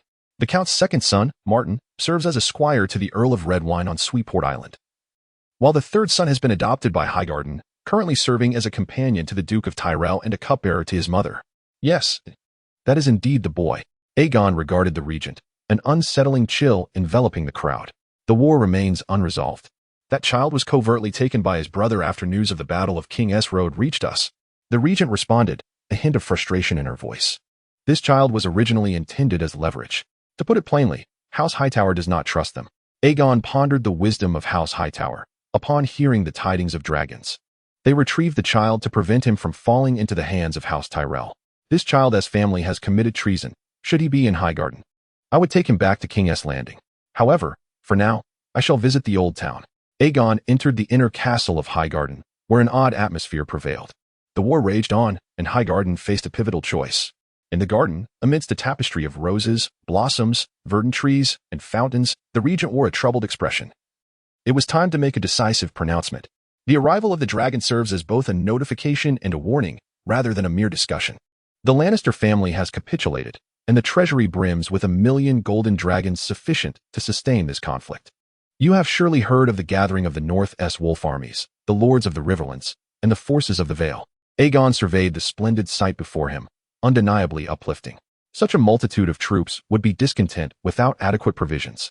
Lady Johanna's choice is astute. "Highgarden is willing to remain loyal to your cause," the mother of the Duke of Highgarden asserted firmly. "Soldiers, gold, provisions. Your choice is most commendable, my lady." Aegon unwrapped a parcel, revealing a preserved human head to the mother of the Duke. This is the region of Highgarden, gasped in shock. The Red Sea monster, Dalton. This is the fate that befalls traitors. The regent, her attendants, advisors, and companions were struck with a mix of shock, fear, and admiration. The scourge of the Red Sea, the ruthless king of the Iron Islands, has met his end at Aegon's hands. Although the Lannisters have yielded, it remains the wisest choice. The true dragon may be small, yet possesses the strength to hunt the stag. Chapter 48. Purging King's Landing beneath the azure sky and white clouds of Highgarden. Amidst the greenery and blooms of the garden, Aegon and the regent of Highgarden deliberated their collaboration. 2 dragons circled overhead, akin to flowing flames. A black dragon of gluttony and a bronze-winged silver beast. In this tumultuous era, military might stands as the foremost reliance, particularly with the inevitable downfall of the Green Party. The focus narrows to the malevolent Hightower family, whose demise seems assured. The regent of Highgarden has already foreseen a death sentence for them. The treasonous sins of the Hightower family are utterly unforgivable. Lord Lannister, the steadfast steward of Highgarden, ardently supports this sentiment. He is indeed a cousin of Duke Leonor, representing a branch of the noble Rose. The treachery of the Hightower family is manifest and undeniable. We must not show leniency. Many loyal kin and retainers of House Tyrell have voiced their support, harboring long-standing grievances against the haughty and arrogant Hightower family. Now, with the united forces from the north, the Vale, the Riverlands, and the west, along with 2 dragons, how can Oldtown withstand such an onslaught? We shall not forget that it was your ancestor, Aegon the Conqueror, who bestowed upon you the title of Duke of Highgarden, a protector of the South. We shall champion the cause of the heir to the Dragon King. Should the army of the Iron Throne approach, I shall represent Duke Leonor in offering support to the Iron Throne by deploying the knights and retainers of House Tyrell. I assure you, we can muster over 6,000 men. The regent of Highgarden makes this guarantee. House Tyrell has never engaged in battle, yet still possesses substantial gold and a formidable army, having no significant ties with House Hightower. Despite being the most prominent family in the Reach, these traitors have consistently disregarded them. Opportunity lies before us, allowing House Tyrell to firmly establish its position. You need only await my command. Once King's Landing is purged, the Grand Army shall soon arrive. Aegon is quite pleased with the regent of Highgarden and the stance of Duke Leonor's mother. In the Reach, there are 4 major families: Hightower, Redwyne, Tyrell, and Rowan. Hightower and Redwyne are relatives, pillars of the Green Party, while House Rowan supports the Black Party, and House Tyrell remains neutral. Additionally, families such as Tarly, Florent, and Oakhart exist, as the Reach is fertile and populous, with many lords intermingling, making it challenging for House Tyrell to maintain control. Before the arrival of the Grand Army, we must also guard against the desperate actions of the Hightower family. Aegon conveys this to the regent of Highgarden. Are you referring to the Dornish? The regent ponders, realizing that the Hightower family may only have this singular ally left. The Dornish have always been at odds with the Iron Throne. Should Oldtown be besieged, the Hightower family could expend great wealth. It is uncertain whether House Martell of Dorne would not send aid. During the reign of King Viserys, when the trio's alliance clashed with Prince Daemon Targaryen and the Sea Snake at the Stepstones, Prince Quolin Martell led Dornish forces to assist the trio's alliance. Amid the blood-soaked chaos, both sides sought to win over Dorne, yet Prince Quolin was reluctant to engage. House Tarly serves as the first line of defense against Dorne, and Lord Tarly shall surely choke off any passage. The naval power of Dorne is weak, leaving them no option but to traverse land. The regent of Highgarden has also contemplated the implications of Dorne's advance northward. Prince Caerin harbors a disdain for provoking the dragons, yet his fiery young daughter presents a different narrative. However, the Dornish merely pose a minor concern. For now, the focus remains on addressing the matters concerning Oldtown with clarity. The population of Dorne is limited, and even with support, how much can the Dornish truly contribute from afar? I wish to inquire about the current High Septon and whether the Tyrell family maintains any channels of communication with him. Aegon seeks counsel from the Regency of Highgarden. The might of House Hightower lies in its trifecta of influence: commerce in Oldtown, the faith of the Seven, and the knowledge nurtured by the Citadel. This venerable family wields considerable wealth and power, particularly within the church. Although the High Septon is expected to relinquish his name and lineage, can these individuals truly forsake the Hightowers? Such a notion is implausible. As for the Citadel, it is entirely supported by House Hightower. The current High Septon, however, bears no blood relation to the Hightowers and instead finds himself at odds with the church's upper echelons within that family. The Regency of Highgarden acknowledges this as well. Aegon's suspicions are confirmed. The current High Septon has long lambasted House Hightower due to the marriage between Leonor Hightower and his stepmother. thus presenting an opportunity for potential alliances. With war looming, it is reasonable to assume that the High Septon will seek a more secure refuge. Otherwise, the Hightowers may not hesitate to resort to further treachery. Aegon has presented a formidable challenge to the regency of Highgarden. Should House Hightower face annihilation, how could those within the church associated with them remain passive? I shall strive to fulfill your request, the regency assured. The Tyrells and Hightowers are indeed incompatible. As Aegon surmised, the Tyrells have established numerous footholds in Oldtown. Let us collaborate harmoniously. A bay devoid of Hightowers would surely facilitate Duke Leonor's dominion over Highgarden. The rose flourishes eternally in the verdant fields, forever loyal to the true dragon. A chill envelopes the skies above King's Landing as the howls of wolves persist. Roars echo through the air, heralding the presence of dragons. Two colossal dragons, one ebony and the other a bronze with silver wings, circled thrice above King's Landing before descending upon the Red Keep. The dragon's lair remains in disarray, ill-suited for the dragon's existence. Consideration must be given to renovating the lair or taking refuge on Dragonstone, returning to King's Landing by day. Aegon, riding on Silverwing and the Greedy One, alighted in the courtyard outside the throne room, the dragons circling and roars having already instilled awe throughout the city. The welcoming party emerged from the throne room. Is that Silverwing? Rhaenyra exclaimed in surprise. Aegon dismounted from the Greedy One, followed closely by Silverwing, adorned with bronze and silver wings, a dragon Rhaenyra recognized well. Indeed, sister. Aegon took Rhaenyra's hand. Welcome back, Prince. Duke Cragen and Sir Tyland greeted him. I hope I have not missed the final judgment. Aegon smiled. Having spent a couple of days wandering through the west and the riverlands, the dragon was still swift. You have returned just in time. The judgment of wolves is about to commence. Duke Cragen exclaimed cheerfully, basking in the springtime glory. Observing his demeanor, Aegon surmised that the beauty of the riverlands had indeed worked its charm. In truth, this was merely a case of seizing opportunities. The value of the sea serpent was immense, and eliminating it would lead to dire consequences, thus Cragen was merely riding the current. I have resolved a significant threat for House Lannister, Aegon declared to Sir Tyland. What did you say, Your Highness? Sir Tyland suddenly became animated. Though he was in King's Landing, he cared deeply for House Lannister, especially for his nieces and nephews. The Red Sea Monster is dead. Behold its severed head, to be displayed upon the Red Keep. Aegon lifted his bundle, showcasing the head of the Red Sea Monster. And this sword, the Red Sea Monster's blade, Nightfall, shall now be known as the Kraken Slayer. I shall remain ever loyal to you, Prince Aegon, Sir Tyland proclaimed, half kneeling. He was without wife or child, and the lions of Casterly Rock were his last vestiges of tenderness. This is a good omen, with the foul fish dead. These traitors in King's Landing shall meet their demise. Next will be the foul-smelling, cowardly Hightower family, hiding in their lofty tower. Cragen lifted the head of King Dalton, inspecting it from various angles. It was nothing more than an ordinary man, with black eyes and a black beard, a repugnant visage lacking tentacles. He had taken over 20 wives, truly audacious. Hang it up. This is a display of the true dragon's virtue and the majesty of the Iron Throne. Duke Cragen tossed Dalton's head to his subordinate and welcomed Aegon into the throne room, where King's Landing was poised for purification. Chapter 49, The List of Traitors in the Red Keep. Within the throne room, Aegon sat upon the Iron Throne, with the prominent figures of various factions gathered below. Rhaenyra, possessing a milder demeanor, sat gracefully beside the steps of the Iron Throne. As the former courtiers and attendants of the Green Party had been largely swept away, the throne room had transformed into a gathering of staunch supporters of the Black Party. The moment was unprecedented. Aegon gazed at the numerous lords before him. Representing the north was Lord Cragen, the sea serpent for Driftmark, Sir Tyland, advisor to Prince Aegon and representing House Lannister. The Kaimet brothers for the Riverlands, along with the bloodthirsty band, and Count Leorn of the Vale and his brother, among others, a true assembly of heroes. The two most conspicuous figures were the Sea Serpent and Tyland Lannister, with the Sea Serpent reinstated in his position and Sir Tyland serving as Aegon's advisor.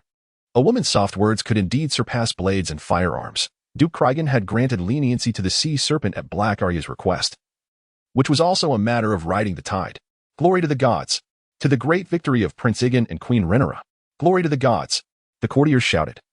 For the might of the Dance of Dragons far surpassed that of mere mortals. Otherwise, relying on the Iron Throne's leisurely summons of a fleet to Fairy Island, sailing halfway across the world, and navigating through the pirate haven of the Stepstones would require a year of war, costing an unimaginable number of gold dragons. It is precisely such strategic weaponry that secures the status of the Dragon Clan. Your Highness, Prince Aegon, esteemed lords, I shall execute the traitors led by Larys. Due to the prince's youth, he should not be embroiled in such matters, as it would tarnish the honor of the queen and himself. Others will point fingers, claiming we attained the throne through murder. Moreover, we cannot trust these vipers in King's Landing, declared Clegane, who first announced the wolf's judgment. All present acquiesced, for Lord Clegane was notoriously uncompromising when it came to the execution of traitors. The sea serpent had many friends and admirers, yet others were not so fortunate. After all, the granddaughter of the sea serpent was destined to be the future queen, and the young serpent still roamed the shores of Tide's Head, making it unwise for anyone to offend the sea serpent. Approved. This matter shall be overseen by Lord Clegane. Aegon consented. Clegane insisted on personally carrying out the execution, as was the proud tradition of the North. Once King's Landing is cleansed, we must discuss those distant traitors. Currently, we have 2 dragons. I command the Devourer. And while Silverwing lacks a dragon rider, it can assist me in the endeavor. Aegon prepared to address matters from afar. Will the Hightower family accept our proposal? They must return 1 million golden dragons, pay an additional fine of 1 million golden dragons, send either Laenor or his brother as a hostage to King's Landing, and limit the size of their military, Aegon inquired. This is a significant matter. The Hightower family has written to say they require further deliberation. Sir Tyland spoke bitterly. He seemed to hear the thunderous call to war. The youth were no longer willing to wait, while the Hightower family had missed their solitary glimmer of hope. There is no need to wait any longer. They are the principal villains, the instigators of the Blood Dragon's dance. I do not have the luxury of time. Aegon caressed Blackfyre, determined to eradicate evil and eliminate his adversaries. There was no better moment than now. Send a raven with the letter. If the Hightower family wishes to survive, they must offer 3 million golden dragons as a fine, cede Oldtown to the Iron Throne, and send Laenor Hightower to King's Landing as a hostage. Aegon declared emphatically. These conditions were utterly unacceptable to the Hightower family. It was a clear act of coercion. Indeed, we are the victors. If we compromise with every defeated foe, what significance does our victory hold? Clegane asserted. Furthermore, the ramifications are minimal. We demand only the principal villain, the Hightower family. Your Highness, Lord Clegane. Such actions may exacerbate the kingdom's fractures. The sea serpent cautioned gently. Your perspective is misguided. If all are dead, who will be left to accuse us of creating rifts? Can the halls of Harrenhal or the gardeners of Highgarden rise from the ashes of the dead? Clegane's voice resonated with steely resolve. He expressed his discontent with the appeasement of King's Landing. The Greens deserved no leniency, as it would only lead to the weakening of the throne. Now that there was an opportunity to decisively eliminate the threat, it should be seized. The original Blood Dragon's dance, having resulted in mutual devastation, rendered the punishment of these Green Lords less severe than during the Blackfyre Rebellion, a mere equivalence. When the subsequent Blackfyre Rebellion came to an end, the benevolent demeanor of King Daeron underwent a significant transformation. Numerous supporters of the Blackfyre were stripped of their titles and lands, and were compelled to surrender hostages. At this juncture, the Targaryen family's position was more fortified than ever before. What Aegon needed to contemplate were titles, lands, hostages, and fines. The sea serpent thus fell silent. The Red Viper was dead, and Lady Joanna returned to us the corresponding golden fines. In addition to offering her new fleet to assist us in deploying troops to blockade Oldtown's harbor, the Tyrell family of Highgarden also expressed their willingness to submit and indicated their readiness to aid us in our military endeavors. Aegon elaborated on the favorable conditions to the assembly. The Crown Prince, returning from the Westerlands, brought with him the clarion call of victory. The Red Viper now hung from the Red Keep. The Lannisters had pledged their allegiance to the Iron Throne, and the envoy from Storm's End was also inclined to acquiesce to our terms. Thus, the only adversary remaining was the Hightower family. Cragen declared boldly, bearing the weight of ice, the archvillain shall not go unpunished. I too advocate for the annihilation of the Hightower family. Sir Kaimet, ambitious as ever, concurred, with his brother Sir Oscar and Bloodraven echoing his sentiments, having long heard tales of Oldtown's prosperity, suggesting it was an opportune moment to plunder. Previously, the fear of war's toll and distance had deterred us from engaging in conflict. However, now we possess dragons, 2 fully grown beasts, and the eradication of the Hightower family would hardly pose a challenge. The sea serpent remained silent for a moment, sensing that the situation was beyond his control, uncertain of how to advance, or from which route to embark. If by sea, the fleet of Tide's End would be willing to serve the Iron Throne. Presently, the North could muster 8,000 troops, the Vale 10,000, the Riverlands 4,000, and Highgarden 6,000, while the Westerlands could also deploy several thousand troops and ships. If Storm's End were to yield, they too would submit to us. With these 4 armies alone, we could assemble 28,000 men, even if we left half of our forces to guard King's Landing. Our 2 dragons would be more than sufficient to breach Oldtown. Moreover, the old veterans of Oldtown have perished, and even if they hastily recruit mercenaries or new soldiers, what formidable power could they possibly muster? In the delayed Vale, Leorn analyzed that the Knights of the Vale also wished for a grand battle. Indeed, our soldiers are battle-hardened. Incomparable to the green recruits of Oldtown, Bloodraven excitedly remarked. It is not that the armies look down upon Oldtown, but the Hightower forces are indeed not renowned for their combat prowess, and their performance in warfare has been lackluster. Wealth does not equate to military effectiveness. Furthermore, they are hastily assembled new troops. What we must now consider is the route of our advance. We need not await a response from Oldtown. We can prepare for a direct assault. Aegon stated. Oldtown lies at the southwestern corner of the Reach, where the Honeywine River flows into the estuary of Whispering Bay and the Sunset Sea. It is also the southernmost point of the Rose Road connecting Highgarden and King's Landing. If we were to advance, there are essentially two routes, by land or by sea. The sea route is currently fraught with difficulties. The Stepstones are a den of pirates, and the Dornish have long been at odds with us. Moreover, the Redwine family possesses a fleet, thus navigating the sea would also require consideration of naval threats. The land route is the most secure and would not be overly slow, Cragen assessed. The Stepstones also present a considerable problem, the Sea Serpent remarked. In the realms of the Westerlands, the Riverlands, and Dorne, ships set sail, and the ports of Seagull Town, King's Landing, White Harbor, and even the eastern city-states cannot escape this pivotal nexus. The Stone Steps Isles have awakened the Sea Serpent's spirit. The land route remains the most reliable, and I am prepared to deploy 2 dragons. The fundamental direction remains aligned. Before proceeding, we must contemplate 2 lists, one of amnesty and the other of traitors, remarked Aegon. Chapter 50. The Envoy of Braavos.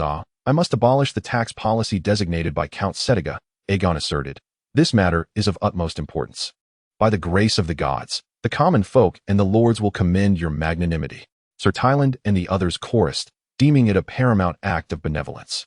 Increased taxation has long been regarded as a harbinger of tyranny in Westeros. Previously, the Black Party had stirred discontent among the populace of King's Landing due to heightened taxes.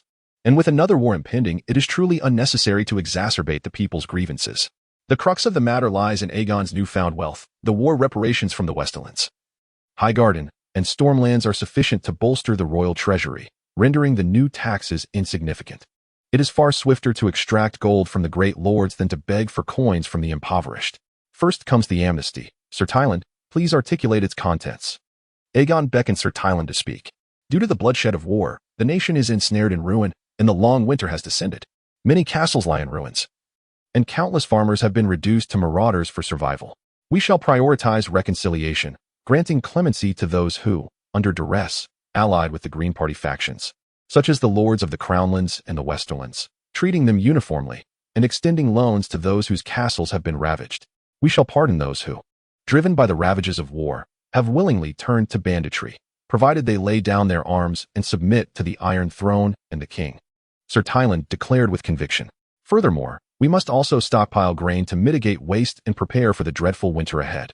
Aegon nodded. Sir Tyland, a venerable figure in the council, was most adept in matters of governance.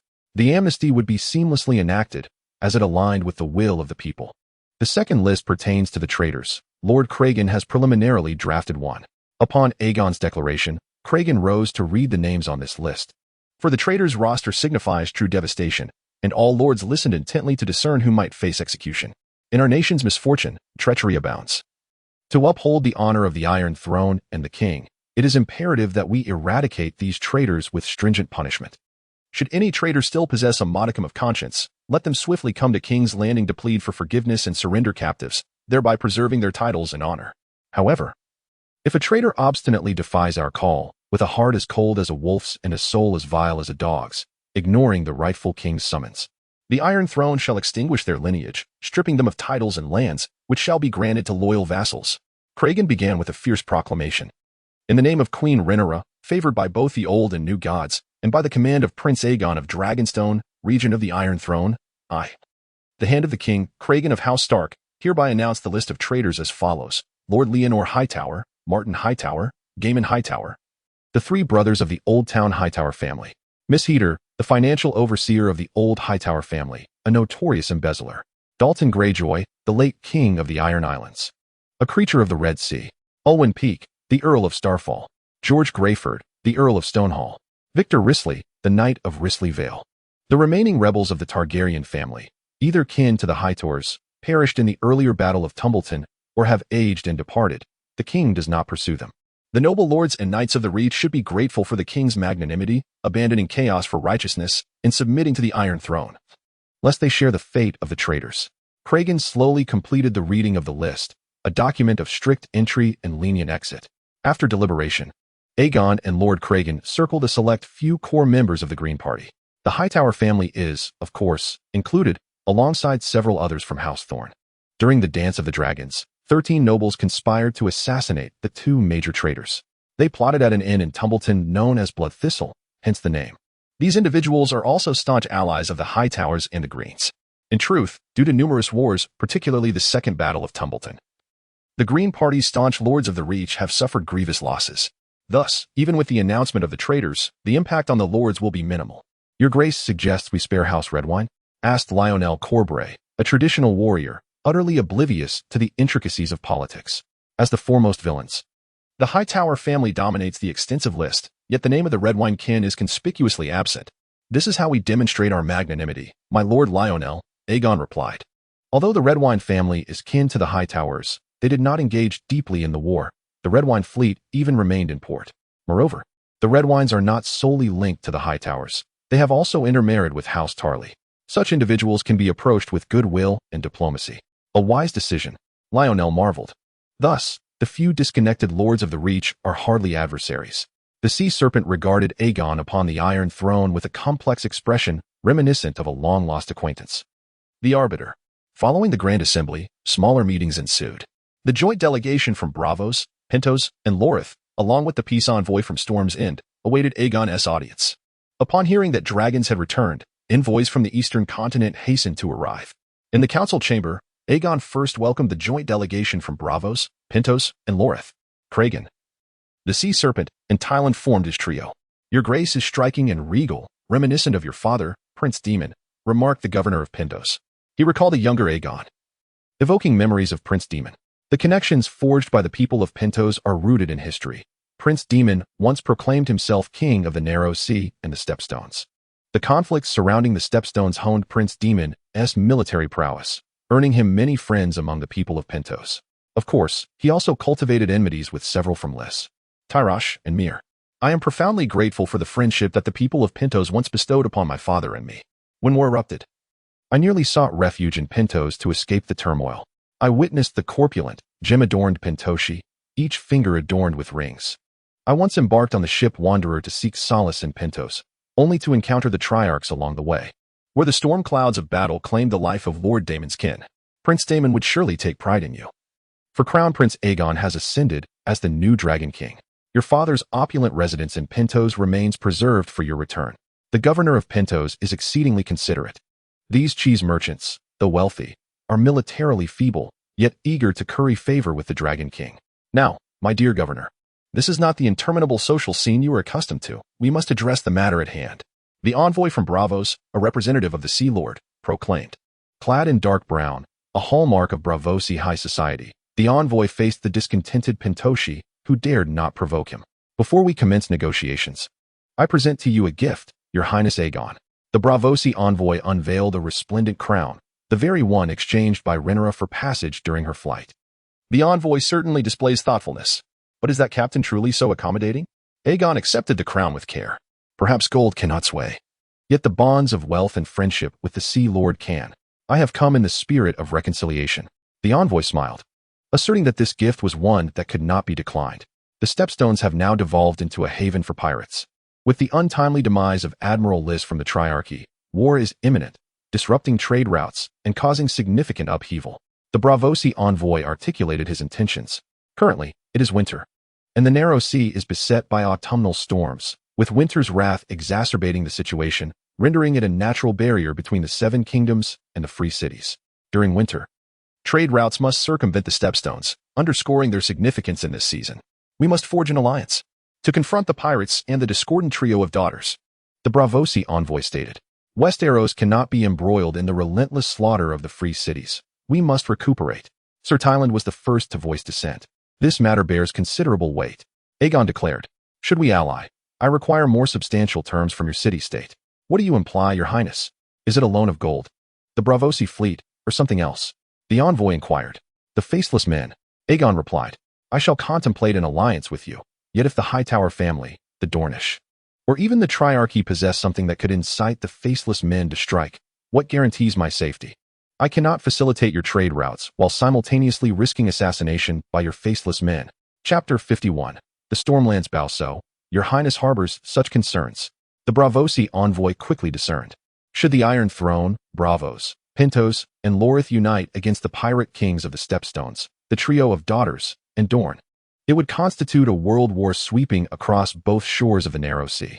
It is not beyond reason to suspect that some adversaries might resort to the perilous choice of enlisting the faceless men for assassination. The Hightower family, affluent and powerful, possesses the means to enlist the services of the faceless men.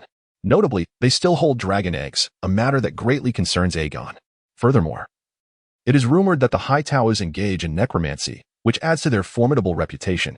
Their strength is not solely derived from direct power but also from their cunning. Following the assassination of Prince Maelor, the dragon egg was dispatched to Count Hightower in Oldtown, its whereabouts now shrouded in mystery. Additionally, the Blue Queen, a female dragon belonging to Daeron, may have also laid eggs.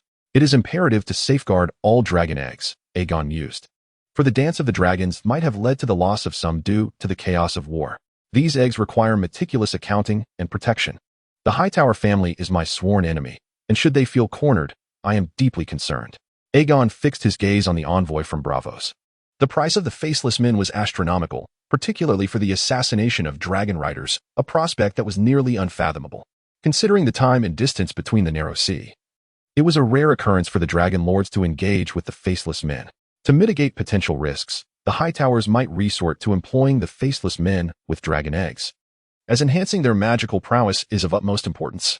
Additionally, assurances from the Sea King of Braavos were essential. I assure you, as long as your highness allies with us to clear the maritime routes, the Sea King will personally add you, your kin, and trusted ministers to the white list as part of the agreement, the Braavosi envoy expressed with enthusiasm. The Hightower family is an internal matter for Westeros.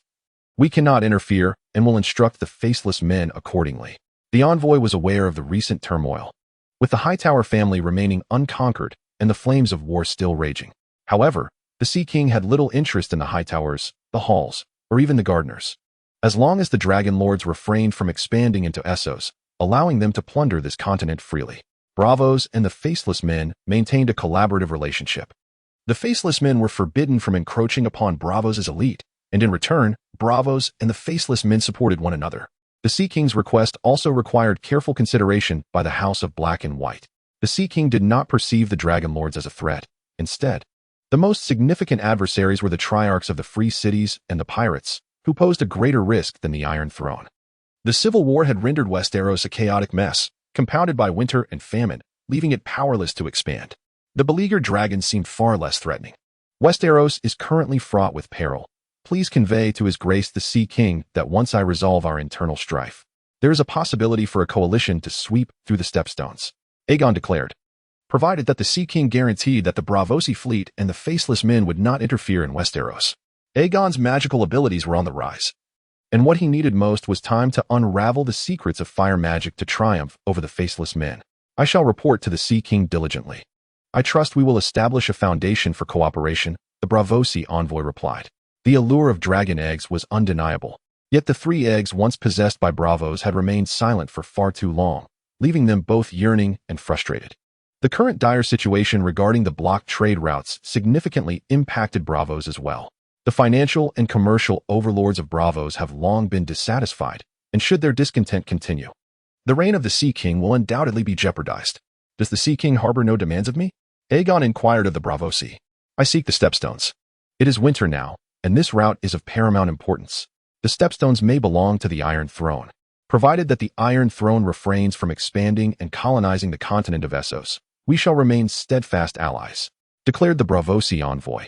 The Free City-States regard Westeros as a collection of rustic brutes clad in armor, while the Westerosi view them as mere cheese merchants and slave traders. As long as the Dragon King of the Iron Throne does not endeavor to expand into Essos or attempt to resurrect the Valyrian Empire, the Sea King of Braavos would gladly maintain a friendship with the Iron Throne. I shall await the Sea King's favorable news. Aegon responded earnestly. Winter has arrived, and I find myself overwhelmed with the affairs of Westeros, utterly unable to turn my attention eastward. In the struggle against the pirates of the Stepstones and the treacherous Triarchs, I am eager to secure the assistance of Braavos, Pintos, and Lorith.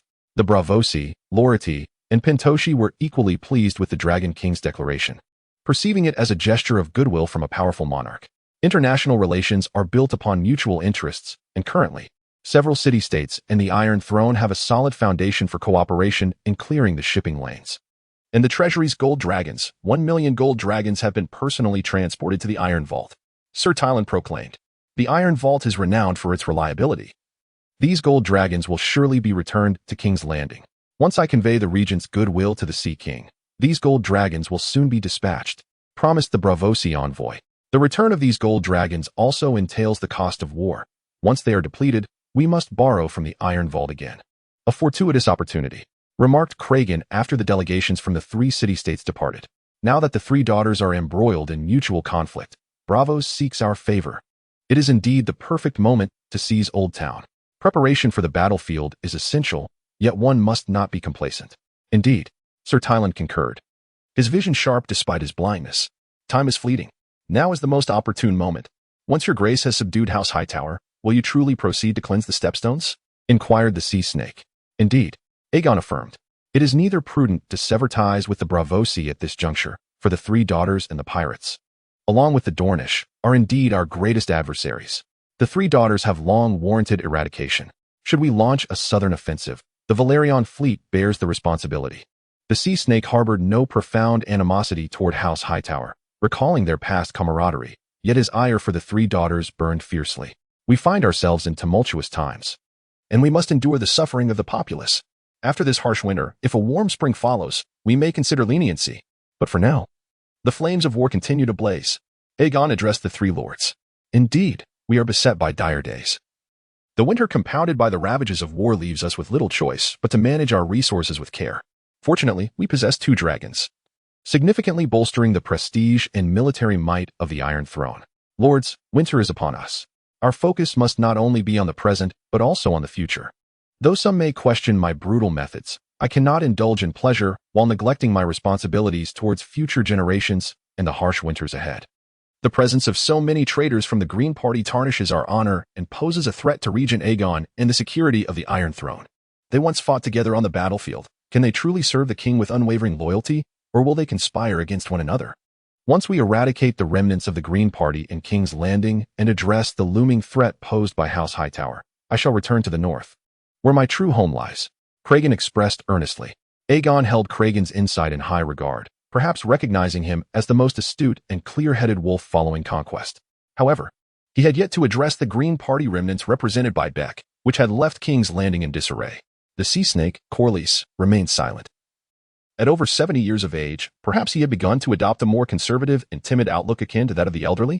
Perhaps you are right, Lord Craven, sighed the sea snake.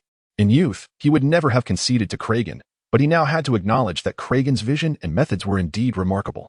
Craven's words steadied the hearts of those present. War loomed on the horizon. Before we can attend to House Hightower in Oldtown, we must first deal with the envoy from the Stormlands. Aegon dispatched a servant to usher in the Stormlands envoy, Lord Royce Caron, the Count of Night's Song, the Warden of the East, and the head of House Caron, and most importantly, the father-in-law of the deceased Lord Borros. Your Grace, esteemed lords. The silver-haired Count Royce entered with utmost respect. I come in the name of peace, bearing the Stormlands' hopes for tranquility. Royce surveyed the 4 before him, each formidable in their own right. The youthful wolf of Winterfell bore the weight of the immense cold and desolation. The sea snake, with silver hair and violet eyes, though aged, remained the most experienced statesman of the 7 kingdoms, a seasoned adventurer of the seas. Then there was the blind Tylan, a flawed yet cunning lion, now devoted to the new king. Finally, there stood the dragon at the head of the assembly, with silver hair and violet eyes. A resolute true dragon who had tamed 2 great dragons. State your terms, Craven commanded, meeting Count Royce's gaze, which reflected the cold, unyielding expanse of a frozen wasteland. Chapter 52. Expanding the realm. The Stormlands are willing to pledge loyalty to the Queen and to your grace, and are prepared to send a daughter of House Baratheon as a hostage, alongside the daughter of the former King Aegon, to serve as a ward for the Queen. Secondly, The Stormlands is prepared to pay a war indemnity of 500,000 golden dragons. Count Royce suppressed his unease, speaking with little conviction. The Stormlands legions are now at their breaking point, devastated and unwilling to sacrifice their lives for House Baratheon in the face of the wrath of a furious dragon. Furthermore, this is a full-grown dragon, and its flames are exceedingly potent. No, this is insufficient. Aegon retorted. The death of my brother, Prince Viserys, is a grave betrayal by House Baratheon. Following the usurper's return, it was Duke Borros who lent his military support to the usurper, marking a second act of treason. This matter cannot be elucidated merely with your 500,000 golden dragons. The neutrality of Storm's End during the war has willingly offered up 500,000 golden dragons. Your Highness, Storm's End has genuinely pledged its allegiance. You ought not to be so aggressive, Count Royce remarked. 500,000 golden dragons is indeed the utmost limit for Storm's End, which is not as affluent as the Reach or the Westerlands. The territory of Storm's End is limited, characterized by treacherous mountainous terrain and rocky coasts, such as the Storm's End itself, with vast and dense forests, primarily represented by the Kingswood and rainforests. Although Storm's End produces fierce warriors akin to storms and rocks, its population is scarce, comparable to the North and Dorne, with a frail economy and minimal strategic depth, rendering it incapable of shouldering heavy golden fines. Have you seen the head of the Red Sea creature, my Lord Royce? Now that is what I call aggression. I could incite a wildfire of fury, yet I refrain, for the Baratheon family is one that can be salvaged. Unlike certain families beyond redemption, Aegon articulated each word with deliberate weight, his pace unhurried, as if each syllable were a boulder pressing upon Royce's shoulders. Your Highness, what do you truly desire? Royce lamented. If we do not proceed as the Greyjoys and Hightowers have, we shall be left with no choice but to offer even greater reparations. Land, golden dragons, and hostages all must assist the Iron Throne in suppressing the Hightower family. Without exception, I have not dismissed the Baratheon family from their guardianship of Storm's End. That alone is a testament to my magnanimity. Firstly, the lands surrounding the three cities of Hay Hall, Coppergate, and Storm's End must be ceded to the crown, thus falling under the dominion of the Iron Throne. Secondly, an additional 1 million golden dragons is required, with 500,000 demanded immediately, while the remainder can be structured as a long-term fine. Lastly, the young Duke shall become my ward at the age of 8. I shall be his guardian. Aegon had meticulously devised this plan. In this era, the mortality rate among children is notably high, and they cannot endure long journeys. Should this child be taken to King's Landing as a hostage and tragically perish, the blame would be inescapable. Incorporating the three cities of Storm's End is not solely due to their proximity to King's Landing, but also because Lady Fairweather of Storm's End and Lord Buckler of Coppergate were executed in the dungeons of King's Landing for valuing their oaths above their lives. Both staunch supporters of the Queen. In the past, King Cole's bloody massacre of those loyal to the Queen in King's Landing resulted in the deaths of 6 lords, 2 of whom hailed from Storm's End. With lands exceeding 3 cities, the crown would command the entire Kingswood, the winding river, and the fertile lands north of Storm's End, serving as a strategic stronghold and a source of sustenance. Moreover, with the army advancing, we could directly besiege Storm's End. Your Highness, this is indeed too harsh. Royce felt lightheaded, as if struck by a heavy hammer. These terms were utterly dire. Even if he were to return with peace, it would severely undermine the strength of Storm's End. My Lord Royce, why not send a letter to your daughter in Storm's End? The armies of the Riverlands, Vale, and the North have gathered, while those of the Westerlands await. We shall soon march south to assault Oldtown. I hope that the steadfastness of Storm's End will not cause us to waste our precious time. Craig's words resonate as a military threat. As long as Storm's End refuses to surrender, we must strike first. The wolves are ever watchful. Indeed, I shall convey this message promptly. Royce left the council chamber, visibly despondent. The victor's oppression of the vanquished hinges upon the latter's hidden cards. It seemed as though Royce had aged several years in an instant. Although the Earl of Royce departed from the chamber, discussions regarding the war continued unabated. If Storm's End faces such consequences, then the Riverlands too must endure territorial punishment. Duke Craig pondered. The Reach would not impose such demands. However, Bitterbridge and Tumbleton have been ravaged during this conflict, tormented by the Green Party led by House Hightower for their loyalty to the Iron Throne. Furthermore, Oldtown lies in close proximity to Storm's End, Aegon remarked. The Reach, after all, is not akin to Storm's End. The loss of 3 cities would be a grievous blow to House Baratheon. In contrast, for the affluent and wealthy Tyrells, this territory serves as an embedded stake, affirming their loyalty. Surely, House Baratheon's earnest sentiments would touch the heart of the Regency of the Reach. Sir Tylan too felt the importance of seizing this opportunity. Ladies and gentlemen, let us now deliberate on the troop deployment ratio, Craig declared. Following the compliance of the Westerlands and Storm's End, the scale and duration of the war will be at our discretion. The ratio of knights to infantry is likely to fluctuate around 1 to 5 or 6. A contingent of 10,000 from the Vale would consist of 1,500 knights and 8,500 infantry. The ratios for the Riverlands and the North are similarly structured, albeit with slight adjustments. The Sea Snake responded to the assembly. Should the Lords of the Vale, the North, and the Riverlands each deploy 300 knights and 1,200 infantry, this force would total 4,500 men. As part of the conditions of allegiance, Storm's End and the Reach should also mobilize a comparable number. However, the armies of Storm's End and the Reach have not yet faced a major battle and will serve merely as reinforcements. The Sea Snake continued. Our 5-pronged army, bolstered by 2 fully grown dragons, will be more than enough to crush Oldtown. The brutal massacre that Maegor once inflicted can now be avenged by our hands, Craig asserted. The atmosphere in the council chamber was charged with confidence regarding the conquest of Oldtown. Yet, House Hightower is not without its countermeasures. We may encounter challenges during this war, Sir Tyland analyzed. Oh, Sir Tyland, please share your insights. Aegon urged him to speak. Although House Hightower has never ascended to the throne of the Riverlands, it is an ancient, powerful, and wealthy family. The strength of House Hightower lies in its trifecta: the wealth of Oldtown, the faith of the church, and the knowledge of the citadel. Sir Tyland elaborated slowly. House Hightower has invested in the establishment of the citadel and has continued to protect it ever since. The astute House Hightower has long been the foremost benefactor of scholars and the church. It is said that certain members of House Hightower dabble in alchemy, necromancy, and other arcane arts. All of these factors warrant our consideration. What do you imply, Lord Tyland? Aegon prompted him to continue. The Hightower family, as one of the most ancient and proud noble houses in Westeros, boasts a lineage that can be traced back to the forebears. During the Dawn Age, they once reigned over Oldtown and its surrounding territories.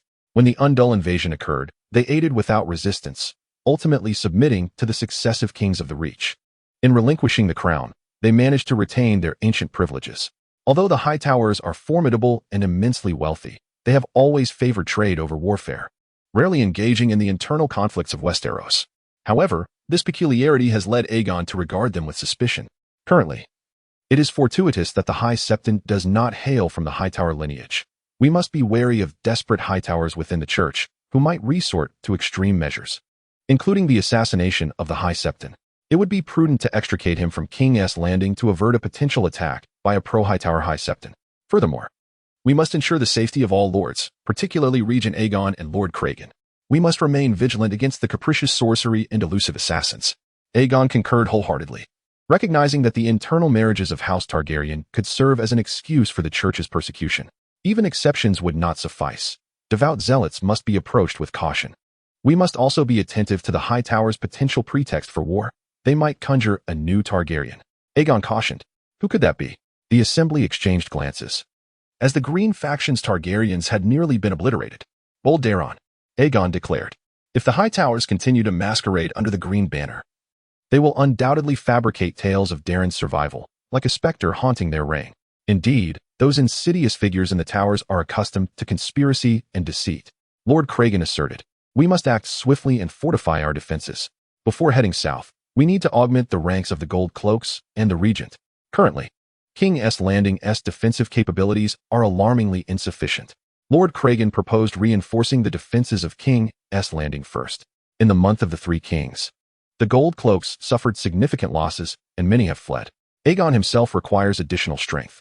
Within the council chamber, discussions continued. The Gold Cloaks need to expand their numbers, ideally by around 800. The rabble from Flea Bottom is utterly unfit for service. I suggest selecting some from the remaining army to bolster the Gold Cloaks. Lord Cragen advised. That is an excellent idea. Aegon agreed, recognizing that the Gold Cloaks are currently fragmented and desperately in need of fresh blood. There are also many Black faction soldiers eager to receive their pay in King's Landing, a mutually beneficial solution. However, the local troops' quality in King's Landing is indeed a matter of concern. Moreover, there is the issue of the prince's personal safety. Lord Cragen pondered. To prevent potential assassinations or those capricious spells, the prince should be accompanied by a capable guard. Lord Cragen's considerations are thorough. Sir Tylan concurred. The guard should comprise at least 200 men to counter any schemes devised by the Hightower family. Let this matter be spearheaded by Lord Cragen. Aegon entrusted the task to the wolves of Winterfell. Once the significant issues were deliberated, the assembly gradually dispersed, yet Aegon lingered, not hurried to depart. Within the council chamber, he gazed at the flickering flames of the candles upon the table. With a gentle snap of his fingers, the flame on the candle danced and swayed above his fingertip. The fire flowed freely, briefly morphing into the shapes of a sword blade, an arrowhead, or even a spherical form, and he could also command the flame to explode. Fire affinity. Aegon had newly acquired the magical term and skill of fire affinity, although he was not entirely fireproof. The brief resistance to fire and fire affinity deepened his comprehension of the fire element. Aegon currently only had a slight mastery over the flames. Not yet at a grand scale, as both the magnitude and duration of his control were limited, consuming considerable physical and mental energy. However, with continued study, he would undoubtedly refine his skills to perfection. This was his concealed ace. Aegon then retrieved the shards of glass carried by the Red Sea monster and discovered that, when stimulated by flames, they emitted slight ripples, indicating they were also a type of magical artifact. Only more potent fire magic could fully activate them. Above King's Landing, a raven sword, carrying the new will and summons of the Iron Throne. In the Reach, Oldtown lay at the southwestern corner, where the Honeywine River flowed into the estuary of Whispering Bay and the Sunset Sea. It was also the southern terminus of the Rose Road connecting Highgarden and King's Landing. The ancestral castle of House Hightower, the towering Hightower, resided in Oldtown, which also housed the citadel. The Hightower was an immense stone stair tower, said to rise over 800 feet, piercing the heavens. Its pinnacle served as a beacon of hope for humanity, visible even from hundreds of miles away. Oldtown was the largest and oldest city in Westeros, established long before the Undul's invasion, with a population second only to the newly affluent King's Landing. In comparison to the filth and chaos of King's Landing, Oldtown appeared far more charming, hygienic, and elegant, a veritable gem of the Waterlands. Yet, at this moment, Oldtown was gripped by a palpable sense of dread, as if the end of the world were nigh. Its prosperity and might often attracted the covetous gaze of dragons. Particularly now that House Hightower had joined the civil war of the true dragon family, they were now reaping the bitter fruits of war. Due to the traitorous declaration from the Iron Throne that reverberated throughout the Seven Kingdoms, this might be the most perilous moment for House Hightower. The family was fraught with anxiety, perceiving threats and traitors in every shadow. The Citadel, the church, the town hall, and the Hightower all had heard the news. House Hightower had been branded as traitors, and should they remain obstinate in their ignorance, annihilation awaited them. Beneath the crumbling nest, the destruction of House Hightower would undoubtedly impact the residents of Oldtown. Within the lofty council chamber at the pinnacle of the Hightower, the main and cadet branches of House Hightower commenced a prolonged dispute. Within this council chamber, there resided a multitude of Hightower individuals. At the rear of the chamber hung a tapestry, its design depicting a tiered white tower. Ablaze at its summit against a backdrop of ash gray, this was the emblem of House Hightower. The Hightower family, prosperous through trade and blessed by the fertile lands surrounding Oldtown, had amassed considerable wealth. Despite the loss of several Hightowers during the war, among them, Lord Mount Hightower, Otto, and their two cousins, House Hightower remained robust. Yet, a headless serpent falters. The younger brothers of Count Leonor were ill-equipped to navigate the complexities of the current turmoil. Surmise Hightower, pallid, gazed at the envelope before him, the list of traitors. How could I be included among them?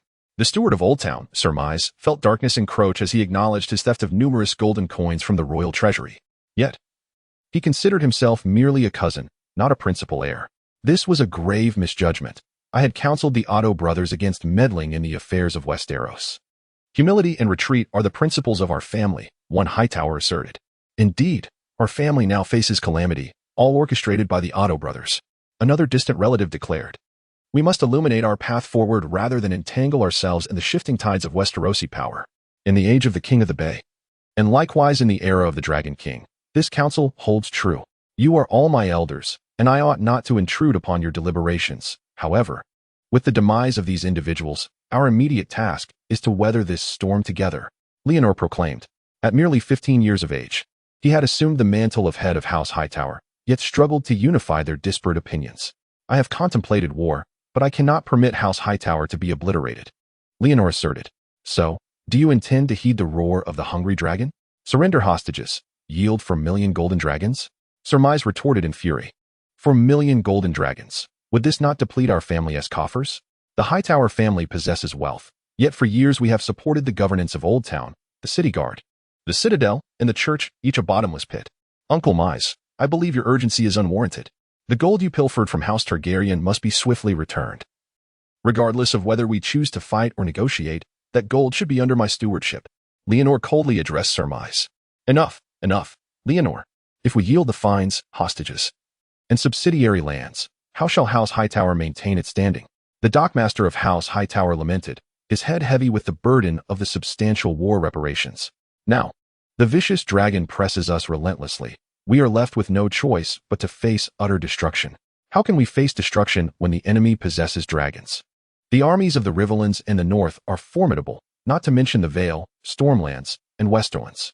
Those new recruits we forcibly gathered from the streets of Oldtown cannot possibly contend with them. Leonor cried in despair. Moreover, recruiting mercenaries from the Narrow Sea is but a distant remedy. Mercenaries cannot serve as our mainstay. You are frightened. That wicked woman has instilled fear within you. A woman's tenderness outweighs the sharpest blade. Surmise accused Count Leonor, bewitched by his stepmother. You have lost your courage and audacity. Rise to the challenge. Leonor. The council chamber is rife with discord, a cacophony of war and peace, resistance or flight. We once confronted dragons many years ago. An aged voice resonated. As a venerable figure entered, clad in the garb of a bishop, clearly a man of the cloth. I was once a hider. I too was. Behind the bishop stood several scholarly gentlemen, middle-aged men adorned with necklaces, also members of the hider lineage. In this moment of peril, they have returned. Count Leonor, with tears welling in his eyes, hastily beckoned the eldest and most seasoned Hightars to take their seats. Uncle Martin, the Dragon King is ablaze. The situation is chaotic. Leonor inquired. Martin, a hider bastard entrusted to the church, had become one of its most venerable bishops. I wish to submit. Leonor hesitated before speaking. If the Iron Throne would consent to reduce some reparations, allowing us to retain our dominion over Oldtown. Absolutely not. Power is ruthlessly cruel. One cannot trust the Iron Throne's enticements, lest they bring about their own extinction. If we hastily surrender 4 million golden dragons, you as a hostage, and relinquish Oldtown, the Hider family would indeed face annihilation. The tide has turned, and regret comes too late, one Hider urged. Sever the head of the true dragon, as did Dorne, and all will be resolved. Curses, necromancy, assassins, we must employ every means at our disposal. Bishop Martin stated coldly. Chapter 54. The internal strife of Oldtown. After the arrival of Bishop Martin, 6 other clerics followed suit. For donned silver-threaded garments, signifying their bishopric status. For many years, the Hider family has diligently served the church, continuously sending forth relatives, younger sons, and bastards. In comparison, those accompanying the scholars from the academy were fewer, totaling about 4 learned men. Relative to the academy, the Hider family displayed a stronger inclination towards the church. Leonor also noticed a contingent of guards, 18 church sentinels in rough gray robes brought by Bishop Martin, which immediately escalated the tension in the atmosphere. Everyone in the council chamber beheld those fervent devotees of the Seven, obedient to the bishop's command. Are we all present? Bishop Martin inquired. We are, uncle. Except for my 2 younger brothers, the steward of Oldtown, the commander of the guard, the head of the storeroom, the dockmaster, the fleet commander, and others have assembled. Leonor glanced at the guards, astonished. At this critical juncture, all who could speak for the Hider family had gathered, numbering over 30. Uncle, the adult dragon is dreadfully formidable. If we truly resist, Oldtown may be utterly destroyed. Leonor's resolve wavered, life and death hinging on a single word. We have no choice, Leonor. We cannot entrust our safety to the mercy of others. The Targaryen bloodline is tainted with madness. Your relative, the one-eyed Aemond, exterminated the Strongs. We cannot ascertain whether the current Aegon is also a ruthless Maegor or a cruel Aemond. Bishop Martin proclaimed. The Vortex Novel Network now has certain matters that are imperative for you to be informed of. Bishop Leonor Martin further proclaimed. Within the family, there have always been individuals delving into the arcane and profound necromancy within the confines of the city, an ancient magic both obscure and enigmatic, demanding a life as its price to acquire even a glimmer of potential magical luminescence. Yet, we can only gamble our lives on a mere chance. The Hightower family is on the brink of annihilation, and the moment of necessity has arrived. Allow Dr. August to elucidate this for you. Indeed, necromancy is arduous to awaken, but we are now compelled to directly curse the young Drakian. Currently, the true dragon is still in his youth, with the flame of life not particularly robust, leaving room for assassination. I shall exert my utmost effort, hoping for success. Dr. August, with his hair now white as snow, harbors doubts about the efficacy of his curse and necromantic arts, yet at this juncture, the disparity between foes and allies is insurmountable. He too was yanked from the stacks of tomes and laboratories to the towering spire, a desperate measure for a desperate time. For these arts were never meant to see the light of day. Blood for blood. You too shall pay with your lives. Leonor is somewhat reluctant to place faith in such whimsical incantations. For the sake of the Hightower family, I find myself with no alternative. The aged Dr. August sighed. The situation leaves you no choice.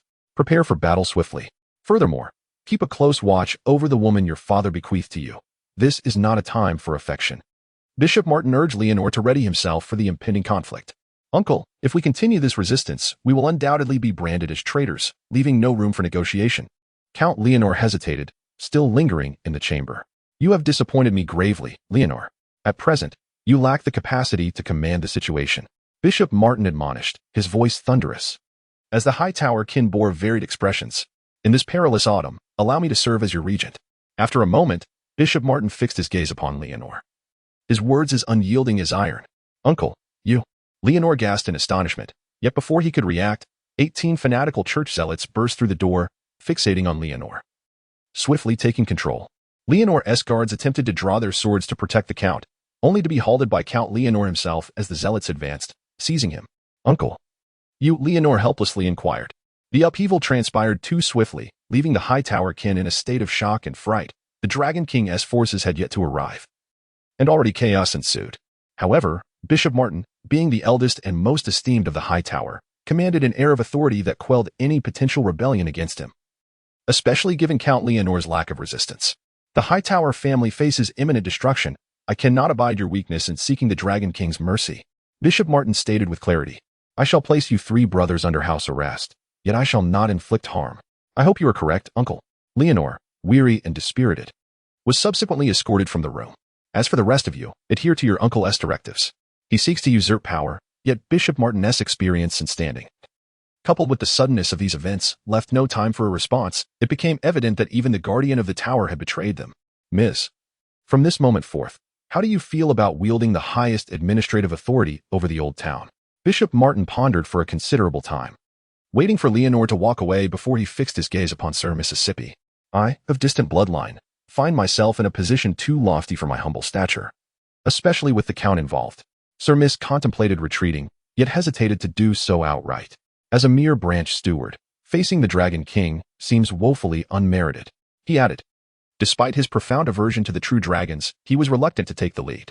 You are the steward of the Old Town, wielding control over finances and municipal affairs. In the tender years of Count Leonor, you could ascend as the Lord of Oldtown and safeguard the Hightower family. Bishop Martin asserted with unwavering conviction. In addition to the town's garrison, I can rally the staunchest followers of the church to assist you. Your fate rests solely in your hands. He gazed intently at Miss, reminding him, do not forget, you pilfered the Targaryen gold. Should the city fall, your demise is inevitable. I shall heed your command, Sir Miss replied, resembling a defeated fowl. Hesitant to provoke the esteemed Hightower, who simultaneously governed the church and the Hightower influence within the academy. Then act swiftly, fortify the defenses, reach out to our allies, and dispatch 200 men to safeguard the Archbishop. Bishop Martin commanded, from this moment forth, you shall be the Lord of Count Leonor. And all of you must comply with Mrs. directives. The city must be prepared for conflict. Yes, the Hightower kin echoed in unison. Then followed Miss as they departed to strengthen the city's fortifications, arrange crossbows, and recruit personnel. Bishop, is this treatment of Miss not excessively harsh? Dr. August inquired hesitantly. If the rebellion fails, the instigator is doomed. We must secure victory. Perhaps this foolish Miss can still serve the Hightower family as a mira fayade. The children of Leonor, as a secondary line of defense, may stand a better chance of survival. Should the situation turn dire, let them embark on ships to flee Old Town. We, the elders, shall die for the honor of the Hightower, and it shall be a worthy demise, Bishop Martin stated. We have no choice. Otherwise, a thorough search within the church and the academy may uncover materials detrimental to our family, which could be exploited. Let us, in these twilight years, exert our final efforts for the Hightower family. Dr. August resolved with a determined bite of his lip. In another part of Old Town, at the starry cathedral, the Archbishop's residence stood. The cathedral boasted a circular dome, its structure composed of black marble walls, adorned with colorful stained glass windows on its prominent arches. The convent was adjacent to the starry cathedral, which also housed the residences of the bishops. A spacious marble square lay outside, where King Jaehaerys once descended upon his dragon, Vhagar. The Archbishop contemplated by the candlelight, fully aware of the precariousness of the situation. he faced two calamities that rendered cohabitation with the Hightower family impossible. Firstly, he was not of Hightower lineage. The bastards and kin of the Hightower made him feel like a thorn in his side, especially since the Hightower family had previously poisoned an archbishop. Secondly, he had frequently criticized Count Leonor and his misguided affections, yearning for the arrival of peace. The archbishop, burdened by sorrow, turned restlessly, yet fortuitously. He had cultivated a cadre of loyal bishops, priests, and attendants, without whom his path would be fraught with difficulty. Are you still concerned about the Hightower family? One of the archbishop's trusted bishops entered the room and whispered, "The situation is dire, teetering on the brink." The archbishop lamented, fearing that before long, the old garrison would forcibly arrive to protect him, leaving him at a loss for how to escape. The tower may collapse, yet the rose endures. The middle-aged bishop with gray eyes and curly hair lifted his white robe, revealing a golden rose he had embroidered on its inner lining. "You." The archbishop gazed at this bishop in astonishment. His concerns were known to those around him, yet he did not anticipate such directness from this individual. "You are not the illegitimate child of House Beck. How could it be? Without Beck, I have always been the rose." The Hightower family believes they possess an unassailable grip on the church, unaware that beneath the sun, shadows also dwell. "Pride will lead to downfall," the bishop murmured. "I can save you. I have already bribed a commander at one of the city gates, while the flames of war have yet to ignite, and the Hightowers remain unhinged. It is wise to seek refuge. Oldtown lacks a multitude of archbishops, but it does need one who possesses clarity." Chapter 55. Journey to List. The sky over King's Landing was dark and damp, with heavy rain soon to follow. Today was the day of execution. The prisoners had been brought from the dungeons to the courtyard of the Red Keep, where they were forced to kneel upon the ground, with Aegon and his courtiers observing. Both Aegon and Rhaenyra donned black cloaks, adorned with the three-headed fire dragon emblem of House Targaryen. However, Rhaenyra's cloak was of black velvet, embellished with rubies at her throat, while Aegon wore a simple black long-sleeved tunic, devoid of ornamentation, with the black sword, Dark Sister, suspended at his waist. Behind Aegon stood a short silver-haired child, his hair light and tousled, serving as Aegon Esquire and tasked with testing for poison. During the month of the Three Kings, he had been deemed too young and thus granted sanctuary within the palace. Brother Eustace began to pray for the souls of the condemned, his murmurs unending. Upon the conclusion of the prayers, Duke Cragen, cloaked in bearskin, faced the downpour and drew forth the ancestral sword of House Stark, Ice. The blade of ice was broad and dark as smoke, a symbol of Stark heritage, according to the barbaric traditions of the North. The one who pronounces the death sentence must also wield the sword. I, Duke of Winterfell and Warden of the North, the King's hand, Cragen of House Stark, do hereby sentence you to death in the name of Queen Rhaenyra and Prince Regent Aegon. Cragen's voice rang out, the rain washing over the blade of ice. The condemned trembled, uncertain from whom the blow would fall. Thus, they began to draw lots, the first chosen being the flea-bottomed scoundrel, Pate. Afterward, the silver-tongued rogue expressed his willingness to don black attire and watch over the North. The Wolf of Winterfell contemplated for a moment, recognizing the Stark family's unwavering commitment to the needs of the Night's Watch, and thus acquiesced to flea-bottomed sentiment. Consequently, nearly everyone began to declare their intent to defend the wall, as if imbued with a sacred mission. The fervor surged forth, with 17 or 18 individuals expressing their willingness to don black attire and become members of the Night's Watch, including 4 white knights, along with soldiers, porters, servants, messengers, and the cellar keeper. In the end, only 2 met the executioner's blade, the hunchbacked Larys and the Kingsguard, Ser Giles. Giles refused to survive like the other 4 white knights. The king had been assassinated. The Kingsguard ought not to endure. You speak truly, Lord Stark. The cold steel of ice was wielded by Cragen, who effortlessly swung it, and with that, the head of Ser Giles fell. The torrential rain swiftly washed away the crimson blood, leaving an aura of tranquility in its wake. The last to perish was the hunchback, the final of the Strongs, elusive, capricious, and seldom accompanied. When death approached, none spoke on his behalf. That will not be necessary, my lord. I would prefer to descend to a warmer hell. The last Strong replied, rejecting Cragen's inquiry and the prospect of donning black garb. He would rather meet his end in King's Landing than succumb here. Aegon gazed at Larys, who had no chance of survival. Despite being a schemer, he retained his own sense of pride. Wait, Lord Cragen, your ice carries a frigid scent. I yearn for flames. I have danced with royalty all my life. Let me die beneath the black sword, and I shall consider my demise well-deserved. Larys exclaimed suddenly. The onlookers were taken aback, observing the impassioned Larys, puzzled by his fervent cries.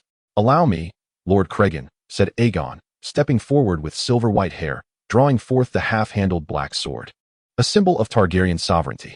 The Targaryen lineage boasted several emblems of royal power: the Conqueror's crown, the Iron Throne, the Black Fire Sword, and most crucially, the dragons. You may ascend to greatness as a king, but I can no longer witness it, Larys remarked, gazing at Aegon with sudden lamentation. Perhaps this is also fate. The Seven have chosen you, your highness. I shall be swift. The black fire is remarkably sharp, Aegon replied, looking at Larys. In the face of impending death. Larys' flattering words brought him a sense of satisfaction, yet he understood the fade, for this man was a venomous snake cloaked in a sugar-coated shell. I have one last request. Upon my death, please sever my hunchback once more with your sword.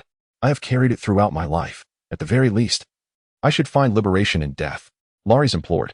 In the tome I cherish, the history of the noble houses of the Seven Kingdoms, you shall find what you seek, my prince. Power casts a vast shadow. Safeguard the crown. Safeguard yourself, Larys whispered, then awaited his demise. Aegon raised the black fire and struck down Larys. The heads of the hunchbacked Larys and Ser Giles were displayed beside the gates of the Red Keep, keeping company with the head of the sea monster, Glutton. The remaining prisoners were still being escorted to the dungeons, destined to be swiftly dispatched to the East Sea to join the Night's Watch. King's Landing has been purged. Yet the call to arms has just begun. Aegon summoned the pale-haired demon, instructing him to scour the shelves of Larys for the tome mentioned by Larys and deliver it to him. Let the relentless downpour cleanse the sins of King's Landing. Aegon mused. With the remnants of the Green faction eradicated, the next target is the Hightower family. Before the conflict ignites, I must make a trip to Rhys. In the council chamber, Aegon addressed Cragen, Rhaenyra, the Sea Serpent, and Tyland. Rhys, Cragen exclaimed, visibly astonished. What business does His Highness have in Rhys while the three daughters are embroiled in internal strife? The Tri-Cities alliance is at odds with the Iron Throne over the Stepstone Isles, and engaging in Rhys is a reckless notion. The three daughters are disintegrating. The people of Rhys will not offend the true dragon, Aegon replied with a smile. The bitter victory of the War of the Roar, where both sides suffered grievous losses, had cost the three daughters dearly. Admiral Charlecloha of Rhys commanded a fleet of 90 warships from the Stepstone Isles. 62 were sunk in battle, leaving only 28 battered ships to return home, 25 of which belonged to Rhys. Consequently, the three daughters began to blame one another, and the Tri-Cities alliance entered a period of near collapse following the War of the Roar, with naval supremacy reverting to House Seahorse. Now, the three daughters were mustering their forces, preparing for a grand endeavor, indifferent to the affairs of Westeros. And my brother is there, Aegon declared succinctly, strikingly. Now is the opportune moment to rescue Viserys. Should he fall into Roga's hands, I would have to pay a heavy price to retrieve my brother. Are you referring to Prince Viserys? The Sea Serpent echoed, equally taken aback, aware of the brutalities of the War of the Roar. In such a savage conflict, although no one had laid eyes on Viserys' corpse, it was widely accepted that the prince was surely doomed. How did you come by such confidential information? Sir Tyland inquired, equally astonished. If this intelligence were true, the Green faction would undoubtedly exert considerable effort to abduct the boy, using him as leverage against the queen. A dream. I have seen the location of the true dragon, Aegon proclaimed mysteriously. The notion of dragon dreams was the finest allure. Many remained skeptical yet intrigued. The Targaryen family had witnessed dreamwalkers, and numerous Targaryens were perplexed by their visions, a well-known fact across the Seven Kingdoms. It was the language of the dreamwalkers that once spared the Targaryens from calamity. If this were indeed true, another rightful heir to the Iron Throne would emerge, further solidifying its security. Cragen pondered, noting the current scarcity of true dragons. Nevertheless, one person and one dragon venturing to Rhys remains perilously risky. I suggest we have Aelin accompany you, the Sea Serpent advised. The journey to Rhys is indeed far, and the three daughters have always been at odds with the Iron Throne. Even amidst their internal conflict, it does not imply they would easily acquiesce to a Targaryen request. Chapter 56, Reunion. Amidst the tumultuous waves, the Velaryon fleet, adorned with banners depicting a black background emblazoned with 3 red dragons and a sea-green background featuring silver seahorses, surged forward with great haste. Their destination, Lys. The Tri-City Alliance, having suffered a dismal victory in the Battle of Roars, began to turn upon one another. Now in a state of disarray, while the Velaryon family reclaimed dominion over the seas, Aelin gazed enviously at the sky, where 2 dragons circled high above. The Devourer and the Silverwing, the wings of the abyss, the dragon's roar echoed. Aegon commanded the Devourer, with Rhaenyra following closely behind. Silverwing, now without a rider, soared alongside them, drawn by her affinity for Aegon and Rhaenyra. How does it feel to ride Silverwing? Aegon inquired. I could manage a trial, but Silverwing seems to resist my command. Perhaps it is because I share a bond with Dawn, making it more attuned to me. Rhaenyra expressed her sentiments regarding her experience with Silverwing. Typically, a dragon rider may only bond with one dragon throughout their life, as a second dragon often rejects the rider's call. Nevertheless, the fact that Silverwing could still join their ranks out of affection was a delightful surprise. Hiss. Silverwing regarded the youthful pair upon the back of the black dragon, as if reminiscing about her own past, and began to follow them with renewed vigor. We shall soon meet Viserys, Aegon declared confidently. Let us hope your dream proves true. Rhaenyra replied, her anticipation palpable. My lord, may we launch a direct assault on Lys? Aelin's first mate inquired aboard the ship. With 2 dragons, we could catch them off guard and exact our revenge upon the Lyseni. Not just yet, but we shall have our chance for retribution in due time.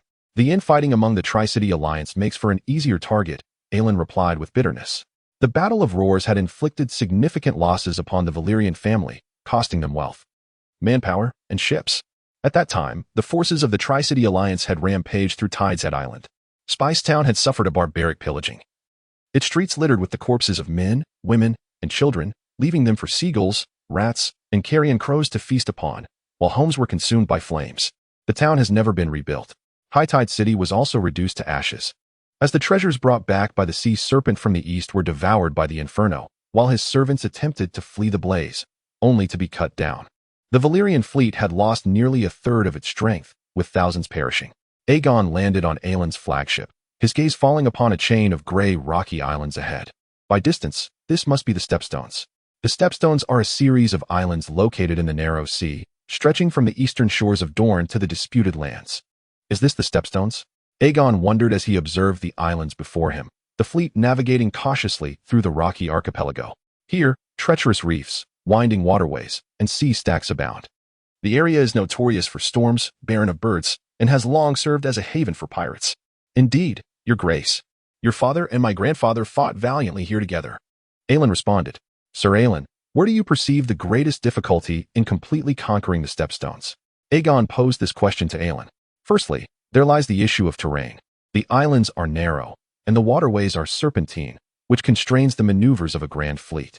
Furthermore, the Stair Islands are strewn with rocks and soil, where the pirates have ingeniously constructed tunnels and caverns to evade the flames of the dragon. Secondly, there is the matter of support and resource transportation. After all, this place is somewhat closer to the Three Daughters, and Tyros is a large island in its own right, with Dorne also able to provide assistance. Thus, the pirates receive resource support more swiftly than we do. Ellen has analyzed the pros and cons of the wars on the Stair Islands multiple times. However, now presents a rare and fortuitous opportunity. With the disintegration of the Three Wretched, we can reclaim this territory. Ellen declared with fervor. This opportunity will arise, but an assault on Oldtown requires naval cooperation. Aegon gazed at the islands before him, which indeed resembled a chain. Some say this was the arm of Dorne, shattered by the Green Prophet, and such a notion holds merit. To contend with Oldtown and Dorne, naval strength is indispensable. The roar of the dragon resounded like thunder, instilling fear in the hearts of those pirates on the island who sought to rob the righteous. Pirates may be brutish, but they are not foolish. No one wishes to offend the formidable fleet of House Martell, especially with a dragon soaring above.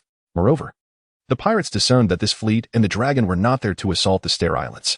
The fleet glided slowly past the islands, then veered toward Lys. For the Lyseni, today was merely ordinary.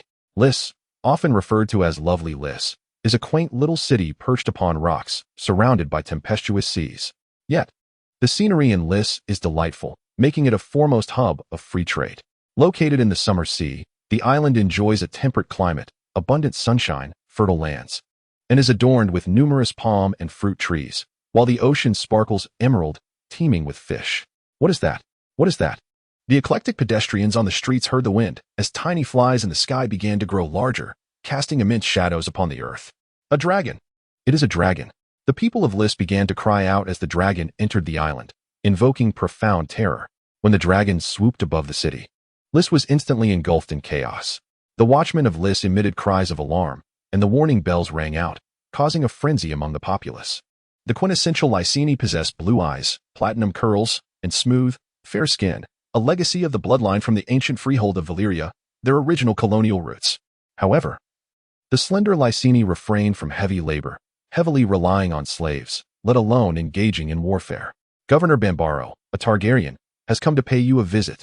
Governor Bambaro. The shadow of the black dragon loomed larger, seemingly poised to envelop the governor's residence. The gluttonous beast emitted roars that echoed like thunderclaps, with waves of fury crashing forth. Aegon, astride the dragon, soared above the residence of Governor Bambaro. The governor's mansion, adorned with an abundance of palm trees and fruit-bearing vegetation, boasts elegant fountains and flowing waters, radiating an exquisite beauty. In this pristine locale, most cities are overshadowed by the pervasive filth of King's Landing. Barbados, if you insist on remaining hidden, I shall set your residence ablaze, roared the prince, perplexed by his purpose in this place. Accompanied by a reluctant entourage of guards, Barbados arrived at the manor's entrance to negotiate with Aegon. The guards, disheartened and lackadaisical, were hardly motivated to protect Barbados, as he was perpetually in arrears with their wages.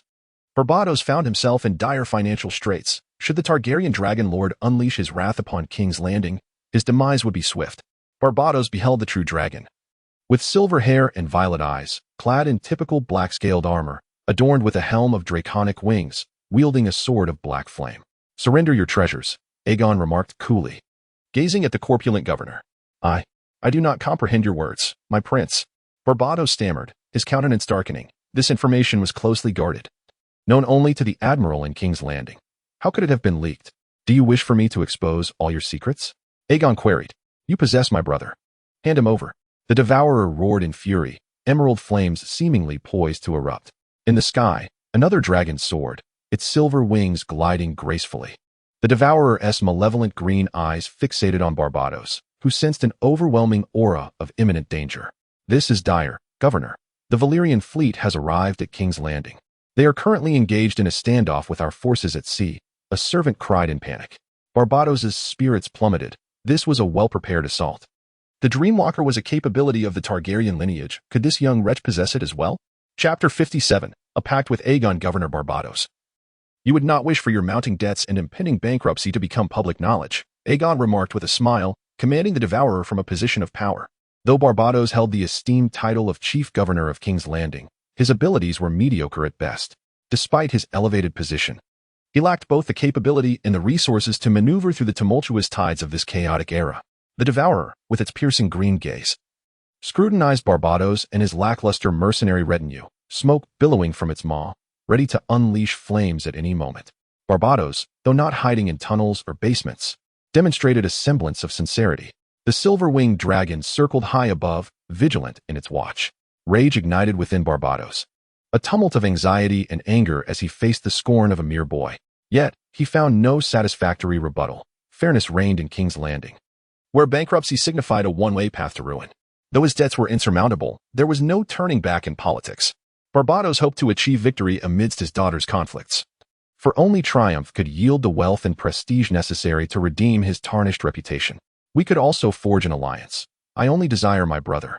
You know, Westeros is in disarray, and I have no intention of meddling in your affairs in King's Landing. Aegon cast an olive branch towards Governor Bambaro. I can offer you the young prince, but I require commensurate compensation, Bambaro declared. Now that the Dragon King had been alerted, it was merely a matter of negotiation. 200,000 golden dragons, along with your military support, Governor Bambaro insisted. This price is excessively steep. 300 golden dragons per night is already a very reasonable rate. As for military support, I must implore you to understand that I cannot interfere in the internal matters of Lys, Aegon replied, asserting that the price of 200,000 golden dragons was indeed exorbitant. The fleet of the Pirate King, comprising over 20 ships, incurs merely 23,000 golden dragons in monthly expenses. 100,000. Governor Bambaro gritted his teeth. 30,000 golden dragons. This amount equates to 100 nights. That is my utmost offer. This sum is not merely a ransom, but also compensation for the care of my brother, Aegon stated, articulating his final price. Aegon was not short of funds. The treasury was poised to enter a state of affluence, with golden dragons from the west, Highgarden, Storelands, and the Iron Vault soon to arrive. However, given the kingdom's devastation, facing famine and the threat of plague, frugality was essential. We can negotiate down to 20,000 golden dragons, but you must agree to one condition, Bambaro said weakly. Once, Bambaro had exchanged an equal weight of gold for Prince Viserys, and 20,000 golden dragons fell short of his expectations. Even 200,000 would not alleviate his pressing concerns. After all, the city-state of Lys faced the onslaught of dragons, making negotiations exceedingly difficult. Aegon was surprised by Bambaro's willingness to concede so easily, and was eager to learn of the condition he proposed. My young son and daughter. I would be grateful if you could look after them. I shall arrange for them to be sent to King's Landing through discreet channels. Governor Bombaro whispered, Your Highness, this is a matter of survival. Faced with a pivotal battle in his life, the outcome uncertain. Bombaro was acutely aware of the fate that awaited the vanquished in the power dynamics of Lys. Death, the sale of his wife and daughter into slavery, and the auctioning of all his possessions, including clothing, books, and furniture. Rather than succumb to such a fate, it was prudent to secure a contingency plan. Agreed. Aegon acquiesced to Bombaro's terms. Thus, Governor Bombaro personally brought Viserys to Aegon, who still clutched his dragon egg. Your brother has come to retrieve you, Prince Viserys. Please do not forget the bond we share. Bombaro spoke to Viserys. To be candid, Governor Bombaro had treated Viserys well in Bombaro's residence. Viserys had enjoyed a privileged house arrest, dining with the governor and studying languages, literature, arithmetic, history, music, and swordplay. Yet, this was not his home. Brother. Viserys' tears dampened his cheeks. He had dreamed many times of returning to Westeros, and now it was a reality. The two embraced, Aegon holding his brother. The chosen scion of House Targaryen, who had sustained the fractured kingdom for so long. Viserys possessed long, silver-golden hair, and the brothers bore distinct differences. Aegon was taller, more robust, and strikingly handsome. Sister. Viserys then caught sight of Rhaenyra. Three individuals weep together, reunited on this day. I will express my gratitude to you, Lord Bombaro. 20,000 golden dragons will soon be delivered, Aegon stated solemnly. Bombaro, entrenched in the arena of power struggles, could only extend his care to his young children. A form of guardianship. Thus, the dragon soared high once more, destined to rendezvous with the Velaryon fleet. Rhaenyra temporarily steered the Silverwing, while Aegon piloted the Vulture with Viserys by his side. Is this your dragon, brother? Viserys inquired. Indeed, the Vulture. Aegon proudly replied to his younger sibling. It was always permissible for an elder brother to boast before his younger kin. Viserys gazed enviously at their dragons. Aegon commanded the Vulture. Dark as coal and fierce in temperament, while Rhaenyra possessed both Dawn and Silverwing, and yet his own dragon egg had yet to hatch. The dragon circled above Lys, then soared towards the Velaryon fleet, confronting the Lyseni ships from a distance. At the sight of the dragon, the Lyseni were thrown into disarray. Years prior, during the throat of battle, the 90 warships of the three whores had dwindled to mere remnants. How could they hope to face such might now? I do not seek to ignite conflict. I am a guest of Governor Bombaro, merely taking my brother Aegon, he bellowed, as the Vulture and Silverwing flapped their leathery wings, creating a thunderous sound. The roar of the dragon followed, resounding above the Lyseni fleet, lingering ominously. Aegon had no desire to engage the Lyseni fleet. Let the three whores indulge in their petty squabbles. He had no need to fight for Tyros and Myr, preferring to observe the unfolding events. Hearing the dragon's roar and Aegon's declaration, the Lyseni fleet indeed began to retreat, with no substantial gain at stake. They saw no necessity to engage in a deadly confrontation with the Dragon King, especially as they were no match. Aegon then summoned the Vulture, and he, along with Viserys, descended upon the flagship of Ellen. Ellen bowed respectfully, offering comfort and reverence to the boy who had narrowly escaped death. What is that? Aegon questioned, as he observed a splendid yacht hastening towards their fleet while the Lyseni ships withdrew. Upon the retreat of the warships, the yacht arrived. Aegon noticed the flag of a bear maiden fluttering above. The bear maiden was a symbol of Lys, depicted on their currency, as the Lyseni revered the goddess of desire. Who could it be? Ellen mused, ordering the fleet to remain vigilant. No need for aggression. It must be a mad adventurer. Let him come, Aegon declared, having surmised the identity of the approaching figure. It is Governor Lysander, Viserys remarked. Do you know him? Rhaenyra inquired curiously. The illustrious Lysander, whose control over the Rhaegar Bank is said to eclipse even the Iron Bank of Braavos. His power is formidable, and Governor Bombaro finds it challenging to contend with him. Even fantasizing about overcoming him through the folly of war, Viserys explained to the assembly. And one of those beautiful girls in Lysander's household. Do you know their names? Aegon asked, noting Viserys' premature sophistication. Lara, Marana, and others. It is said that Miss Lara is the most exquisite. Viserys appeared to be lost in a reverie of splendid memories. At the ship's bow stood an elderly Lyseni man, distinguished by his white hair, fair complexion, and opulent attire. Yet he retained an air of remarkable handsomeness and charisma. Behind Lysander stood several robust slaves. He harbored distrust towards the Lyseni and instead procured numerous exotic warriors from the Myrine arena as his guards at exorbitant prices. Most striking among them was an unusual giant, known as the Shadow of the One-Eyed. With dark skin and hair, towering nearly 7 feet tall, he often concealed his face with a black scarf, his visage marred by intricate, faded scars. This man was mute, his tongue severed, rendering him incapable of speech. "Are you not afraid of the dragons, my lord Lysander?" Aegon inquired as they stood face to face at the ship's prow. "I am a banker, and the greatest asset of a banker is to weather the storms," Lysander declared with pride and confidence. This was the key to his status as the foremost power in Lys, enabling the Roga family to ascend to great heights. Chapter 58. The shadow of the one-eyed two ships gazed at one another from a close distance, their banners fluttering in the wind. Dragons circled the skies above, the Devourer and the Silverwing, the Black Dragon and the Bronze Silverwing. The thunderous sound of their massive leathery wings resonated like thunder, as dragons were the very embodiment of fire. Particularly, both the Devourer and the Silverwing were aged over 80 years, fully grown giants of their kind. An extravagant guard. Aegon observed the opulence of Lysander and his retinue, flanked by several warriors from the Meereen arena, with many well-trained Lyseni swordsmen behind them. Most prominent among them was the Shadow of the One-Eyed, characterized by his dark skin and hair, towering stature, and the black scarf he wore to mask his face, adorned with intricate, faded scars. Mercenaries sought their fortunes along both shores of the narrow sea, as the free city-states attracted more foreign traders. In a slave city like Lys, lacking foreign slaves would lead to immediate downfall. However, formidable warriors like the Shadow were invaluable, showcasing the Roga family's immense wealth and influence. Amidst the encirclement of warships, Lysander's luxurious yacht boasted the banner of the naked goddess of Lys, its gentle and delicate waves captivating. Undeterred by the tumultuous winds and waves, Lysander maintained his composure, his Meereen warriors steadfast as rocks. Yet, the Lyseni swordsmen behind him displayed signs of anxiety. The dragon's roars instilled dread, and the skirmishes had already claimed numerous lives among the Lyseni. Lysander grasped Aegon's intentions for visiting Lys. Governor Bambaro had concealed the information too effectively. With such a valuable hostage as Viserys in hand, the ease with which he offered him up was indeed foolish. If the second heir to the Iron Throne were currently within his grasp, Lysander believed he could secure far more advantageous terms. "My lord, upon your arrival in Lys, why did you not contact me?" Governor Lysander inquired with a smile. "Unlike Governor Bambaro, I am both a merchant and a banker." "Oh, so Governor Lysander has an interest in Westeros as well?" Aegon observed the shrewd, white-haired Lysander. "A banker navigates the tempests, discussing only investments and returns. I surely have an interest in Westeros. I am a lover of peace, and I believe the prince would prefer to converse with me." Lady Melisandre harbors a keen interest in infiltrating Westeros. Ser Allen watches her with hawkish intent, for the gifts of the three whores must be laced with venom. After years of warfare and differing customs, the nations on either side of the narrow sea hold each other in disdain. Rhaenyra and Viserys have become significantly more composed, eager to hear the old fox's perspective. "Can you represent Lys?" "Lys possesses many governors, my Lady Melisandre." Aegon deliberately provokes her.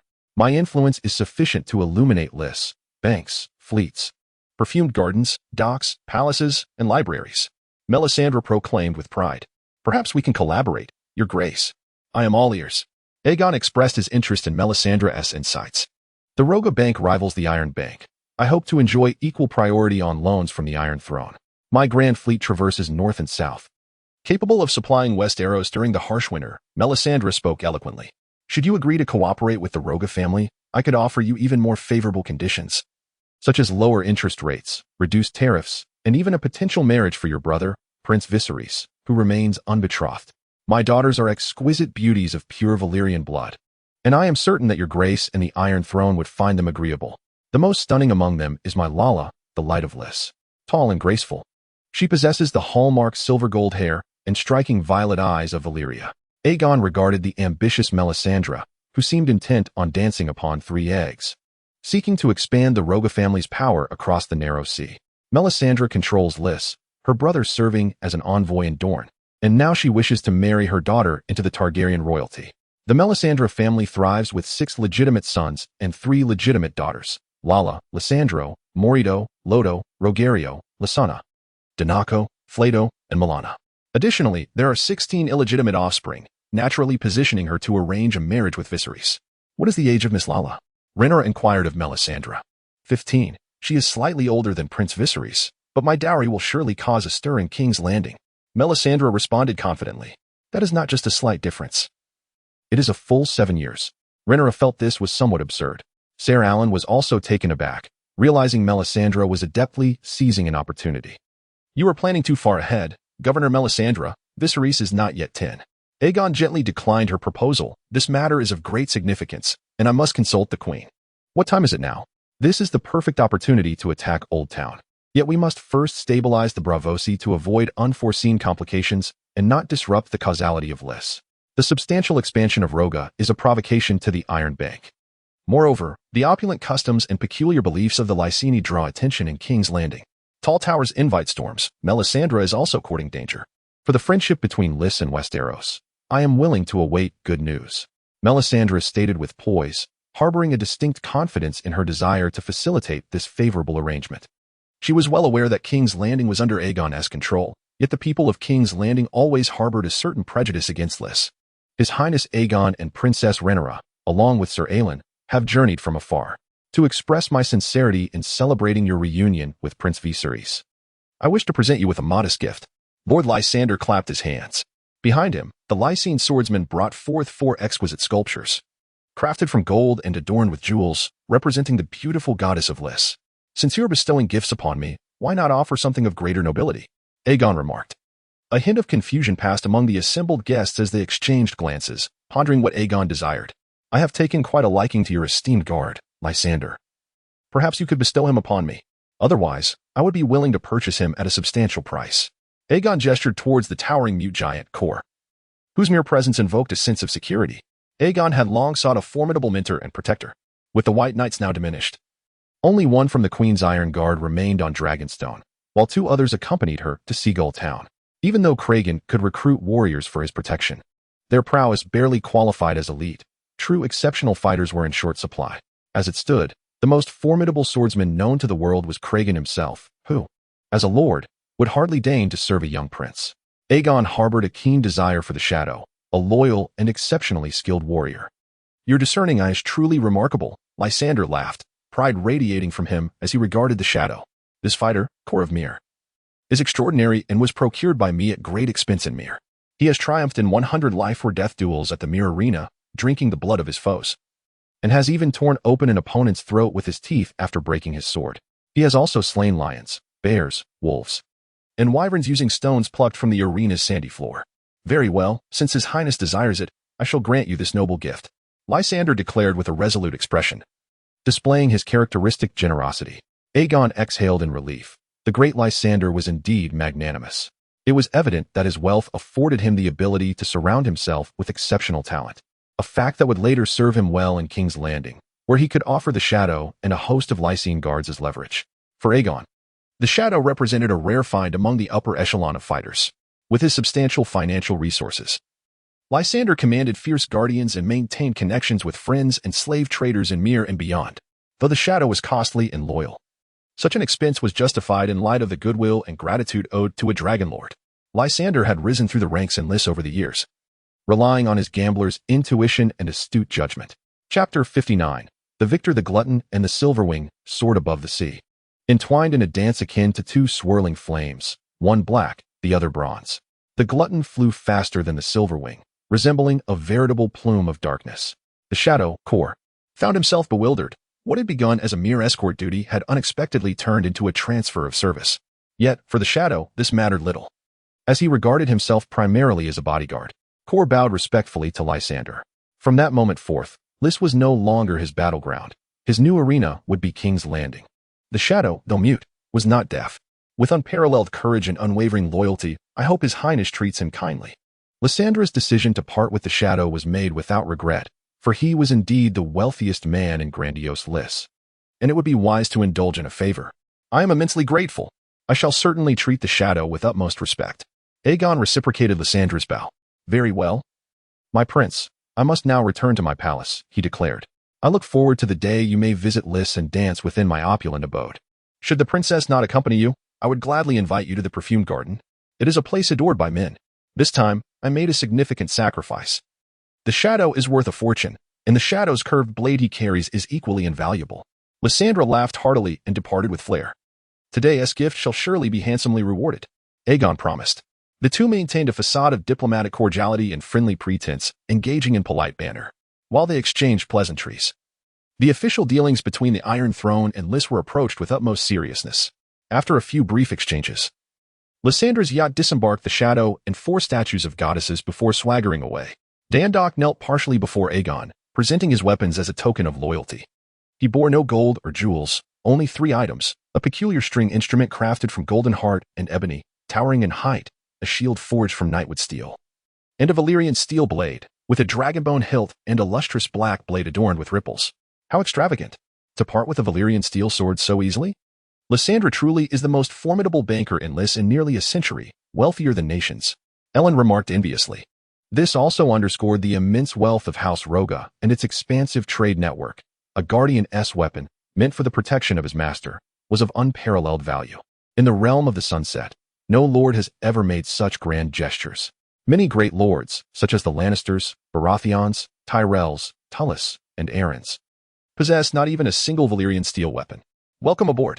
Aegon helped Dandok to his feet, his heart buoyed by the acquisition of his first extraordinary warrior. In this era, following the death of Aegon's father Daemon, he believed that only 2 exceptional masters remained in the open, the Wolf of Winterfell and the Champion of Meereen. Of course, giants like Lysandra must possess their own hidden cards. Braavos has the Faceless Men, and Lysandra's willingness to part with the shadow indicates he surely has others of equal prowess by his side. It's hard to fathom that you can gain favor from a banker. These individuals are often like vampires, stingy and selfish, Ellen remarked. The Knights of Westeros have always harbored a natural bias against merchants from across the narrow sea. Lysandra's greed is genuine, as is the current camaraderie. He now seeks assistance from that formerly aggressive power. With the Triad Alliance crumbling and busy with infighting, Lysandra surely requires support to usurp the highest authority in Lys. Aegon conveyed to Ellen. Lysandra is undoubtedly a figure driven by insatiable greed, a trait that has rendered her both despised and detested during the spring of Lys. Her avarice, coupled with an oppressive demeanor, has led to her downfall, especially when she failed to assert control over the ace in her hand, Varys, and lacked the means to negotiate terms, particularly as she was also at the helm of a dragon. The disintegration of the Tri-City Alliance is indeed a momentous event. Ellen remarked that the collapse of the Tri-City Alliance transpired with remarkable swiftness, as the Plastic Alliance began to turn upon one another in the wake of their catastrophic defeat, leading to violent confrontations. I present this to you, Aegon proclaimed, producing the sea monster slayer, known as Nightfall, once wielded by King Dalton, and handing it over to Varys. The fearsome embellishments of the sea creature bore no resemblance to the traditional draconic adornments of House Targaryen. This is Valyrian steel, Varys exclaimed in astonishment, his skill in swordplay being commendable, as he gladly accepted this precious gift, a magnificent sword. I retrieved this from Dalton's corpse. It was once Nightfall, and now may also be called the Sea Monster Slayer. Brother, this gift is far too valuable. Varys stammered, overwhelmed with joy. Take care of yourself, and safeguard our family. Aegon encouraged, patting Varys on the back. This sword befits Varys' dedication to himself and to the realm. As the 2 brothers would continue their diligent efforts for many years to come, Aegon contemplated that once the Dark Sisters returned, Blackfyre would rightfully belong to the king, while the Dark Sisters would be the legacy of House Targaryen's heir. The Sea Monster Slayer, however, could be entrusted to a valiant warrior and protector of House Targaryen. Ellen, now somewhat numbed by the spectacle, marveled at the sight of 3 Valyrian steel weapons aboard a single warship, a truly dazzling occurrence.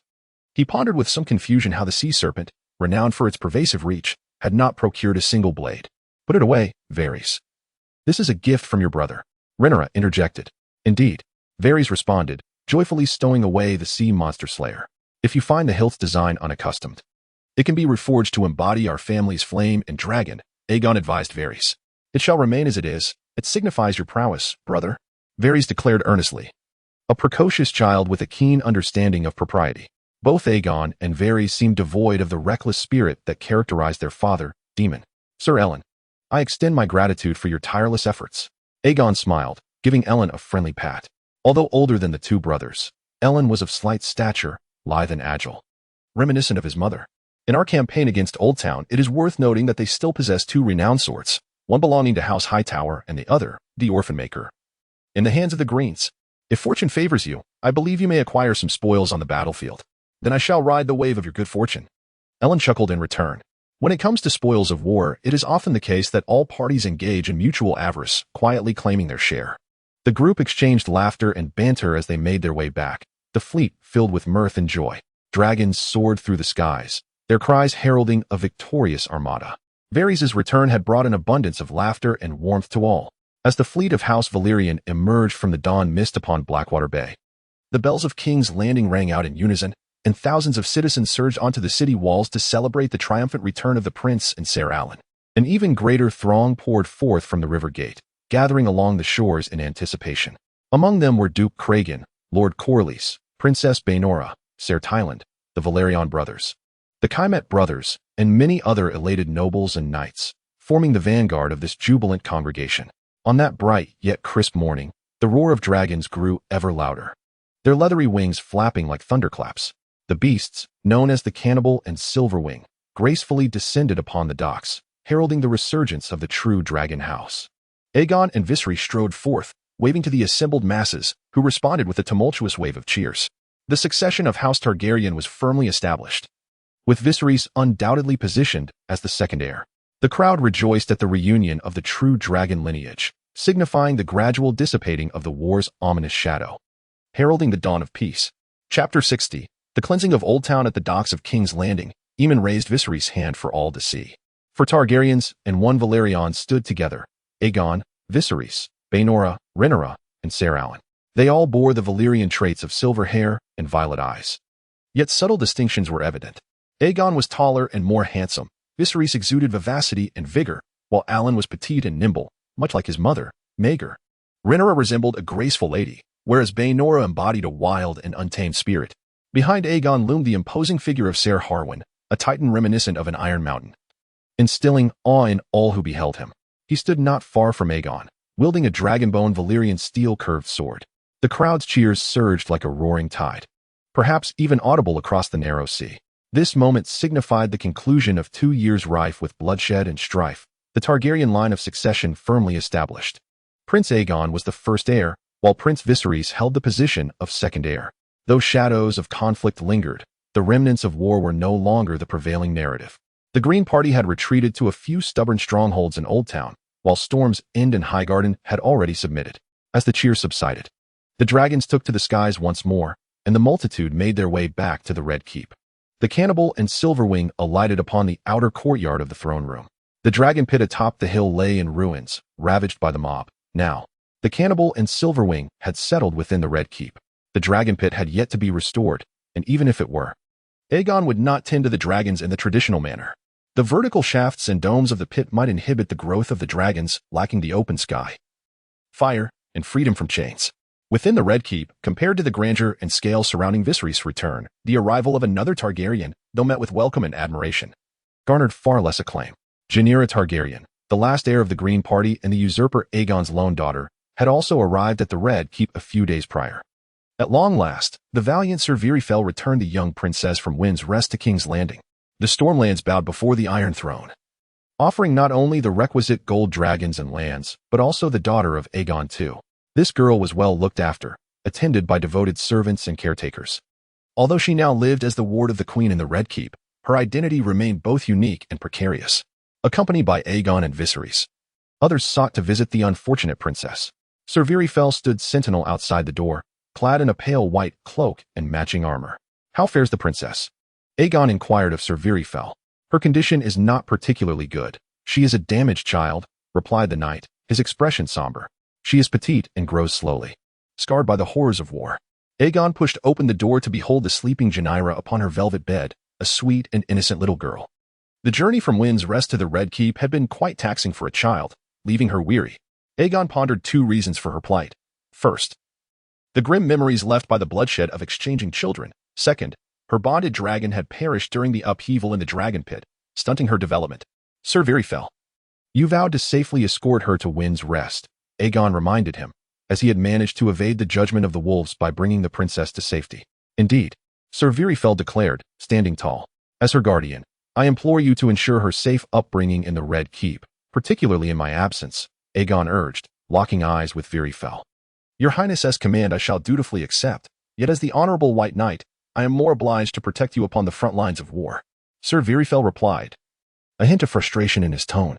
"To protect the weak is a knight's duty. This is an order, and I do not wish for this child to come to harm," Aegon asserted. Despite his trust in Virifel, he recognized that he was not as formidable as the Queen's Guard. Moreover, the remaining White Knights in the vicinity were rather mediocre, most having perished in the civil strife. Indeed, Sir Fell nodded, feeling a sense of attachment having escorted the young princess. As they exited the chamber, they were reminded of more pressing matters in the throne room. Are you concerned that someone might harm her? Renya asked during their passage. In these tumultuous times, should anything befall the girl, others would only cast suspicion upon us. I have no desire to bear the infamous title of Kinslayer, and her fate is already too tragic. Perhaps once she matures, sending her to a convent to distance her from the court would be a more prudent choice, Aegon reflected, considering this plan with optimism. With the Hightower family yet to be vanquished, caution was essential to avoid slander against the young princess. Aegon contemplated the duality of cruelty and mercy inherent in a ruler. After annihilating the Hightower lineage, raising the orphan girl in a manner that expresses compassion would not be contradictory. What say you, Viserys? Aegon inquired. She is but a child. Yet a child of the Greens, Viserys mused thoughtfully. We remain tolerant, yet vigilant. A group of individuals advanced onward, arriving at the throne hall. Today marked a significant assembly for the eradication of the Hightower family, heralded by the arrival of Prince Aegon. Lord Cragen, the Sea Snake, Ser Tylan, Ser Aaron, and Ser Kaimet, accompanied by numerous lords, generals, and knights from the Seven Kingdoms, awaited his presence. Upon entering the Red Keep, Aegon's sole purpose was to catch a glimpse of Jihera. Lord Cragen, have there been any recent developments from Oldtown? Aegon inquired as he took his seat upon the Iron Throne. Seated high above him were his kin and the Shadow Guards, followed by the esteemed lords of the Seven Kingdoms. The most pressing matter is the turmoil within the Hightower family of Oldtown. Bishop Martin of House Hightower has become the regent for Count Leighton, Lord Cragen proclaimed. Sir Tylan continued. Sir Mice, as the overseer of Oldtown, is now in charge. The assembly murmured among themselves, astonished by the news from Oldtown, yet none had anticipated its veracity. The Hightower patriarch, known for his obstinacy, aimed to resist fiercely. Who is this Martin we speak of? Queried Cragen. He is the second son of House Hightower, raised within the church, a family tradition. As the eldest and most seasoned member of House Hightower, it is indeed plausible for him to preside over such matters. Martin wields significant influence within the church, garnering considerable respect. However, it appears that Leighton has not resisted this transition, Sir Tylan elaborated. Are you referring to the same mice who pilfered from the royal treasury? Aegon could not refrain from commenting. Indeed, your grace. Though of dubious character, following the demise of many direct heirs of House Hightower, Mice has emerged as a notable figure in Oldtown's governance, Sir Tylan offered, having some acquaintance with him despite his absence from King's Landing. The cunning and seasoned Bishop Martin has devised a couple of strategies to regain control. Firstly, he has proclaimed that the bold demon Targaryen still lives, positioning himself as the legitimate heir of the Greens and urging their supporters to rally. Secondly, the new High Septon has publicly denounced the Targaryen fratricide, calling upon followers to rise against the usurpers. The Sea Snake interjected. The Hightower family tramples upon royal authority, fabricating falsehoods regarding Daemon's survival.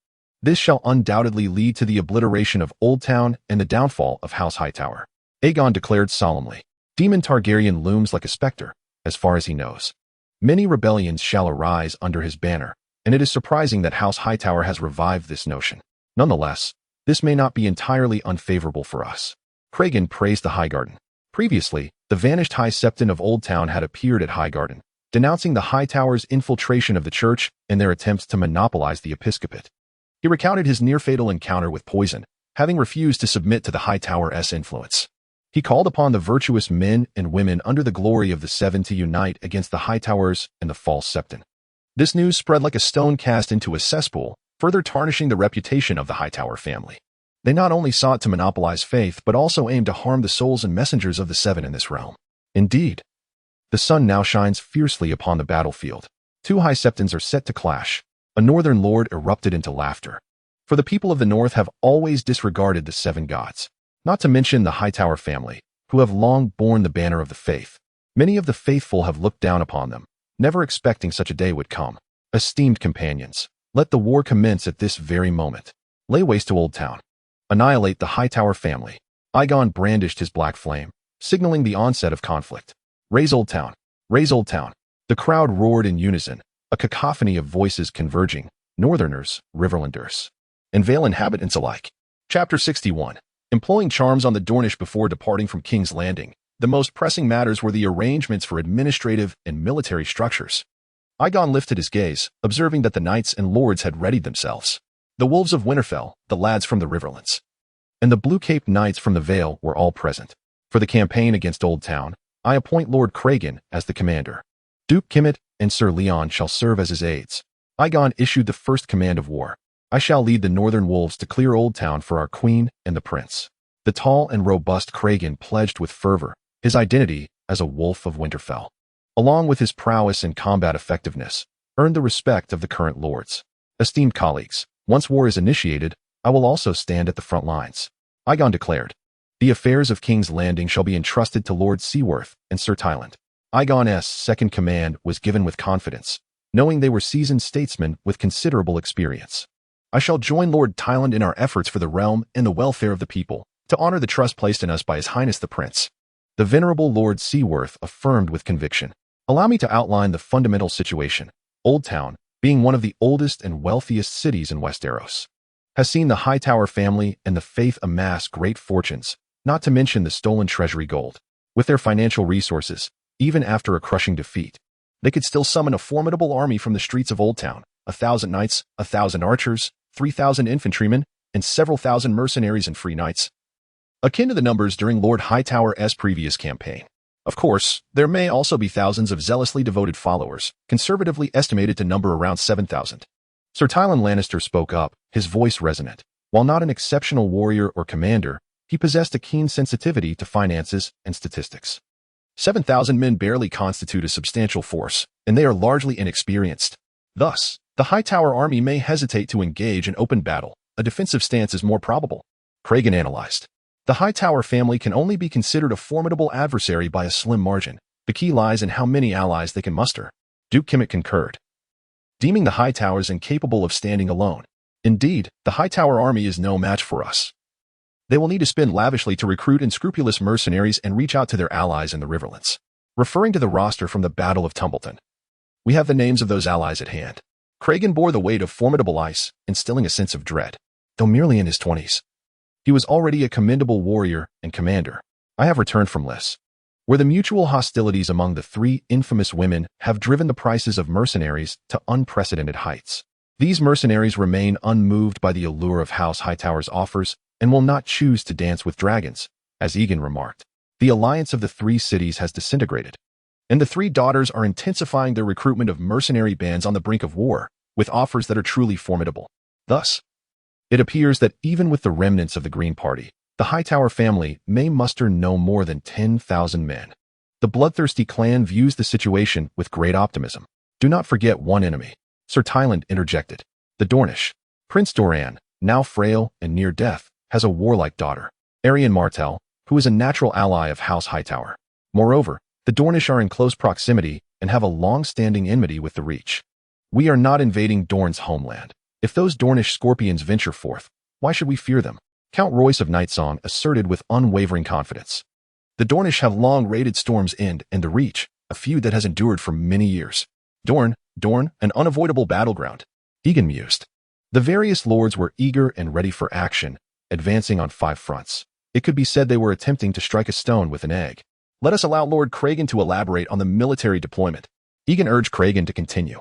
Gentlemen, with the armies of the North, the Riverlands, and the Vale at our disposal, I propose that each contribute 500 knights and 100 infantry.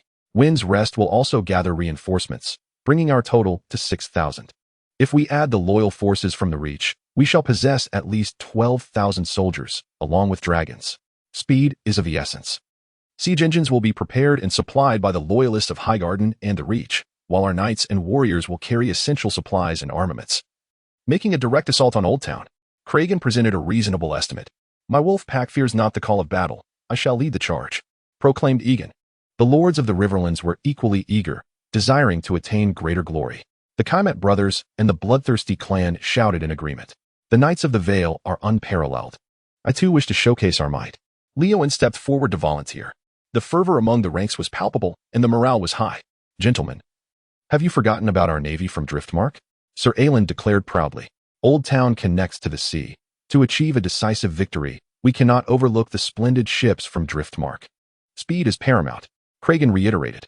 A fleet is indispensable, yet traversing the Stepstone Islands, reaching the southern coast of Dorne, and then arriving at Oldtown will take considerable time.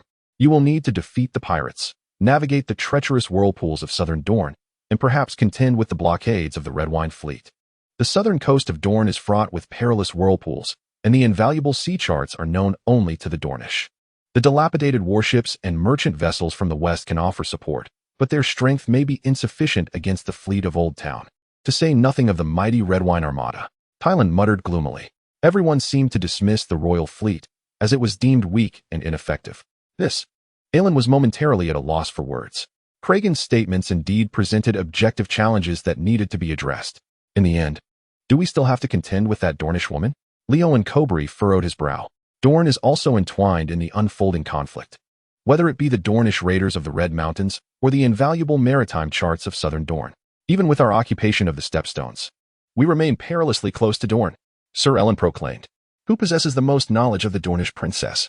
Aegon inquired. I am the warden of the Storelands. And I possess a modicum of understanding regarding the lady, Royce replied. She is beautiful, alluring, frivolous, arrogant, and combative, adored by her suitors. She believes herself to be the living embodiment of Nymeria. Frivolous women are often drawn to delicate, handsome youths, and Dornish folk are notoriously free-spirited. We might dispatch a striking envoy. The Dornish princess remains unwed, and I have heard that a multitude of Dornish lords dances around her. If we send forth a dashing messenger, perhaps the princess will turn her allegiance toward us. Tylan suggested. Why not send my brother? He has lost his wife. Perhaps the Dornish will appreciate the Valley Eagle. Leon spoke rather bluntly. The assembled lords contemplated. The Wolf of Winterfell has found a woman of his fancy, and this proposal holds merit. Listen well, Count Leon. Your enthusiasm is commendable, but in terms of handsomeness, I fear you may not be the type that Dornish women admire. Sir Kaimet analyzed from his perspective. Perhaps she favors a youthful and slender beauty. The lords fixated their gazes ahead, as Sir Kaimet insinuated. Then who do you propose? Count Leon's neck flushed with indignation at the suggestion. I am willing to forge new glory and lead the fleet across the Stepstones. If possible, I shall seek the favor of the Dornish princess. Sir Ellen stepped forward, declaring it a sacrifice for the realm. In truth, there are better candidates in the hearts of the assembly. In terms of appearance, nobility, and form, there are those who surpass Ellen. However, sending the crown prince to negotiate with the Dornish princess would be a breach of royal decorum. Naturally, Sir Ellen's presence was deemed acceptable by the assembly, serving as a suitable substitute for the prince. Chapter 62. Stone Town. Within the throne room, the atmosphere was palpably charged. The massive skull of a dragon, with its sharp and hollow eye sockets, loomed over all. Ellen, do not be disrespectful. This is a council before the throne, not a stage for your bravado. The sea serpent promptly admonished Ellen. Aegon suppressed a laugh, recognizing the sea serpent's impatience. The sea serpent naturally desired Ellen to wed the daughter of a great lord, preferably a princess, rather than engage in a fleeting romance with a Dornish woman. The fiery passion, exuberance, and romanticism of the Dornish are well known throughout the Seven Kingdoms. Yet, the Dornish have offended far too many. They possess few allies, with their friends numbering among the three harlots. Enough, Aegon mused. A combined land and sea assault is indispensable. Sir Ellen need not bear such immense pressure. The fleet will set sail from Tide's Head Island, and as long as they can join the encirclement, the fleet from Casterly Rock will also coordinate accordingly. Currently, the army led by Cragen consists of 4,500 of the finest warriors from the Vale and the Riverlands. At sea, the elite Valyrian fleet from Tide's Head Island is equally necessary. At your command, Your Highness. Ellen bowed. Our primary adversary at present is the remnant of the Green Party from Oldtown. As for the Dornishmen, they can only be regarded as secondary adversaries. Provided that their demands are not excessively unreasonable, Sir Ellen shall engage with the Dornishman himself. However, I do not wish for my naval general to barter away his own dignity in pursuit of maritime routes. Aegon jested. Laughter resonated throughout the hall as Benira regarded Sir Ellen with contemplative eyes. Thank you for your trust, Your Highness. Sir Ellen felt a surge of joy. Dismissing the jest of the assembly, naval operations require decisiveness. If Sir Ellen can be deployed, then our strategic planning is firmly established. Lord Cragen continued. The army will depart from King's Landing, proceeding to Tanchic Town, crossing the Bitter Bridge and Long Table Hall, thereafter joining forces with the men of the Vale. In the Riverlands, our loyal troops are numerous. On the seas, Sir Ellen's fleet will advance beyond the Steppes Islands. At your command, many lords and knights responded. Before the war commenced, Sir Talon had some insights to share. Aegon invited Sir Talon to speak. The foes in the Riverlands can only be deemed a localized threat. The greater enemies are the devastation wrought by war, famine, and the bitter cold. The kingdom has suffered grievously during the conflict, Sir Talon stated.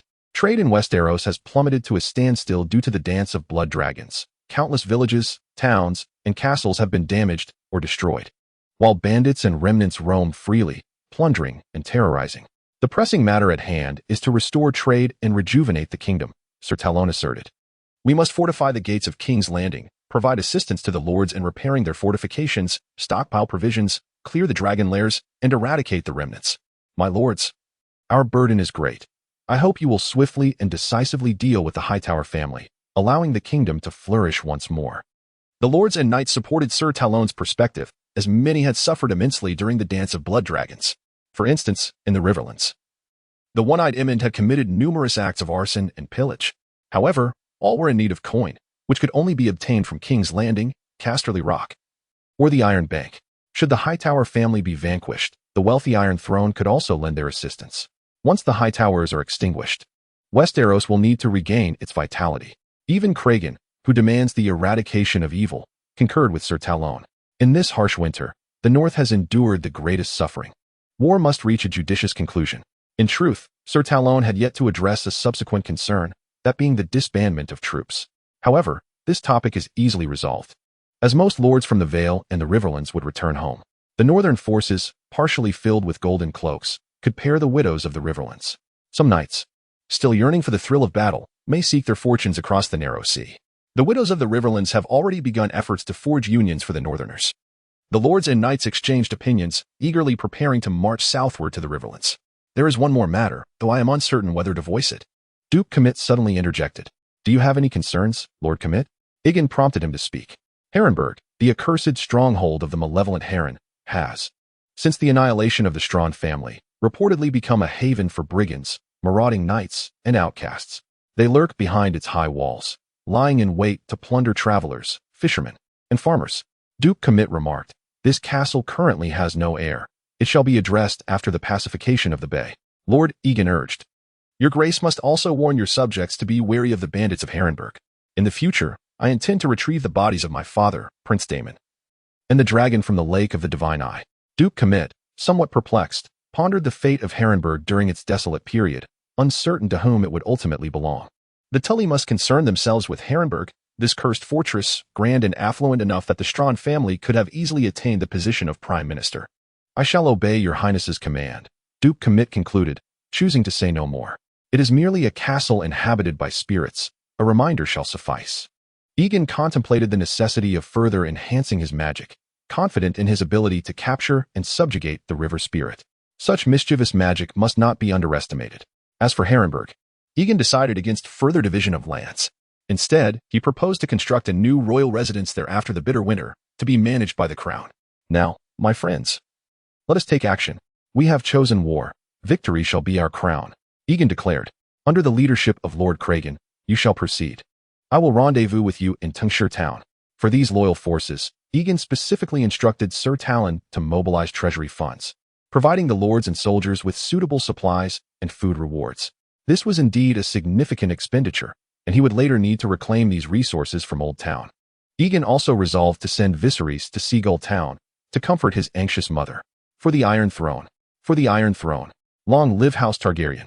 Long live House Targaryen. Hundreds of voices rose in unison, arms waving fervently. War was inevitable. Seagull Town lies approximately 50 to 60 miles southwest of King's Landing.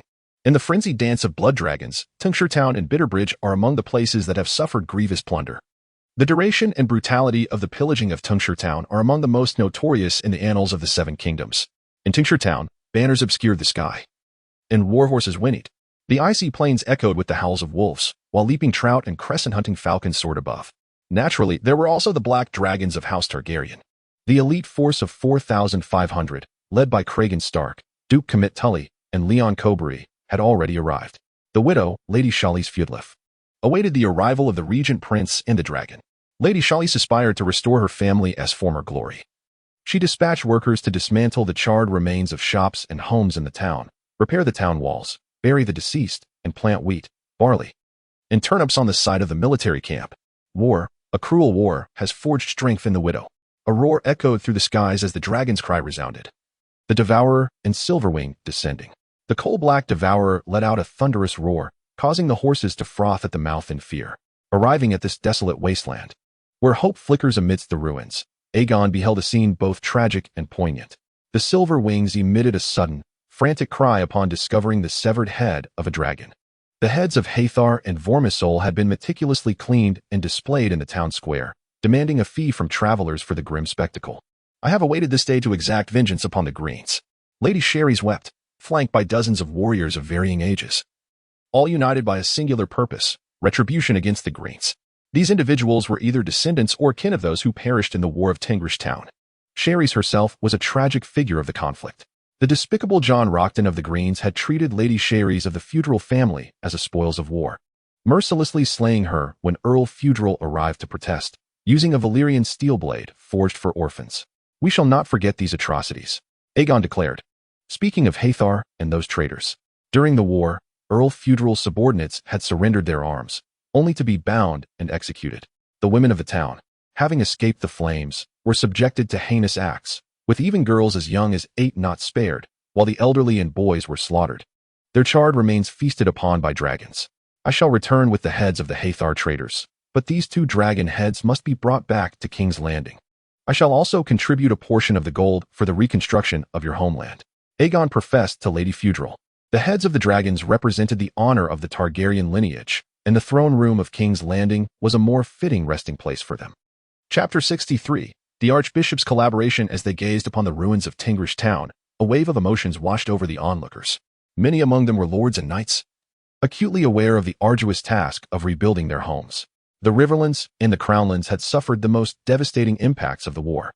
Aegon could not help but admire the widow before him, who remained steadfast despite the loss of her husband, confronting the harsh reality. The loyal traitors of the Hathor family must be eradicated, declared Craven. He understood that eliminating these remnants was essential for restoring stability. 3 traitor leaders from the Battle of Seagull Town still live, Lady Sherrys interjected. 3. Aegon recognized she referred to Peake and his humanoid allies, Count Ulven Peake of Starfall, Count George Greyford of the Holy Hall, and Sir Victor Risley of the Risley Lands. The 2 battles of Seagull Town had been brutal, intertwined with war and treachery. In the end, only the likes of Ulven remained of the Green leadership. Have the 3 on the traitor list sent letters of fealty via Raven? Aegon inquired of Craven. None. Craven shook his head. Since they refuse allegiance, they have only 2 paths: to seek refuge in Oldtown or flee to the Narrow Sea. Even so, I shall order the revocation of their titles and lands, imposing hefty fines upon them, Aegon declared with unyielding resolve. The Peake faction must be dealt with decisively. In the chaotic dance of blood, both the Black and Green factions were mired in mutual decay, yet the war crimes of the Greens surpassed those of the Blacks. In the realm of swirling tales, the formidable King Cole laid waste to the town of Twilight Vale and the Crow's Roost, while the one-eyed Aemond ruthlessly slaughtered every Strawn in Helrenberg, unleashing his fury by igniting fires across the Riverlands. Meanwhile, the coalition of the Hightower in the Bay of Rivers orchestrated the tragic events at Bitter Bridge and Seagull Town. After a brief respite in Seagull Town, the army pressed onward to the south, crossing Bitter Bridge and entering the Highgarden. The tempestuous forces of Wind's Breath joined the fray at Bitter Bridge. Within the Highgarden, the Royalist faction had largely gathered, comprising vengeful warriors from Golden Tree City, Highgarden, Horn Hill, Bitter Bridge, Long Table Hall, Seagull Town, and beyond. As the walls crumbled, the crowd surged, especially at Bitter Bridge, Long Table Hall, and Seagull Town, areas ravaged and oppressed by the green-clad Hightower family, loyalists of the Black faction. Outside Highgarden, the Regent Tydos and the Archbishop, having escaped the Old Town, awaited the arrival of the Royalist forces with great anticipation. The pristine beauty of Highgarden, adorned in white and lush greenery, astonished the northern wolves and the fish of the Riverlands alike. Highgarden welcomes you, Your Grace Aegon, Princess Rhaenyra, and esteemed lords, the regent proclaimed with fervor. May the 7 bless you. The Archbishop, adorned with a sparkling crystal crown, radiated brilliance. The slender Archbishop displayed a keen awareness of the times. Engaging in spirited conversation with Aegon, the clergy were required to renounce their family names, while the newly appointed Archbishop must abandon his secular title. Consequently, he was referred to by the monikers of the Fat One or the Thin One in moments of admiration. The Archbishop sang hymns extolling Aegon as the protector of the 7, assuring that the army would receive divine blessings. I share your concerns regarding your fate in the Old Town. The Hightower family is akin to a viper that devours without remorse. It is a true delight to see you, Aegon expressed earnestly, feeling fortunate to have found an Archbishop willing to stand against the Hightowers. As long as the archbishop refrained from military aspirations and maintained a distance from political affairs, Aegon was inclined to elevate him. This arrangement promised mutual benefit, with the army's ranks swelling to 6,000 warriors from the Vale, the North, the Riverlands, and Storlands. Not to mention the numerous vassal troops from the populous Bay of Rivers, the forces began to establish a temporary encampment outside Highgarden.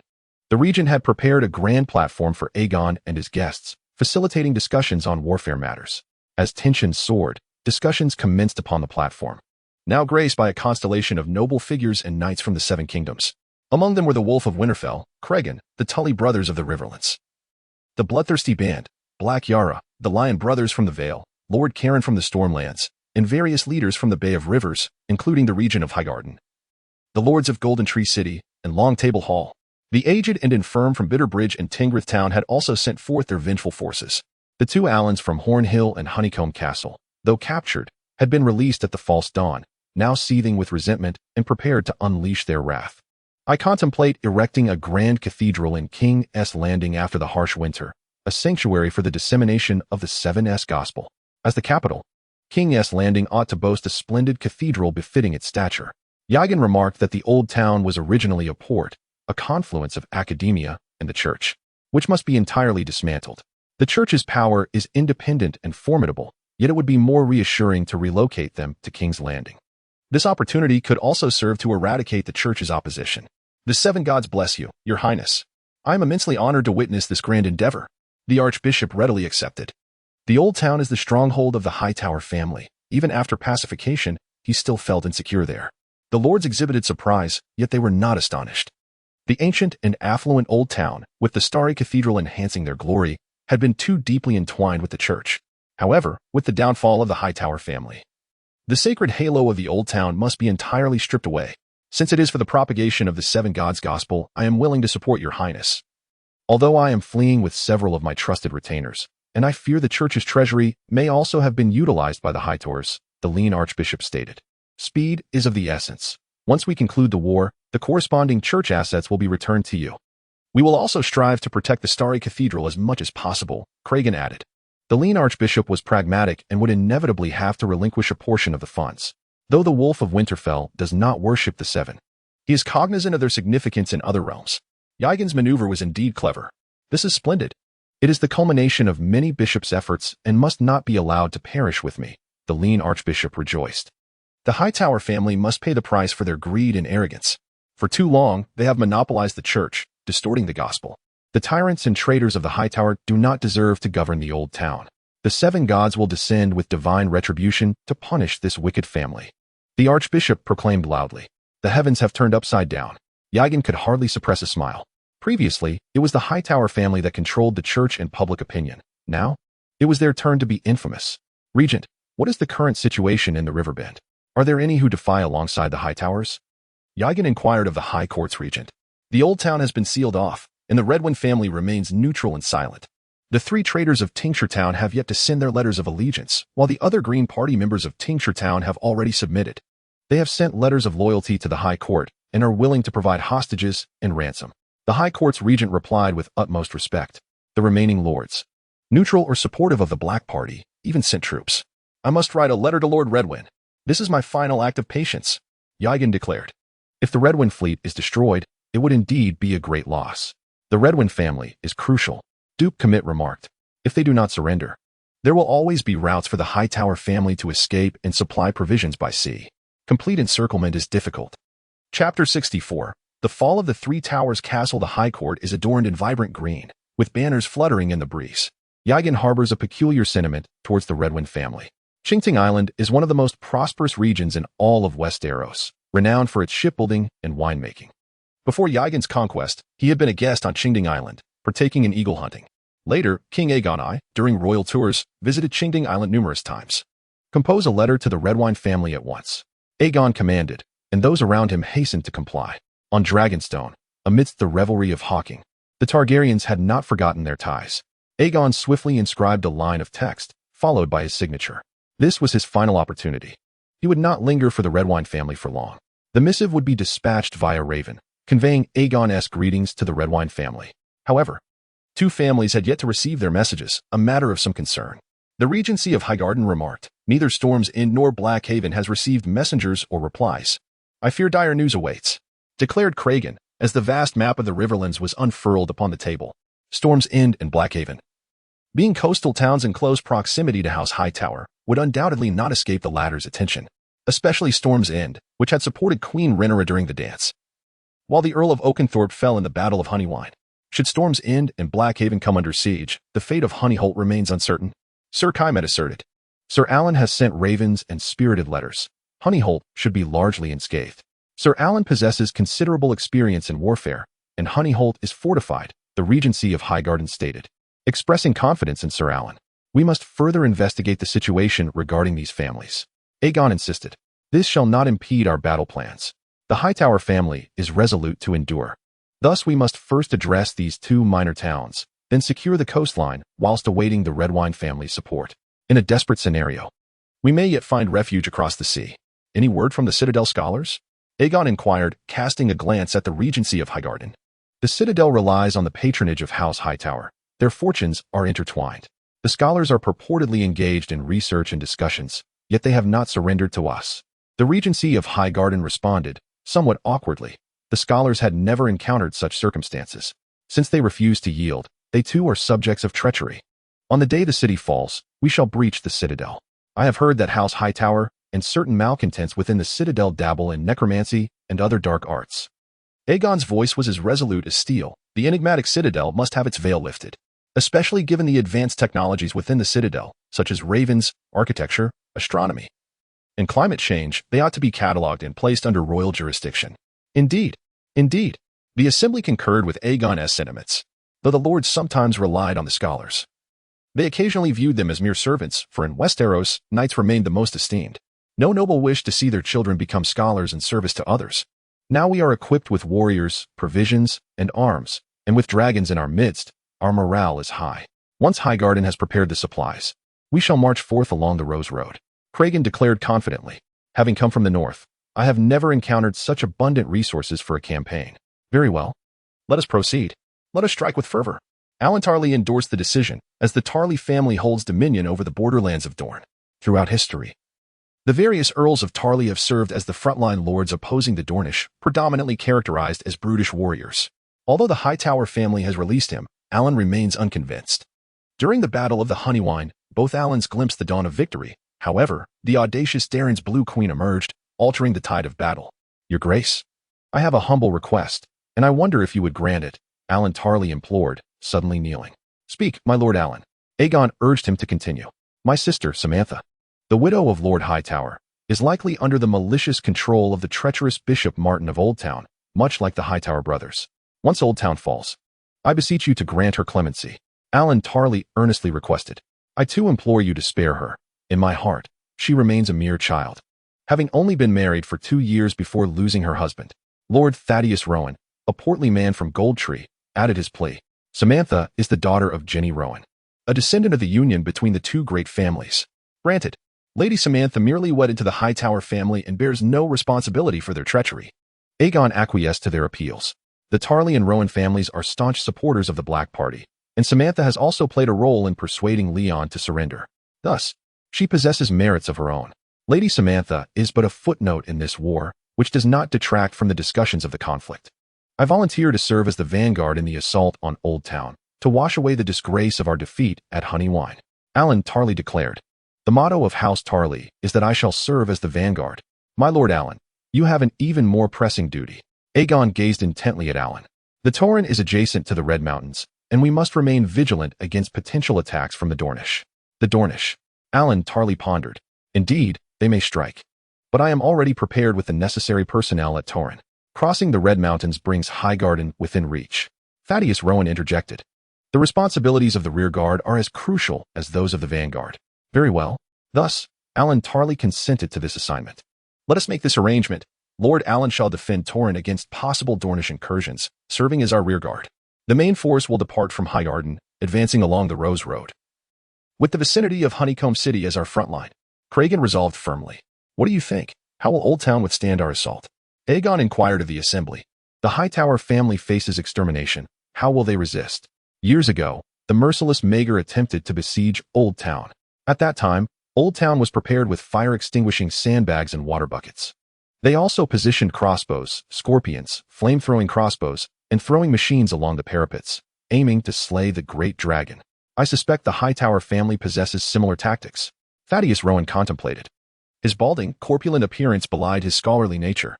The manpower of House Hightower cannot withstand dragons and armies. Perhaps they have unforeseen stratagems. Necromancy, sorcery? Aegon mused over the hidden cards Oldtown might hold.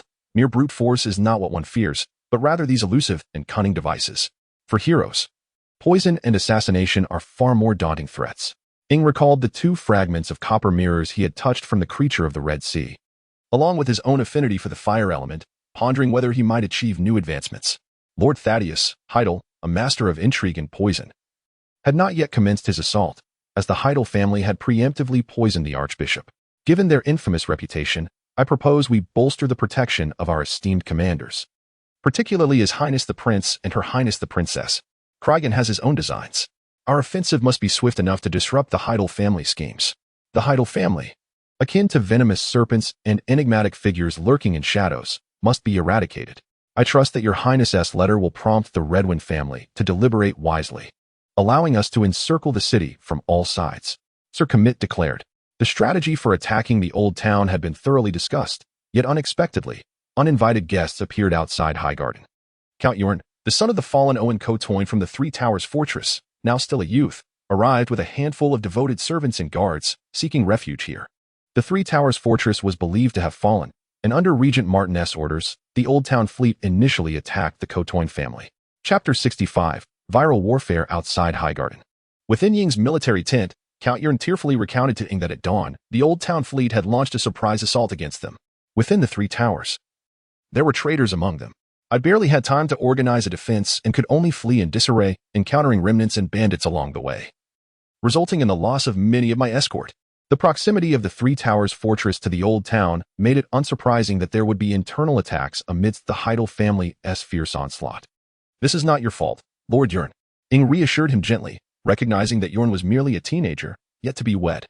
He had hastily inherited his title and lands following the death of Count Owen on the battlefield of Honeywine River. Yorn's mother had passed away early, and his father had also perished in combat. All he had brought with him were a steward and a few loyal attendants. Typically, the nobility were no match for the Heidel family. The population of the Old Town was likely in the hundreds of thousands, and the affluent Heidel family could muster a force of 6,000, a rarity in the River Bay region. These lesser nobles stood no chance of resistance. Were there any other families involved in the attack on the Three Towers aside from the Old Town Heidel family? Cragen inquired. None. Count Yorn shook his head. Despite the chaos at the time, I only saw the silhouettes of the Old Town fleet and the Heidel family's towering beacon. No other forces were present. Ing felt a measure of relief. The Redwyn fleet had not engaged, and the Heidels had no additional allies. Your Highness, Lord Cragen, the Heidel family once took my father's life on the battlefield, and now they have burned my ancestral stronghold, claiming my lands. I beseech you to allow me to join in the assault on the Old Town. Yorn said bitterly. Count Owen had been mortally wounded by the Valyrian steel sword of Count John Rockton's orphan maker, suffering a slow and agonizing demise. However, this account also implicates the Hightower family. I shall grant you this wish, John, Aegon promised him. The Cothoan family of Three Towers, the Bisberry family of Hive City, Long Table Hall, Bitterbridge, and Tungshire Town. The Hightower family has summoned forth a multitude of Avengers in Riverbend. What do you know of Blackcrown City? Aegon continued to inquire of John. Blackcrown City lies on the northern shore of Whispering Bay, in proximity to Old Town and Three Towers. Alas, the situation in Blackcrown City appears dire, Your Highness. The city's defenses and garrison are no match for the Hightower family. John explained the predicament to Aegon. The Bulwer family remained neutral during the war, and they were ill-prepared for an assault by the Hightower family. I suspect they may have been annihilated as well. Should Blackcrown City and Three Towers fall, the Hightower family would consolidate their power and seize a coastal stronghold, Aegon contemplated. My Lord John, you have also endured much. Please retire to rest and prepare. Our forces shall soon depart, and you may join us. Cragen urged John to take a moment for respite, as he had become a startled bird. Your Highness, after the fall of Blackcrown City and Three Towers, the Hightower family has encircled Whispering Bay, forming a formidable defensive network. Cragen indicated on the map, with Old Town, Three Towers, and Blackcrown City creating a vast coastal shape. Opposite Three Towers lies the Redwyn family's Green Pavilion Island. The Hightower family must have devastated 2 towns but has not fully occupied them. Their strength is limited. And it is prudent to hold Oldtown at all costs, Aegon remarked, gazing at the point on Oldtown. Although the Redwyne family remains silent, they have left an opening for the Hightower family at sea. For now, Elend's fleet has yet to arrive. The Hightower family likely controls 4 vassal towns: High Crown City, 3 Towers, Highland City, and Hive City, yet 3 noble lords fight for the queen, significantly alleviating our burden.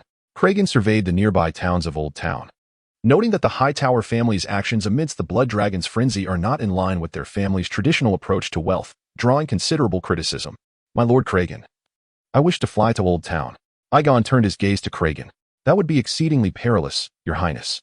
Our army numbers in the tens of thousands and could easily march to Hive City, collaborating with the Bisberry family and others. Cragen cautioned. The Hightower family is deeply entrenched in Oldtown. Even if the seasoned soldiers have perished, those illegitimate Hightowers and their minions likely still number around 2,000 loyalists. Cragen deemed an advance to be fraught with danger. Very well. Let Lord Allen first launch pamphlets towards Oldtown using the ballista. As soon as the dragon's roar is heard, chaos will ensue in Oldtown. It is safer this way. After all, this is a battle for extermination. And we must ascertain the Hightower family's hidden cards, Aegon articulated. I have considered traditional ballistae and longbowmen. The ballistae of Mill are unmatched in quality. And as Oldtown serves as a trade hub, the Hightower family's armaments are formidable. Caution must be exercised while the dragon is in flight. Years ago, Maraesius in Dorne was struck in the eye by a scorpion bolt. Cragen was well versed in these matters. The Dornish were the first to confront the wrath of the Dragon King, impoverished yet audacious. I will heed your warning, Cragen, thanked Aegon. Magic and flame are his trump cards. With the enhanced devourer, he is confident he can wreak havoc in Oldtown. Yet, there is an even more formidable adversary. Cragen elucidated to Aegon. Some foes, though intangible, are far more brutal and insidious than mere soldiers. Do you mean the plague? Aegon pondered, arriving at this singular conclusion. Indeed. Cragen nodded. The blood plague, during the Dawn era, was the bane of armies. I have considered many adversaries, but this pivotal foe warrants our utmost vigilance. The blood plague is a contagion that spreads with alarming rapidity. Its symptoms include high fever, intestinal hemorrhaging, and diarrhea. Its mortality rate is exceedingly high, with only a quarter of infected troops likely to survive. The plague is a most dreadful affliction, should the scholars in Oldtown be conducting research on it. The Hightower family would be utterly remiss. We must take the water supply into account during our march. If the Hightower family were to launch the dead via catapults, the situation would become even more dire. Cragen expressed his concerns. The Academy houses many chained sheep. It is uncertain whether these scholars have studied this merciless virus. We must remain exceedingly vigilant during our march. This is indeed a pressing issue. Our army comprises tens of thousands, and such a large congregation necessitates scrupulous attention to hygiene in the threat of contagion. Aegon concurred with Cragen's viewpoint. The 4 horsemen of Westeros are particularly merciless: famine, plague, war, and so forth. Lord Allan Beesbury is the closest lord to Oldtown. Let his scouts and watchmen observe diligently. Aegon proposed. I can also advance to scout. As long as we do not engage Oldtown, it should remain safe. That is agreeable. Cragen nodded. With the decisive battle approaching, my wolf pack and the lords of the Riverlands will serve as our primary assault force, as they are the mightiest. Let the Knights of the Vale act as our reserves, while the Stormlands and River Bay legions prepare engineering equipment, serving as auxiliary troops and for logistics. The walls of Oldtown are not particularly high. They may only be fortified at the towers. Once a breach is made, everything will fall into place. Advancing the army. Aegon felt that a mere stir could incite chaos within Oldtown itself. Chapter 66, The Reflection of Myself in the End Times, 4 horsemen shall emerge. The white horseman represents plague, the red horseman signifies war, the black horseman embodies famine, and the gray horseman denotes death. Aegon perceived the chaos of the blood dragon dance as such, for the 4 horsemen are his terrifying adversaries, regardless of direction. The shadows of the 4 horsemen loom over this realm. The safety of our soldiers must be safeguarded. Aegon declared to Cragen. Ensure the soldiers drink boiled water, consume cooked food, and maintain hygiene during the march. Duke Kimmit's father perished from drinking tainted water. At your command, Your Highness. I would rather our soldiers die gloriously in battle than suffer a tragic demise from disease. Cragen affirmed these orders, being a seasoned commander. Once we capture Oldtown, all will be well. The wealth of Oldtown is renowned throughout Westeros, and the supplies we acquire may enable us to endure the harsh winter more comfortably. Aegon II desires to witness the riches of Oldtown. It is a prosperous town, and even the private estate of House Hightower should constitute a considerable fortune. War presents the swiftest opportunity for gain. We must seize the last gold dragon of House Hightower. Winter has arrived, with heavy snow swirling in the north, and I fear a prolonged winter lasting for years. Without resources, the north cannot survive. Craven expressed his concerns, stating that the south is not the den of wolves. His home lies in the north, where his true belonging is. We must bring this war to a swift and favorable conclusion. This is the final great battle. The bitter winter is our true adversary. Aegon gazed at the map of Oldtown, poised for action. To conquer Oldtown and obliterate the traitors, followed by rewards for the loyal, is essential as the north requires provisions to endure the winter. If we vanquish House Hightower, the authority of the Iron Throne will be bolstered. With this winter, we will have a greater chance of survival. Craven analyzed calmly, noting that power is not merely about honor, luxury, and sycophants, but also entails responsibility. My duty is to the people of the north, as is your duty to the realm. In the arena of power, one must be strong, just, and at times unyielding. To master this fierce steed, my prince, ruling is not an easy task, and you are even younger than I was at your age. After I depart, you must be discerning of your vassals, becoming a true dragon, akin to conquerors and arbiters. Only these two are as resplendent as the sun. King Aegon's weakness lay in his frailty, Prince Daemon's in his debauchery and cruelty, while King Viserys faltered due to his softness and leniency. They cannot be deemed the finest examples. You may learn from their strengths, but do not fall into their pitfalls. I shall not forget your counsel, Lord Craven. Aegon nodded, recognizing the invaluable wisdom of Craven. Without courage and intellect, Craven would never have had the capacity to imprison his uncle and dominate the wolves. In truth, Craven's support in King's Landing was a wise choice, yet with winter upon us, he holds no fondness for the south. Plague. There is another formidable foe Aegon did not voice. He sensed that many of his adversaries were intangible.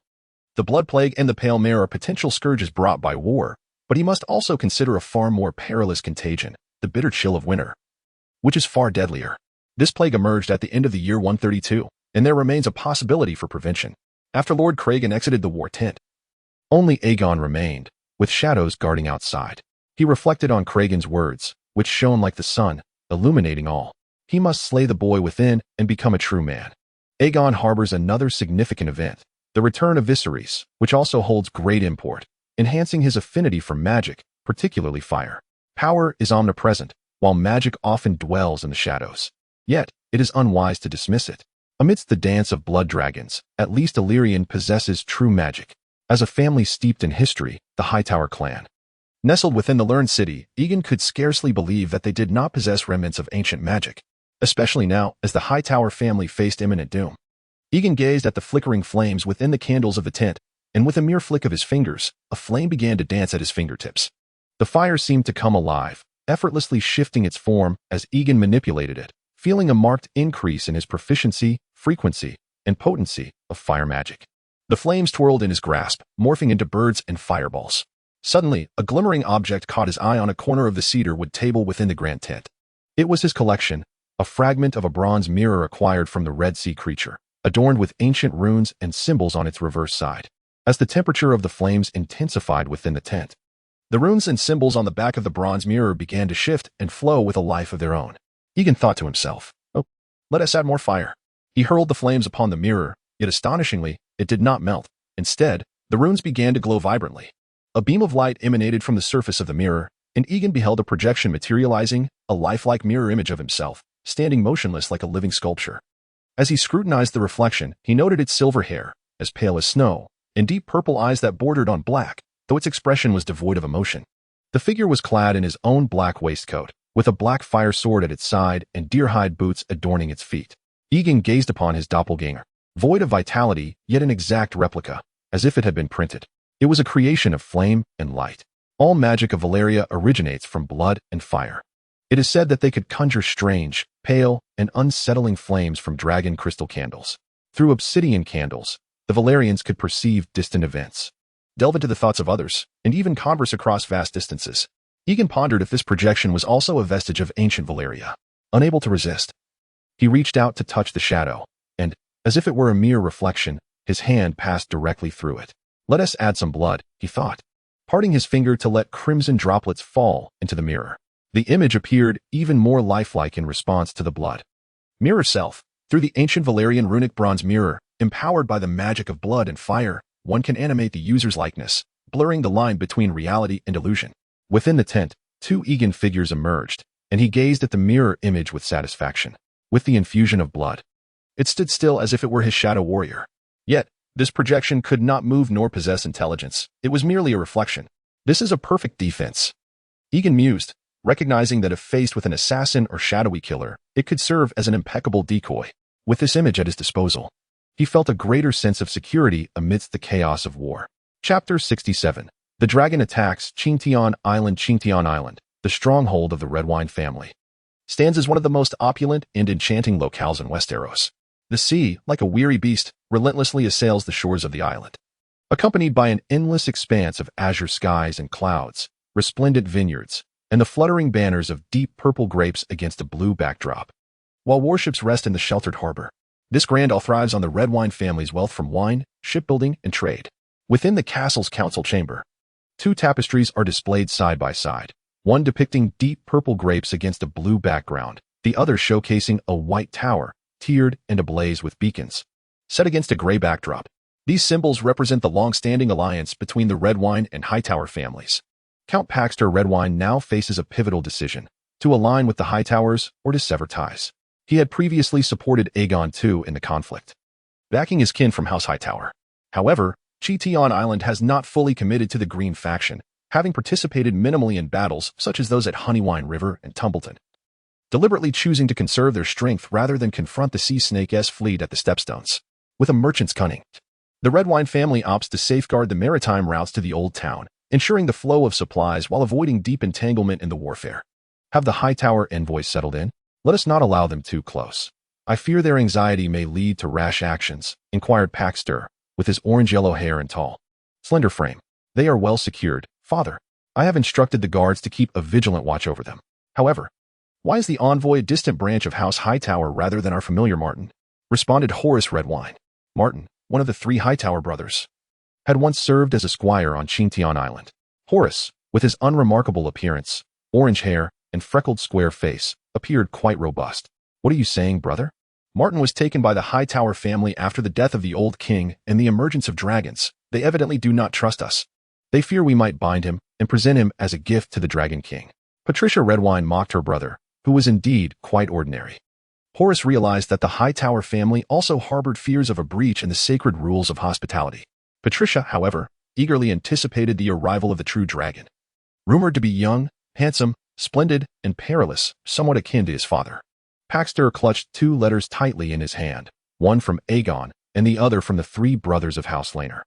Each inscription seemed to bear the weight of countless lives, pressing upon him with an unbearable intensity. The letter from the Lannister brothers was lengthy, detailing their extensive kinship, while Aegon's missive was concise yet nostalgic. Life and death, gain and loss, all hinge upon a fleeting moment. The Redwine family had once fought alongside the Hightowers, but this was not the trial of suffering and dread they now faced. Father, perhaps we should bind the Hightower envoy and their guards as well. You must not allow your obstinacy to jeopardize our entire family, the Stewin family. The Red Sea beast serves as a testament to this. The arrival of the dragon is formidable and nearly insurmountable. Must we truly venture into the seas with our fleet? Sir Horace gritted his teeth as he spoke. Two colossal dragons, reminiscent of the time when Meg killed in Oldtown, render the Heidel family incapable of resistance, not to mention the troops trailing behind, likely numbering around 20,000. However, we once aligned ourselves with Heidel in support of King Aegon II, the rightful monarch. Paxter began to waver. Furthermore, with familial ties to the Heidel lineage, your grandmother was also a Heidel. How can we expect to subdue them? I certainly do not wish to meet a fate akin to that of the Red Sea beast or the Crooked Foot, with my head severed and displayed at the gates of the Red Keep. We are not like them. Crooked Foot was a confidant of the former king, while the Heidel family is of royal blood and staunch supporters. As long as the forces of the Black Party are not foolish, they will not attack us. His Grace Aegon has pardoned the Lannister and Tyrell families. Why then should we bear the brunt of his ire? Miss Patricia interjected, attempting to console. Indeed, our fleet predominantly resides at sea. Our castle architecture pales in comparison to Harrenhal, Horace lamented. Chinting Island floats atop the ocean. They cannot wage a scorched earth campaign like the Dornish. Let us not be overly alarmed. We possess ample room for negotiation. Having not deeply engaged in warfare, we still command one of the most formidable fleets. Dragons. The dragons have arrived. The steward of Redwyn Keep exclaimed, bursting into the council chamber. His face a mask of panic. Qingding Island, previously secure from the conflict, now seems unable to remain uninvolved. Count Paxta felt a wave of darkness wash over him. Aegon's greetings had arrived, a harbinger of the Targaryen Dragon King's fire and smoke. Aegon and Rhaenyra had been soaring above the clouds on their dragons, surveying the area for an extended period, ensuring no ambush lay in wait, all while the Redwyne family remained unprepared for the impending storm. Rhaenyra's dragon, Dawn, though not resistant to her commands, lacked the seamless bond that is vital in the treacherous arena of battle. Perhaps it is this subtle connection that proves most crucial. Aegon could only assign Rhaenyra the responsibility of handling tasks with lesser risk. Upon returning to King's Landing, Aegon contemplated allowing Viserys to attempt to ride Silverwing.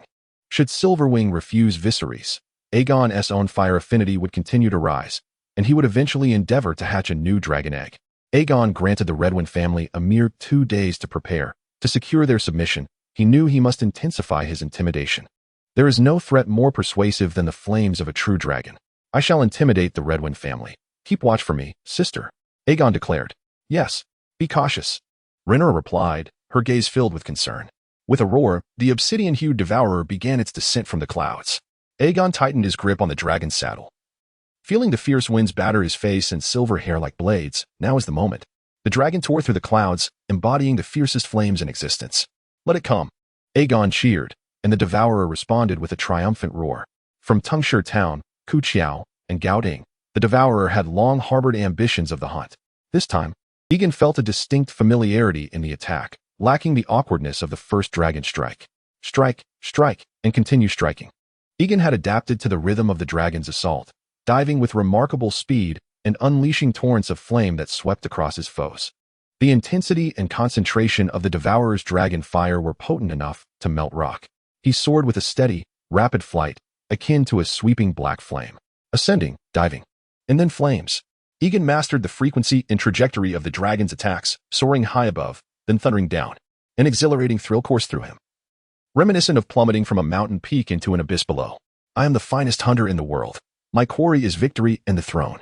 Aegon beheld the majestic Redwyne fortress, predominantly adorned in blue, a sight both dreamy and opulent, showcasing its rich history. He observed the fierce winds whipping the banners into a frenzy. Adjacent to Redwyne Fortress, the low hills cradled vines and exquisite roses. Aegon aimed for this location. Rather than the shipyard or market of the Redwyne family, he had no intention of slaying the Redwynes nor venting his wrath. Such cruelty would render him no different from the One-Eyed. Aegon sought to instill a sense of awe in the Redwyne family, compelling them to recognize the gravity of the situation. He discovered a fitting place to send a message to the Redwynes. At the clock tower of Redwyne Fortress. The moment the dragon appeared, it circled ominously above, casting a colossal shadow. The clock tower stood deserted, the Redwyne sentinels having skillfully fled, leaving behind a great bell. The devourer opened its maw, and the sickly green flames struck the clock tower with devastating force. The tower became enveloped in the ghastly dragon fire, the bell within melting into molten iron as the stones began to crack and weep. Even the Redwyne clock tower could not rival Helluin Fortress, let alone withstand dragon fire. After incinerating the tower, the devourer ascended once more, readying itself for the next target. Here, Aegon commanded the devourer, as the dragon soared high again. His attention drawn to the tallest edifice of Redwyne Fortress, the family residence. Isolated across the sea, the Redwynes seldom faced dragon attacks. Upon witnessing the immense shadow of the dragon in the sky, they succumbed to a panic, offering little in the way of resistance. Aegon noted the splendid fountain in front of the main building of Redwyne Fortress, flanked by white sculptures of grapes, sea beasts, longships, and warriors, magnificent stone carvings that caught the eye of any visitor. Boom! The sickly green fireball struck the sculptures directly, causing them to erupt, with white fragments flying through the air, shattered grapevines, and the severed heads of sea creatures. The temperature within Redwyne Fortress began to rise, and the roar of the dragon shattered glass. Will you choose war or peace, Lord Paxter? Aegon and the Devourer circled above Redwyne Fortress, their voices echoing throughout. Chapter 68. The calamity of the Oldtown. The anguished cries of the Glutton echoed through the heavens. The dichotomy of war and peace was no longer a matter for the Redwyne family to negotiate. The Redwyne family welcomes your arrival, Your Highness. The gates of Redwyne Castle stood wide open. Paxter, accompanied by his son and daughter, stepped forth from the castle. He bore a flag emblazoned with a red dragon on a black field. Behind Paxter trailed the trusted officers of Redwyne, the castle steward, the commander of the Redwyne fleet, the captain of the guards, and the merchant fleet commander, all loyal to the Redwyne lineage. The standard appearance of Redwynes was characterized by their orange-yellow hair and freckled faces.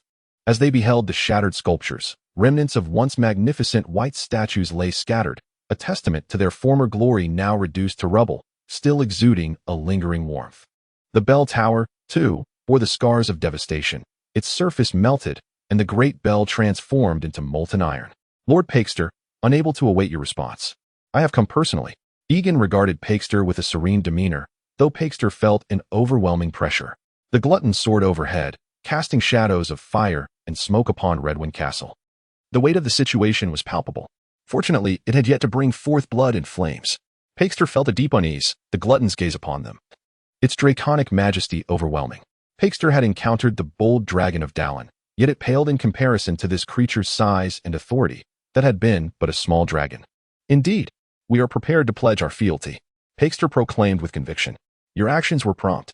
Had you delayed, Redwyne Castle would now be engulfed in flames. As Aegon spoke, the silver-winged guardians arrived from above, surveying the scene. 2 dragons loomed over Redwyne Castle, their presence commanding. The Glutton's maw exhaled a grayish smoke, causing the air temperature to rise. Pakester felt beads of sweat forming, perhaps from the dragon's heat or perhaps from his own trepidation. And what are the emissaries of House Hightower? Aegon inquired of Pakester. An awkward expression crossed Pakester's face, as if caught in a compromising position. They have been detained. Horus. The orange-haired heir of the Redwyne family hastily addressed the matter. When the dragon roared, Horus had decisively commanded the Redwyne guards to secure the Hightower delegation. They are indeed guests, yet they are now prisoners of the Iron Throne. Lord Pakester, the Hightower family is implicated in treason and in plots against the Targaryens, Aegon remarked. His gaze fixated on Pakester.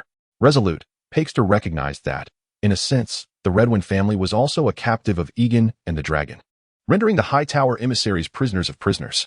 The guards brought forth the Hightower delegation, many bearing signs of bruises, evidence of a struggle during their capture. Subdue the flames. Or choose the flames. Aegon observed the group intently.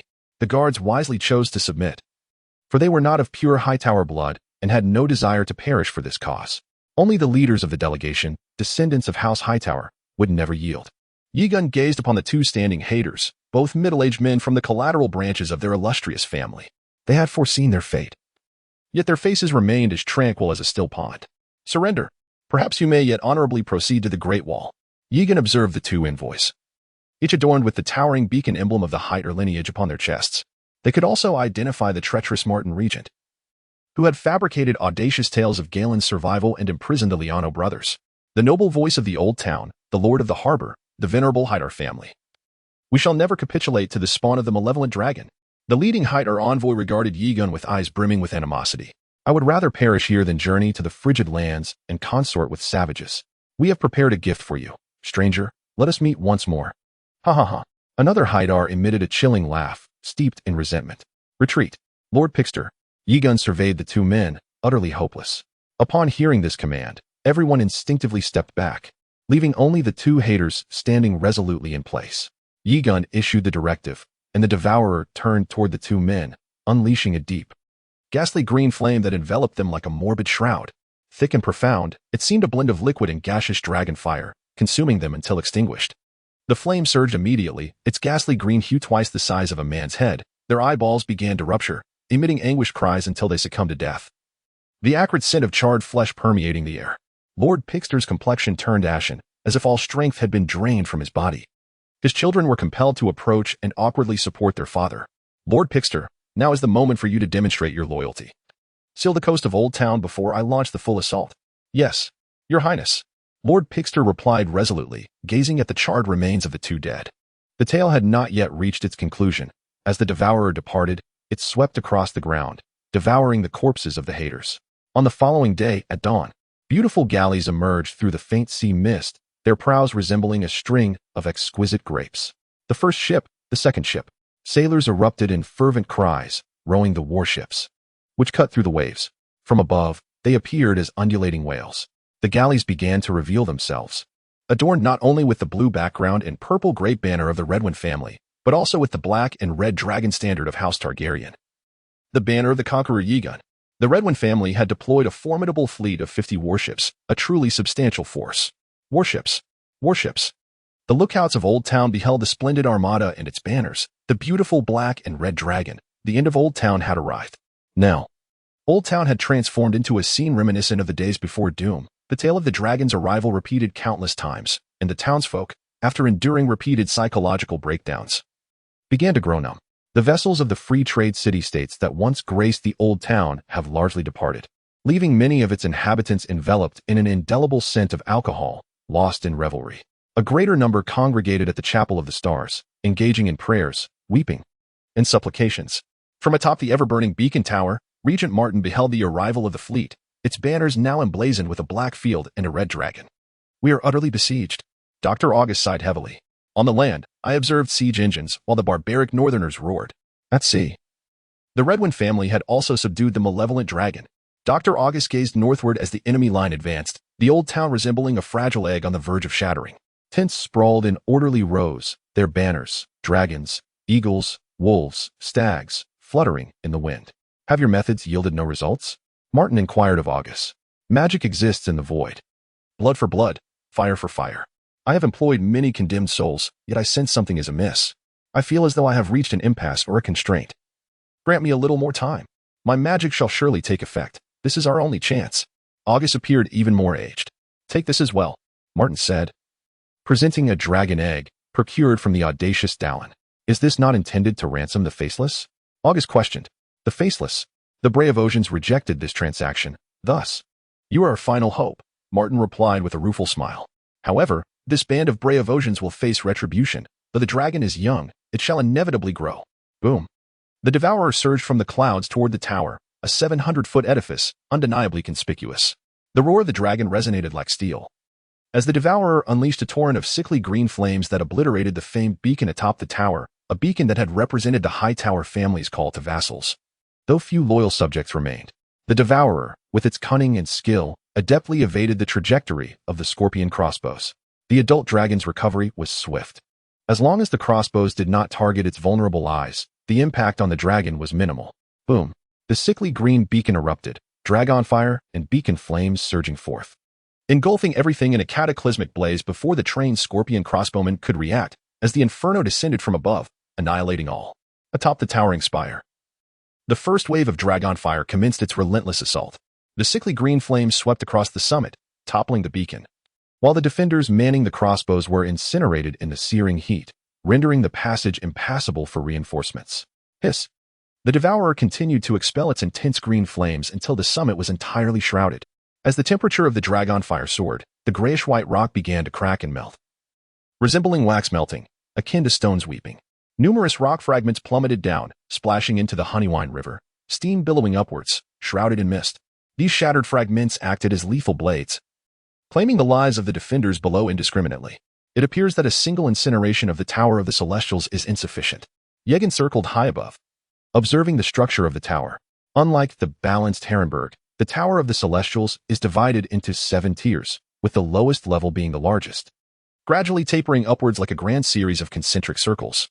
The 7th tier serves as a watchtower.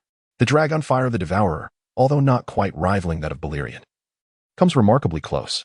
Velaryon was around 110 years old at that time, while the Devourer, enhanced by magic and flame, possesses considerable potency and intensity. However, Herrenberg is broad and squat, whereas the Tower of the Celestials is slender and towering. Aegon believed that the Devourer could synergize with the Silverwing to utterly obliterate this lofty edifice. "Devourer, ascend," Aegon commanded. The Devourer soared upwards before diving downwards, its ghastly green dragon fire surging like a tumultuous wave, cascading down the pinnacle of the tower. The tower resembled a burning candle, enwrapped in a vast crown of horrific green flames visible for miles around. The 6th and 7th tiers were entirely engulfed by the green dragon fire, tongues of flame licking out from every window of the castle, amidst the conflagration and smoke. The sentinels and crossbowmen on the lower levels were utterly unable to discern the position of the dragon above, forced to take refuge within the tower. "Forward! Advance!" Paxton, witnessing this terrifying spectacle from his flagship, observed the green dragon fire, as if it had struck Redwyn Castle, where blood flowed like a river, flames spreading from every corner of the stronghold.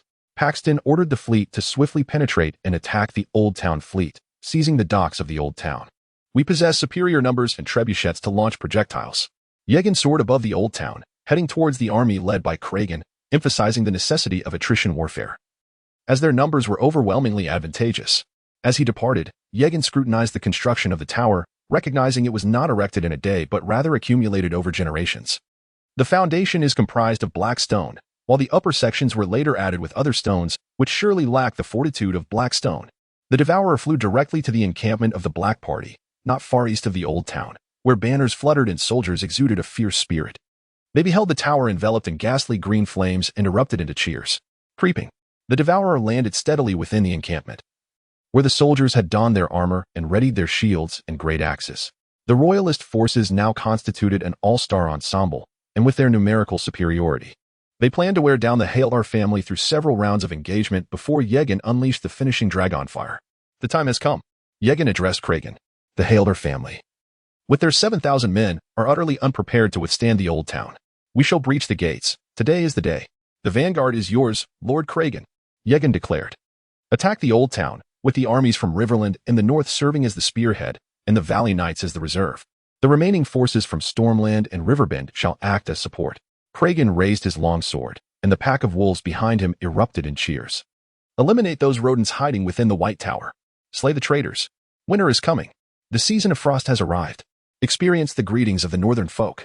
The northerners wield axes, armed with spiked maces and ancient iron swords, while knights ride their shaggy steeds, proudly raising the banners of the Running Wolf and the Red Dragon. Although their equipment may seem somewhat antiquated, courage is the essence of the northern spirit. Nearby, Duke commits shudders at the reckless assault of the Wolfpack's forces. Perhaps only Lord Cragen could hope to command such a fierce assembly of beasts. My Lord Allen, let the catapults commence. Young instructed Lord Allen, heeding the call. Allen spurred his steed into action, fueled by the memory of his grandfather, who met his demise at the hands of the Green Party, fostering a deep-seated enmity between the factions. Fire! Fire! Fire! Lord Allen bellowed. At another part of the camp, the assembled catapults unleashed a cacophony of sound, hurling boulders the size of heads towards the walls of the old town. The noble houses of the Riverbend, including the Tillers, the Bisberries, and the Lewins, provided supplies and served as auxiliary forces. The defenders of the old town, soldiers of the Hyder family, trembled as they beheld the sprawling camp of the royalists, which they estimated to number around 10 to 20,000, along with 2 dragons. The towering spire blazed, and how much longer could they evade their fate? The old town, invigorated by the Honeywine River, was divided into several sections, including the docks and the Great Spire. However, its defenses were not particularly formidable, aside from the spire. The walls had not withstood such an assault in many years. To the north and east lay the forces of the Black Party, while the southern and western flanks were threatened by the treacherous Redwind fleet. The Hyder army, hastily assembled, numbered only about 7,000 and lacked the audacity for a surprise attack. This was a prosperous city, renowned for its detachment from conflict. Thus, the Hyder people were somewhat unprepared for the brutality of such warfare. Boom, boom, boom.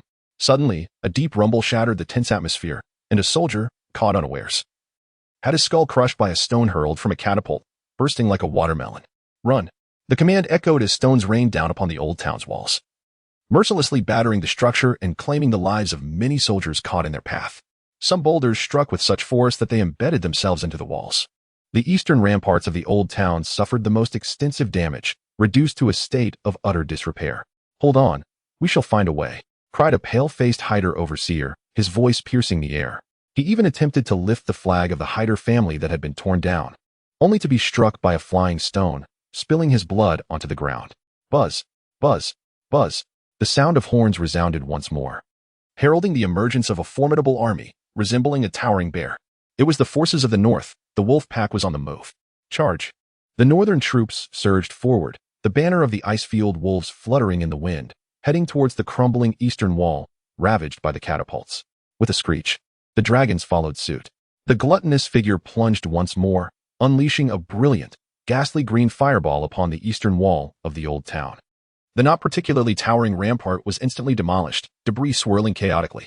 The anxious scorpion crossbowmen in disarray managed to release a few shots before hastily fleeing for their lives.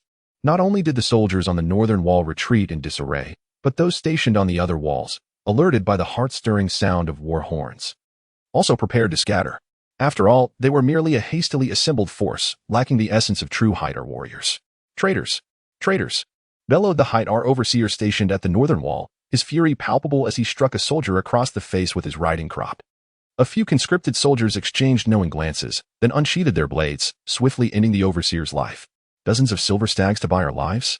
The soldiers, hailing from the slums of the Oldtown, had no regard for these noble lords. They rifled through the overseer's belongings before making their escape.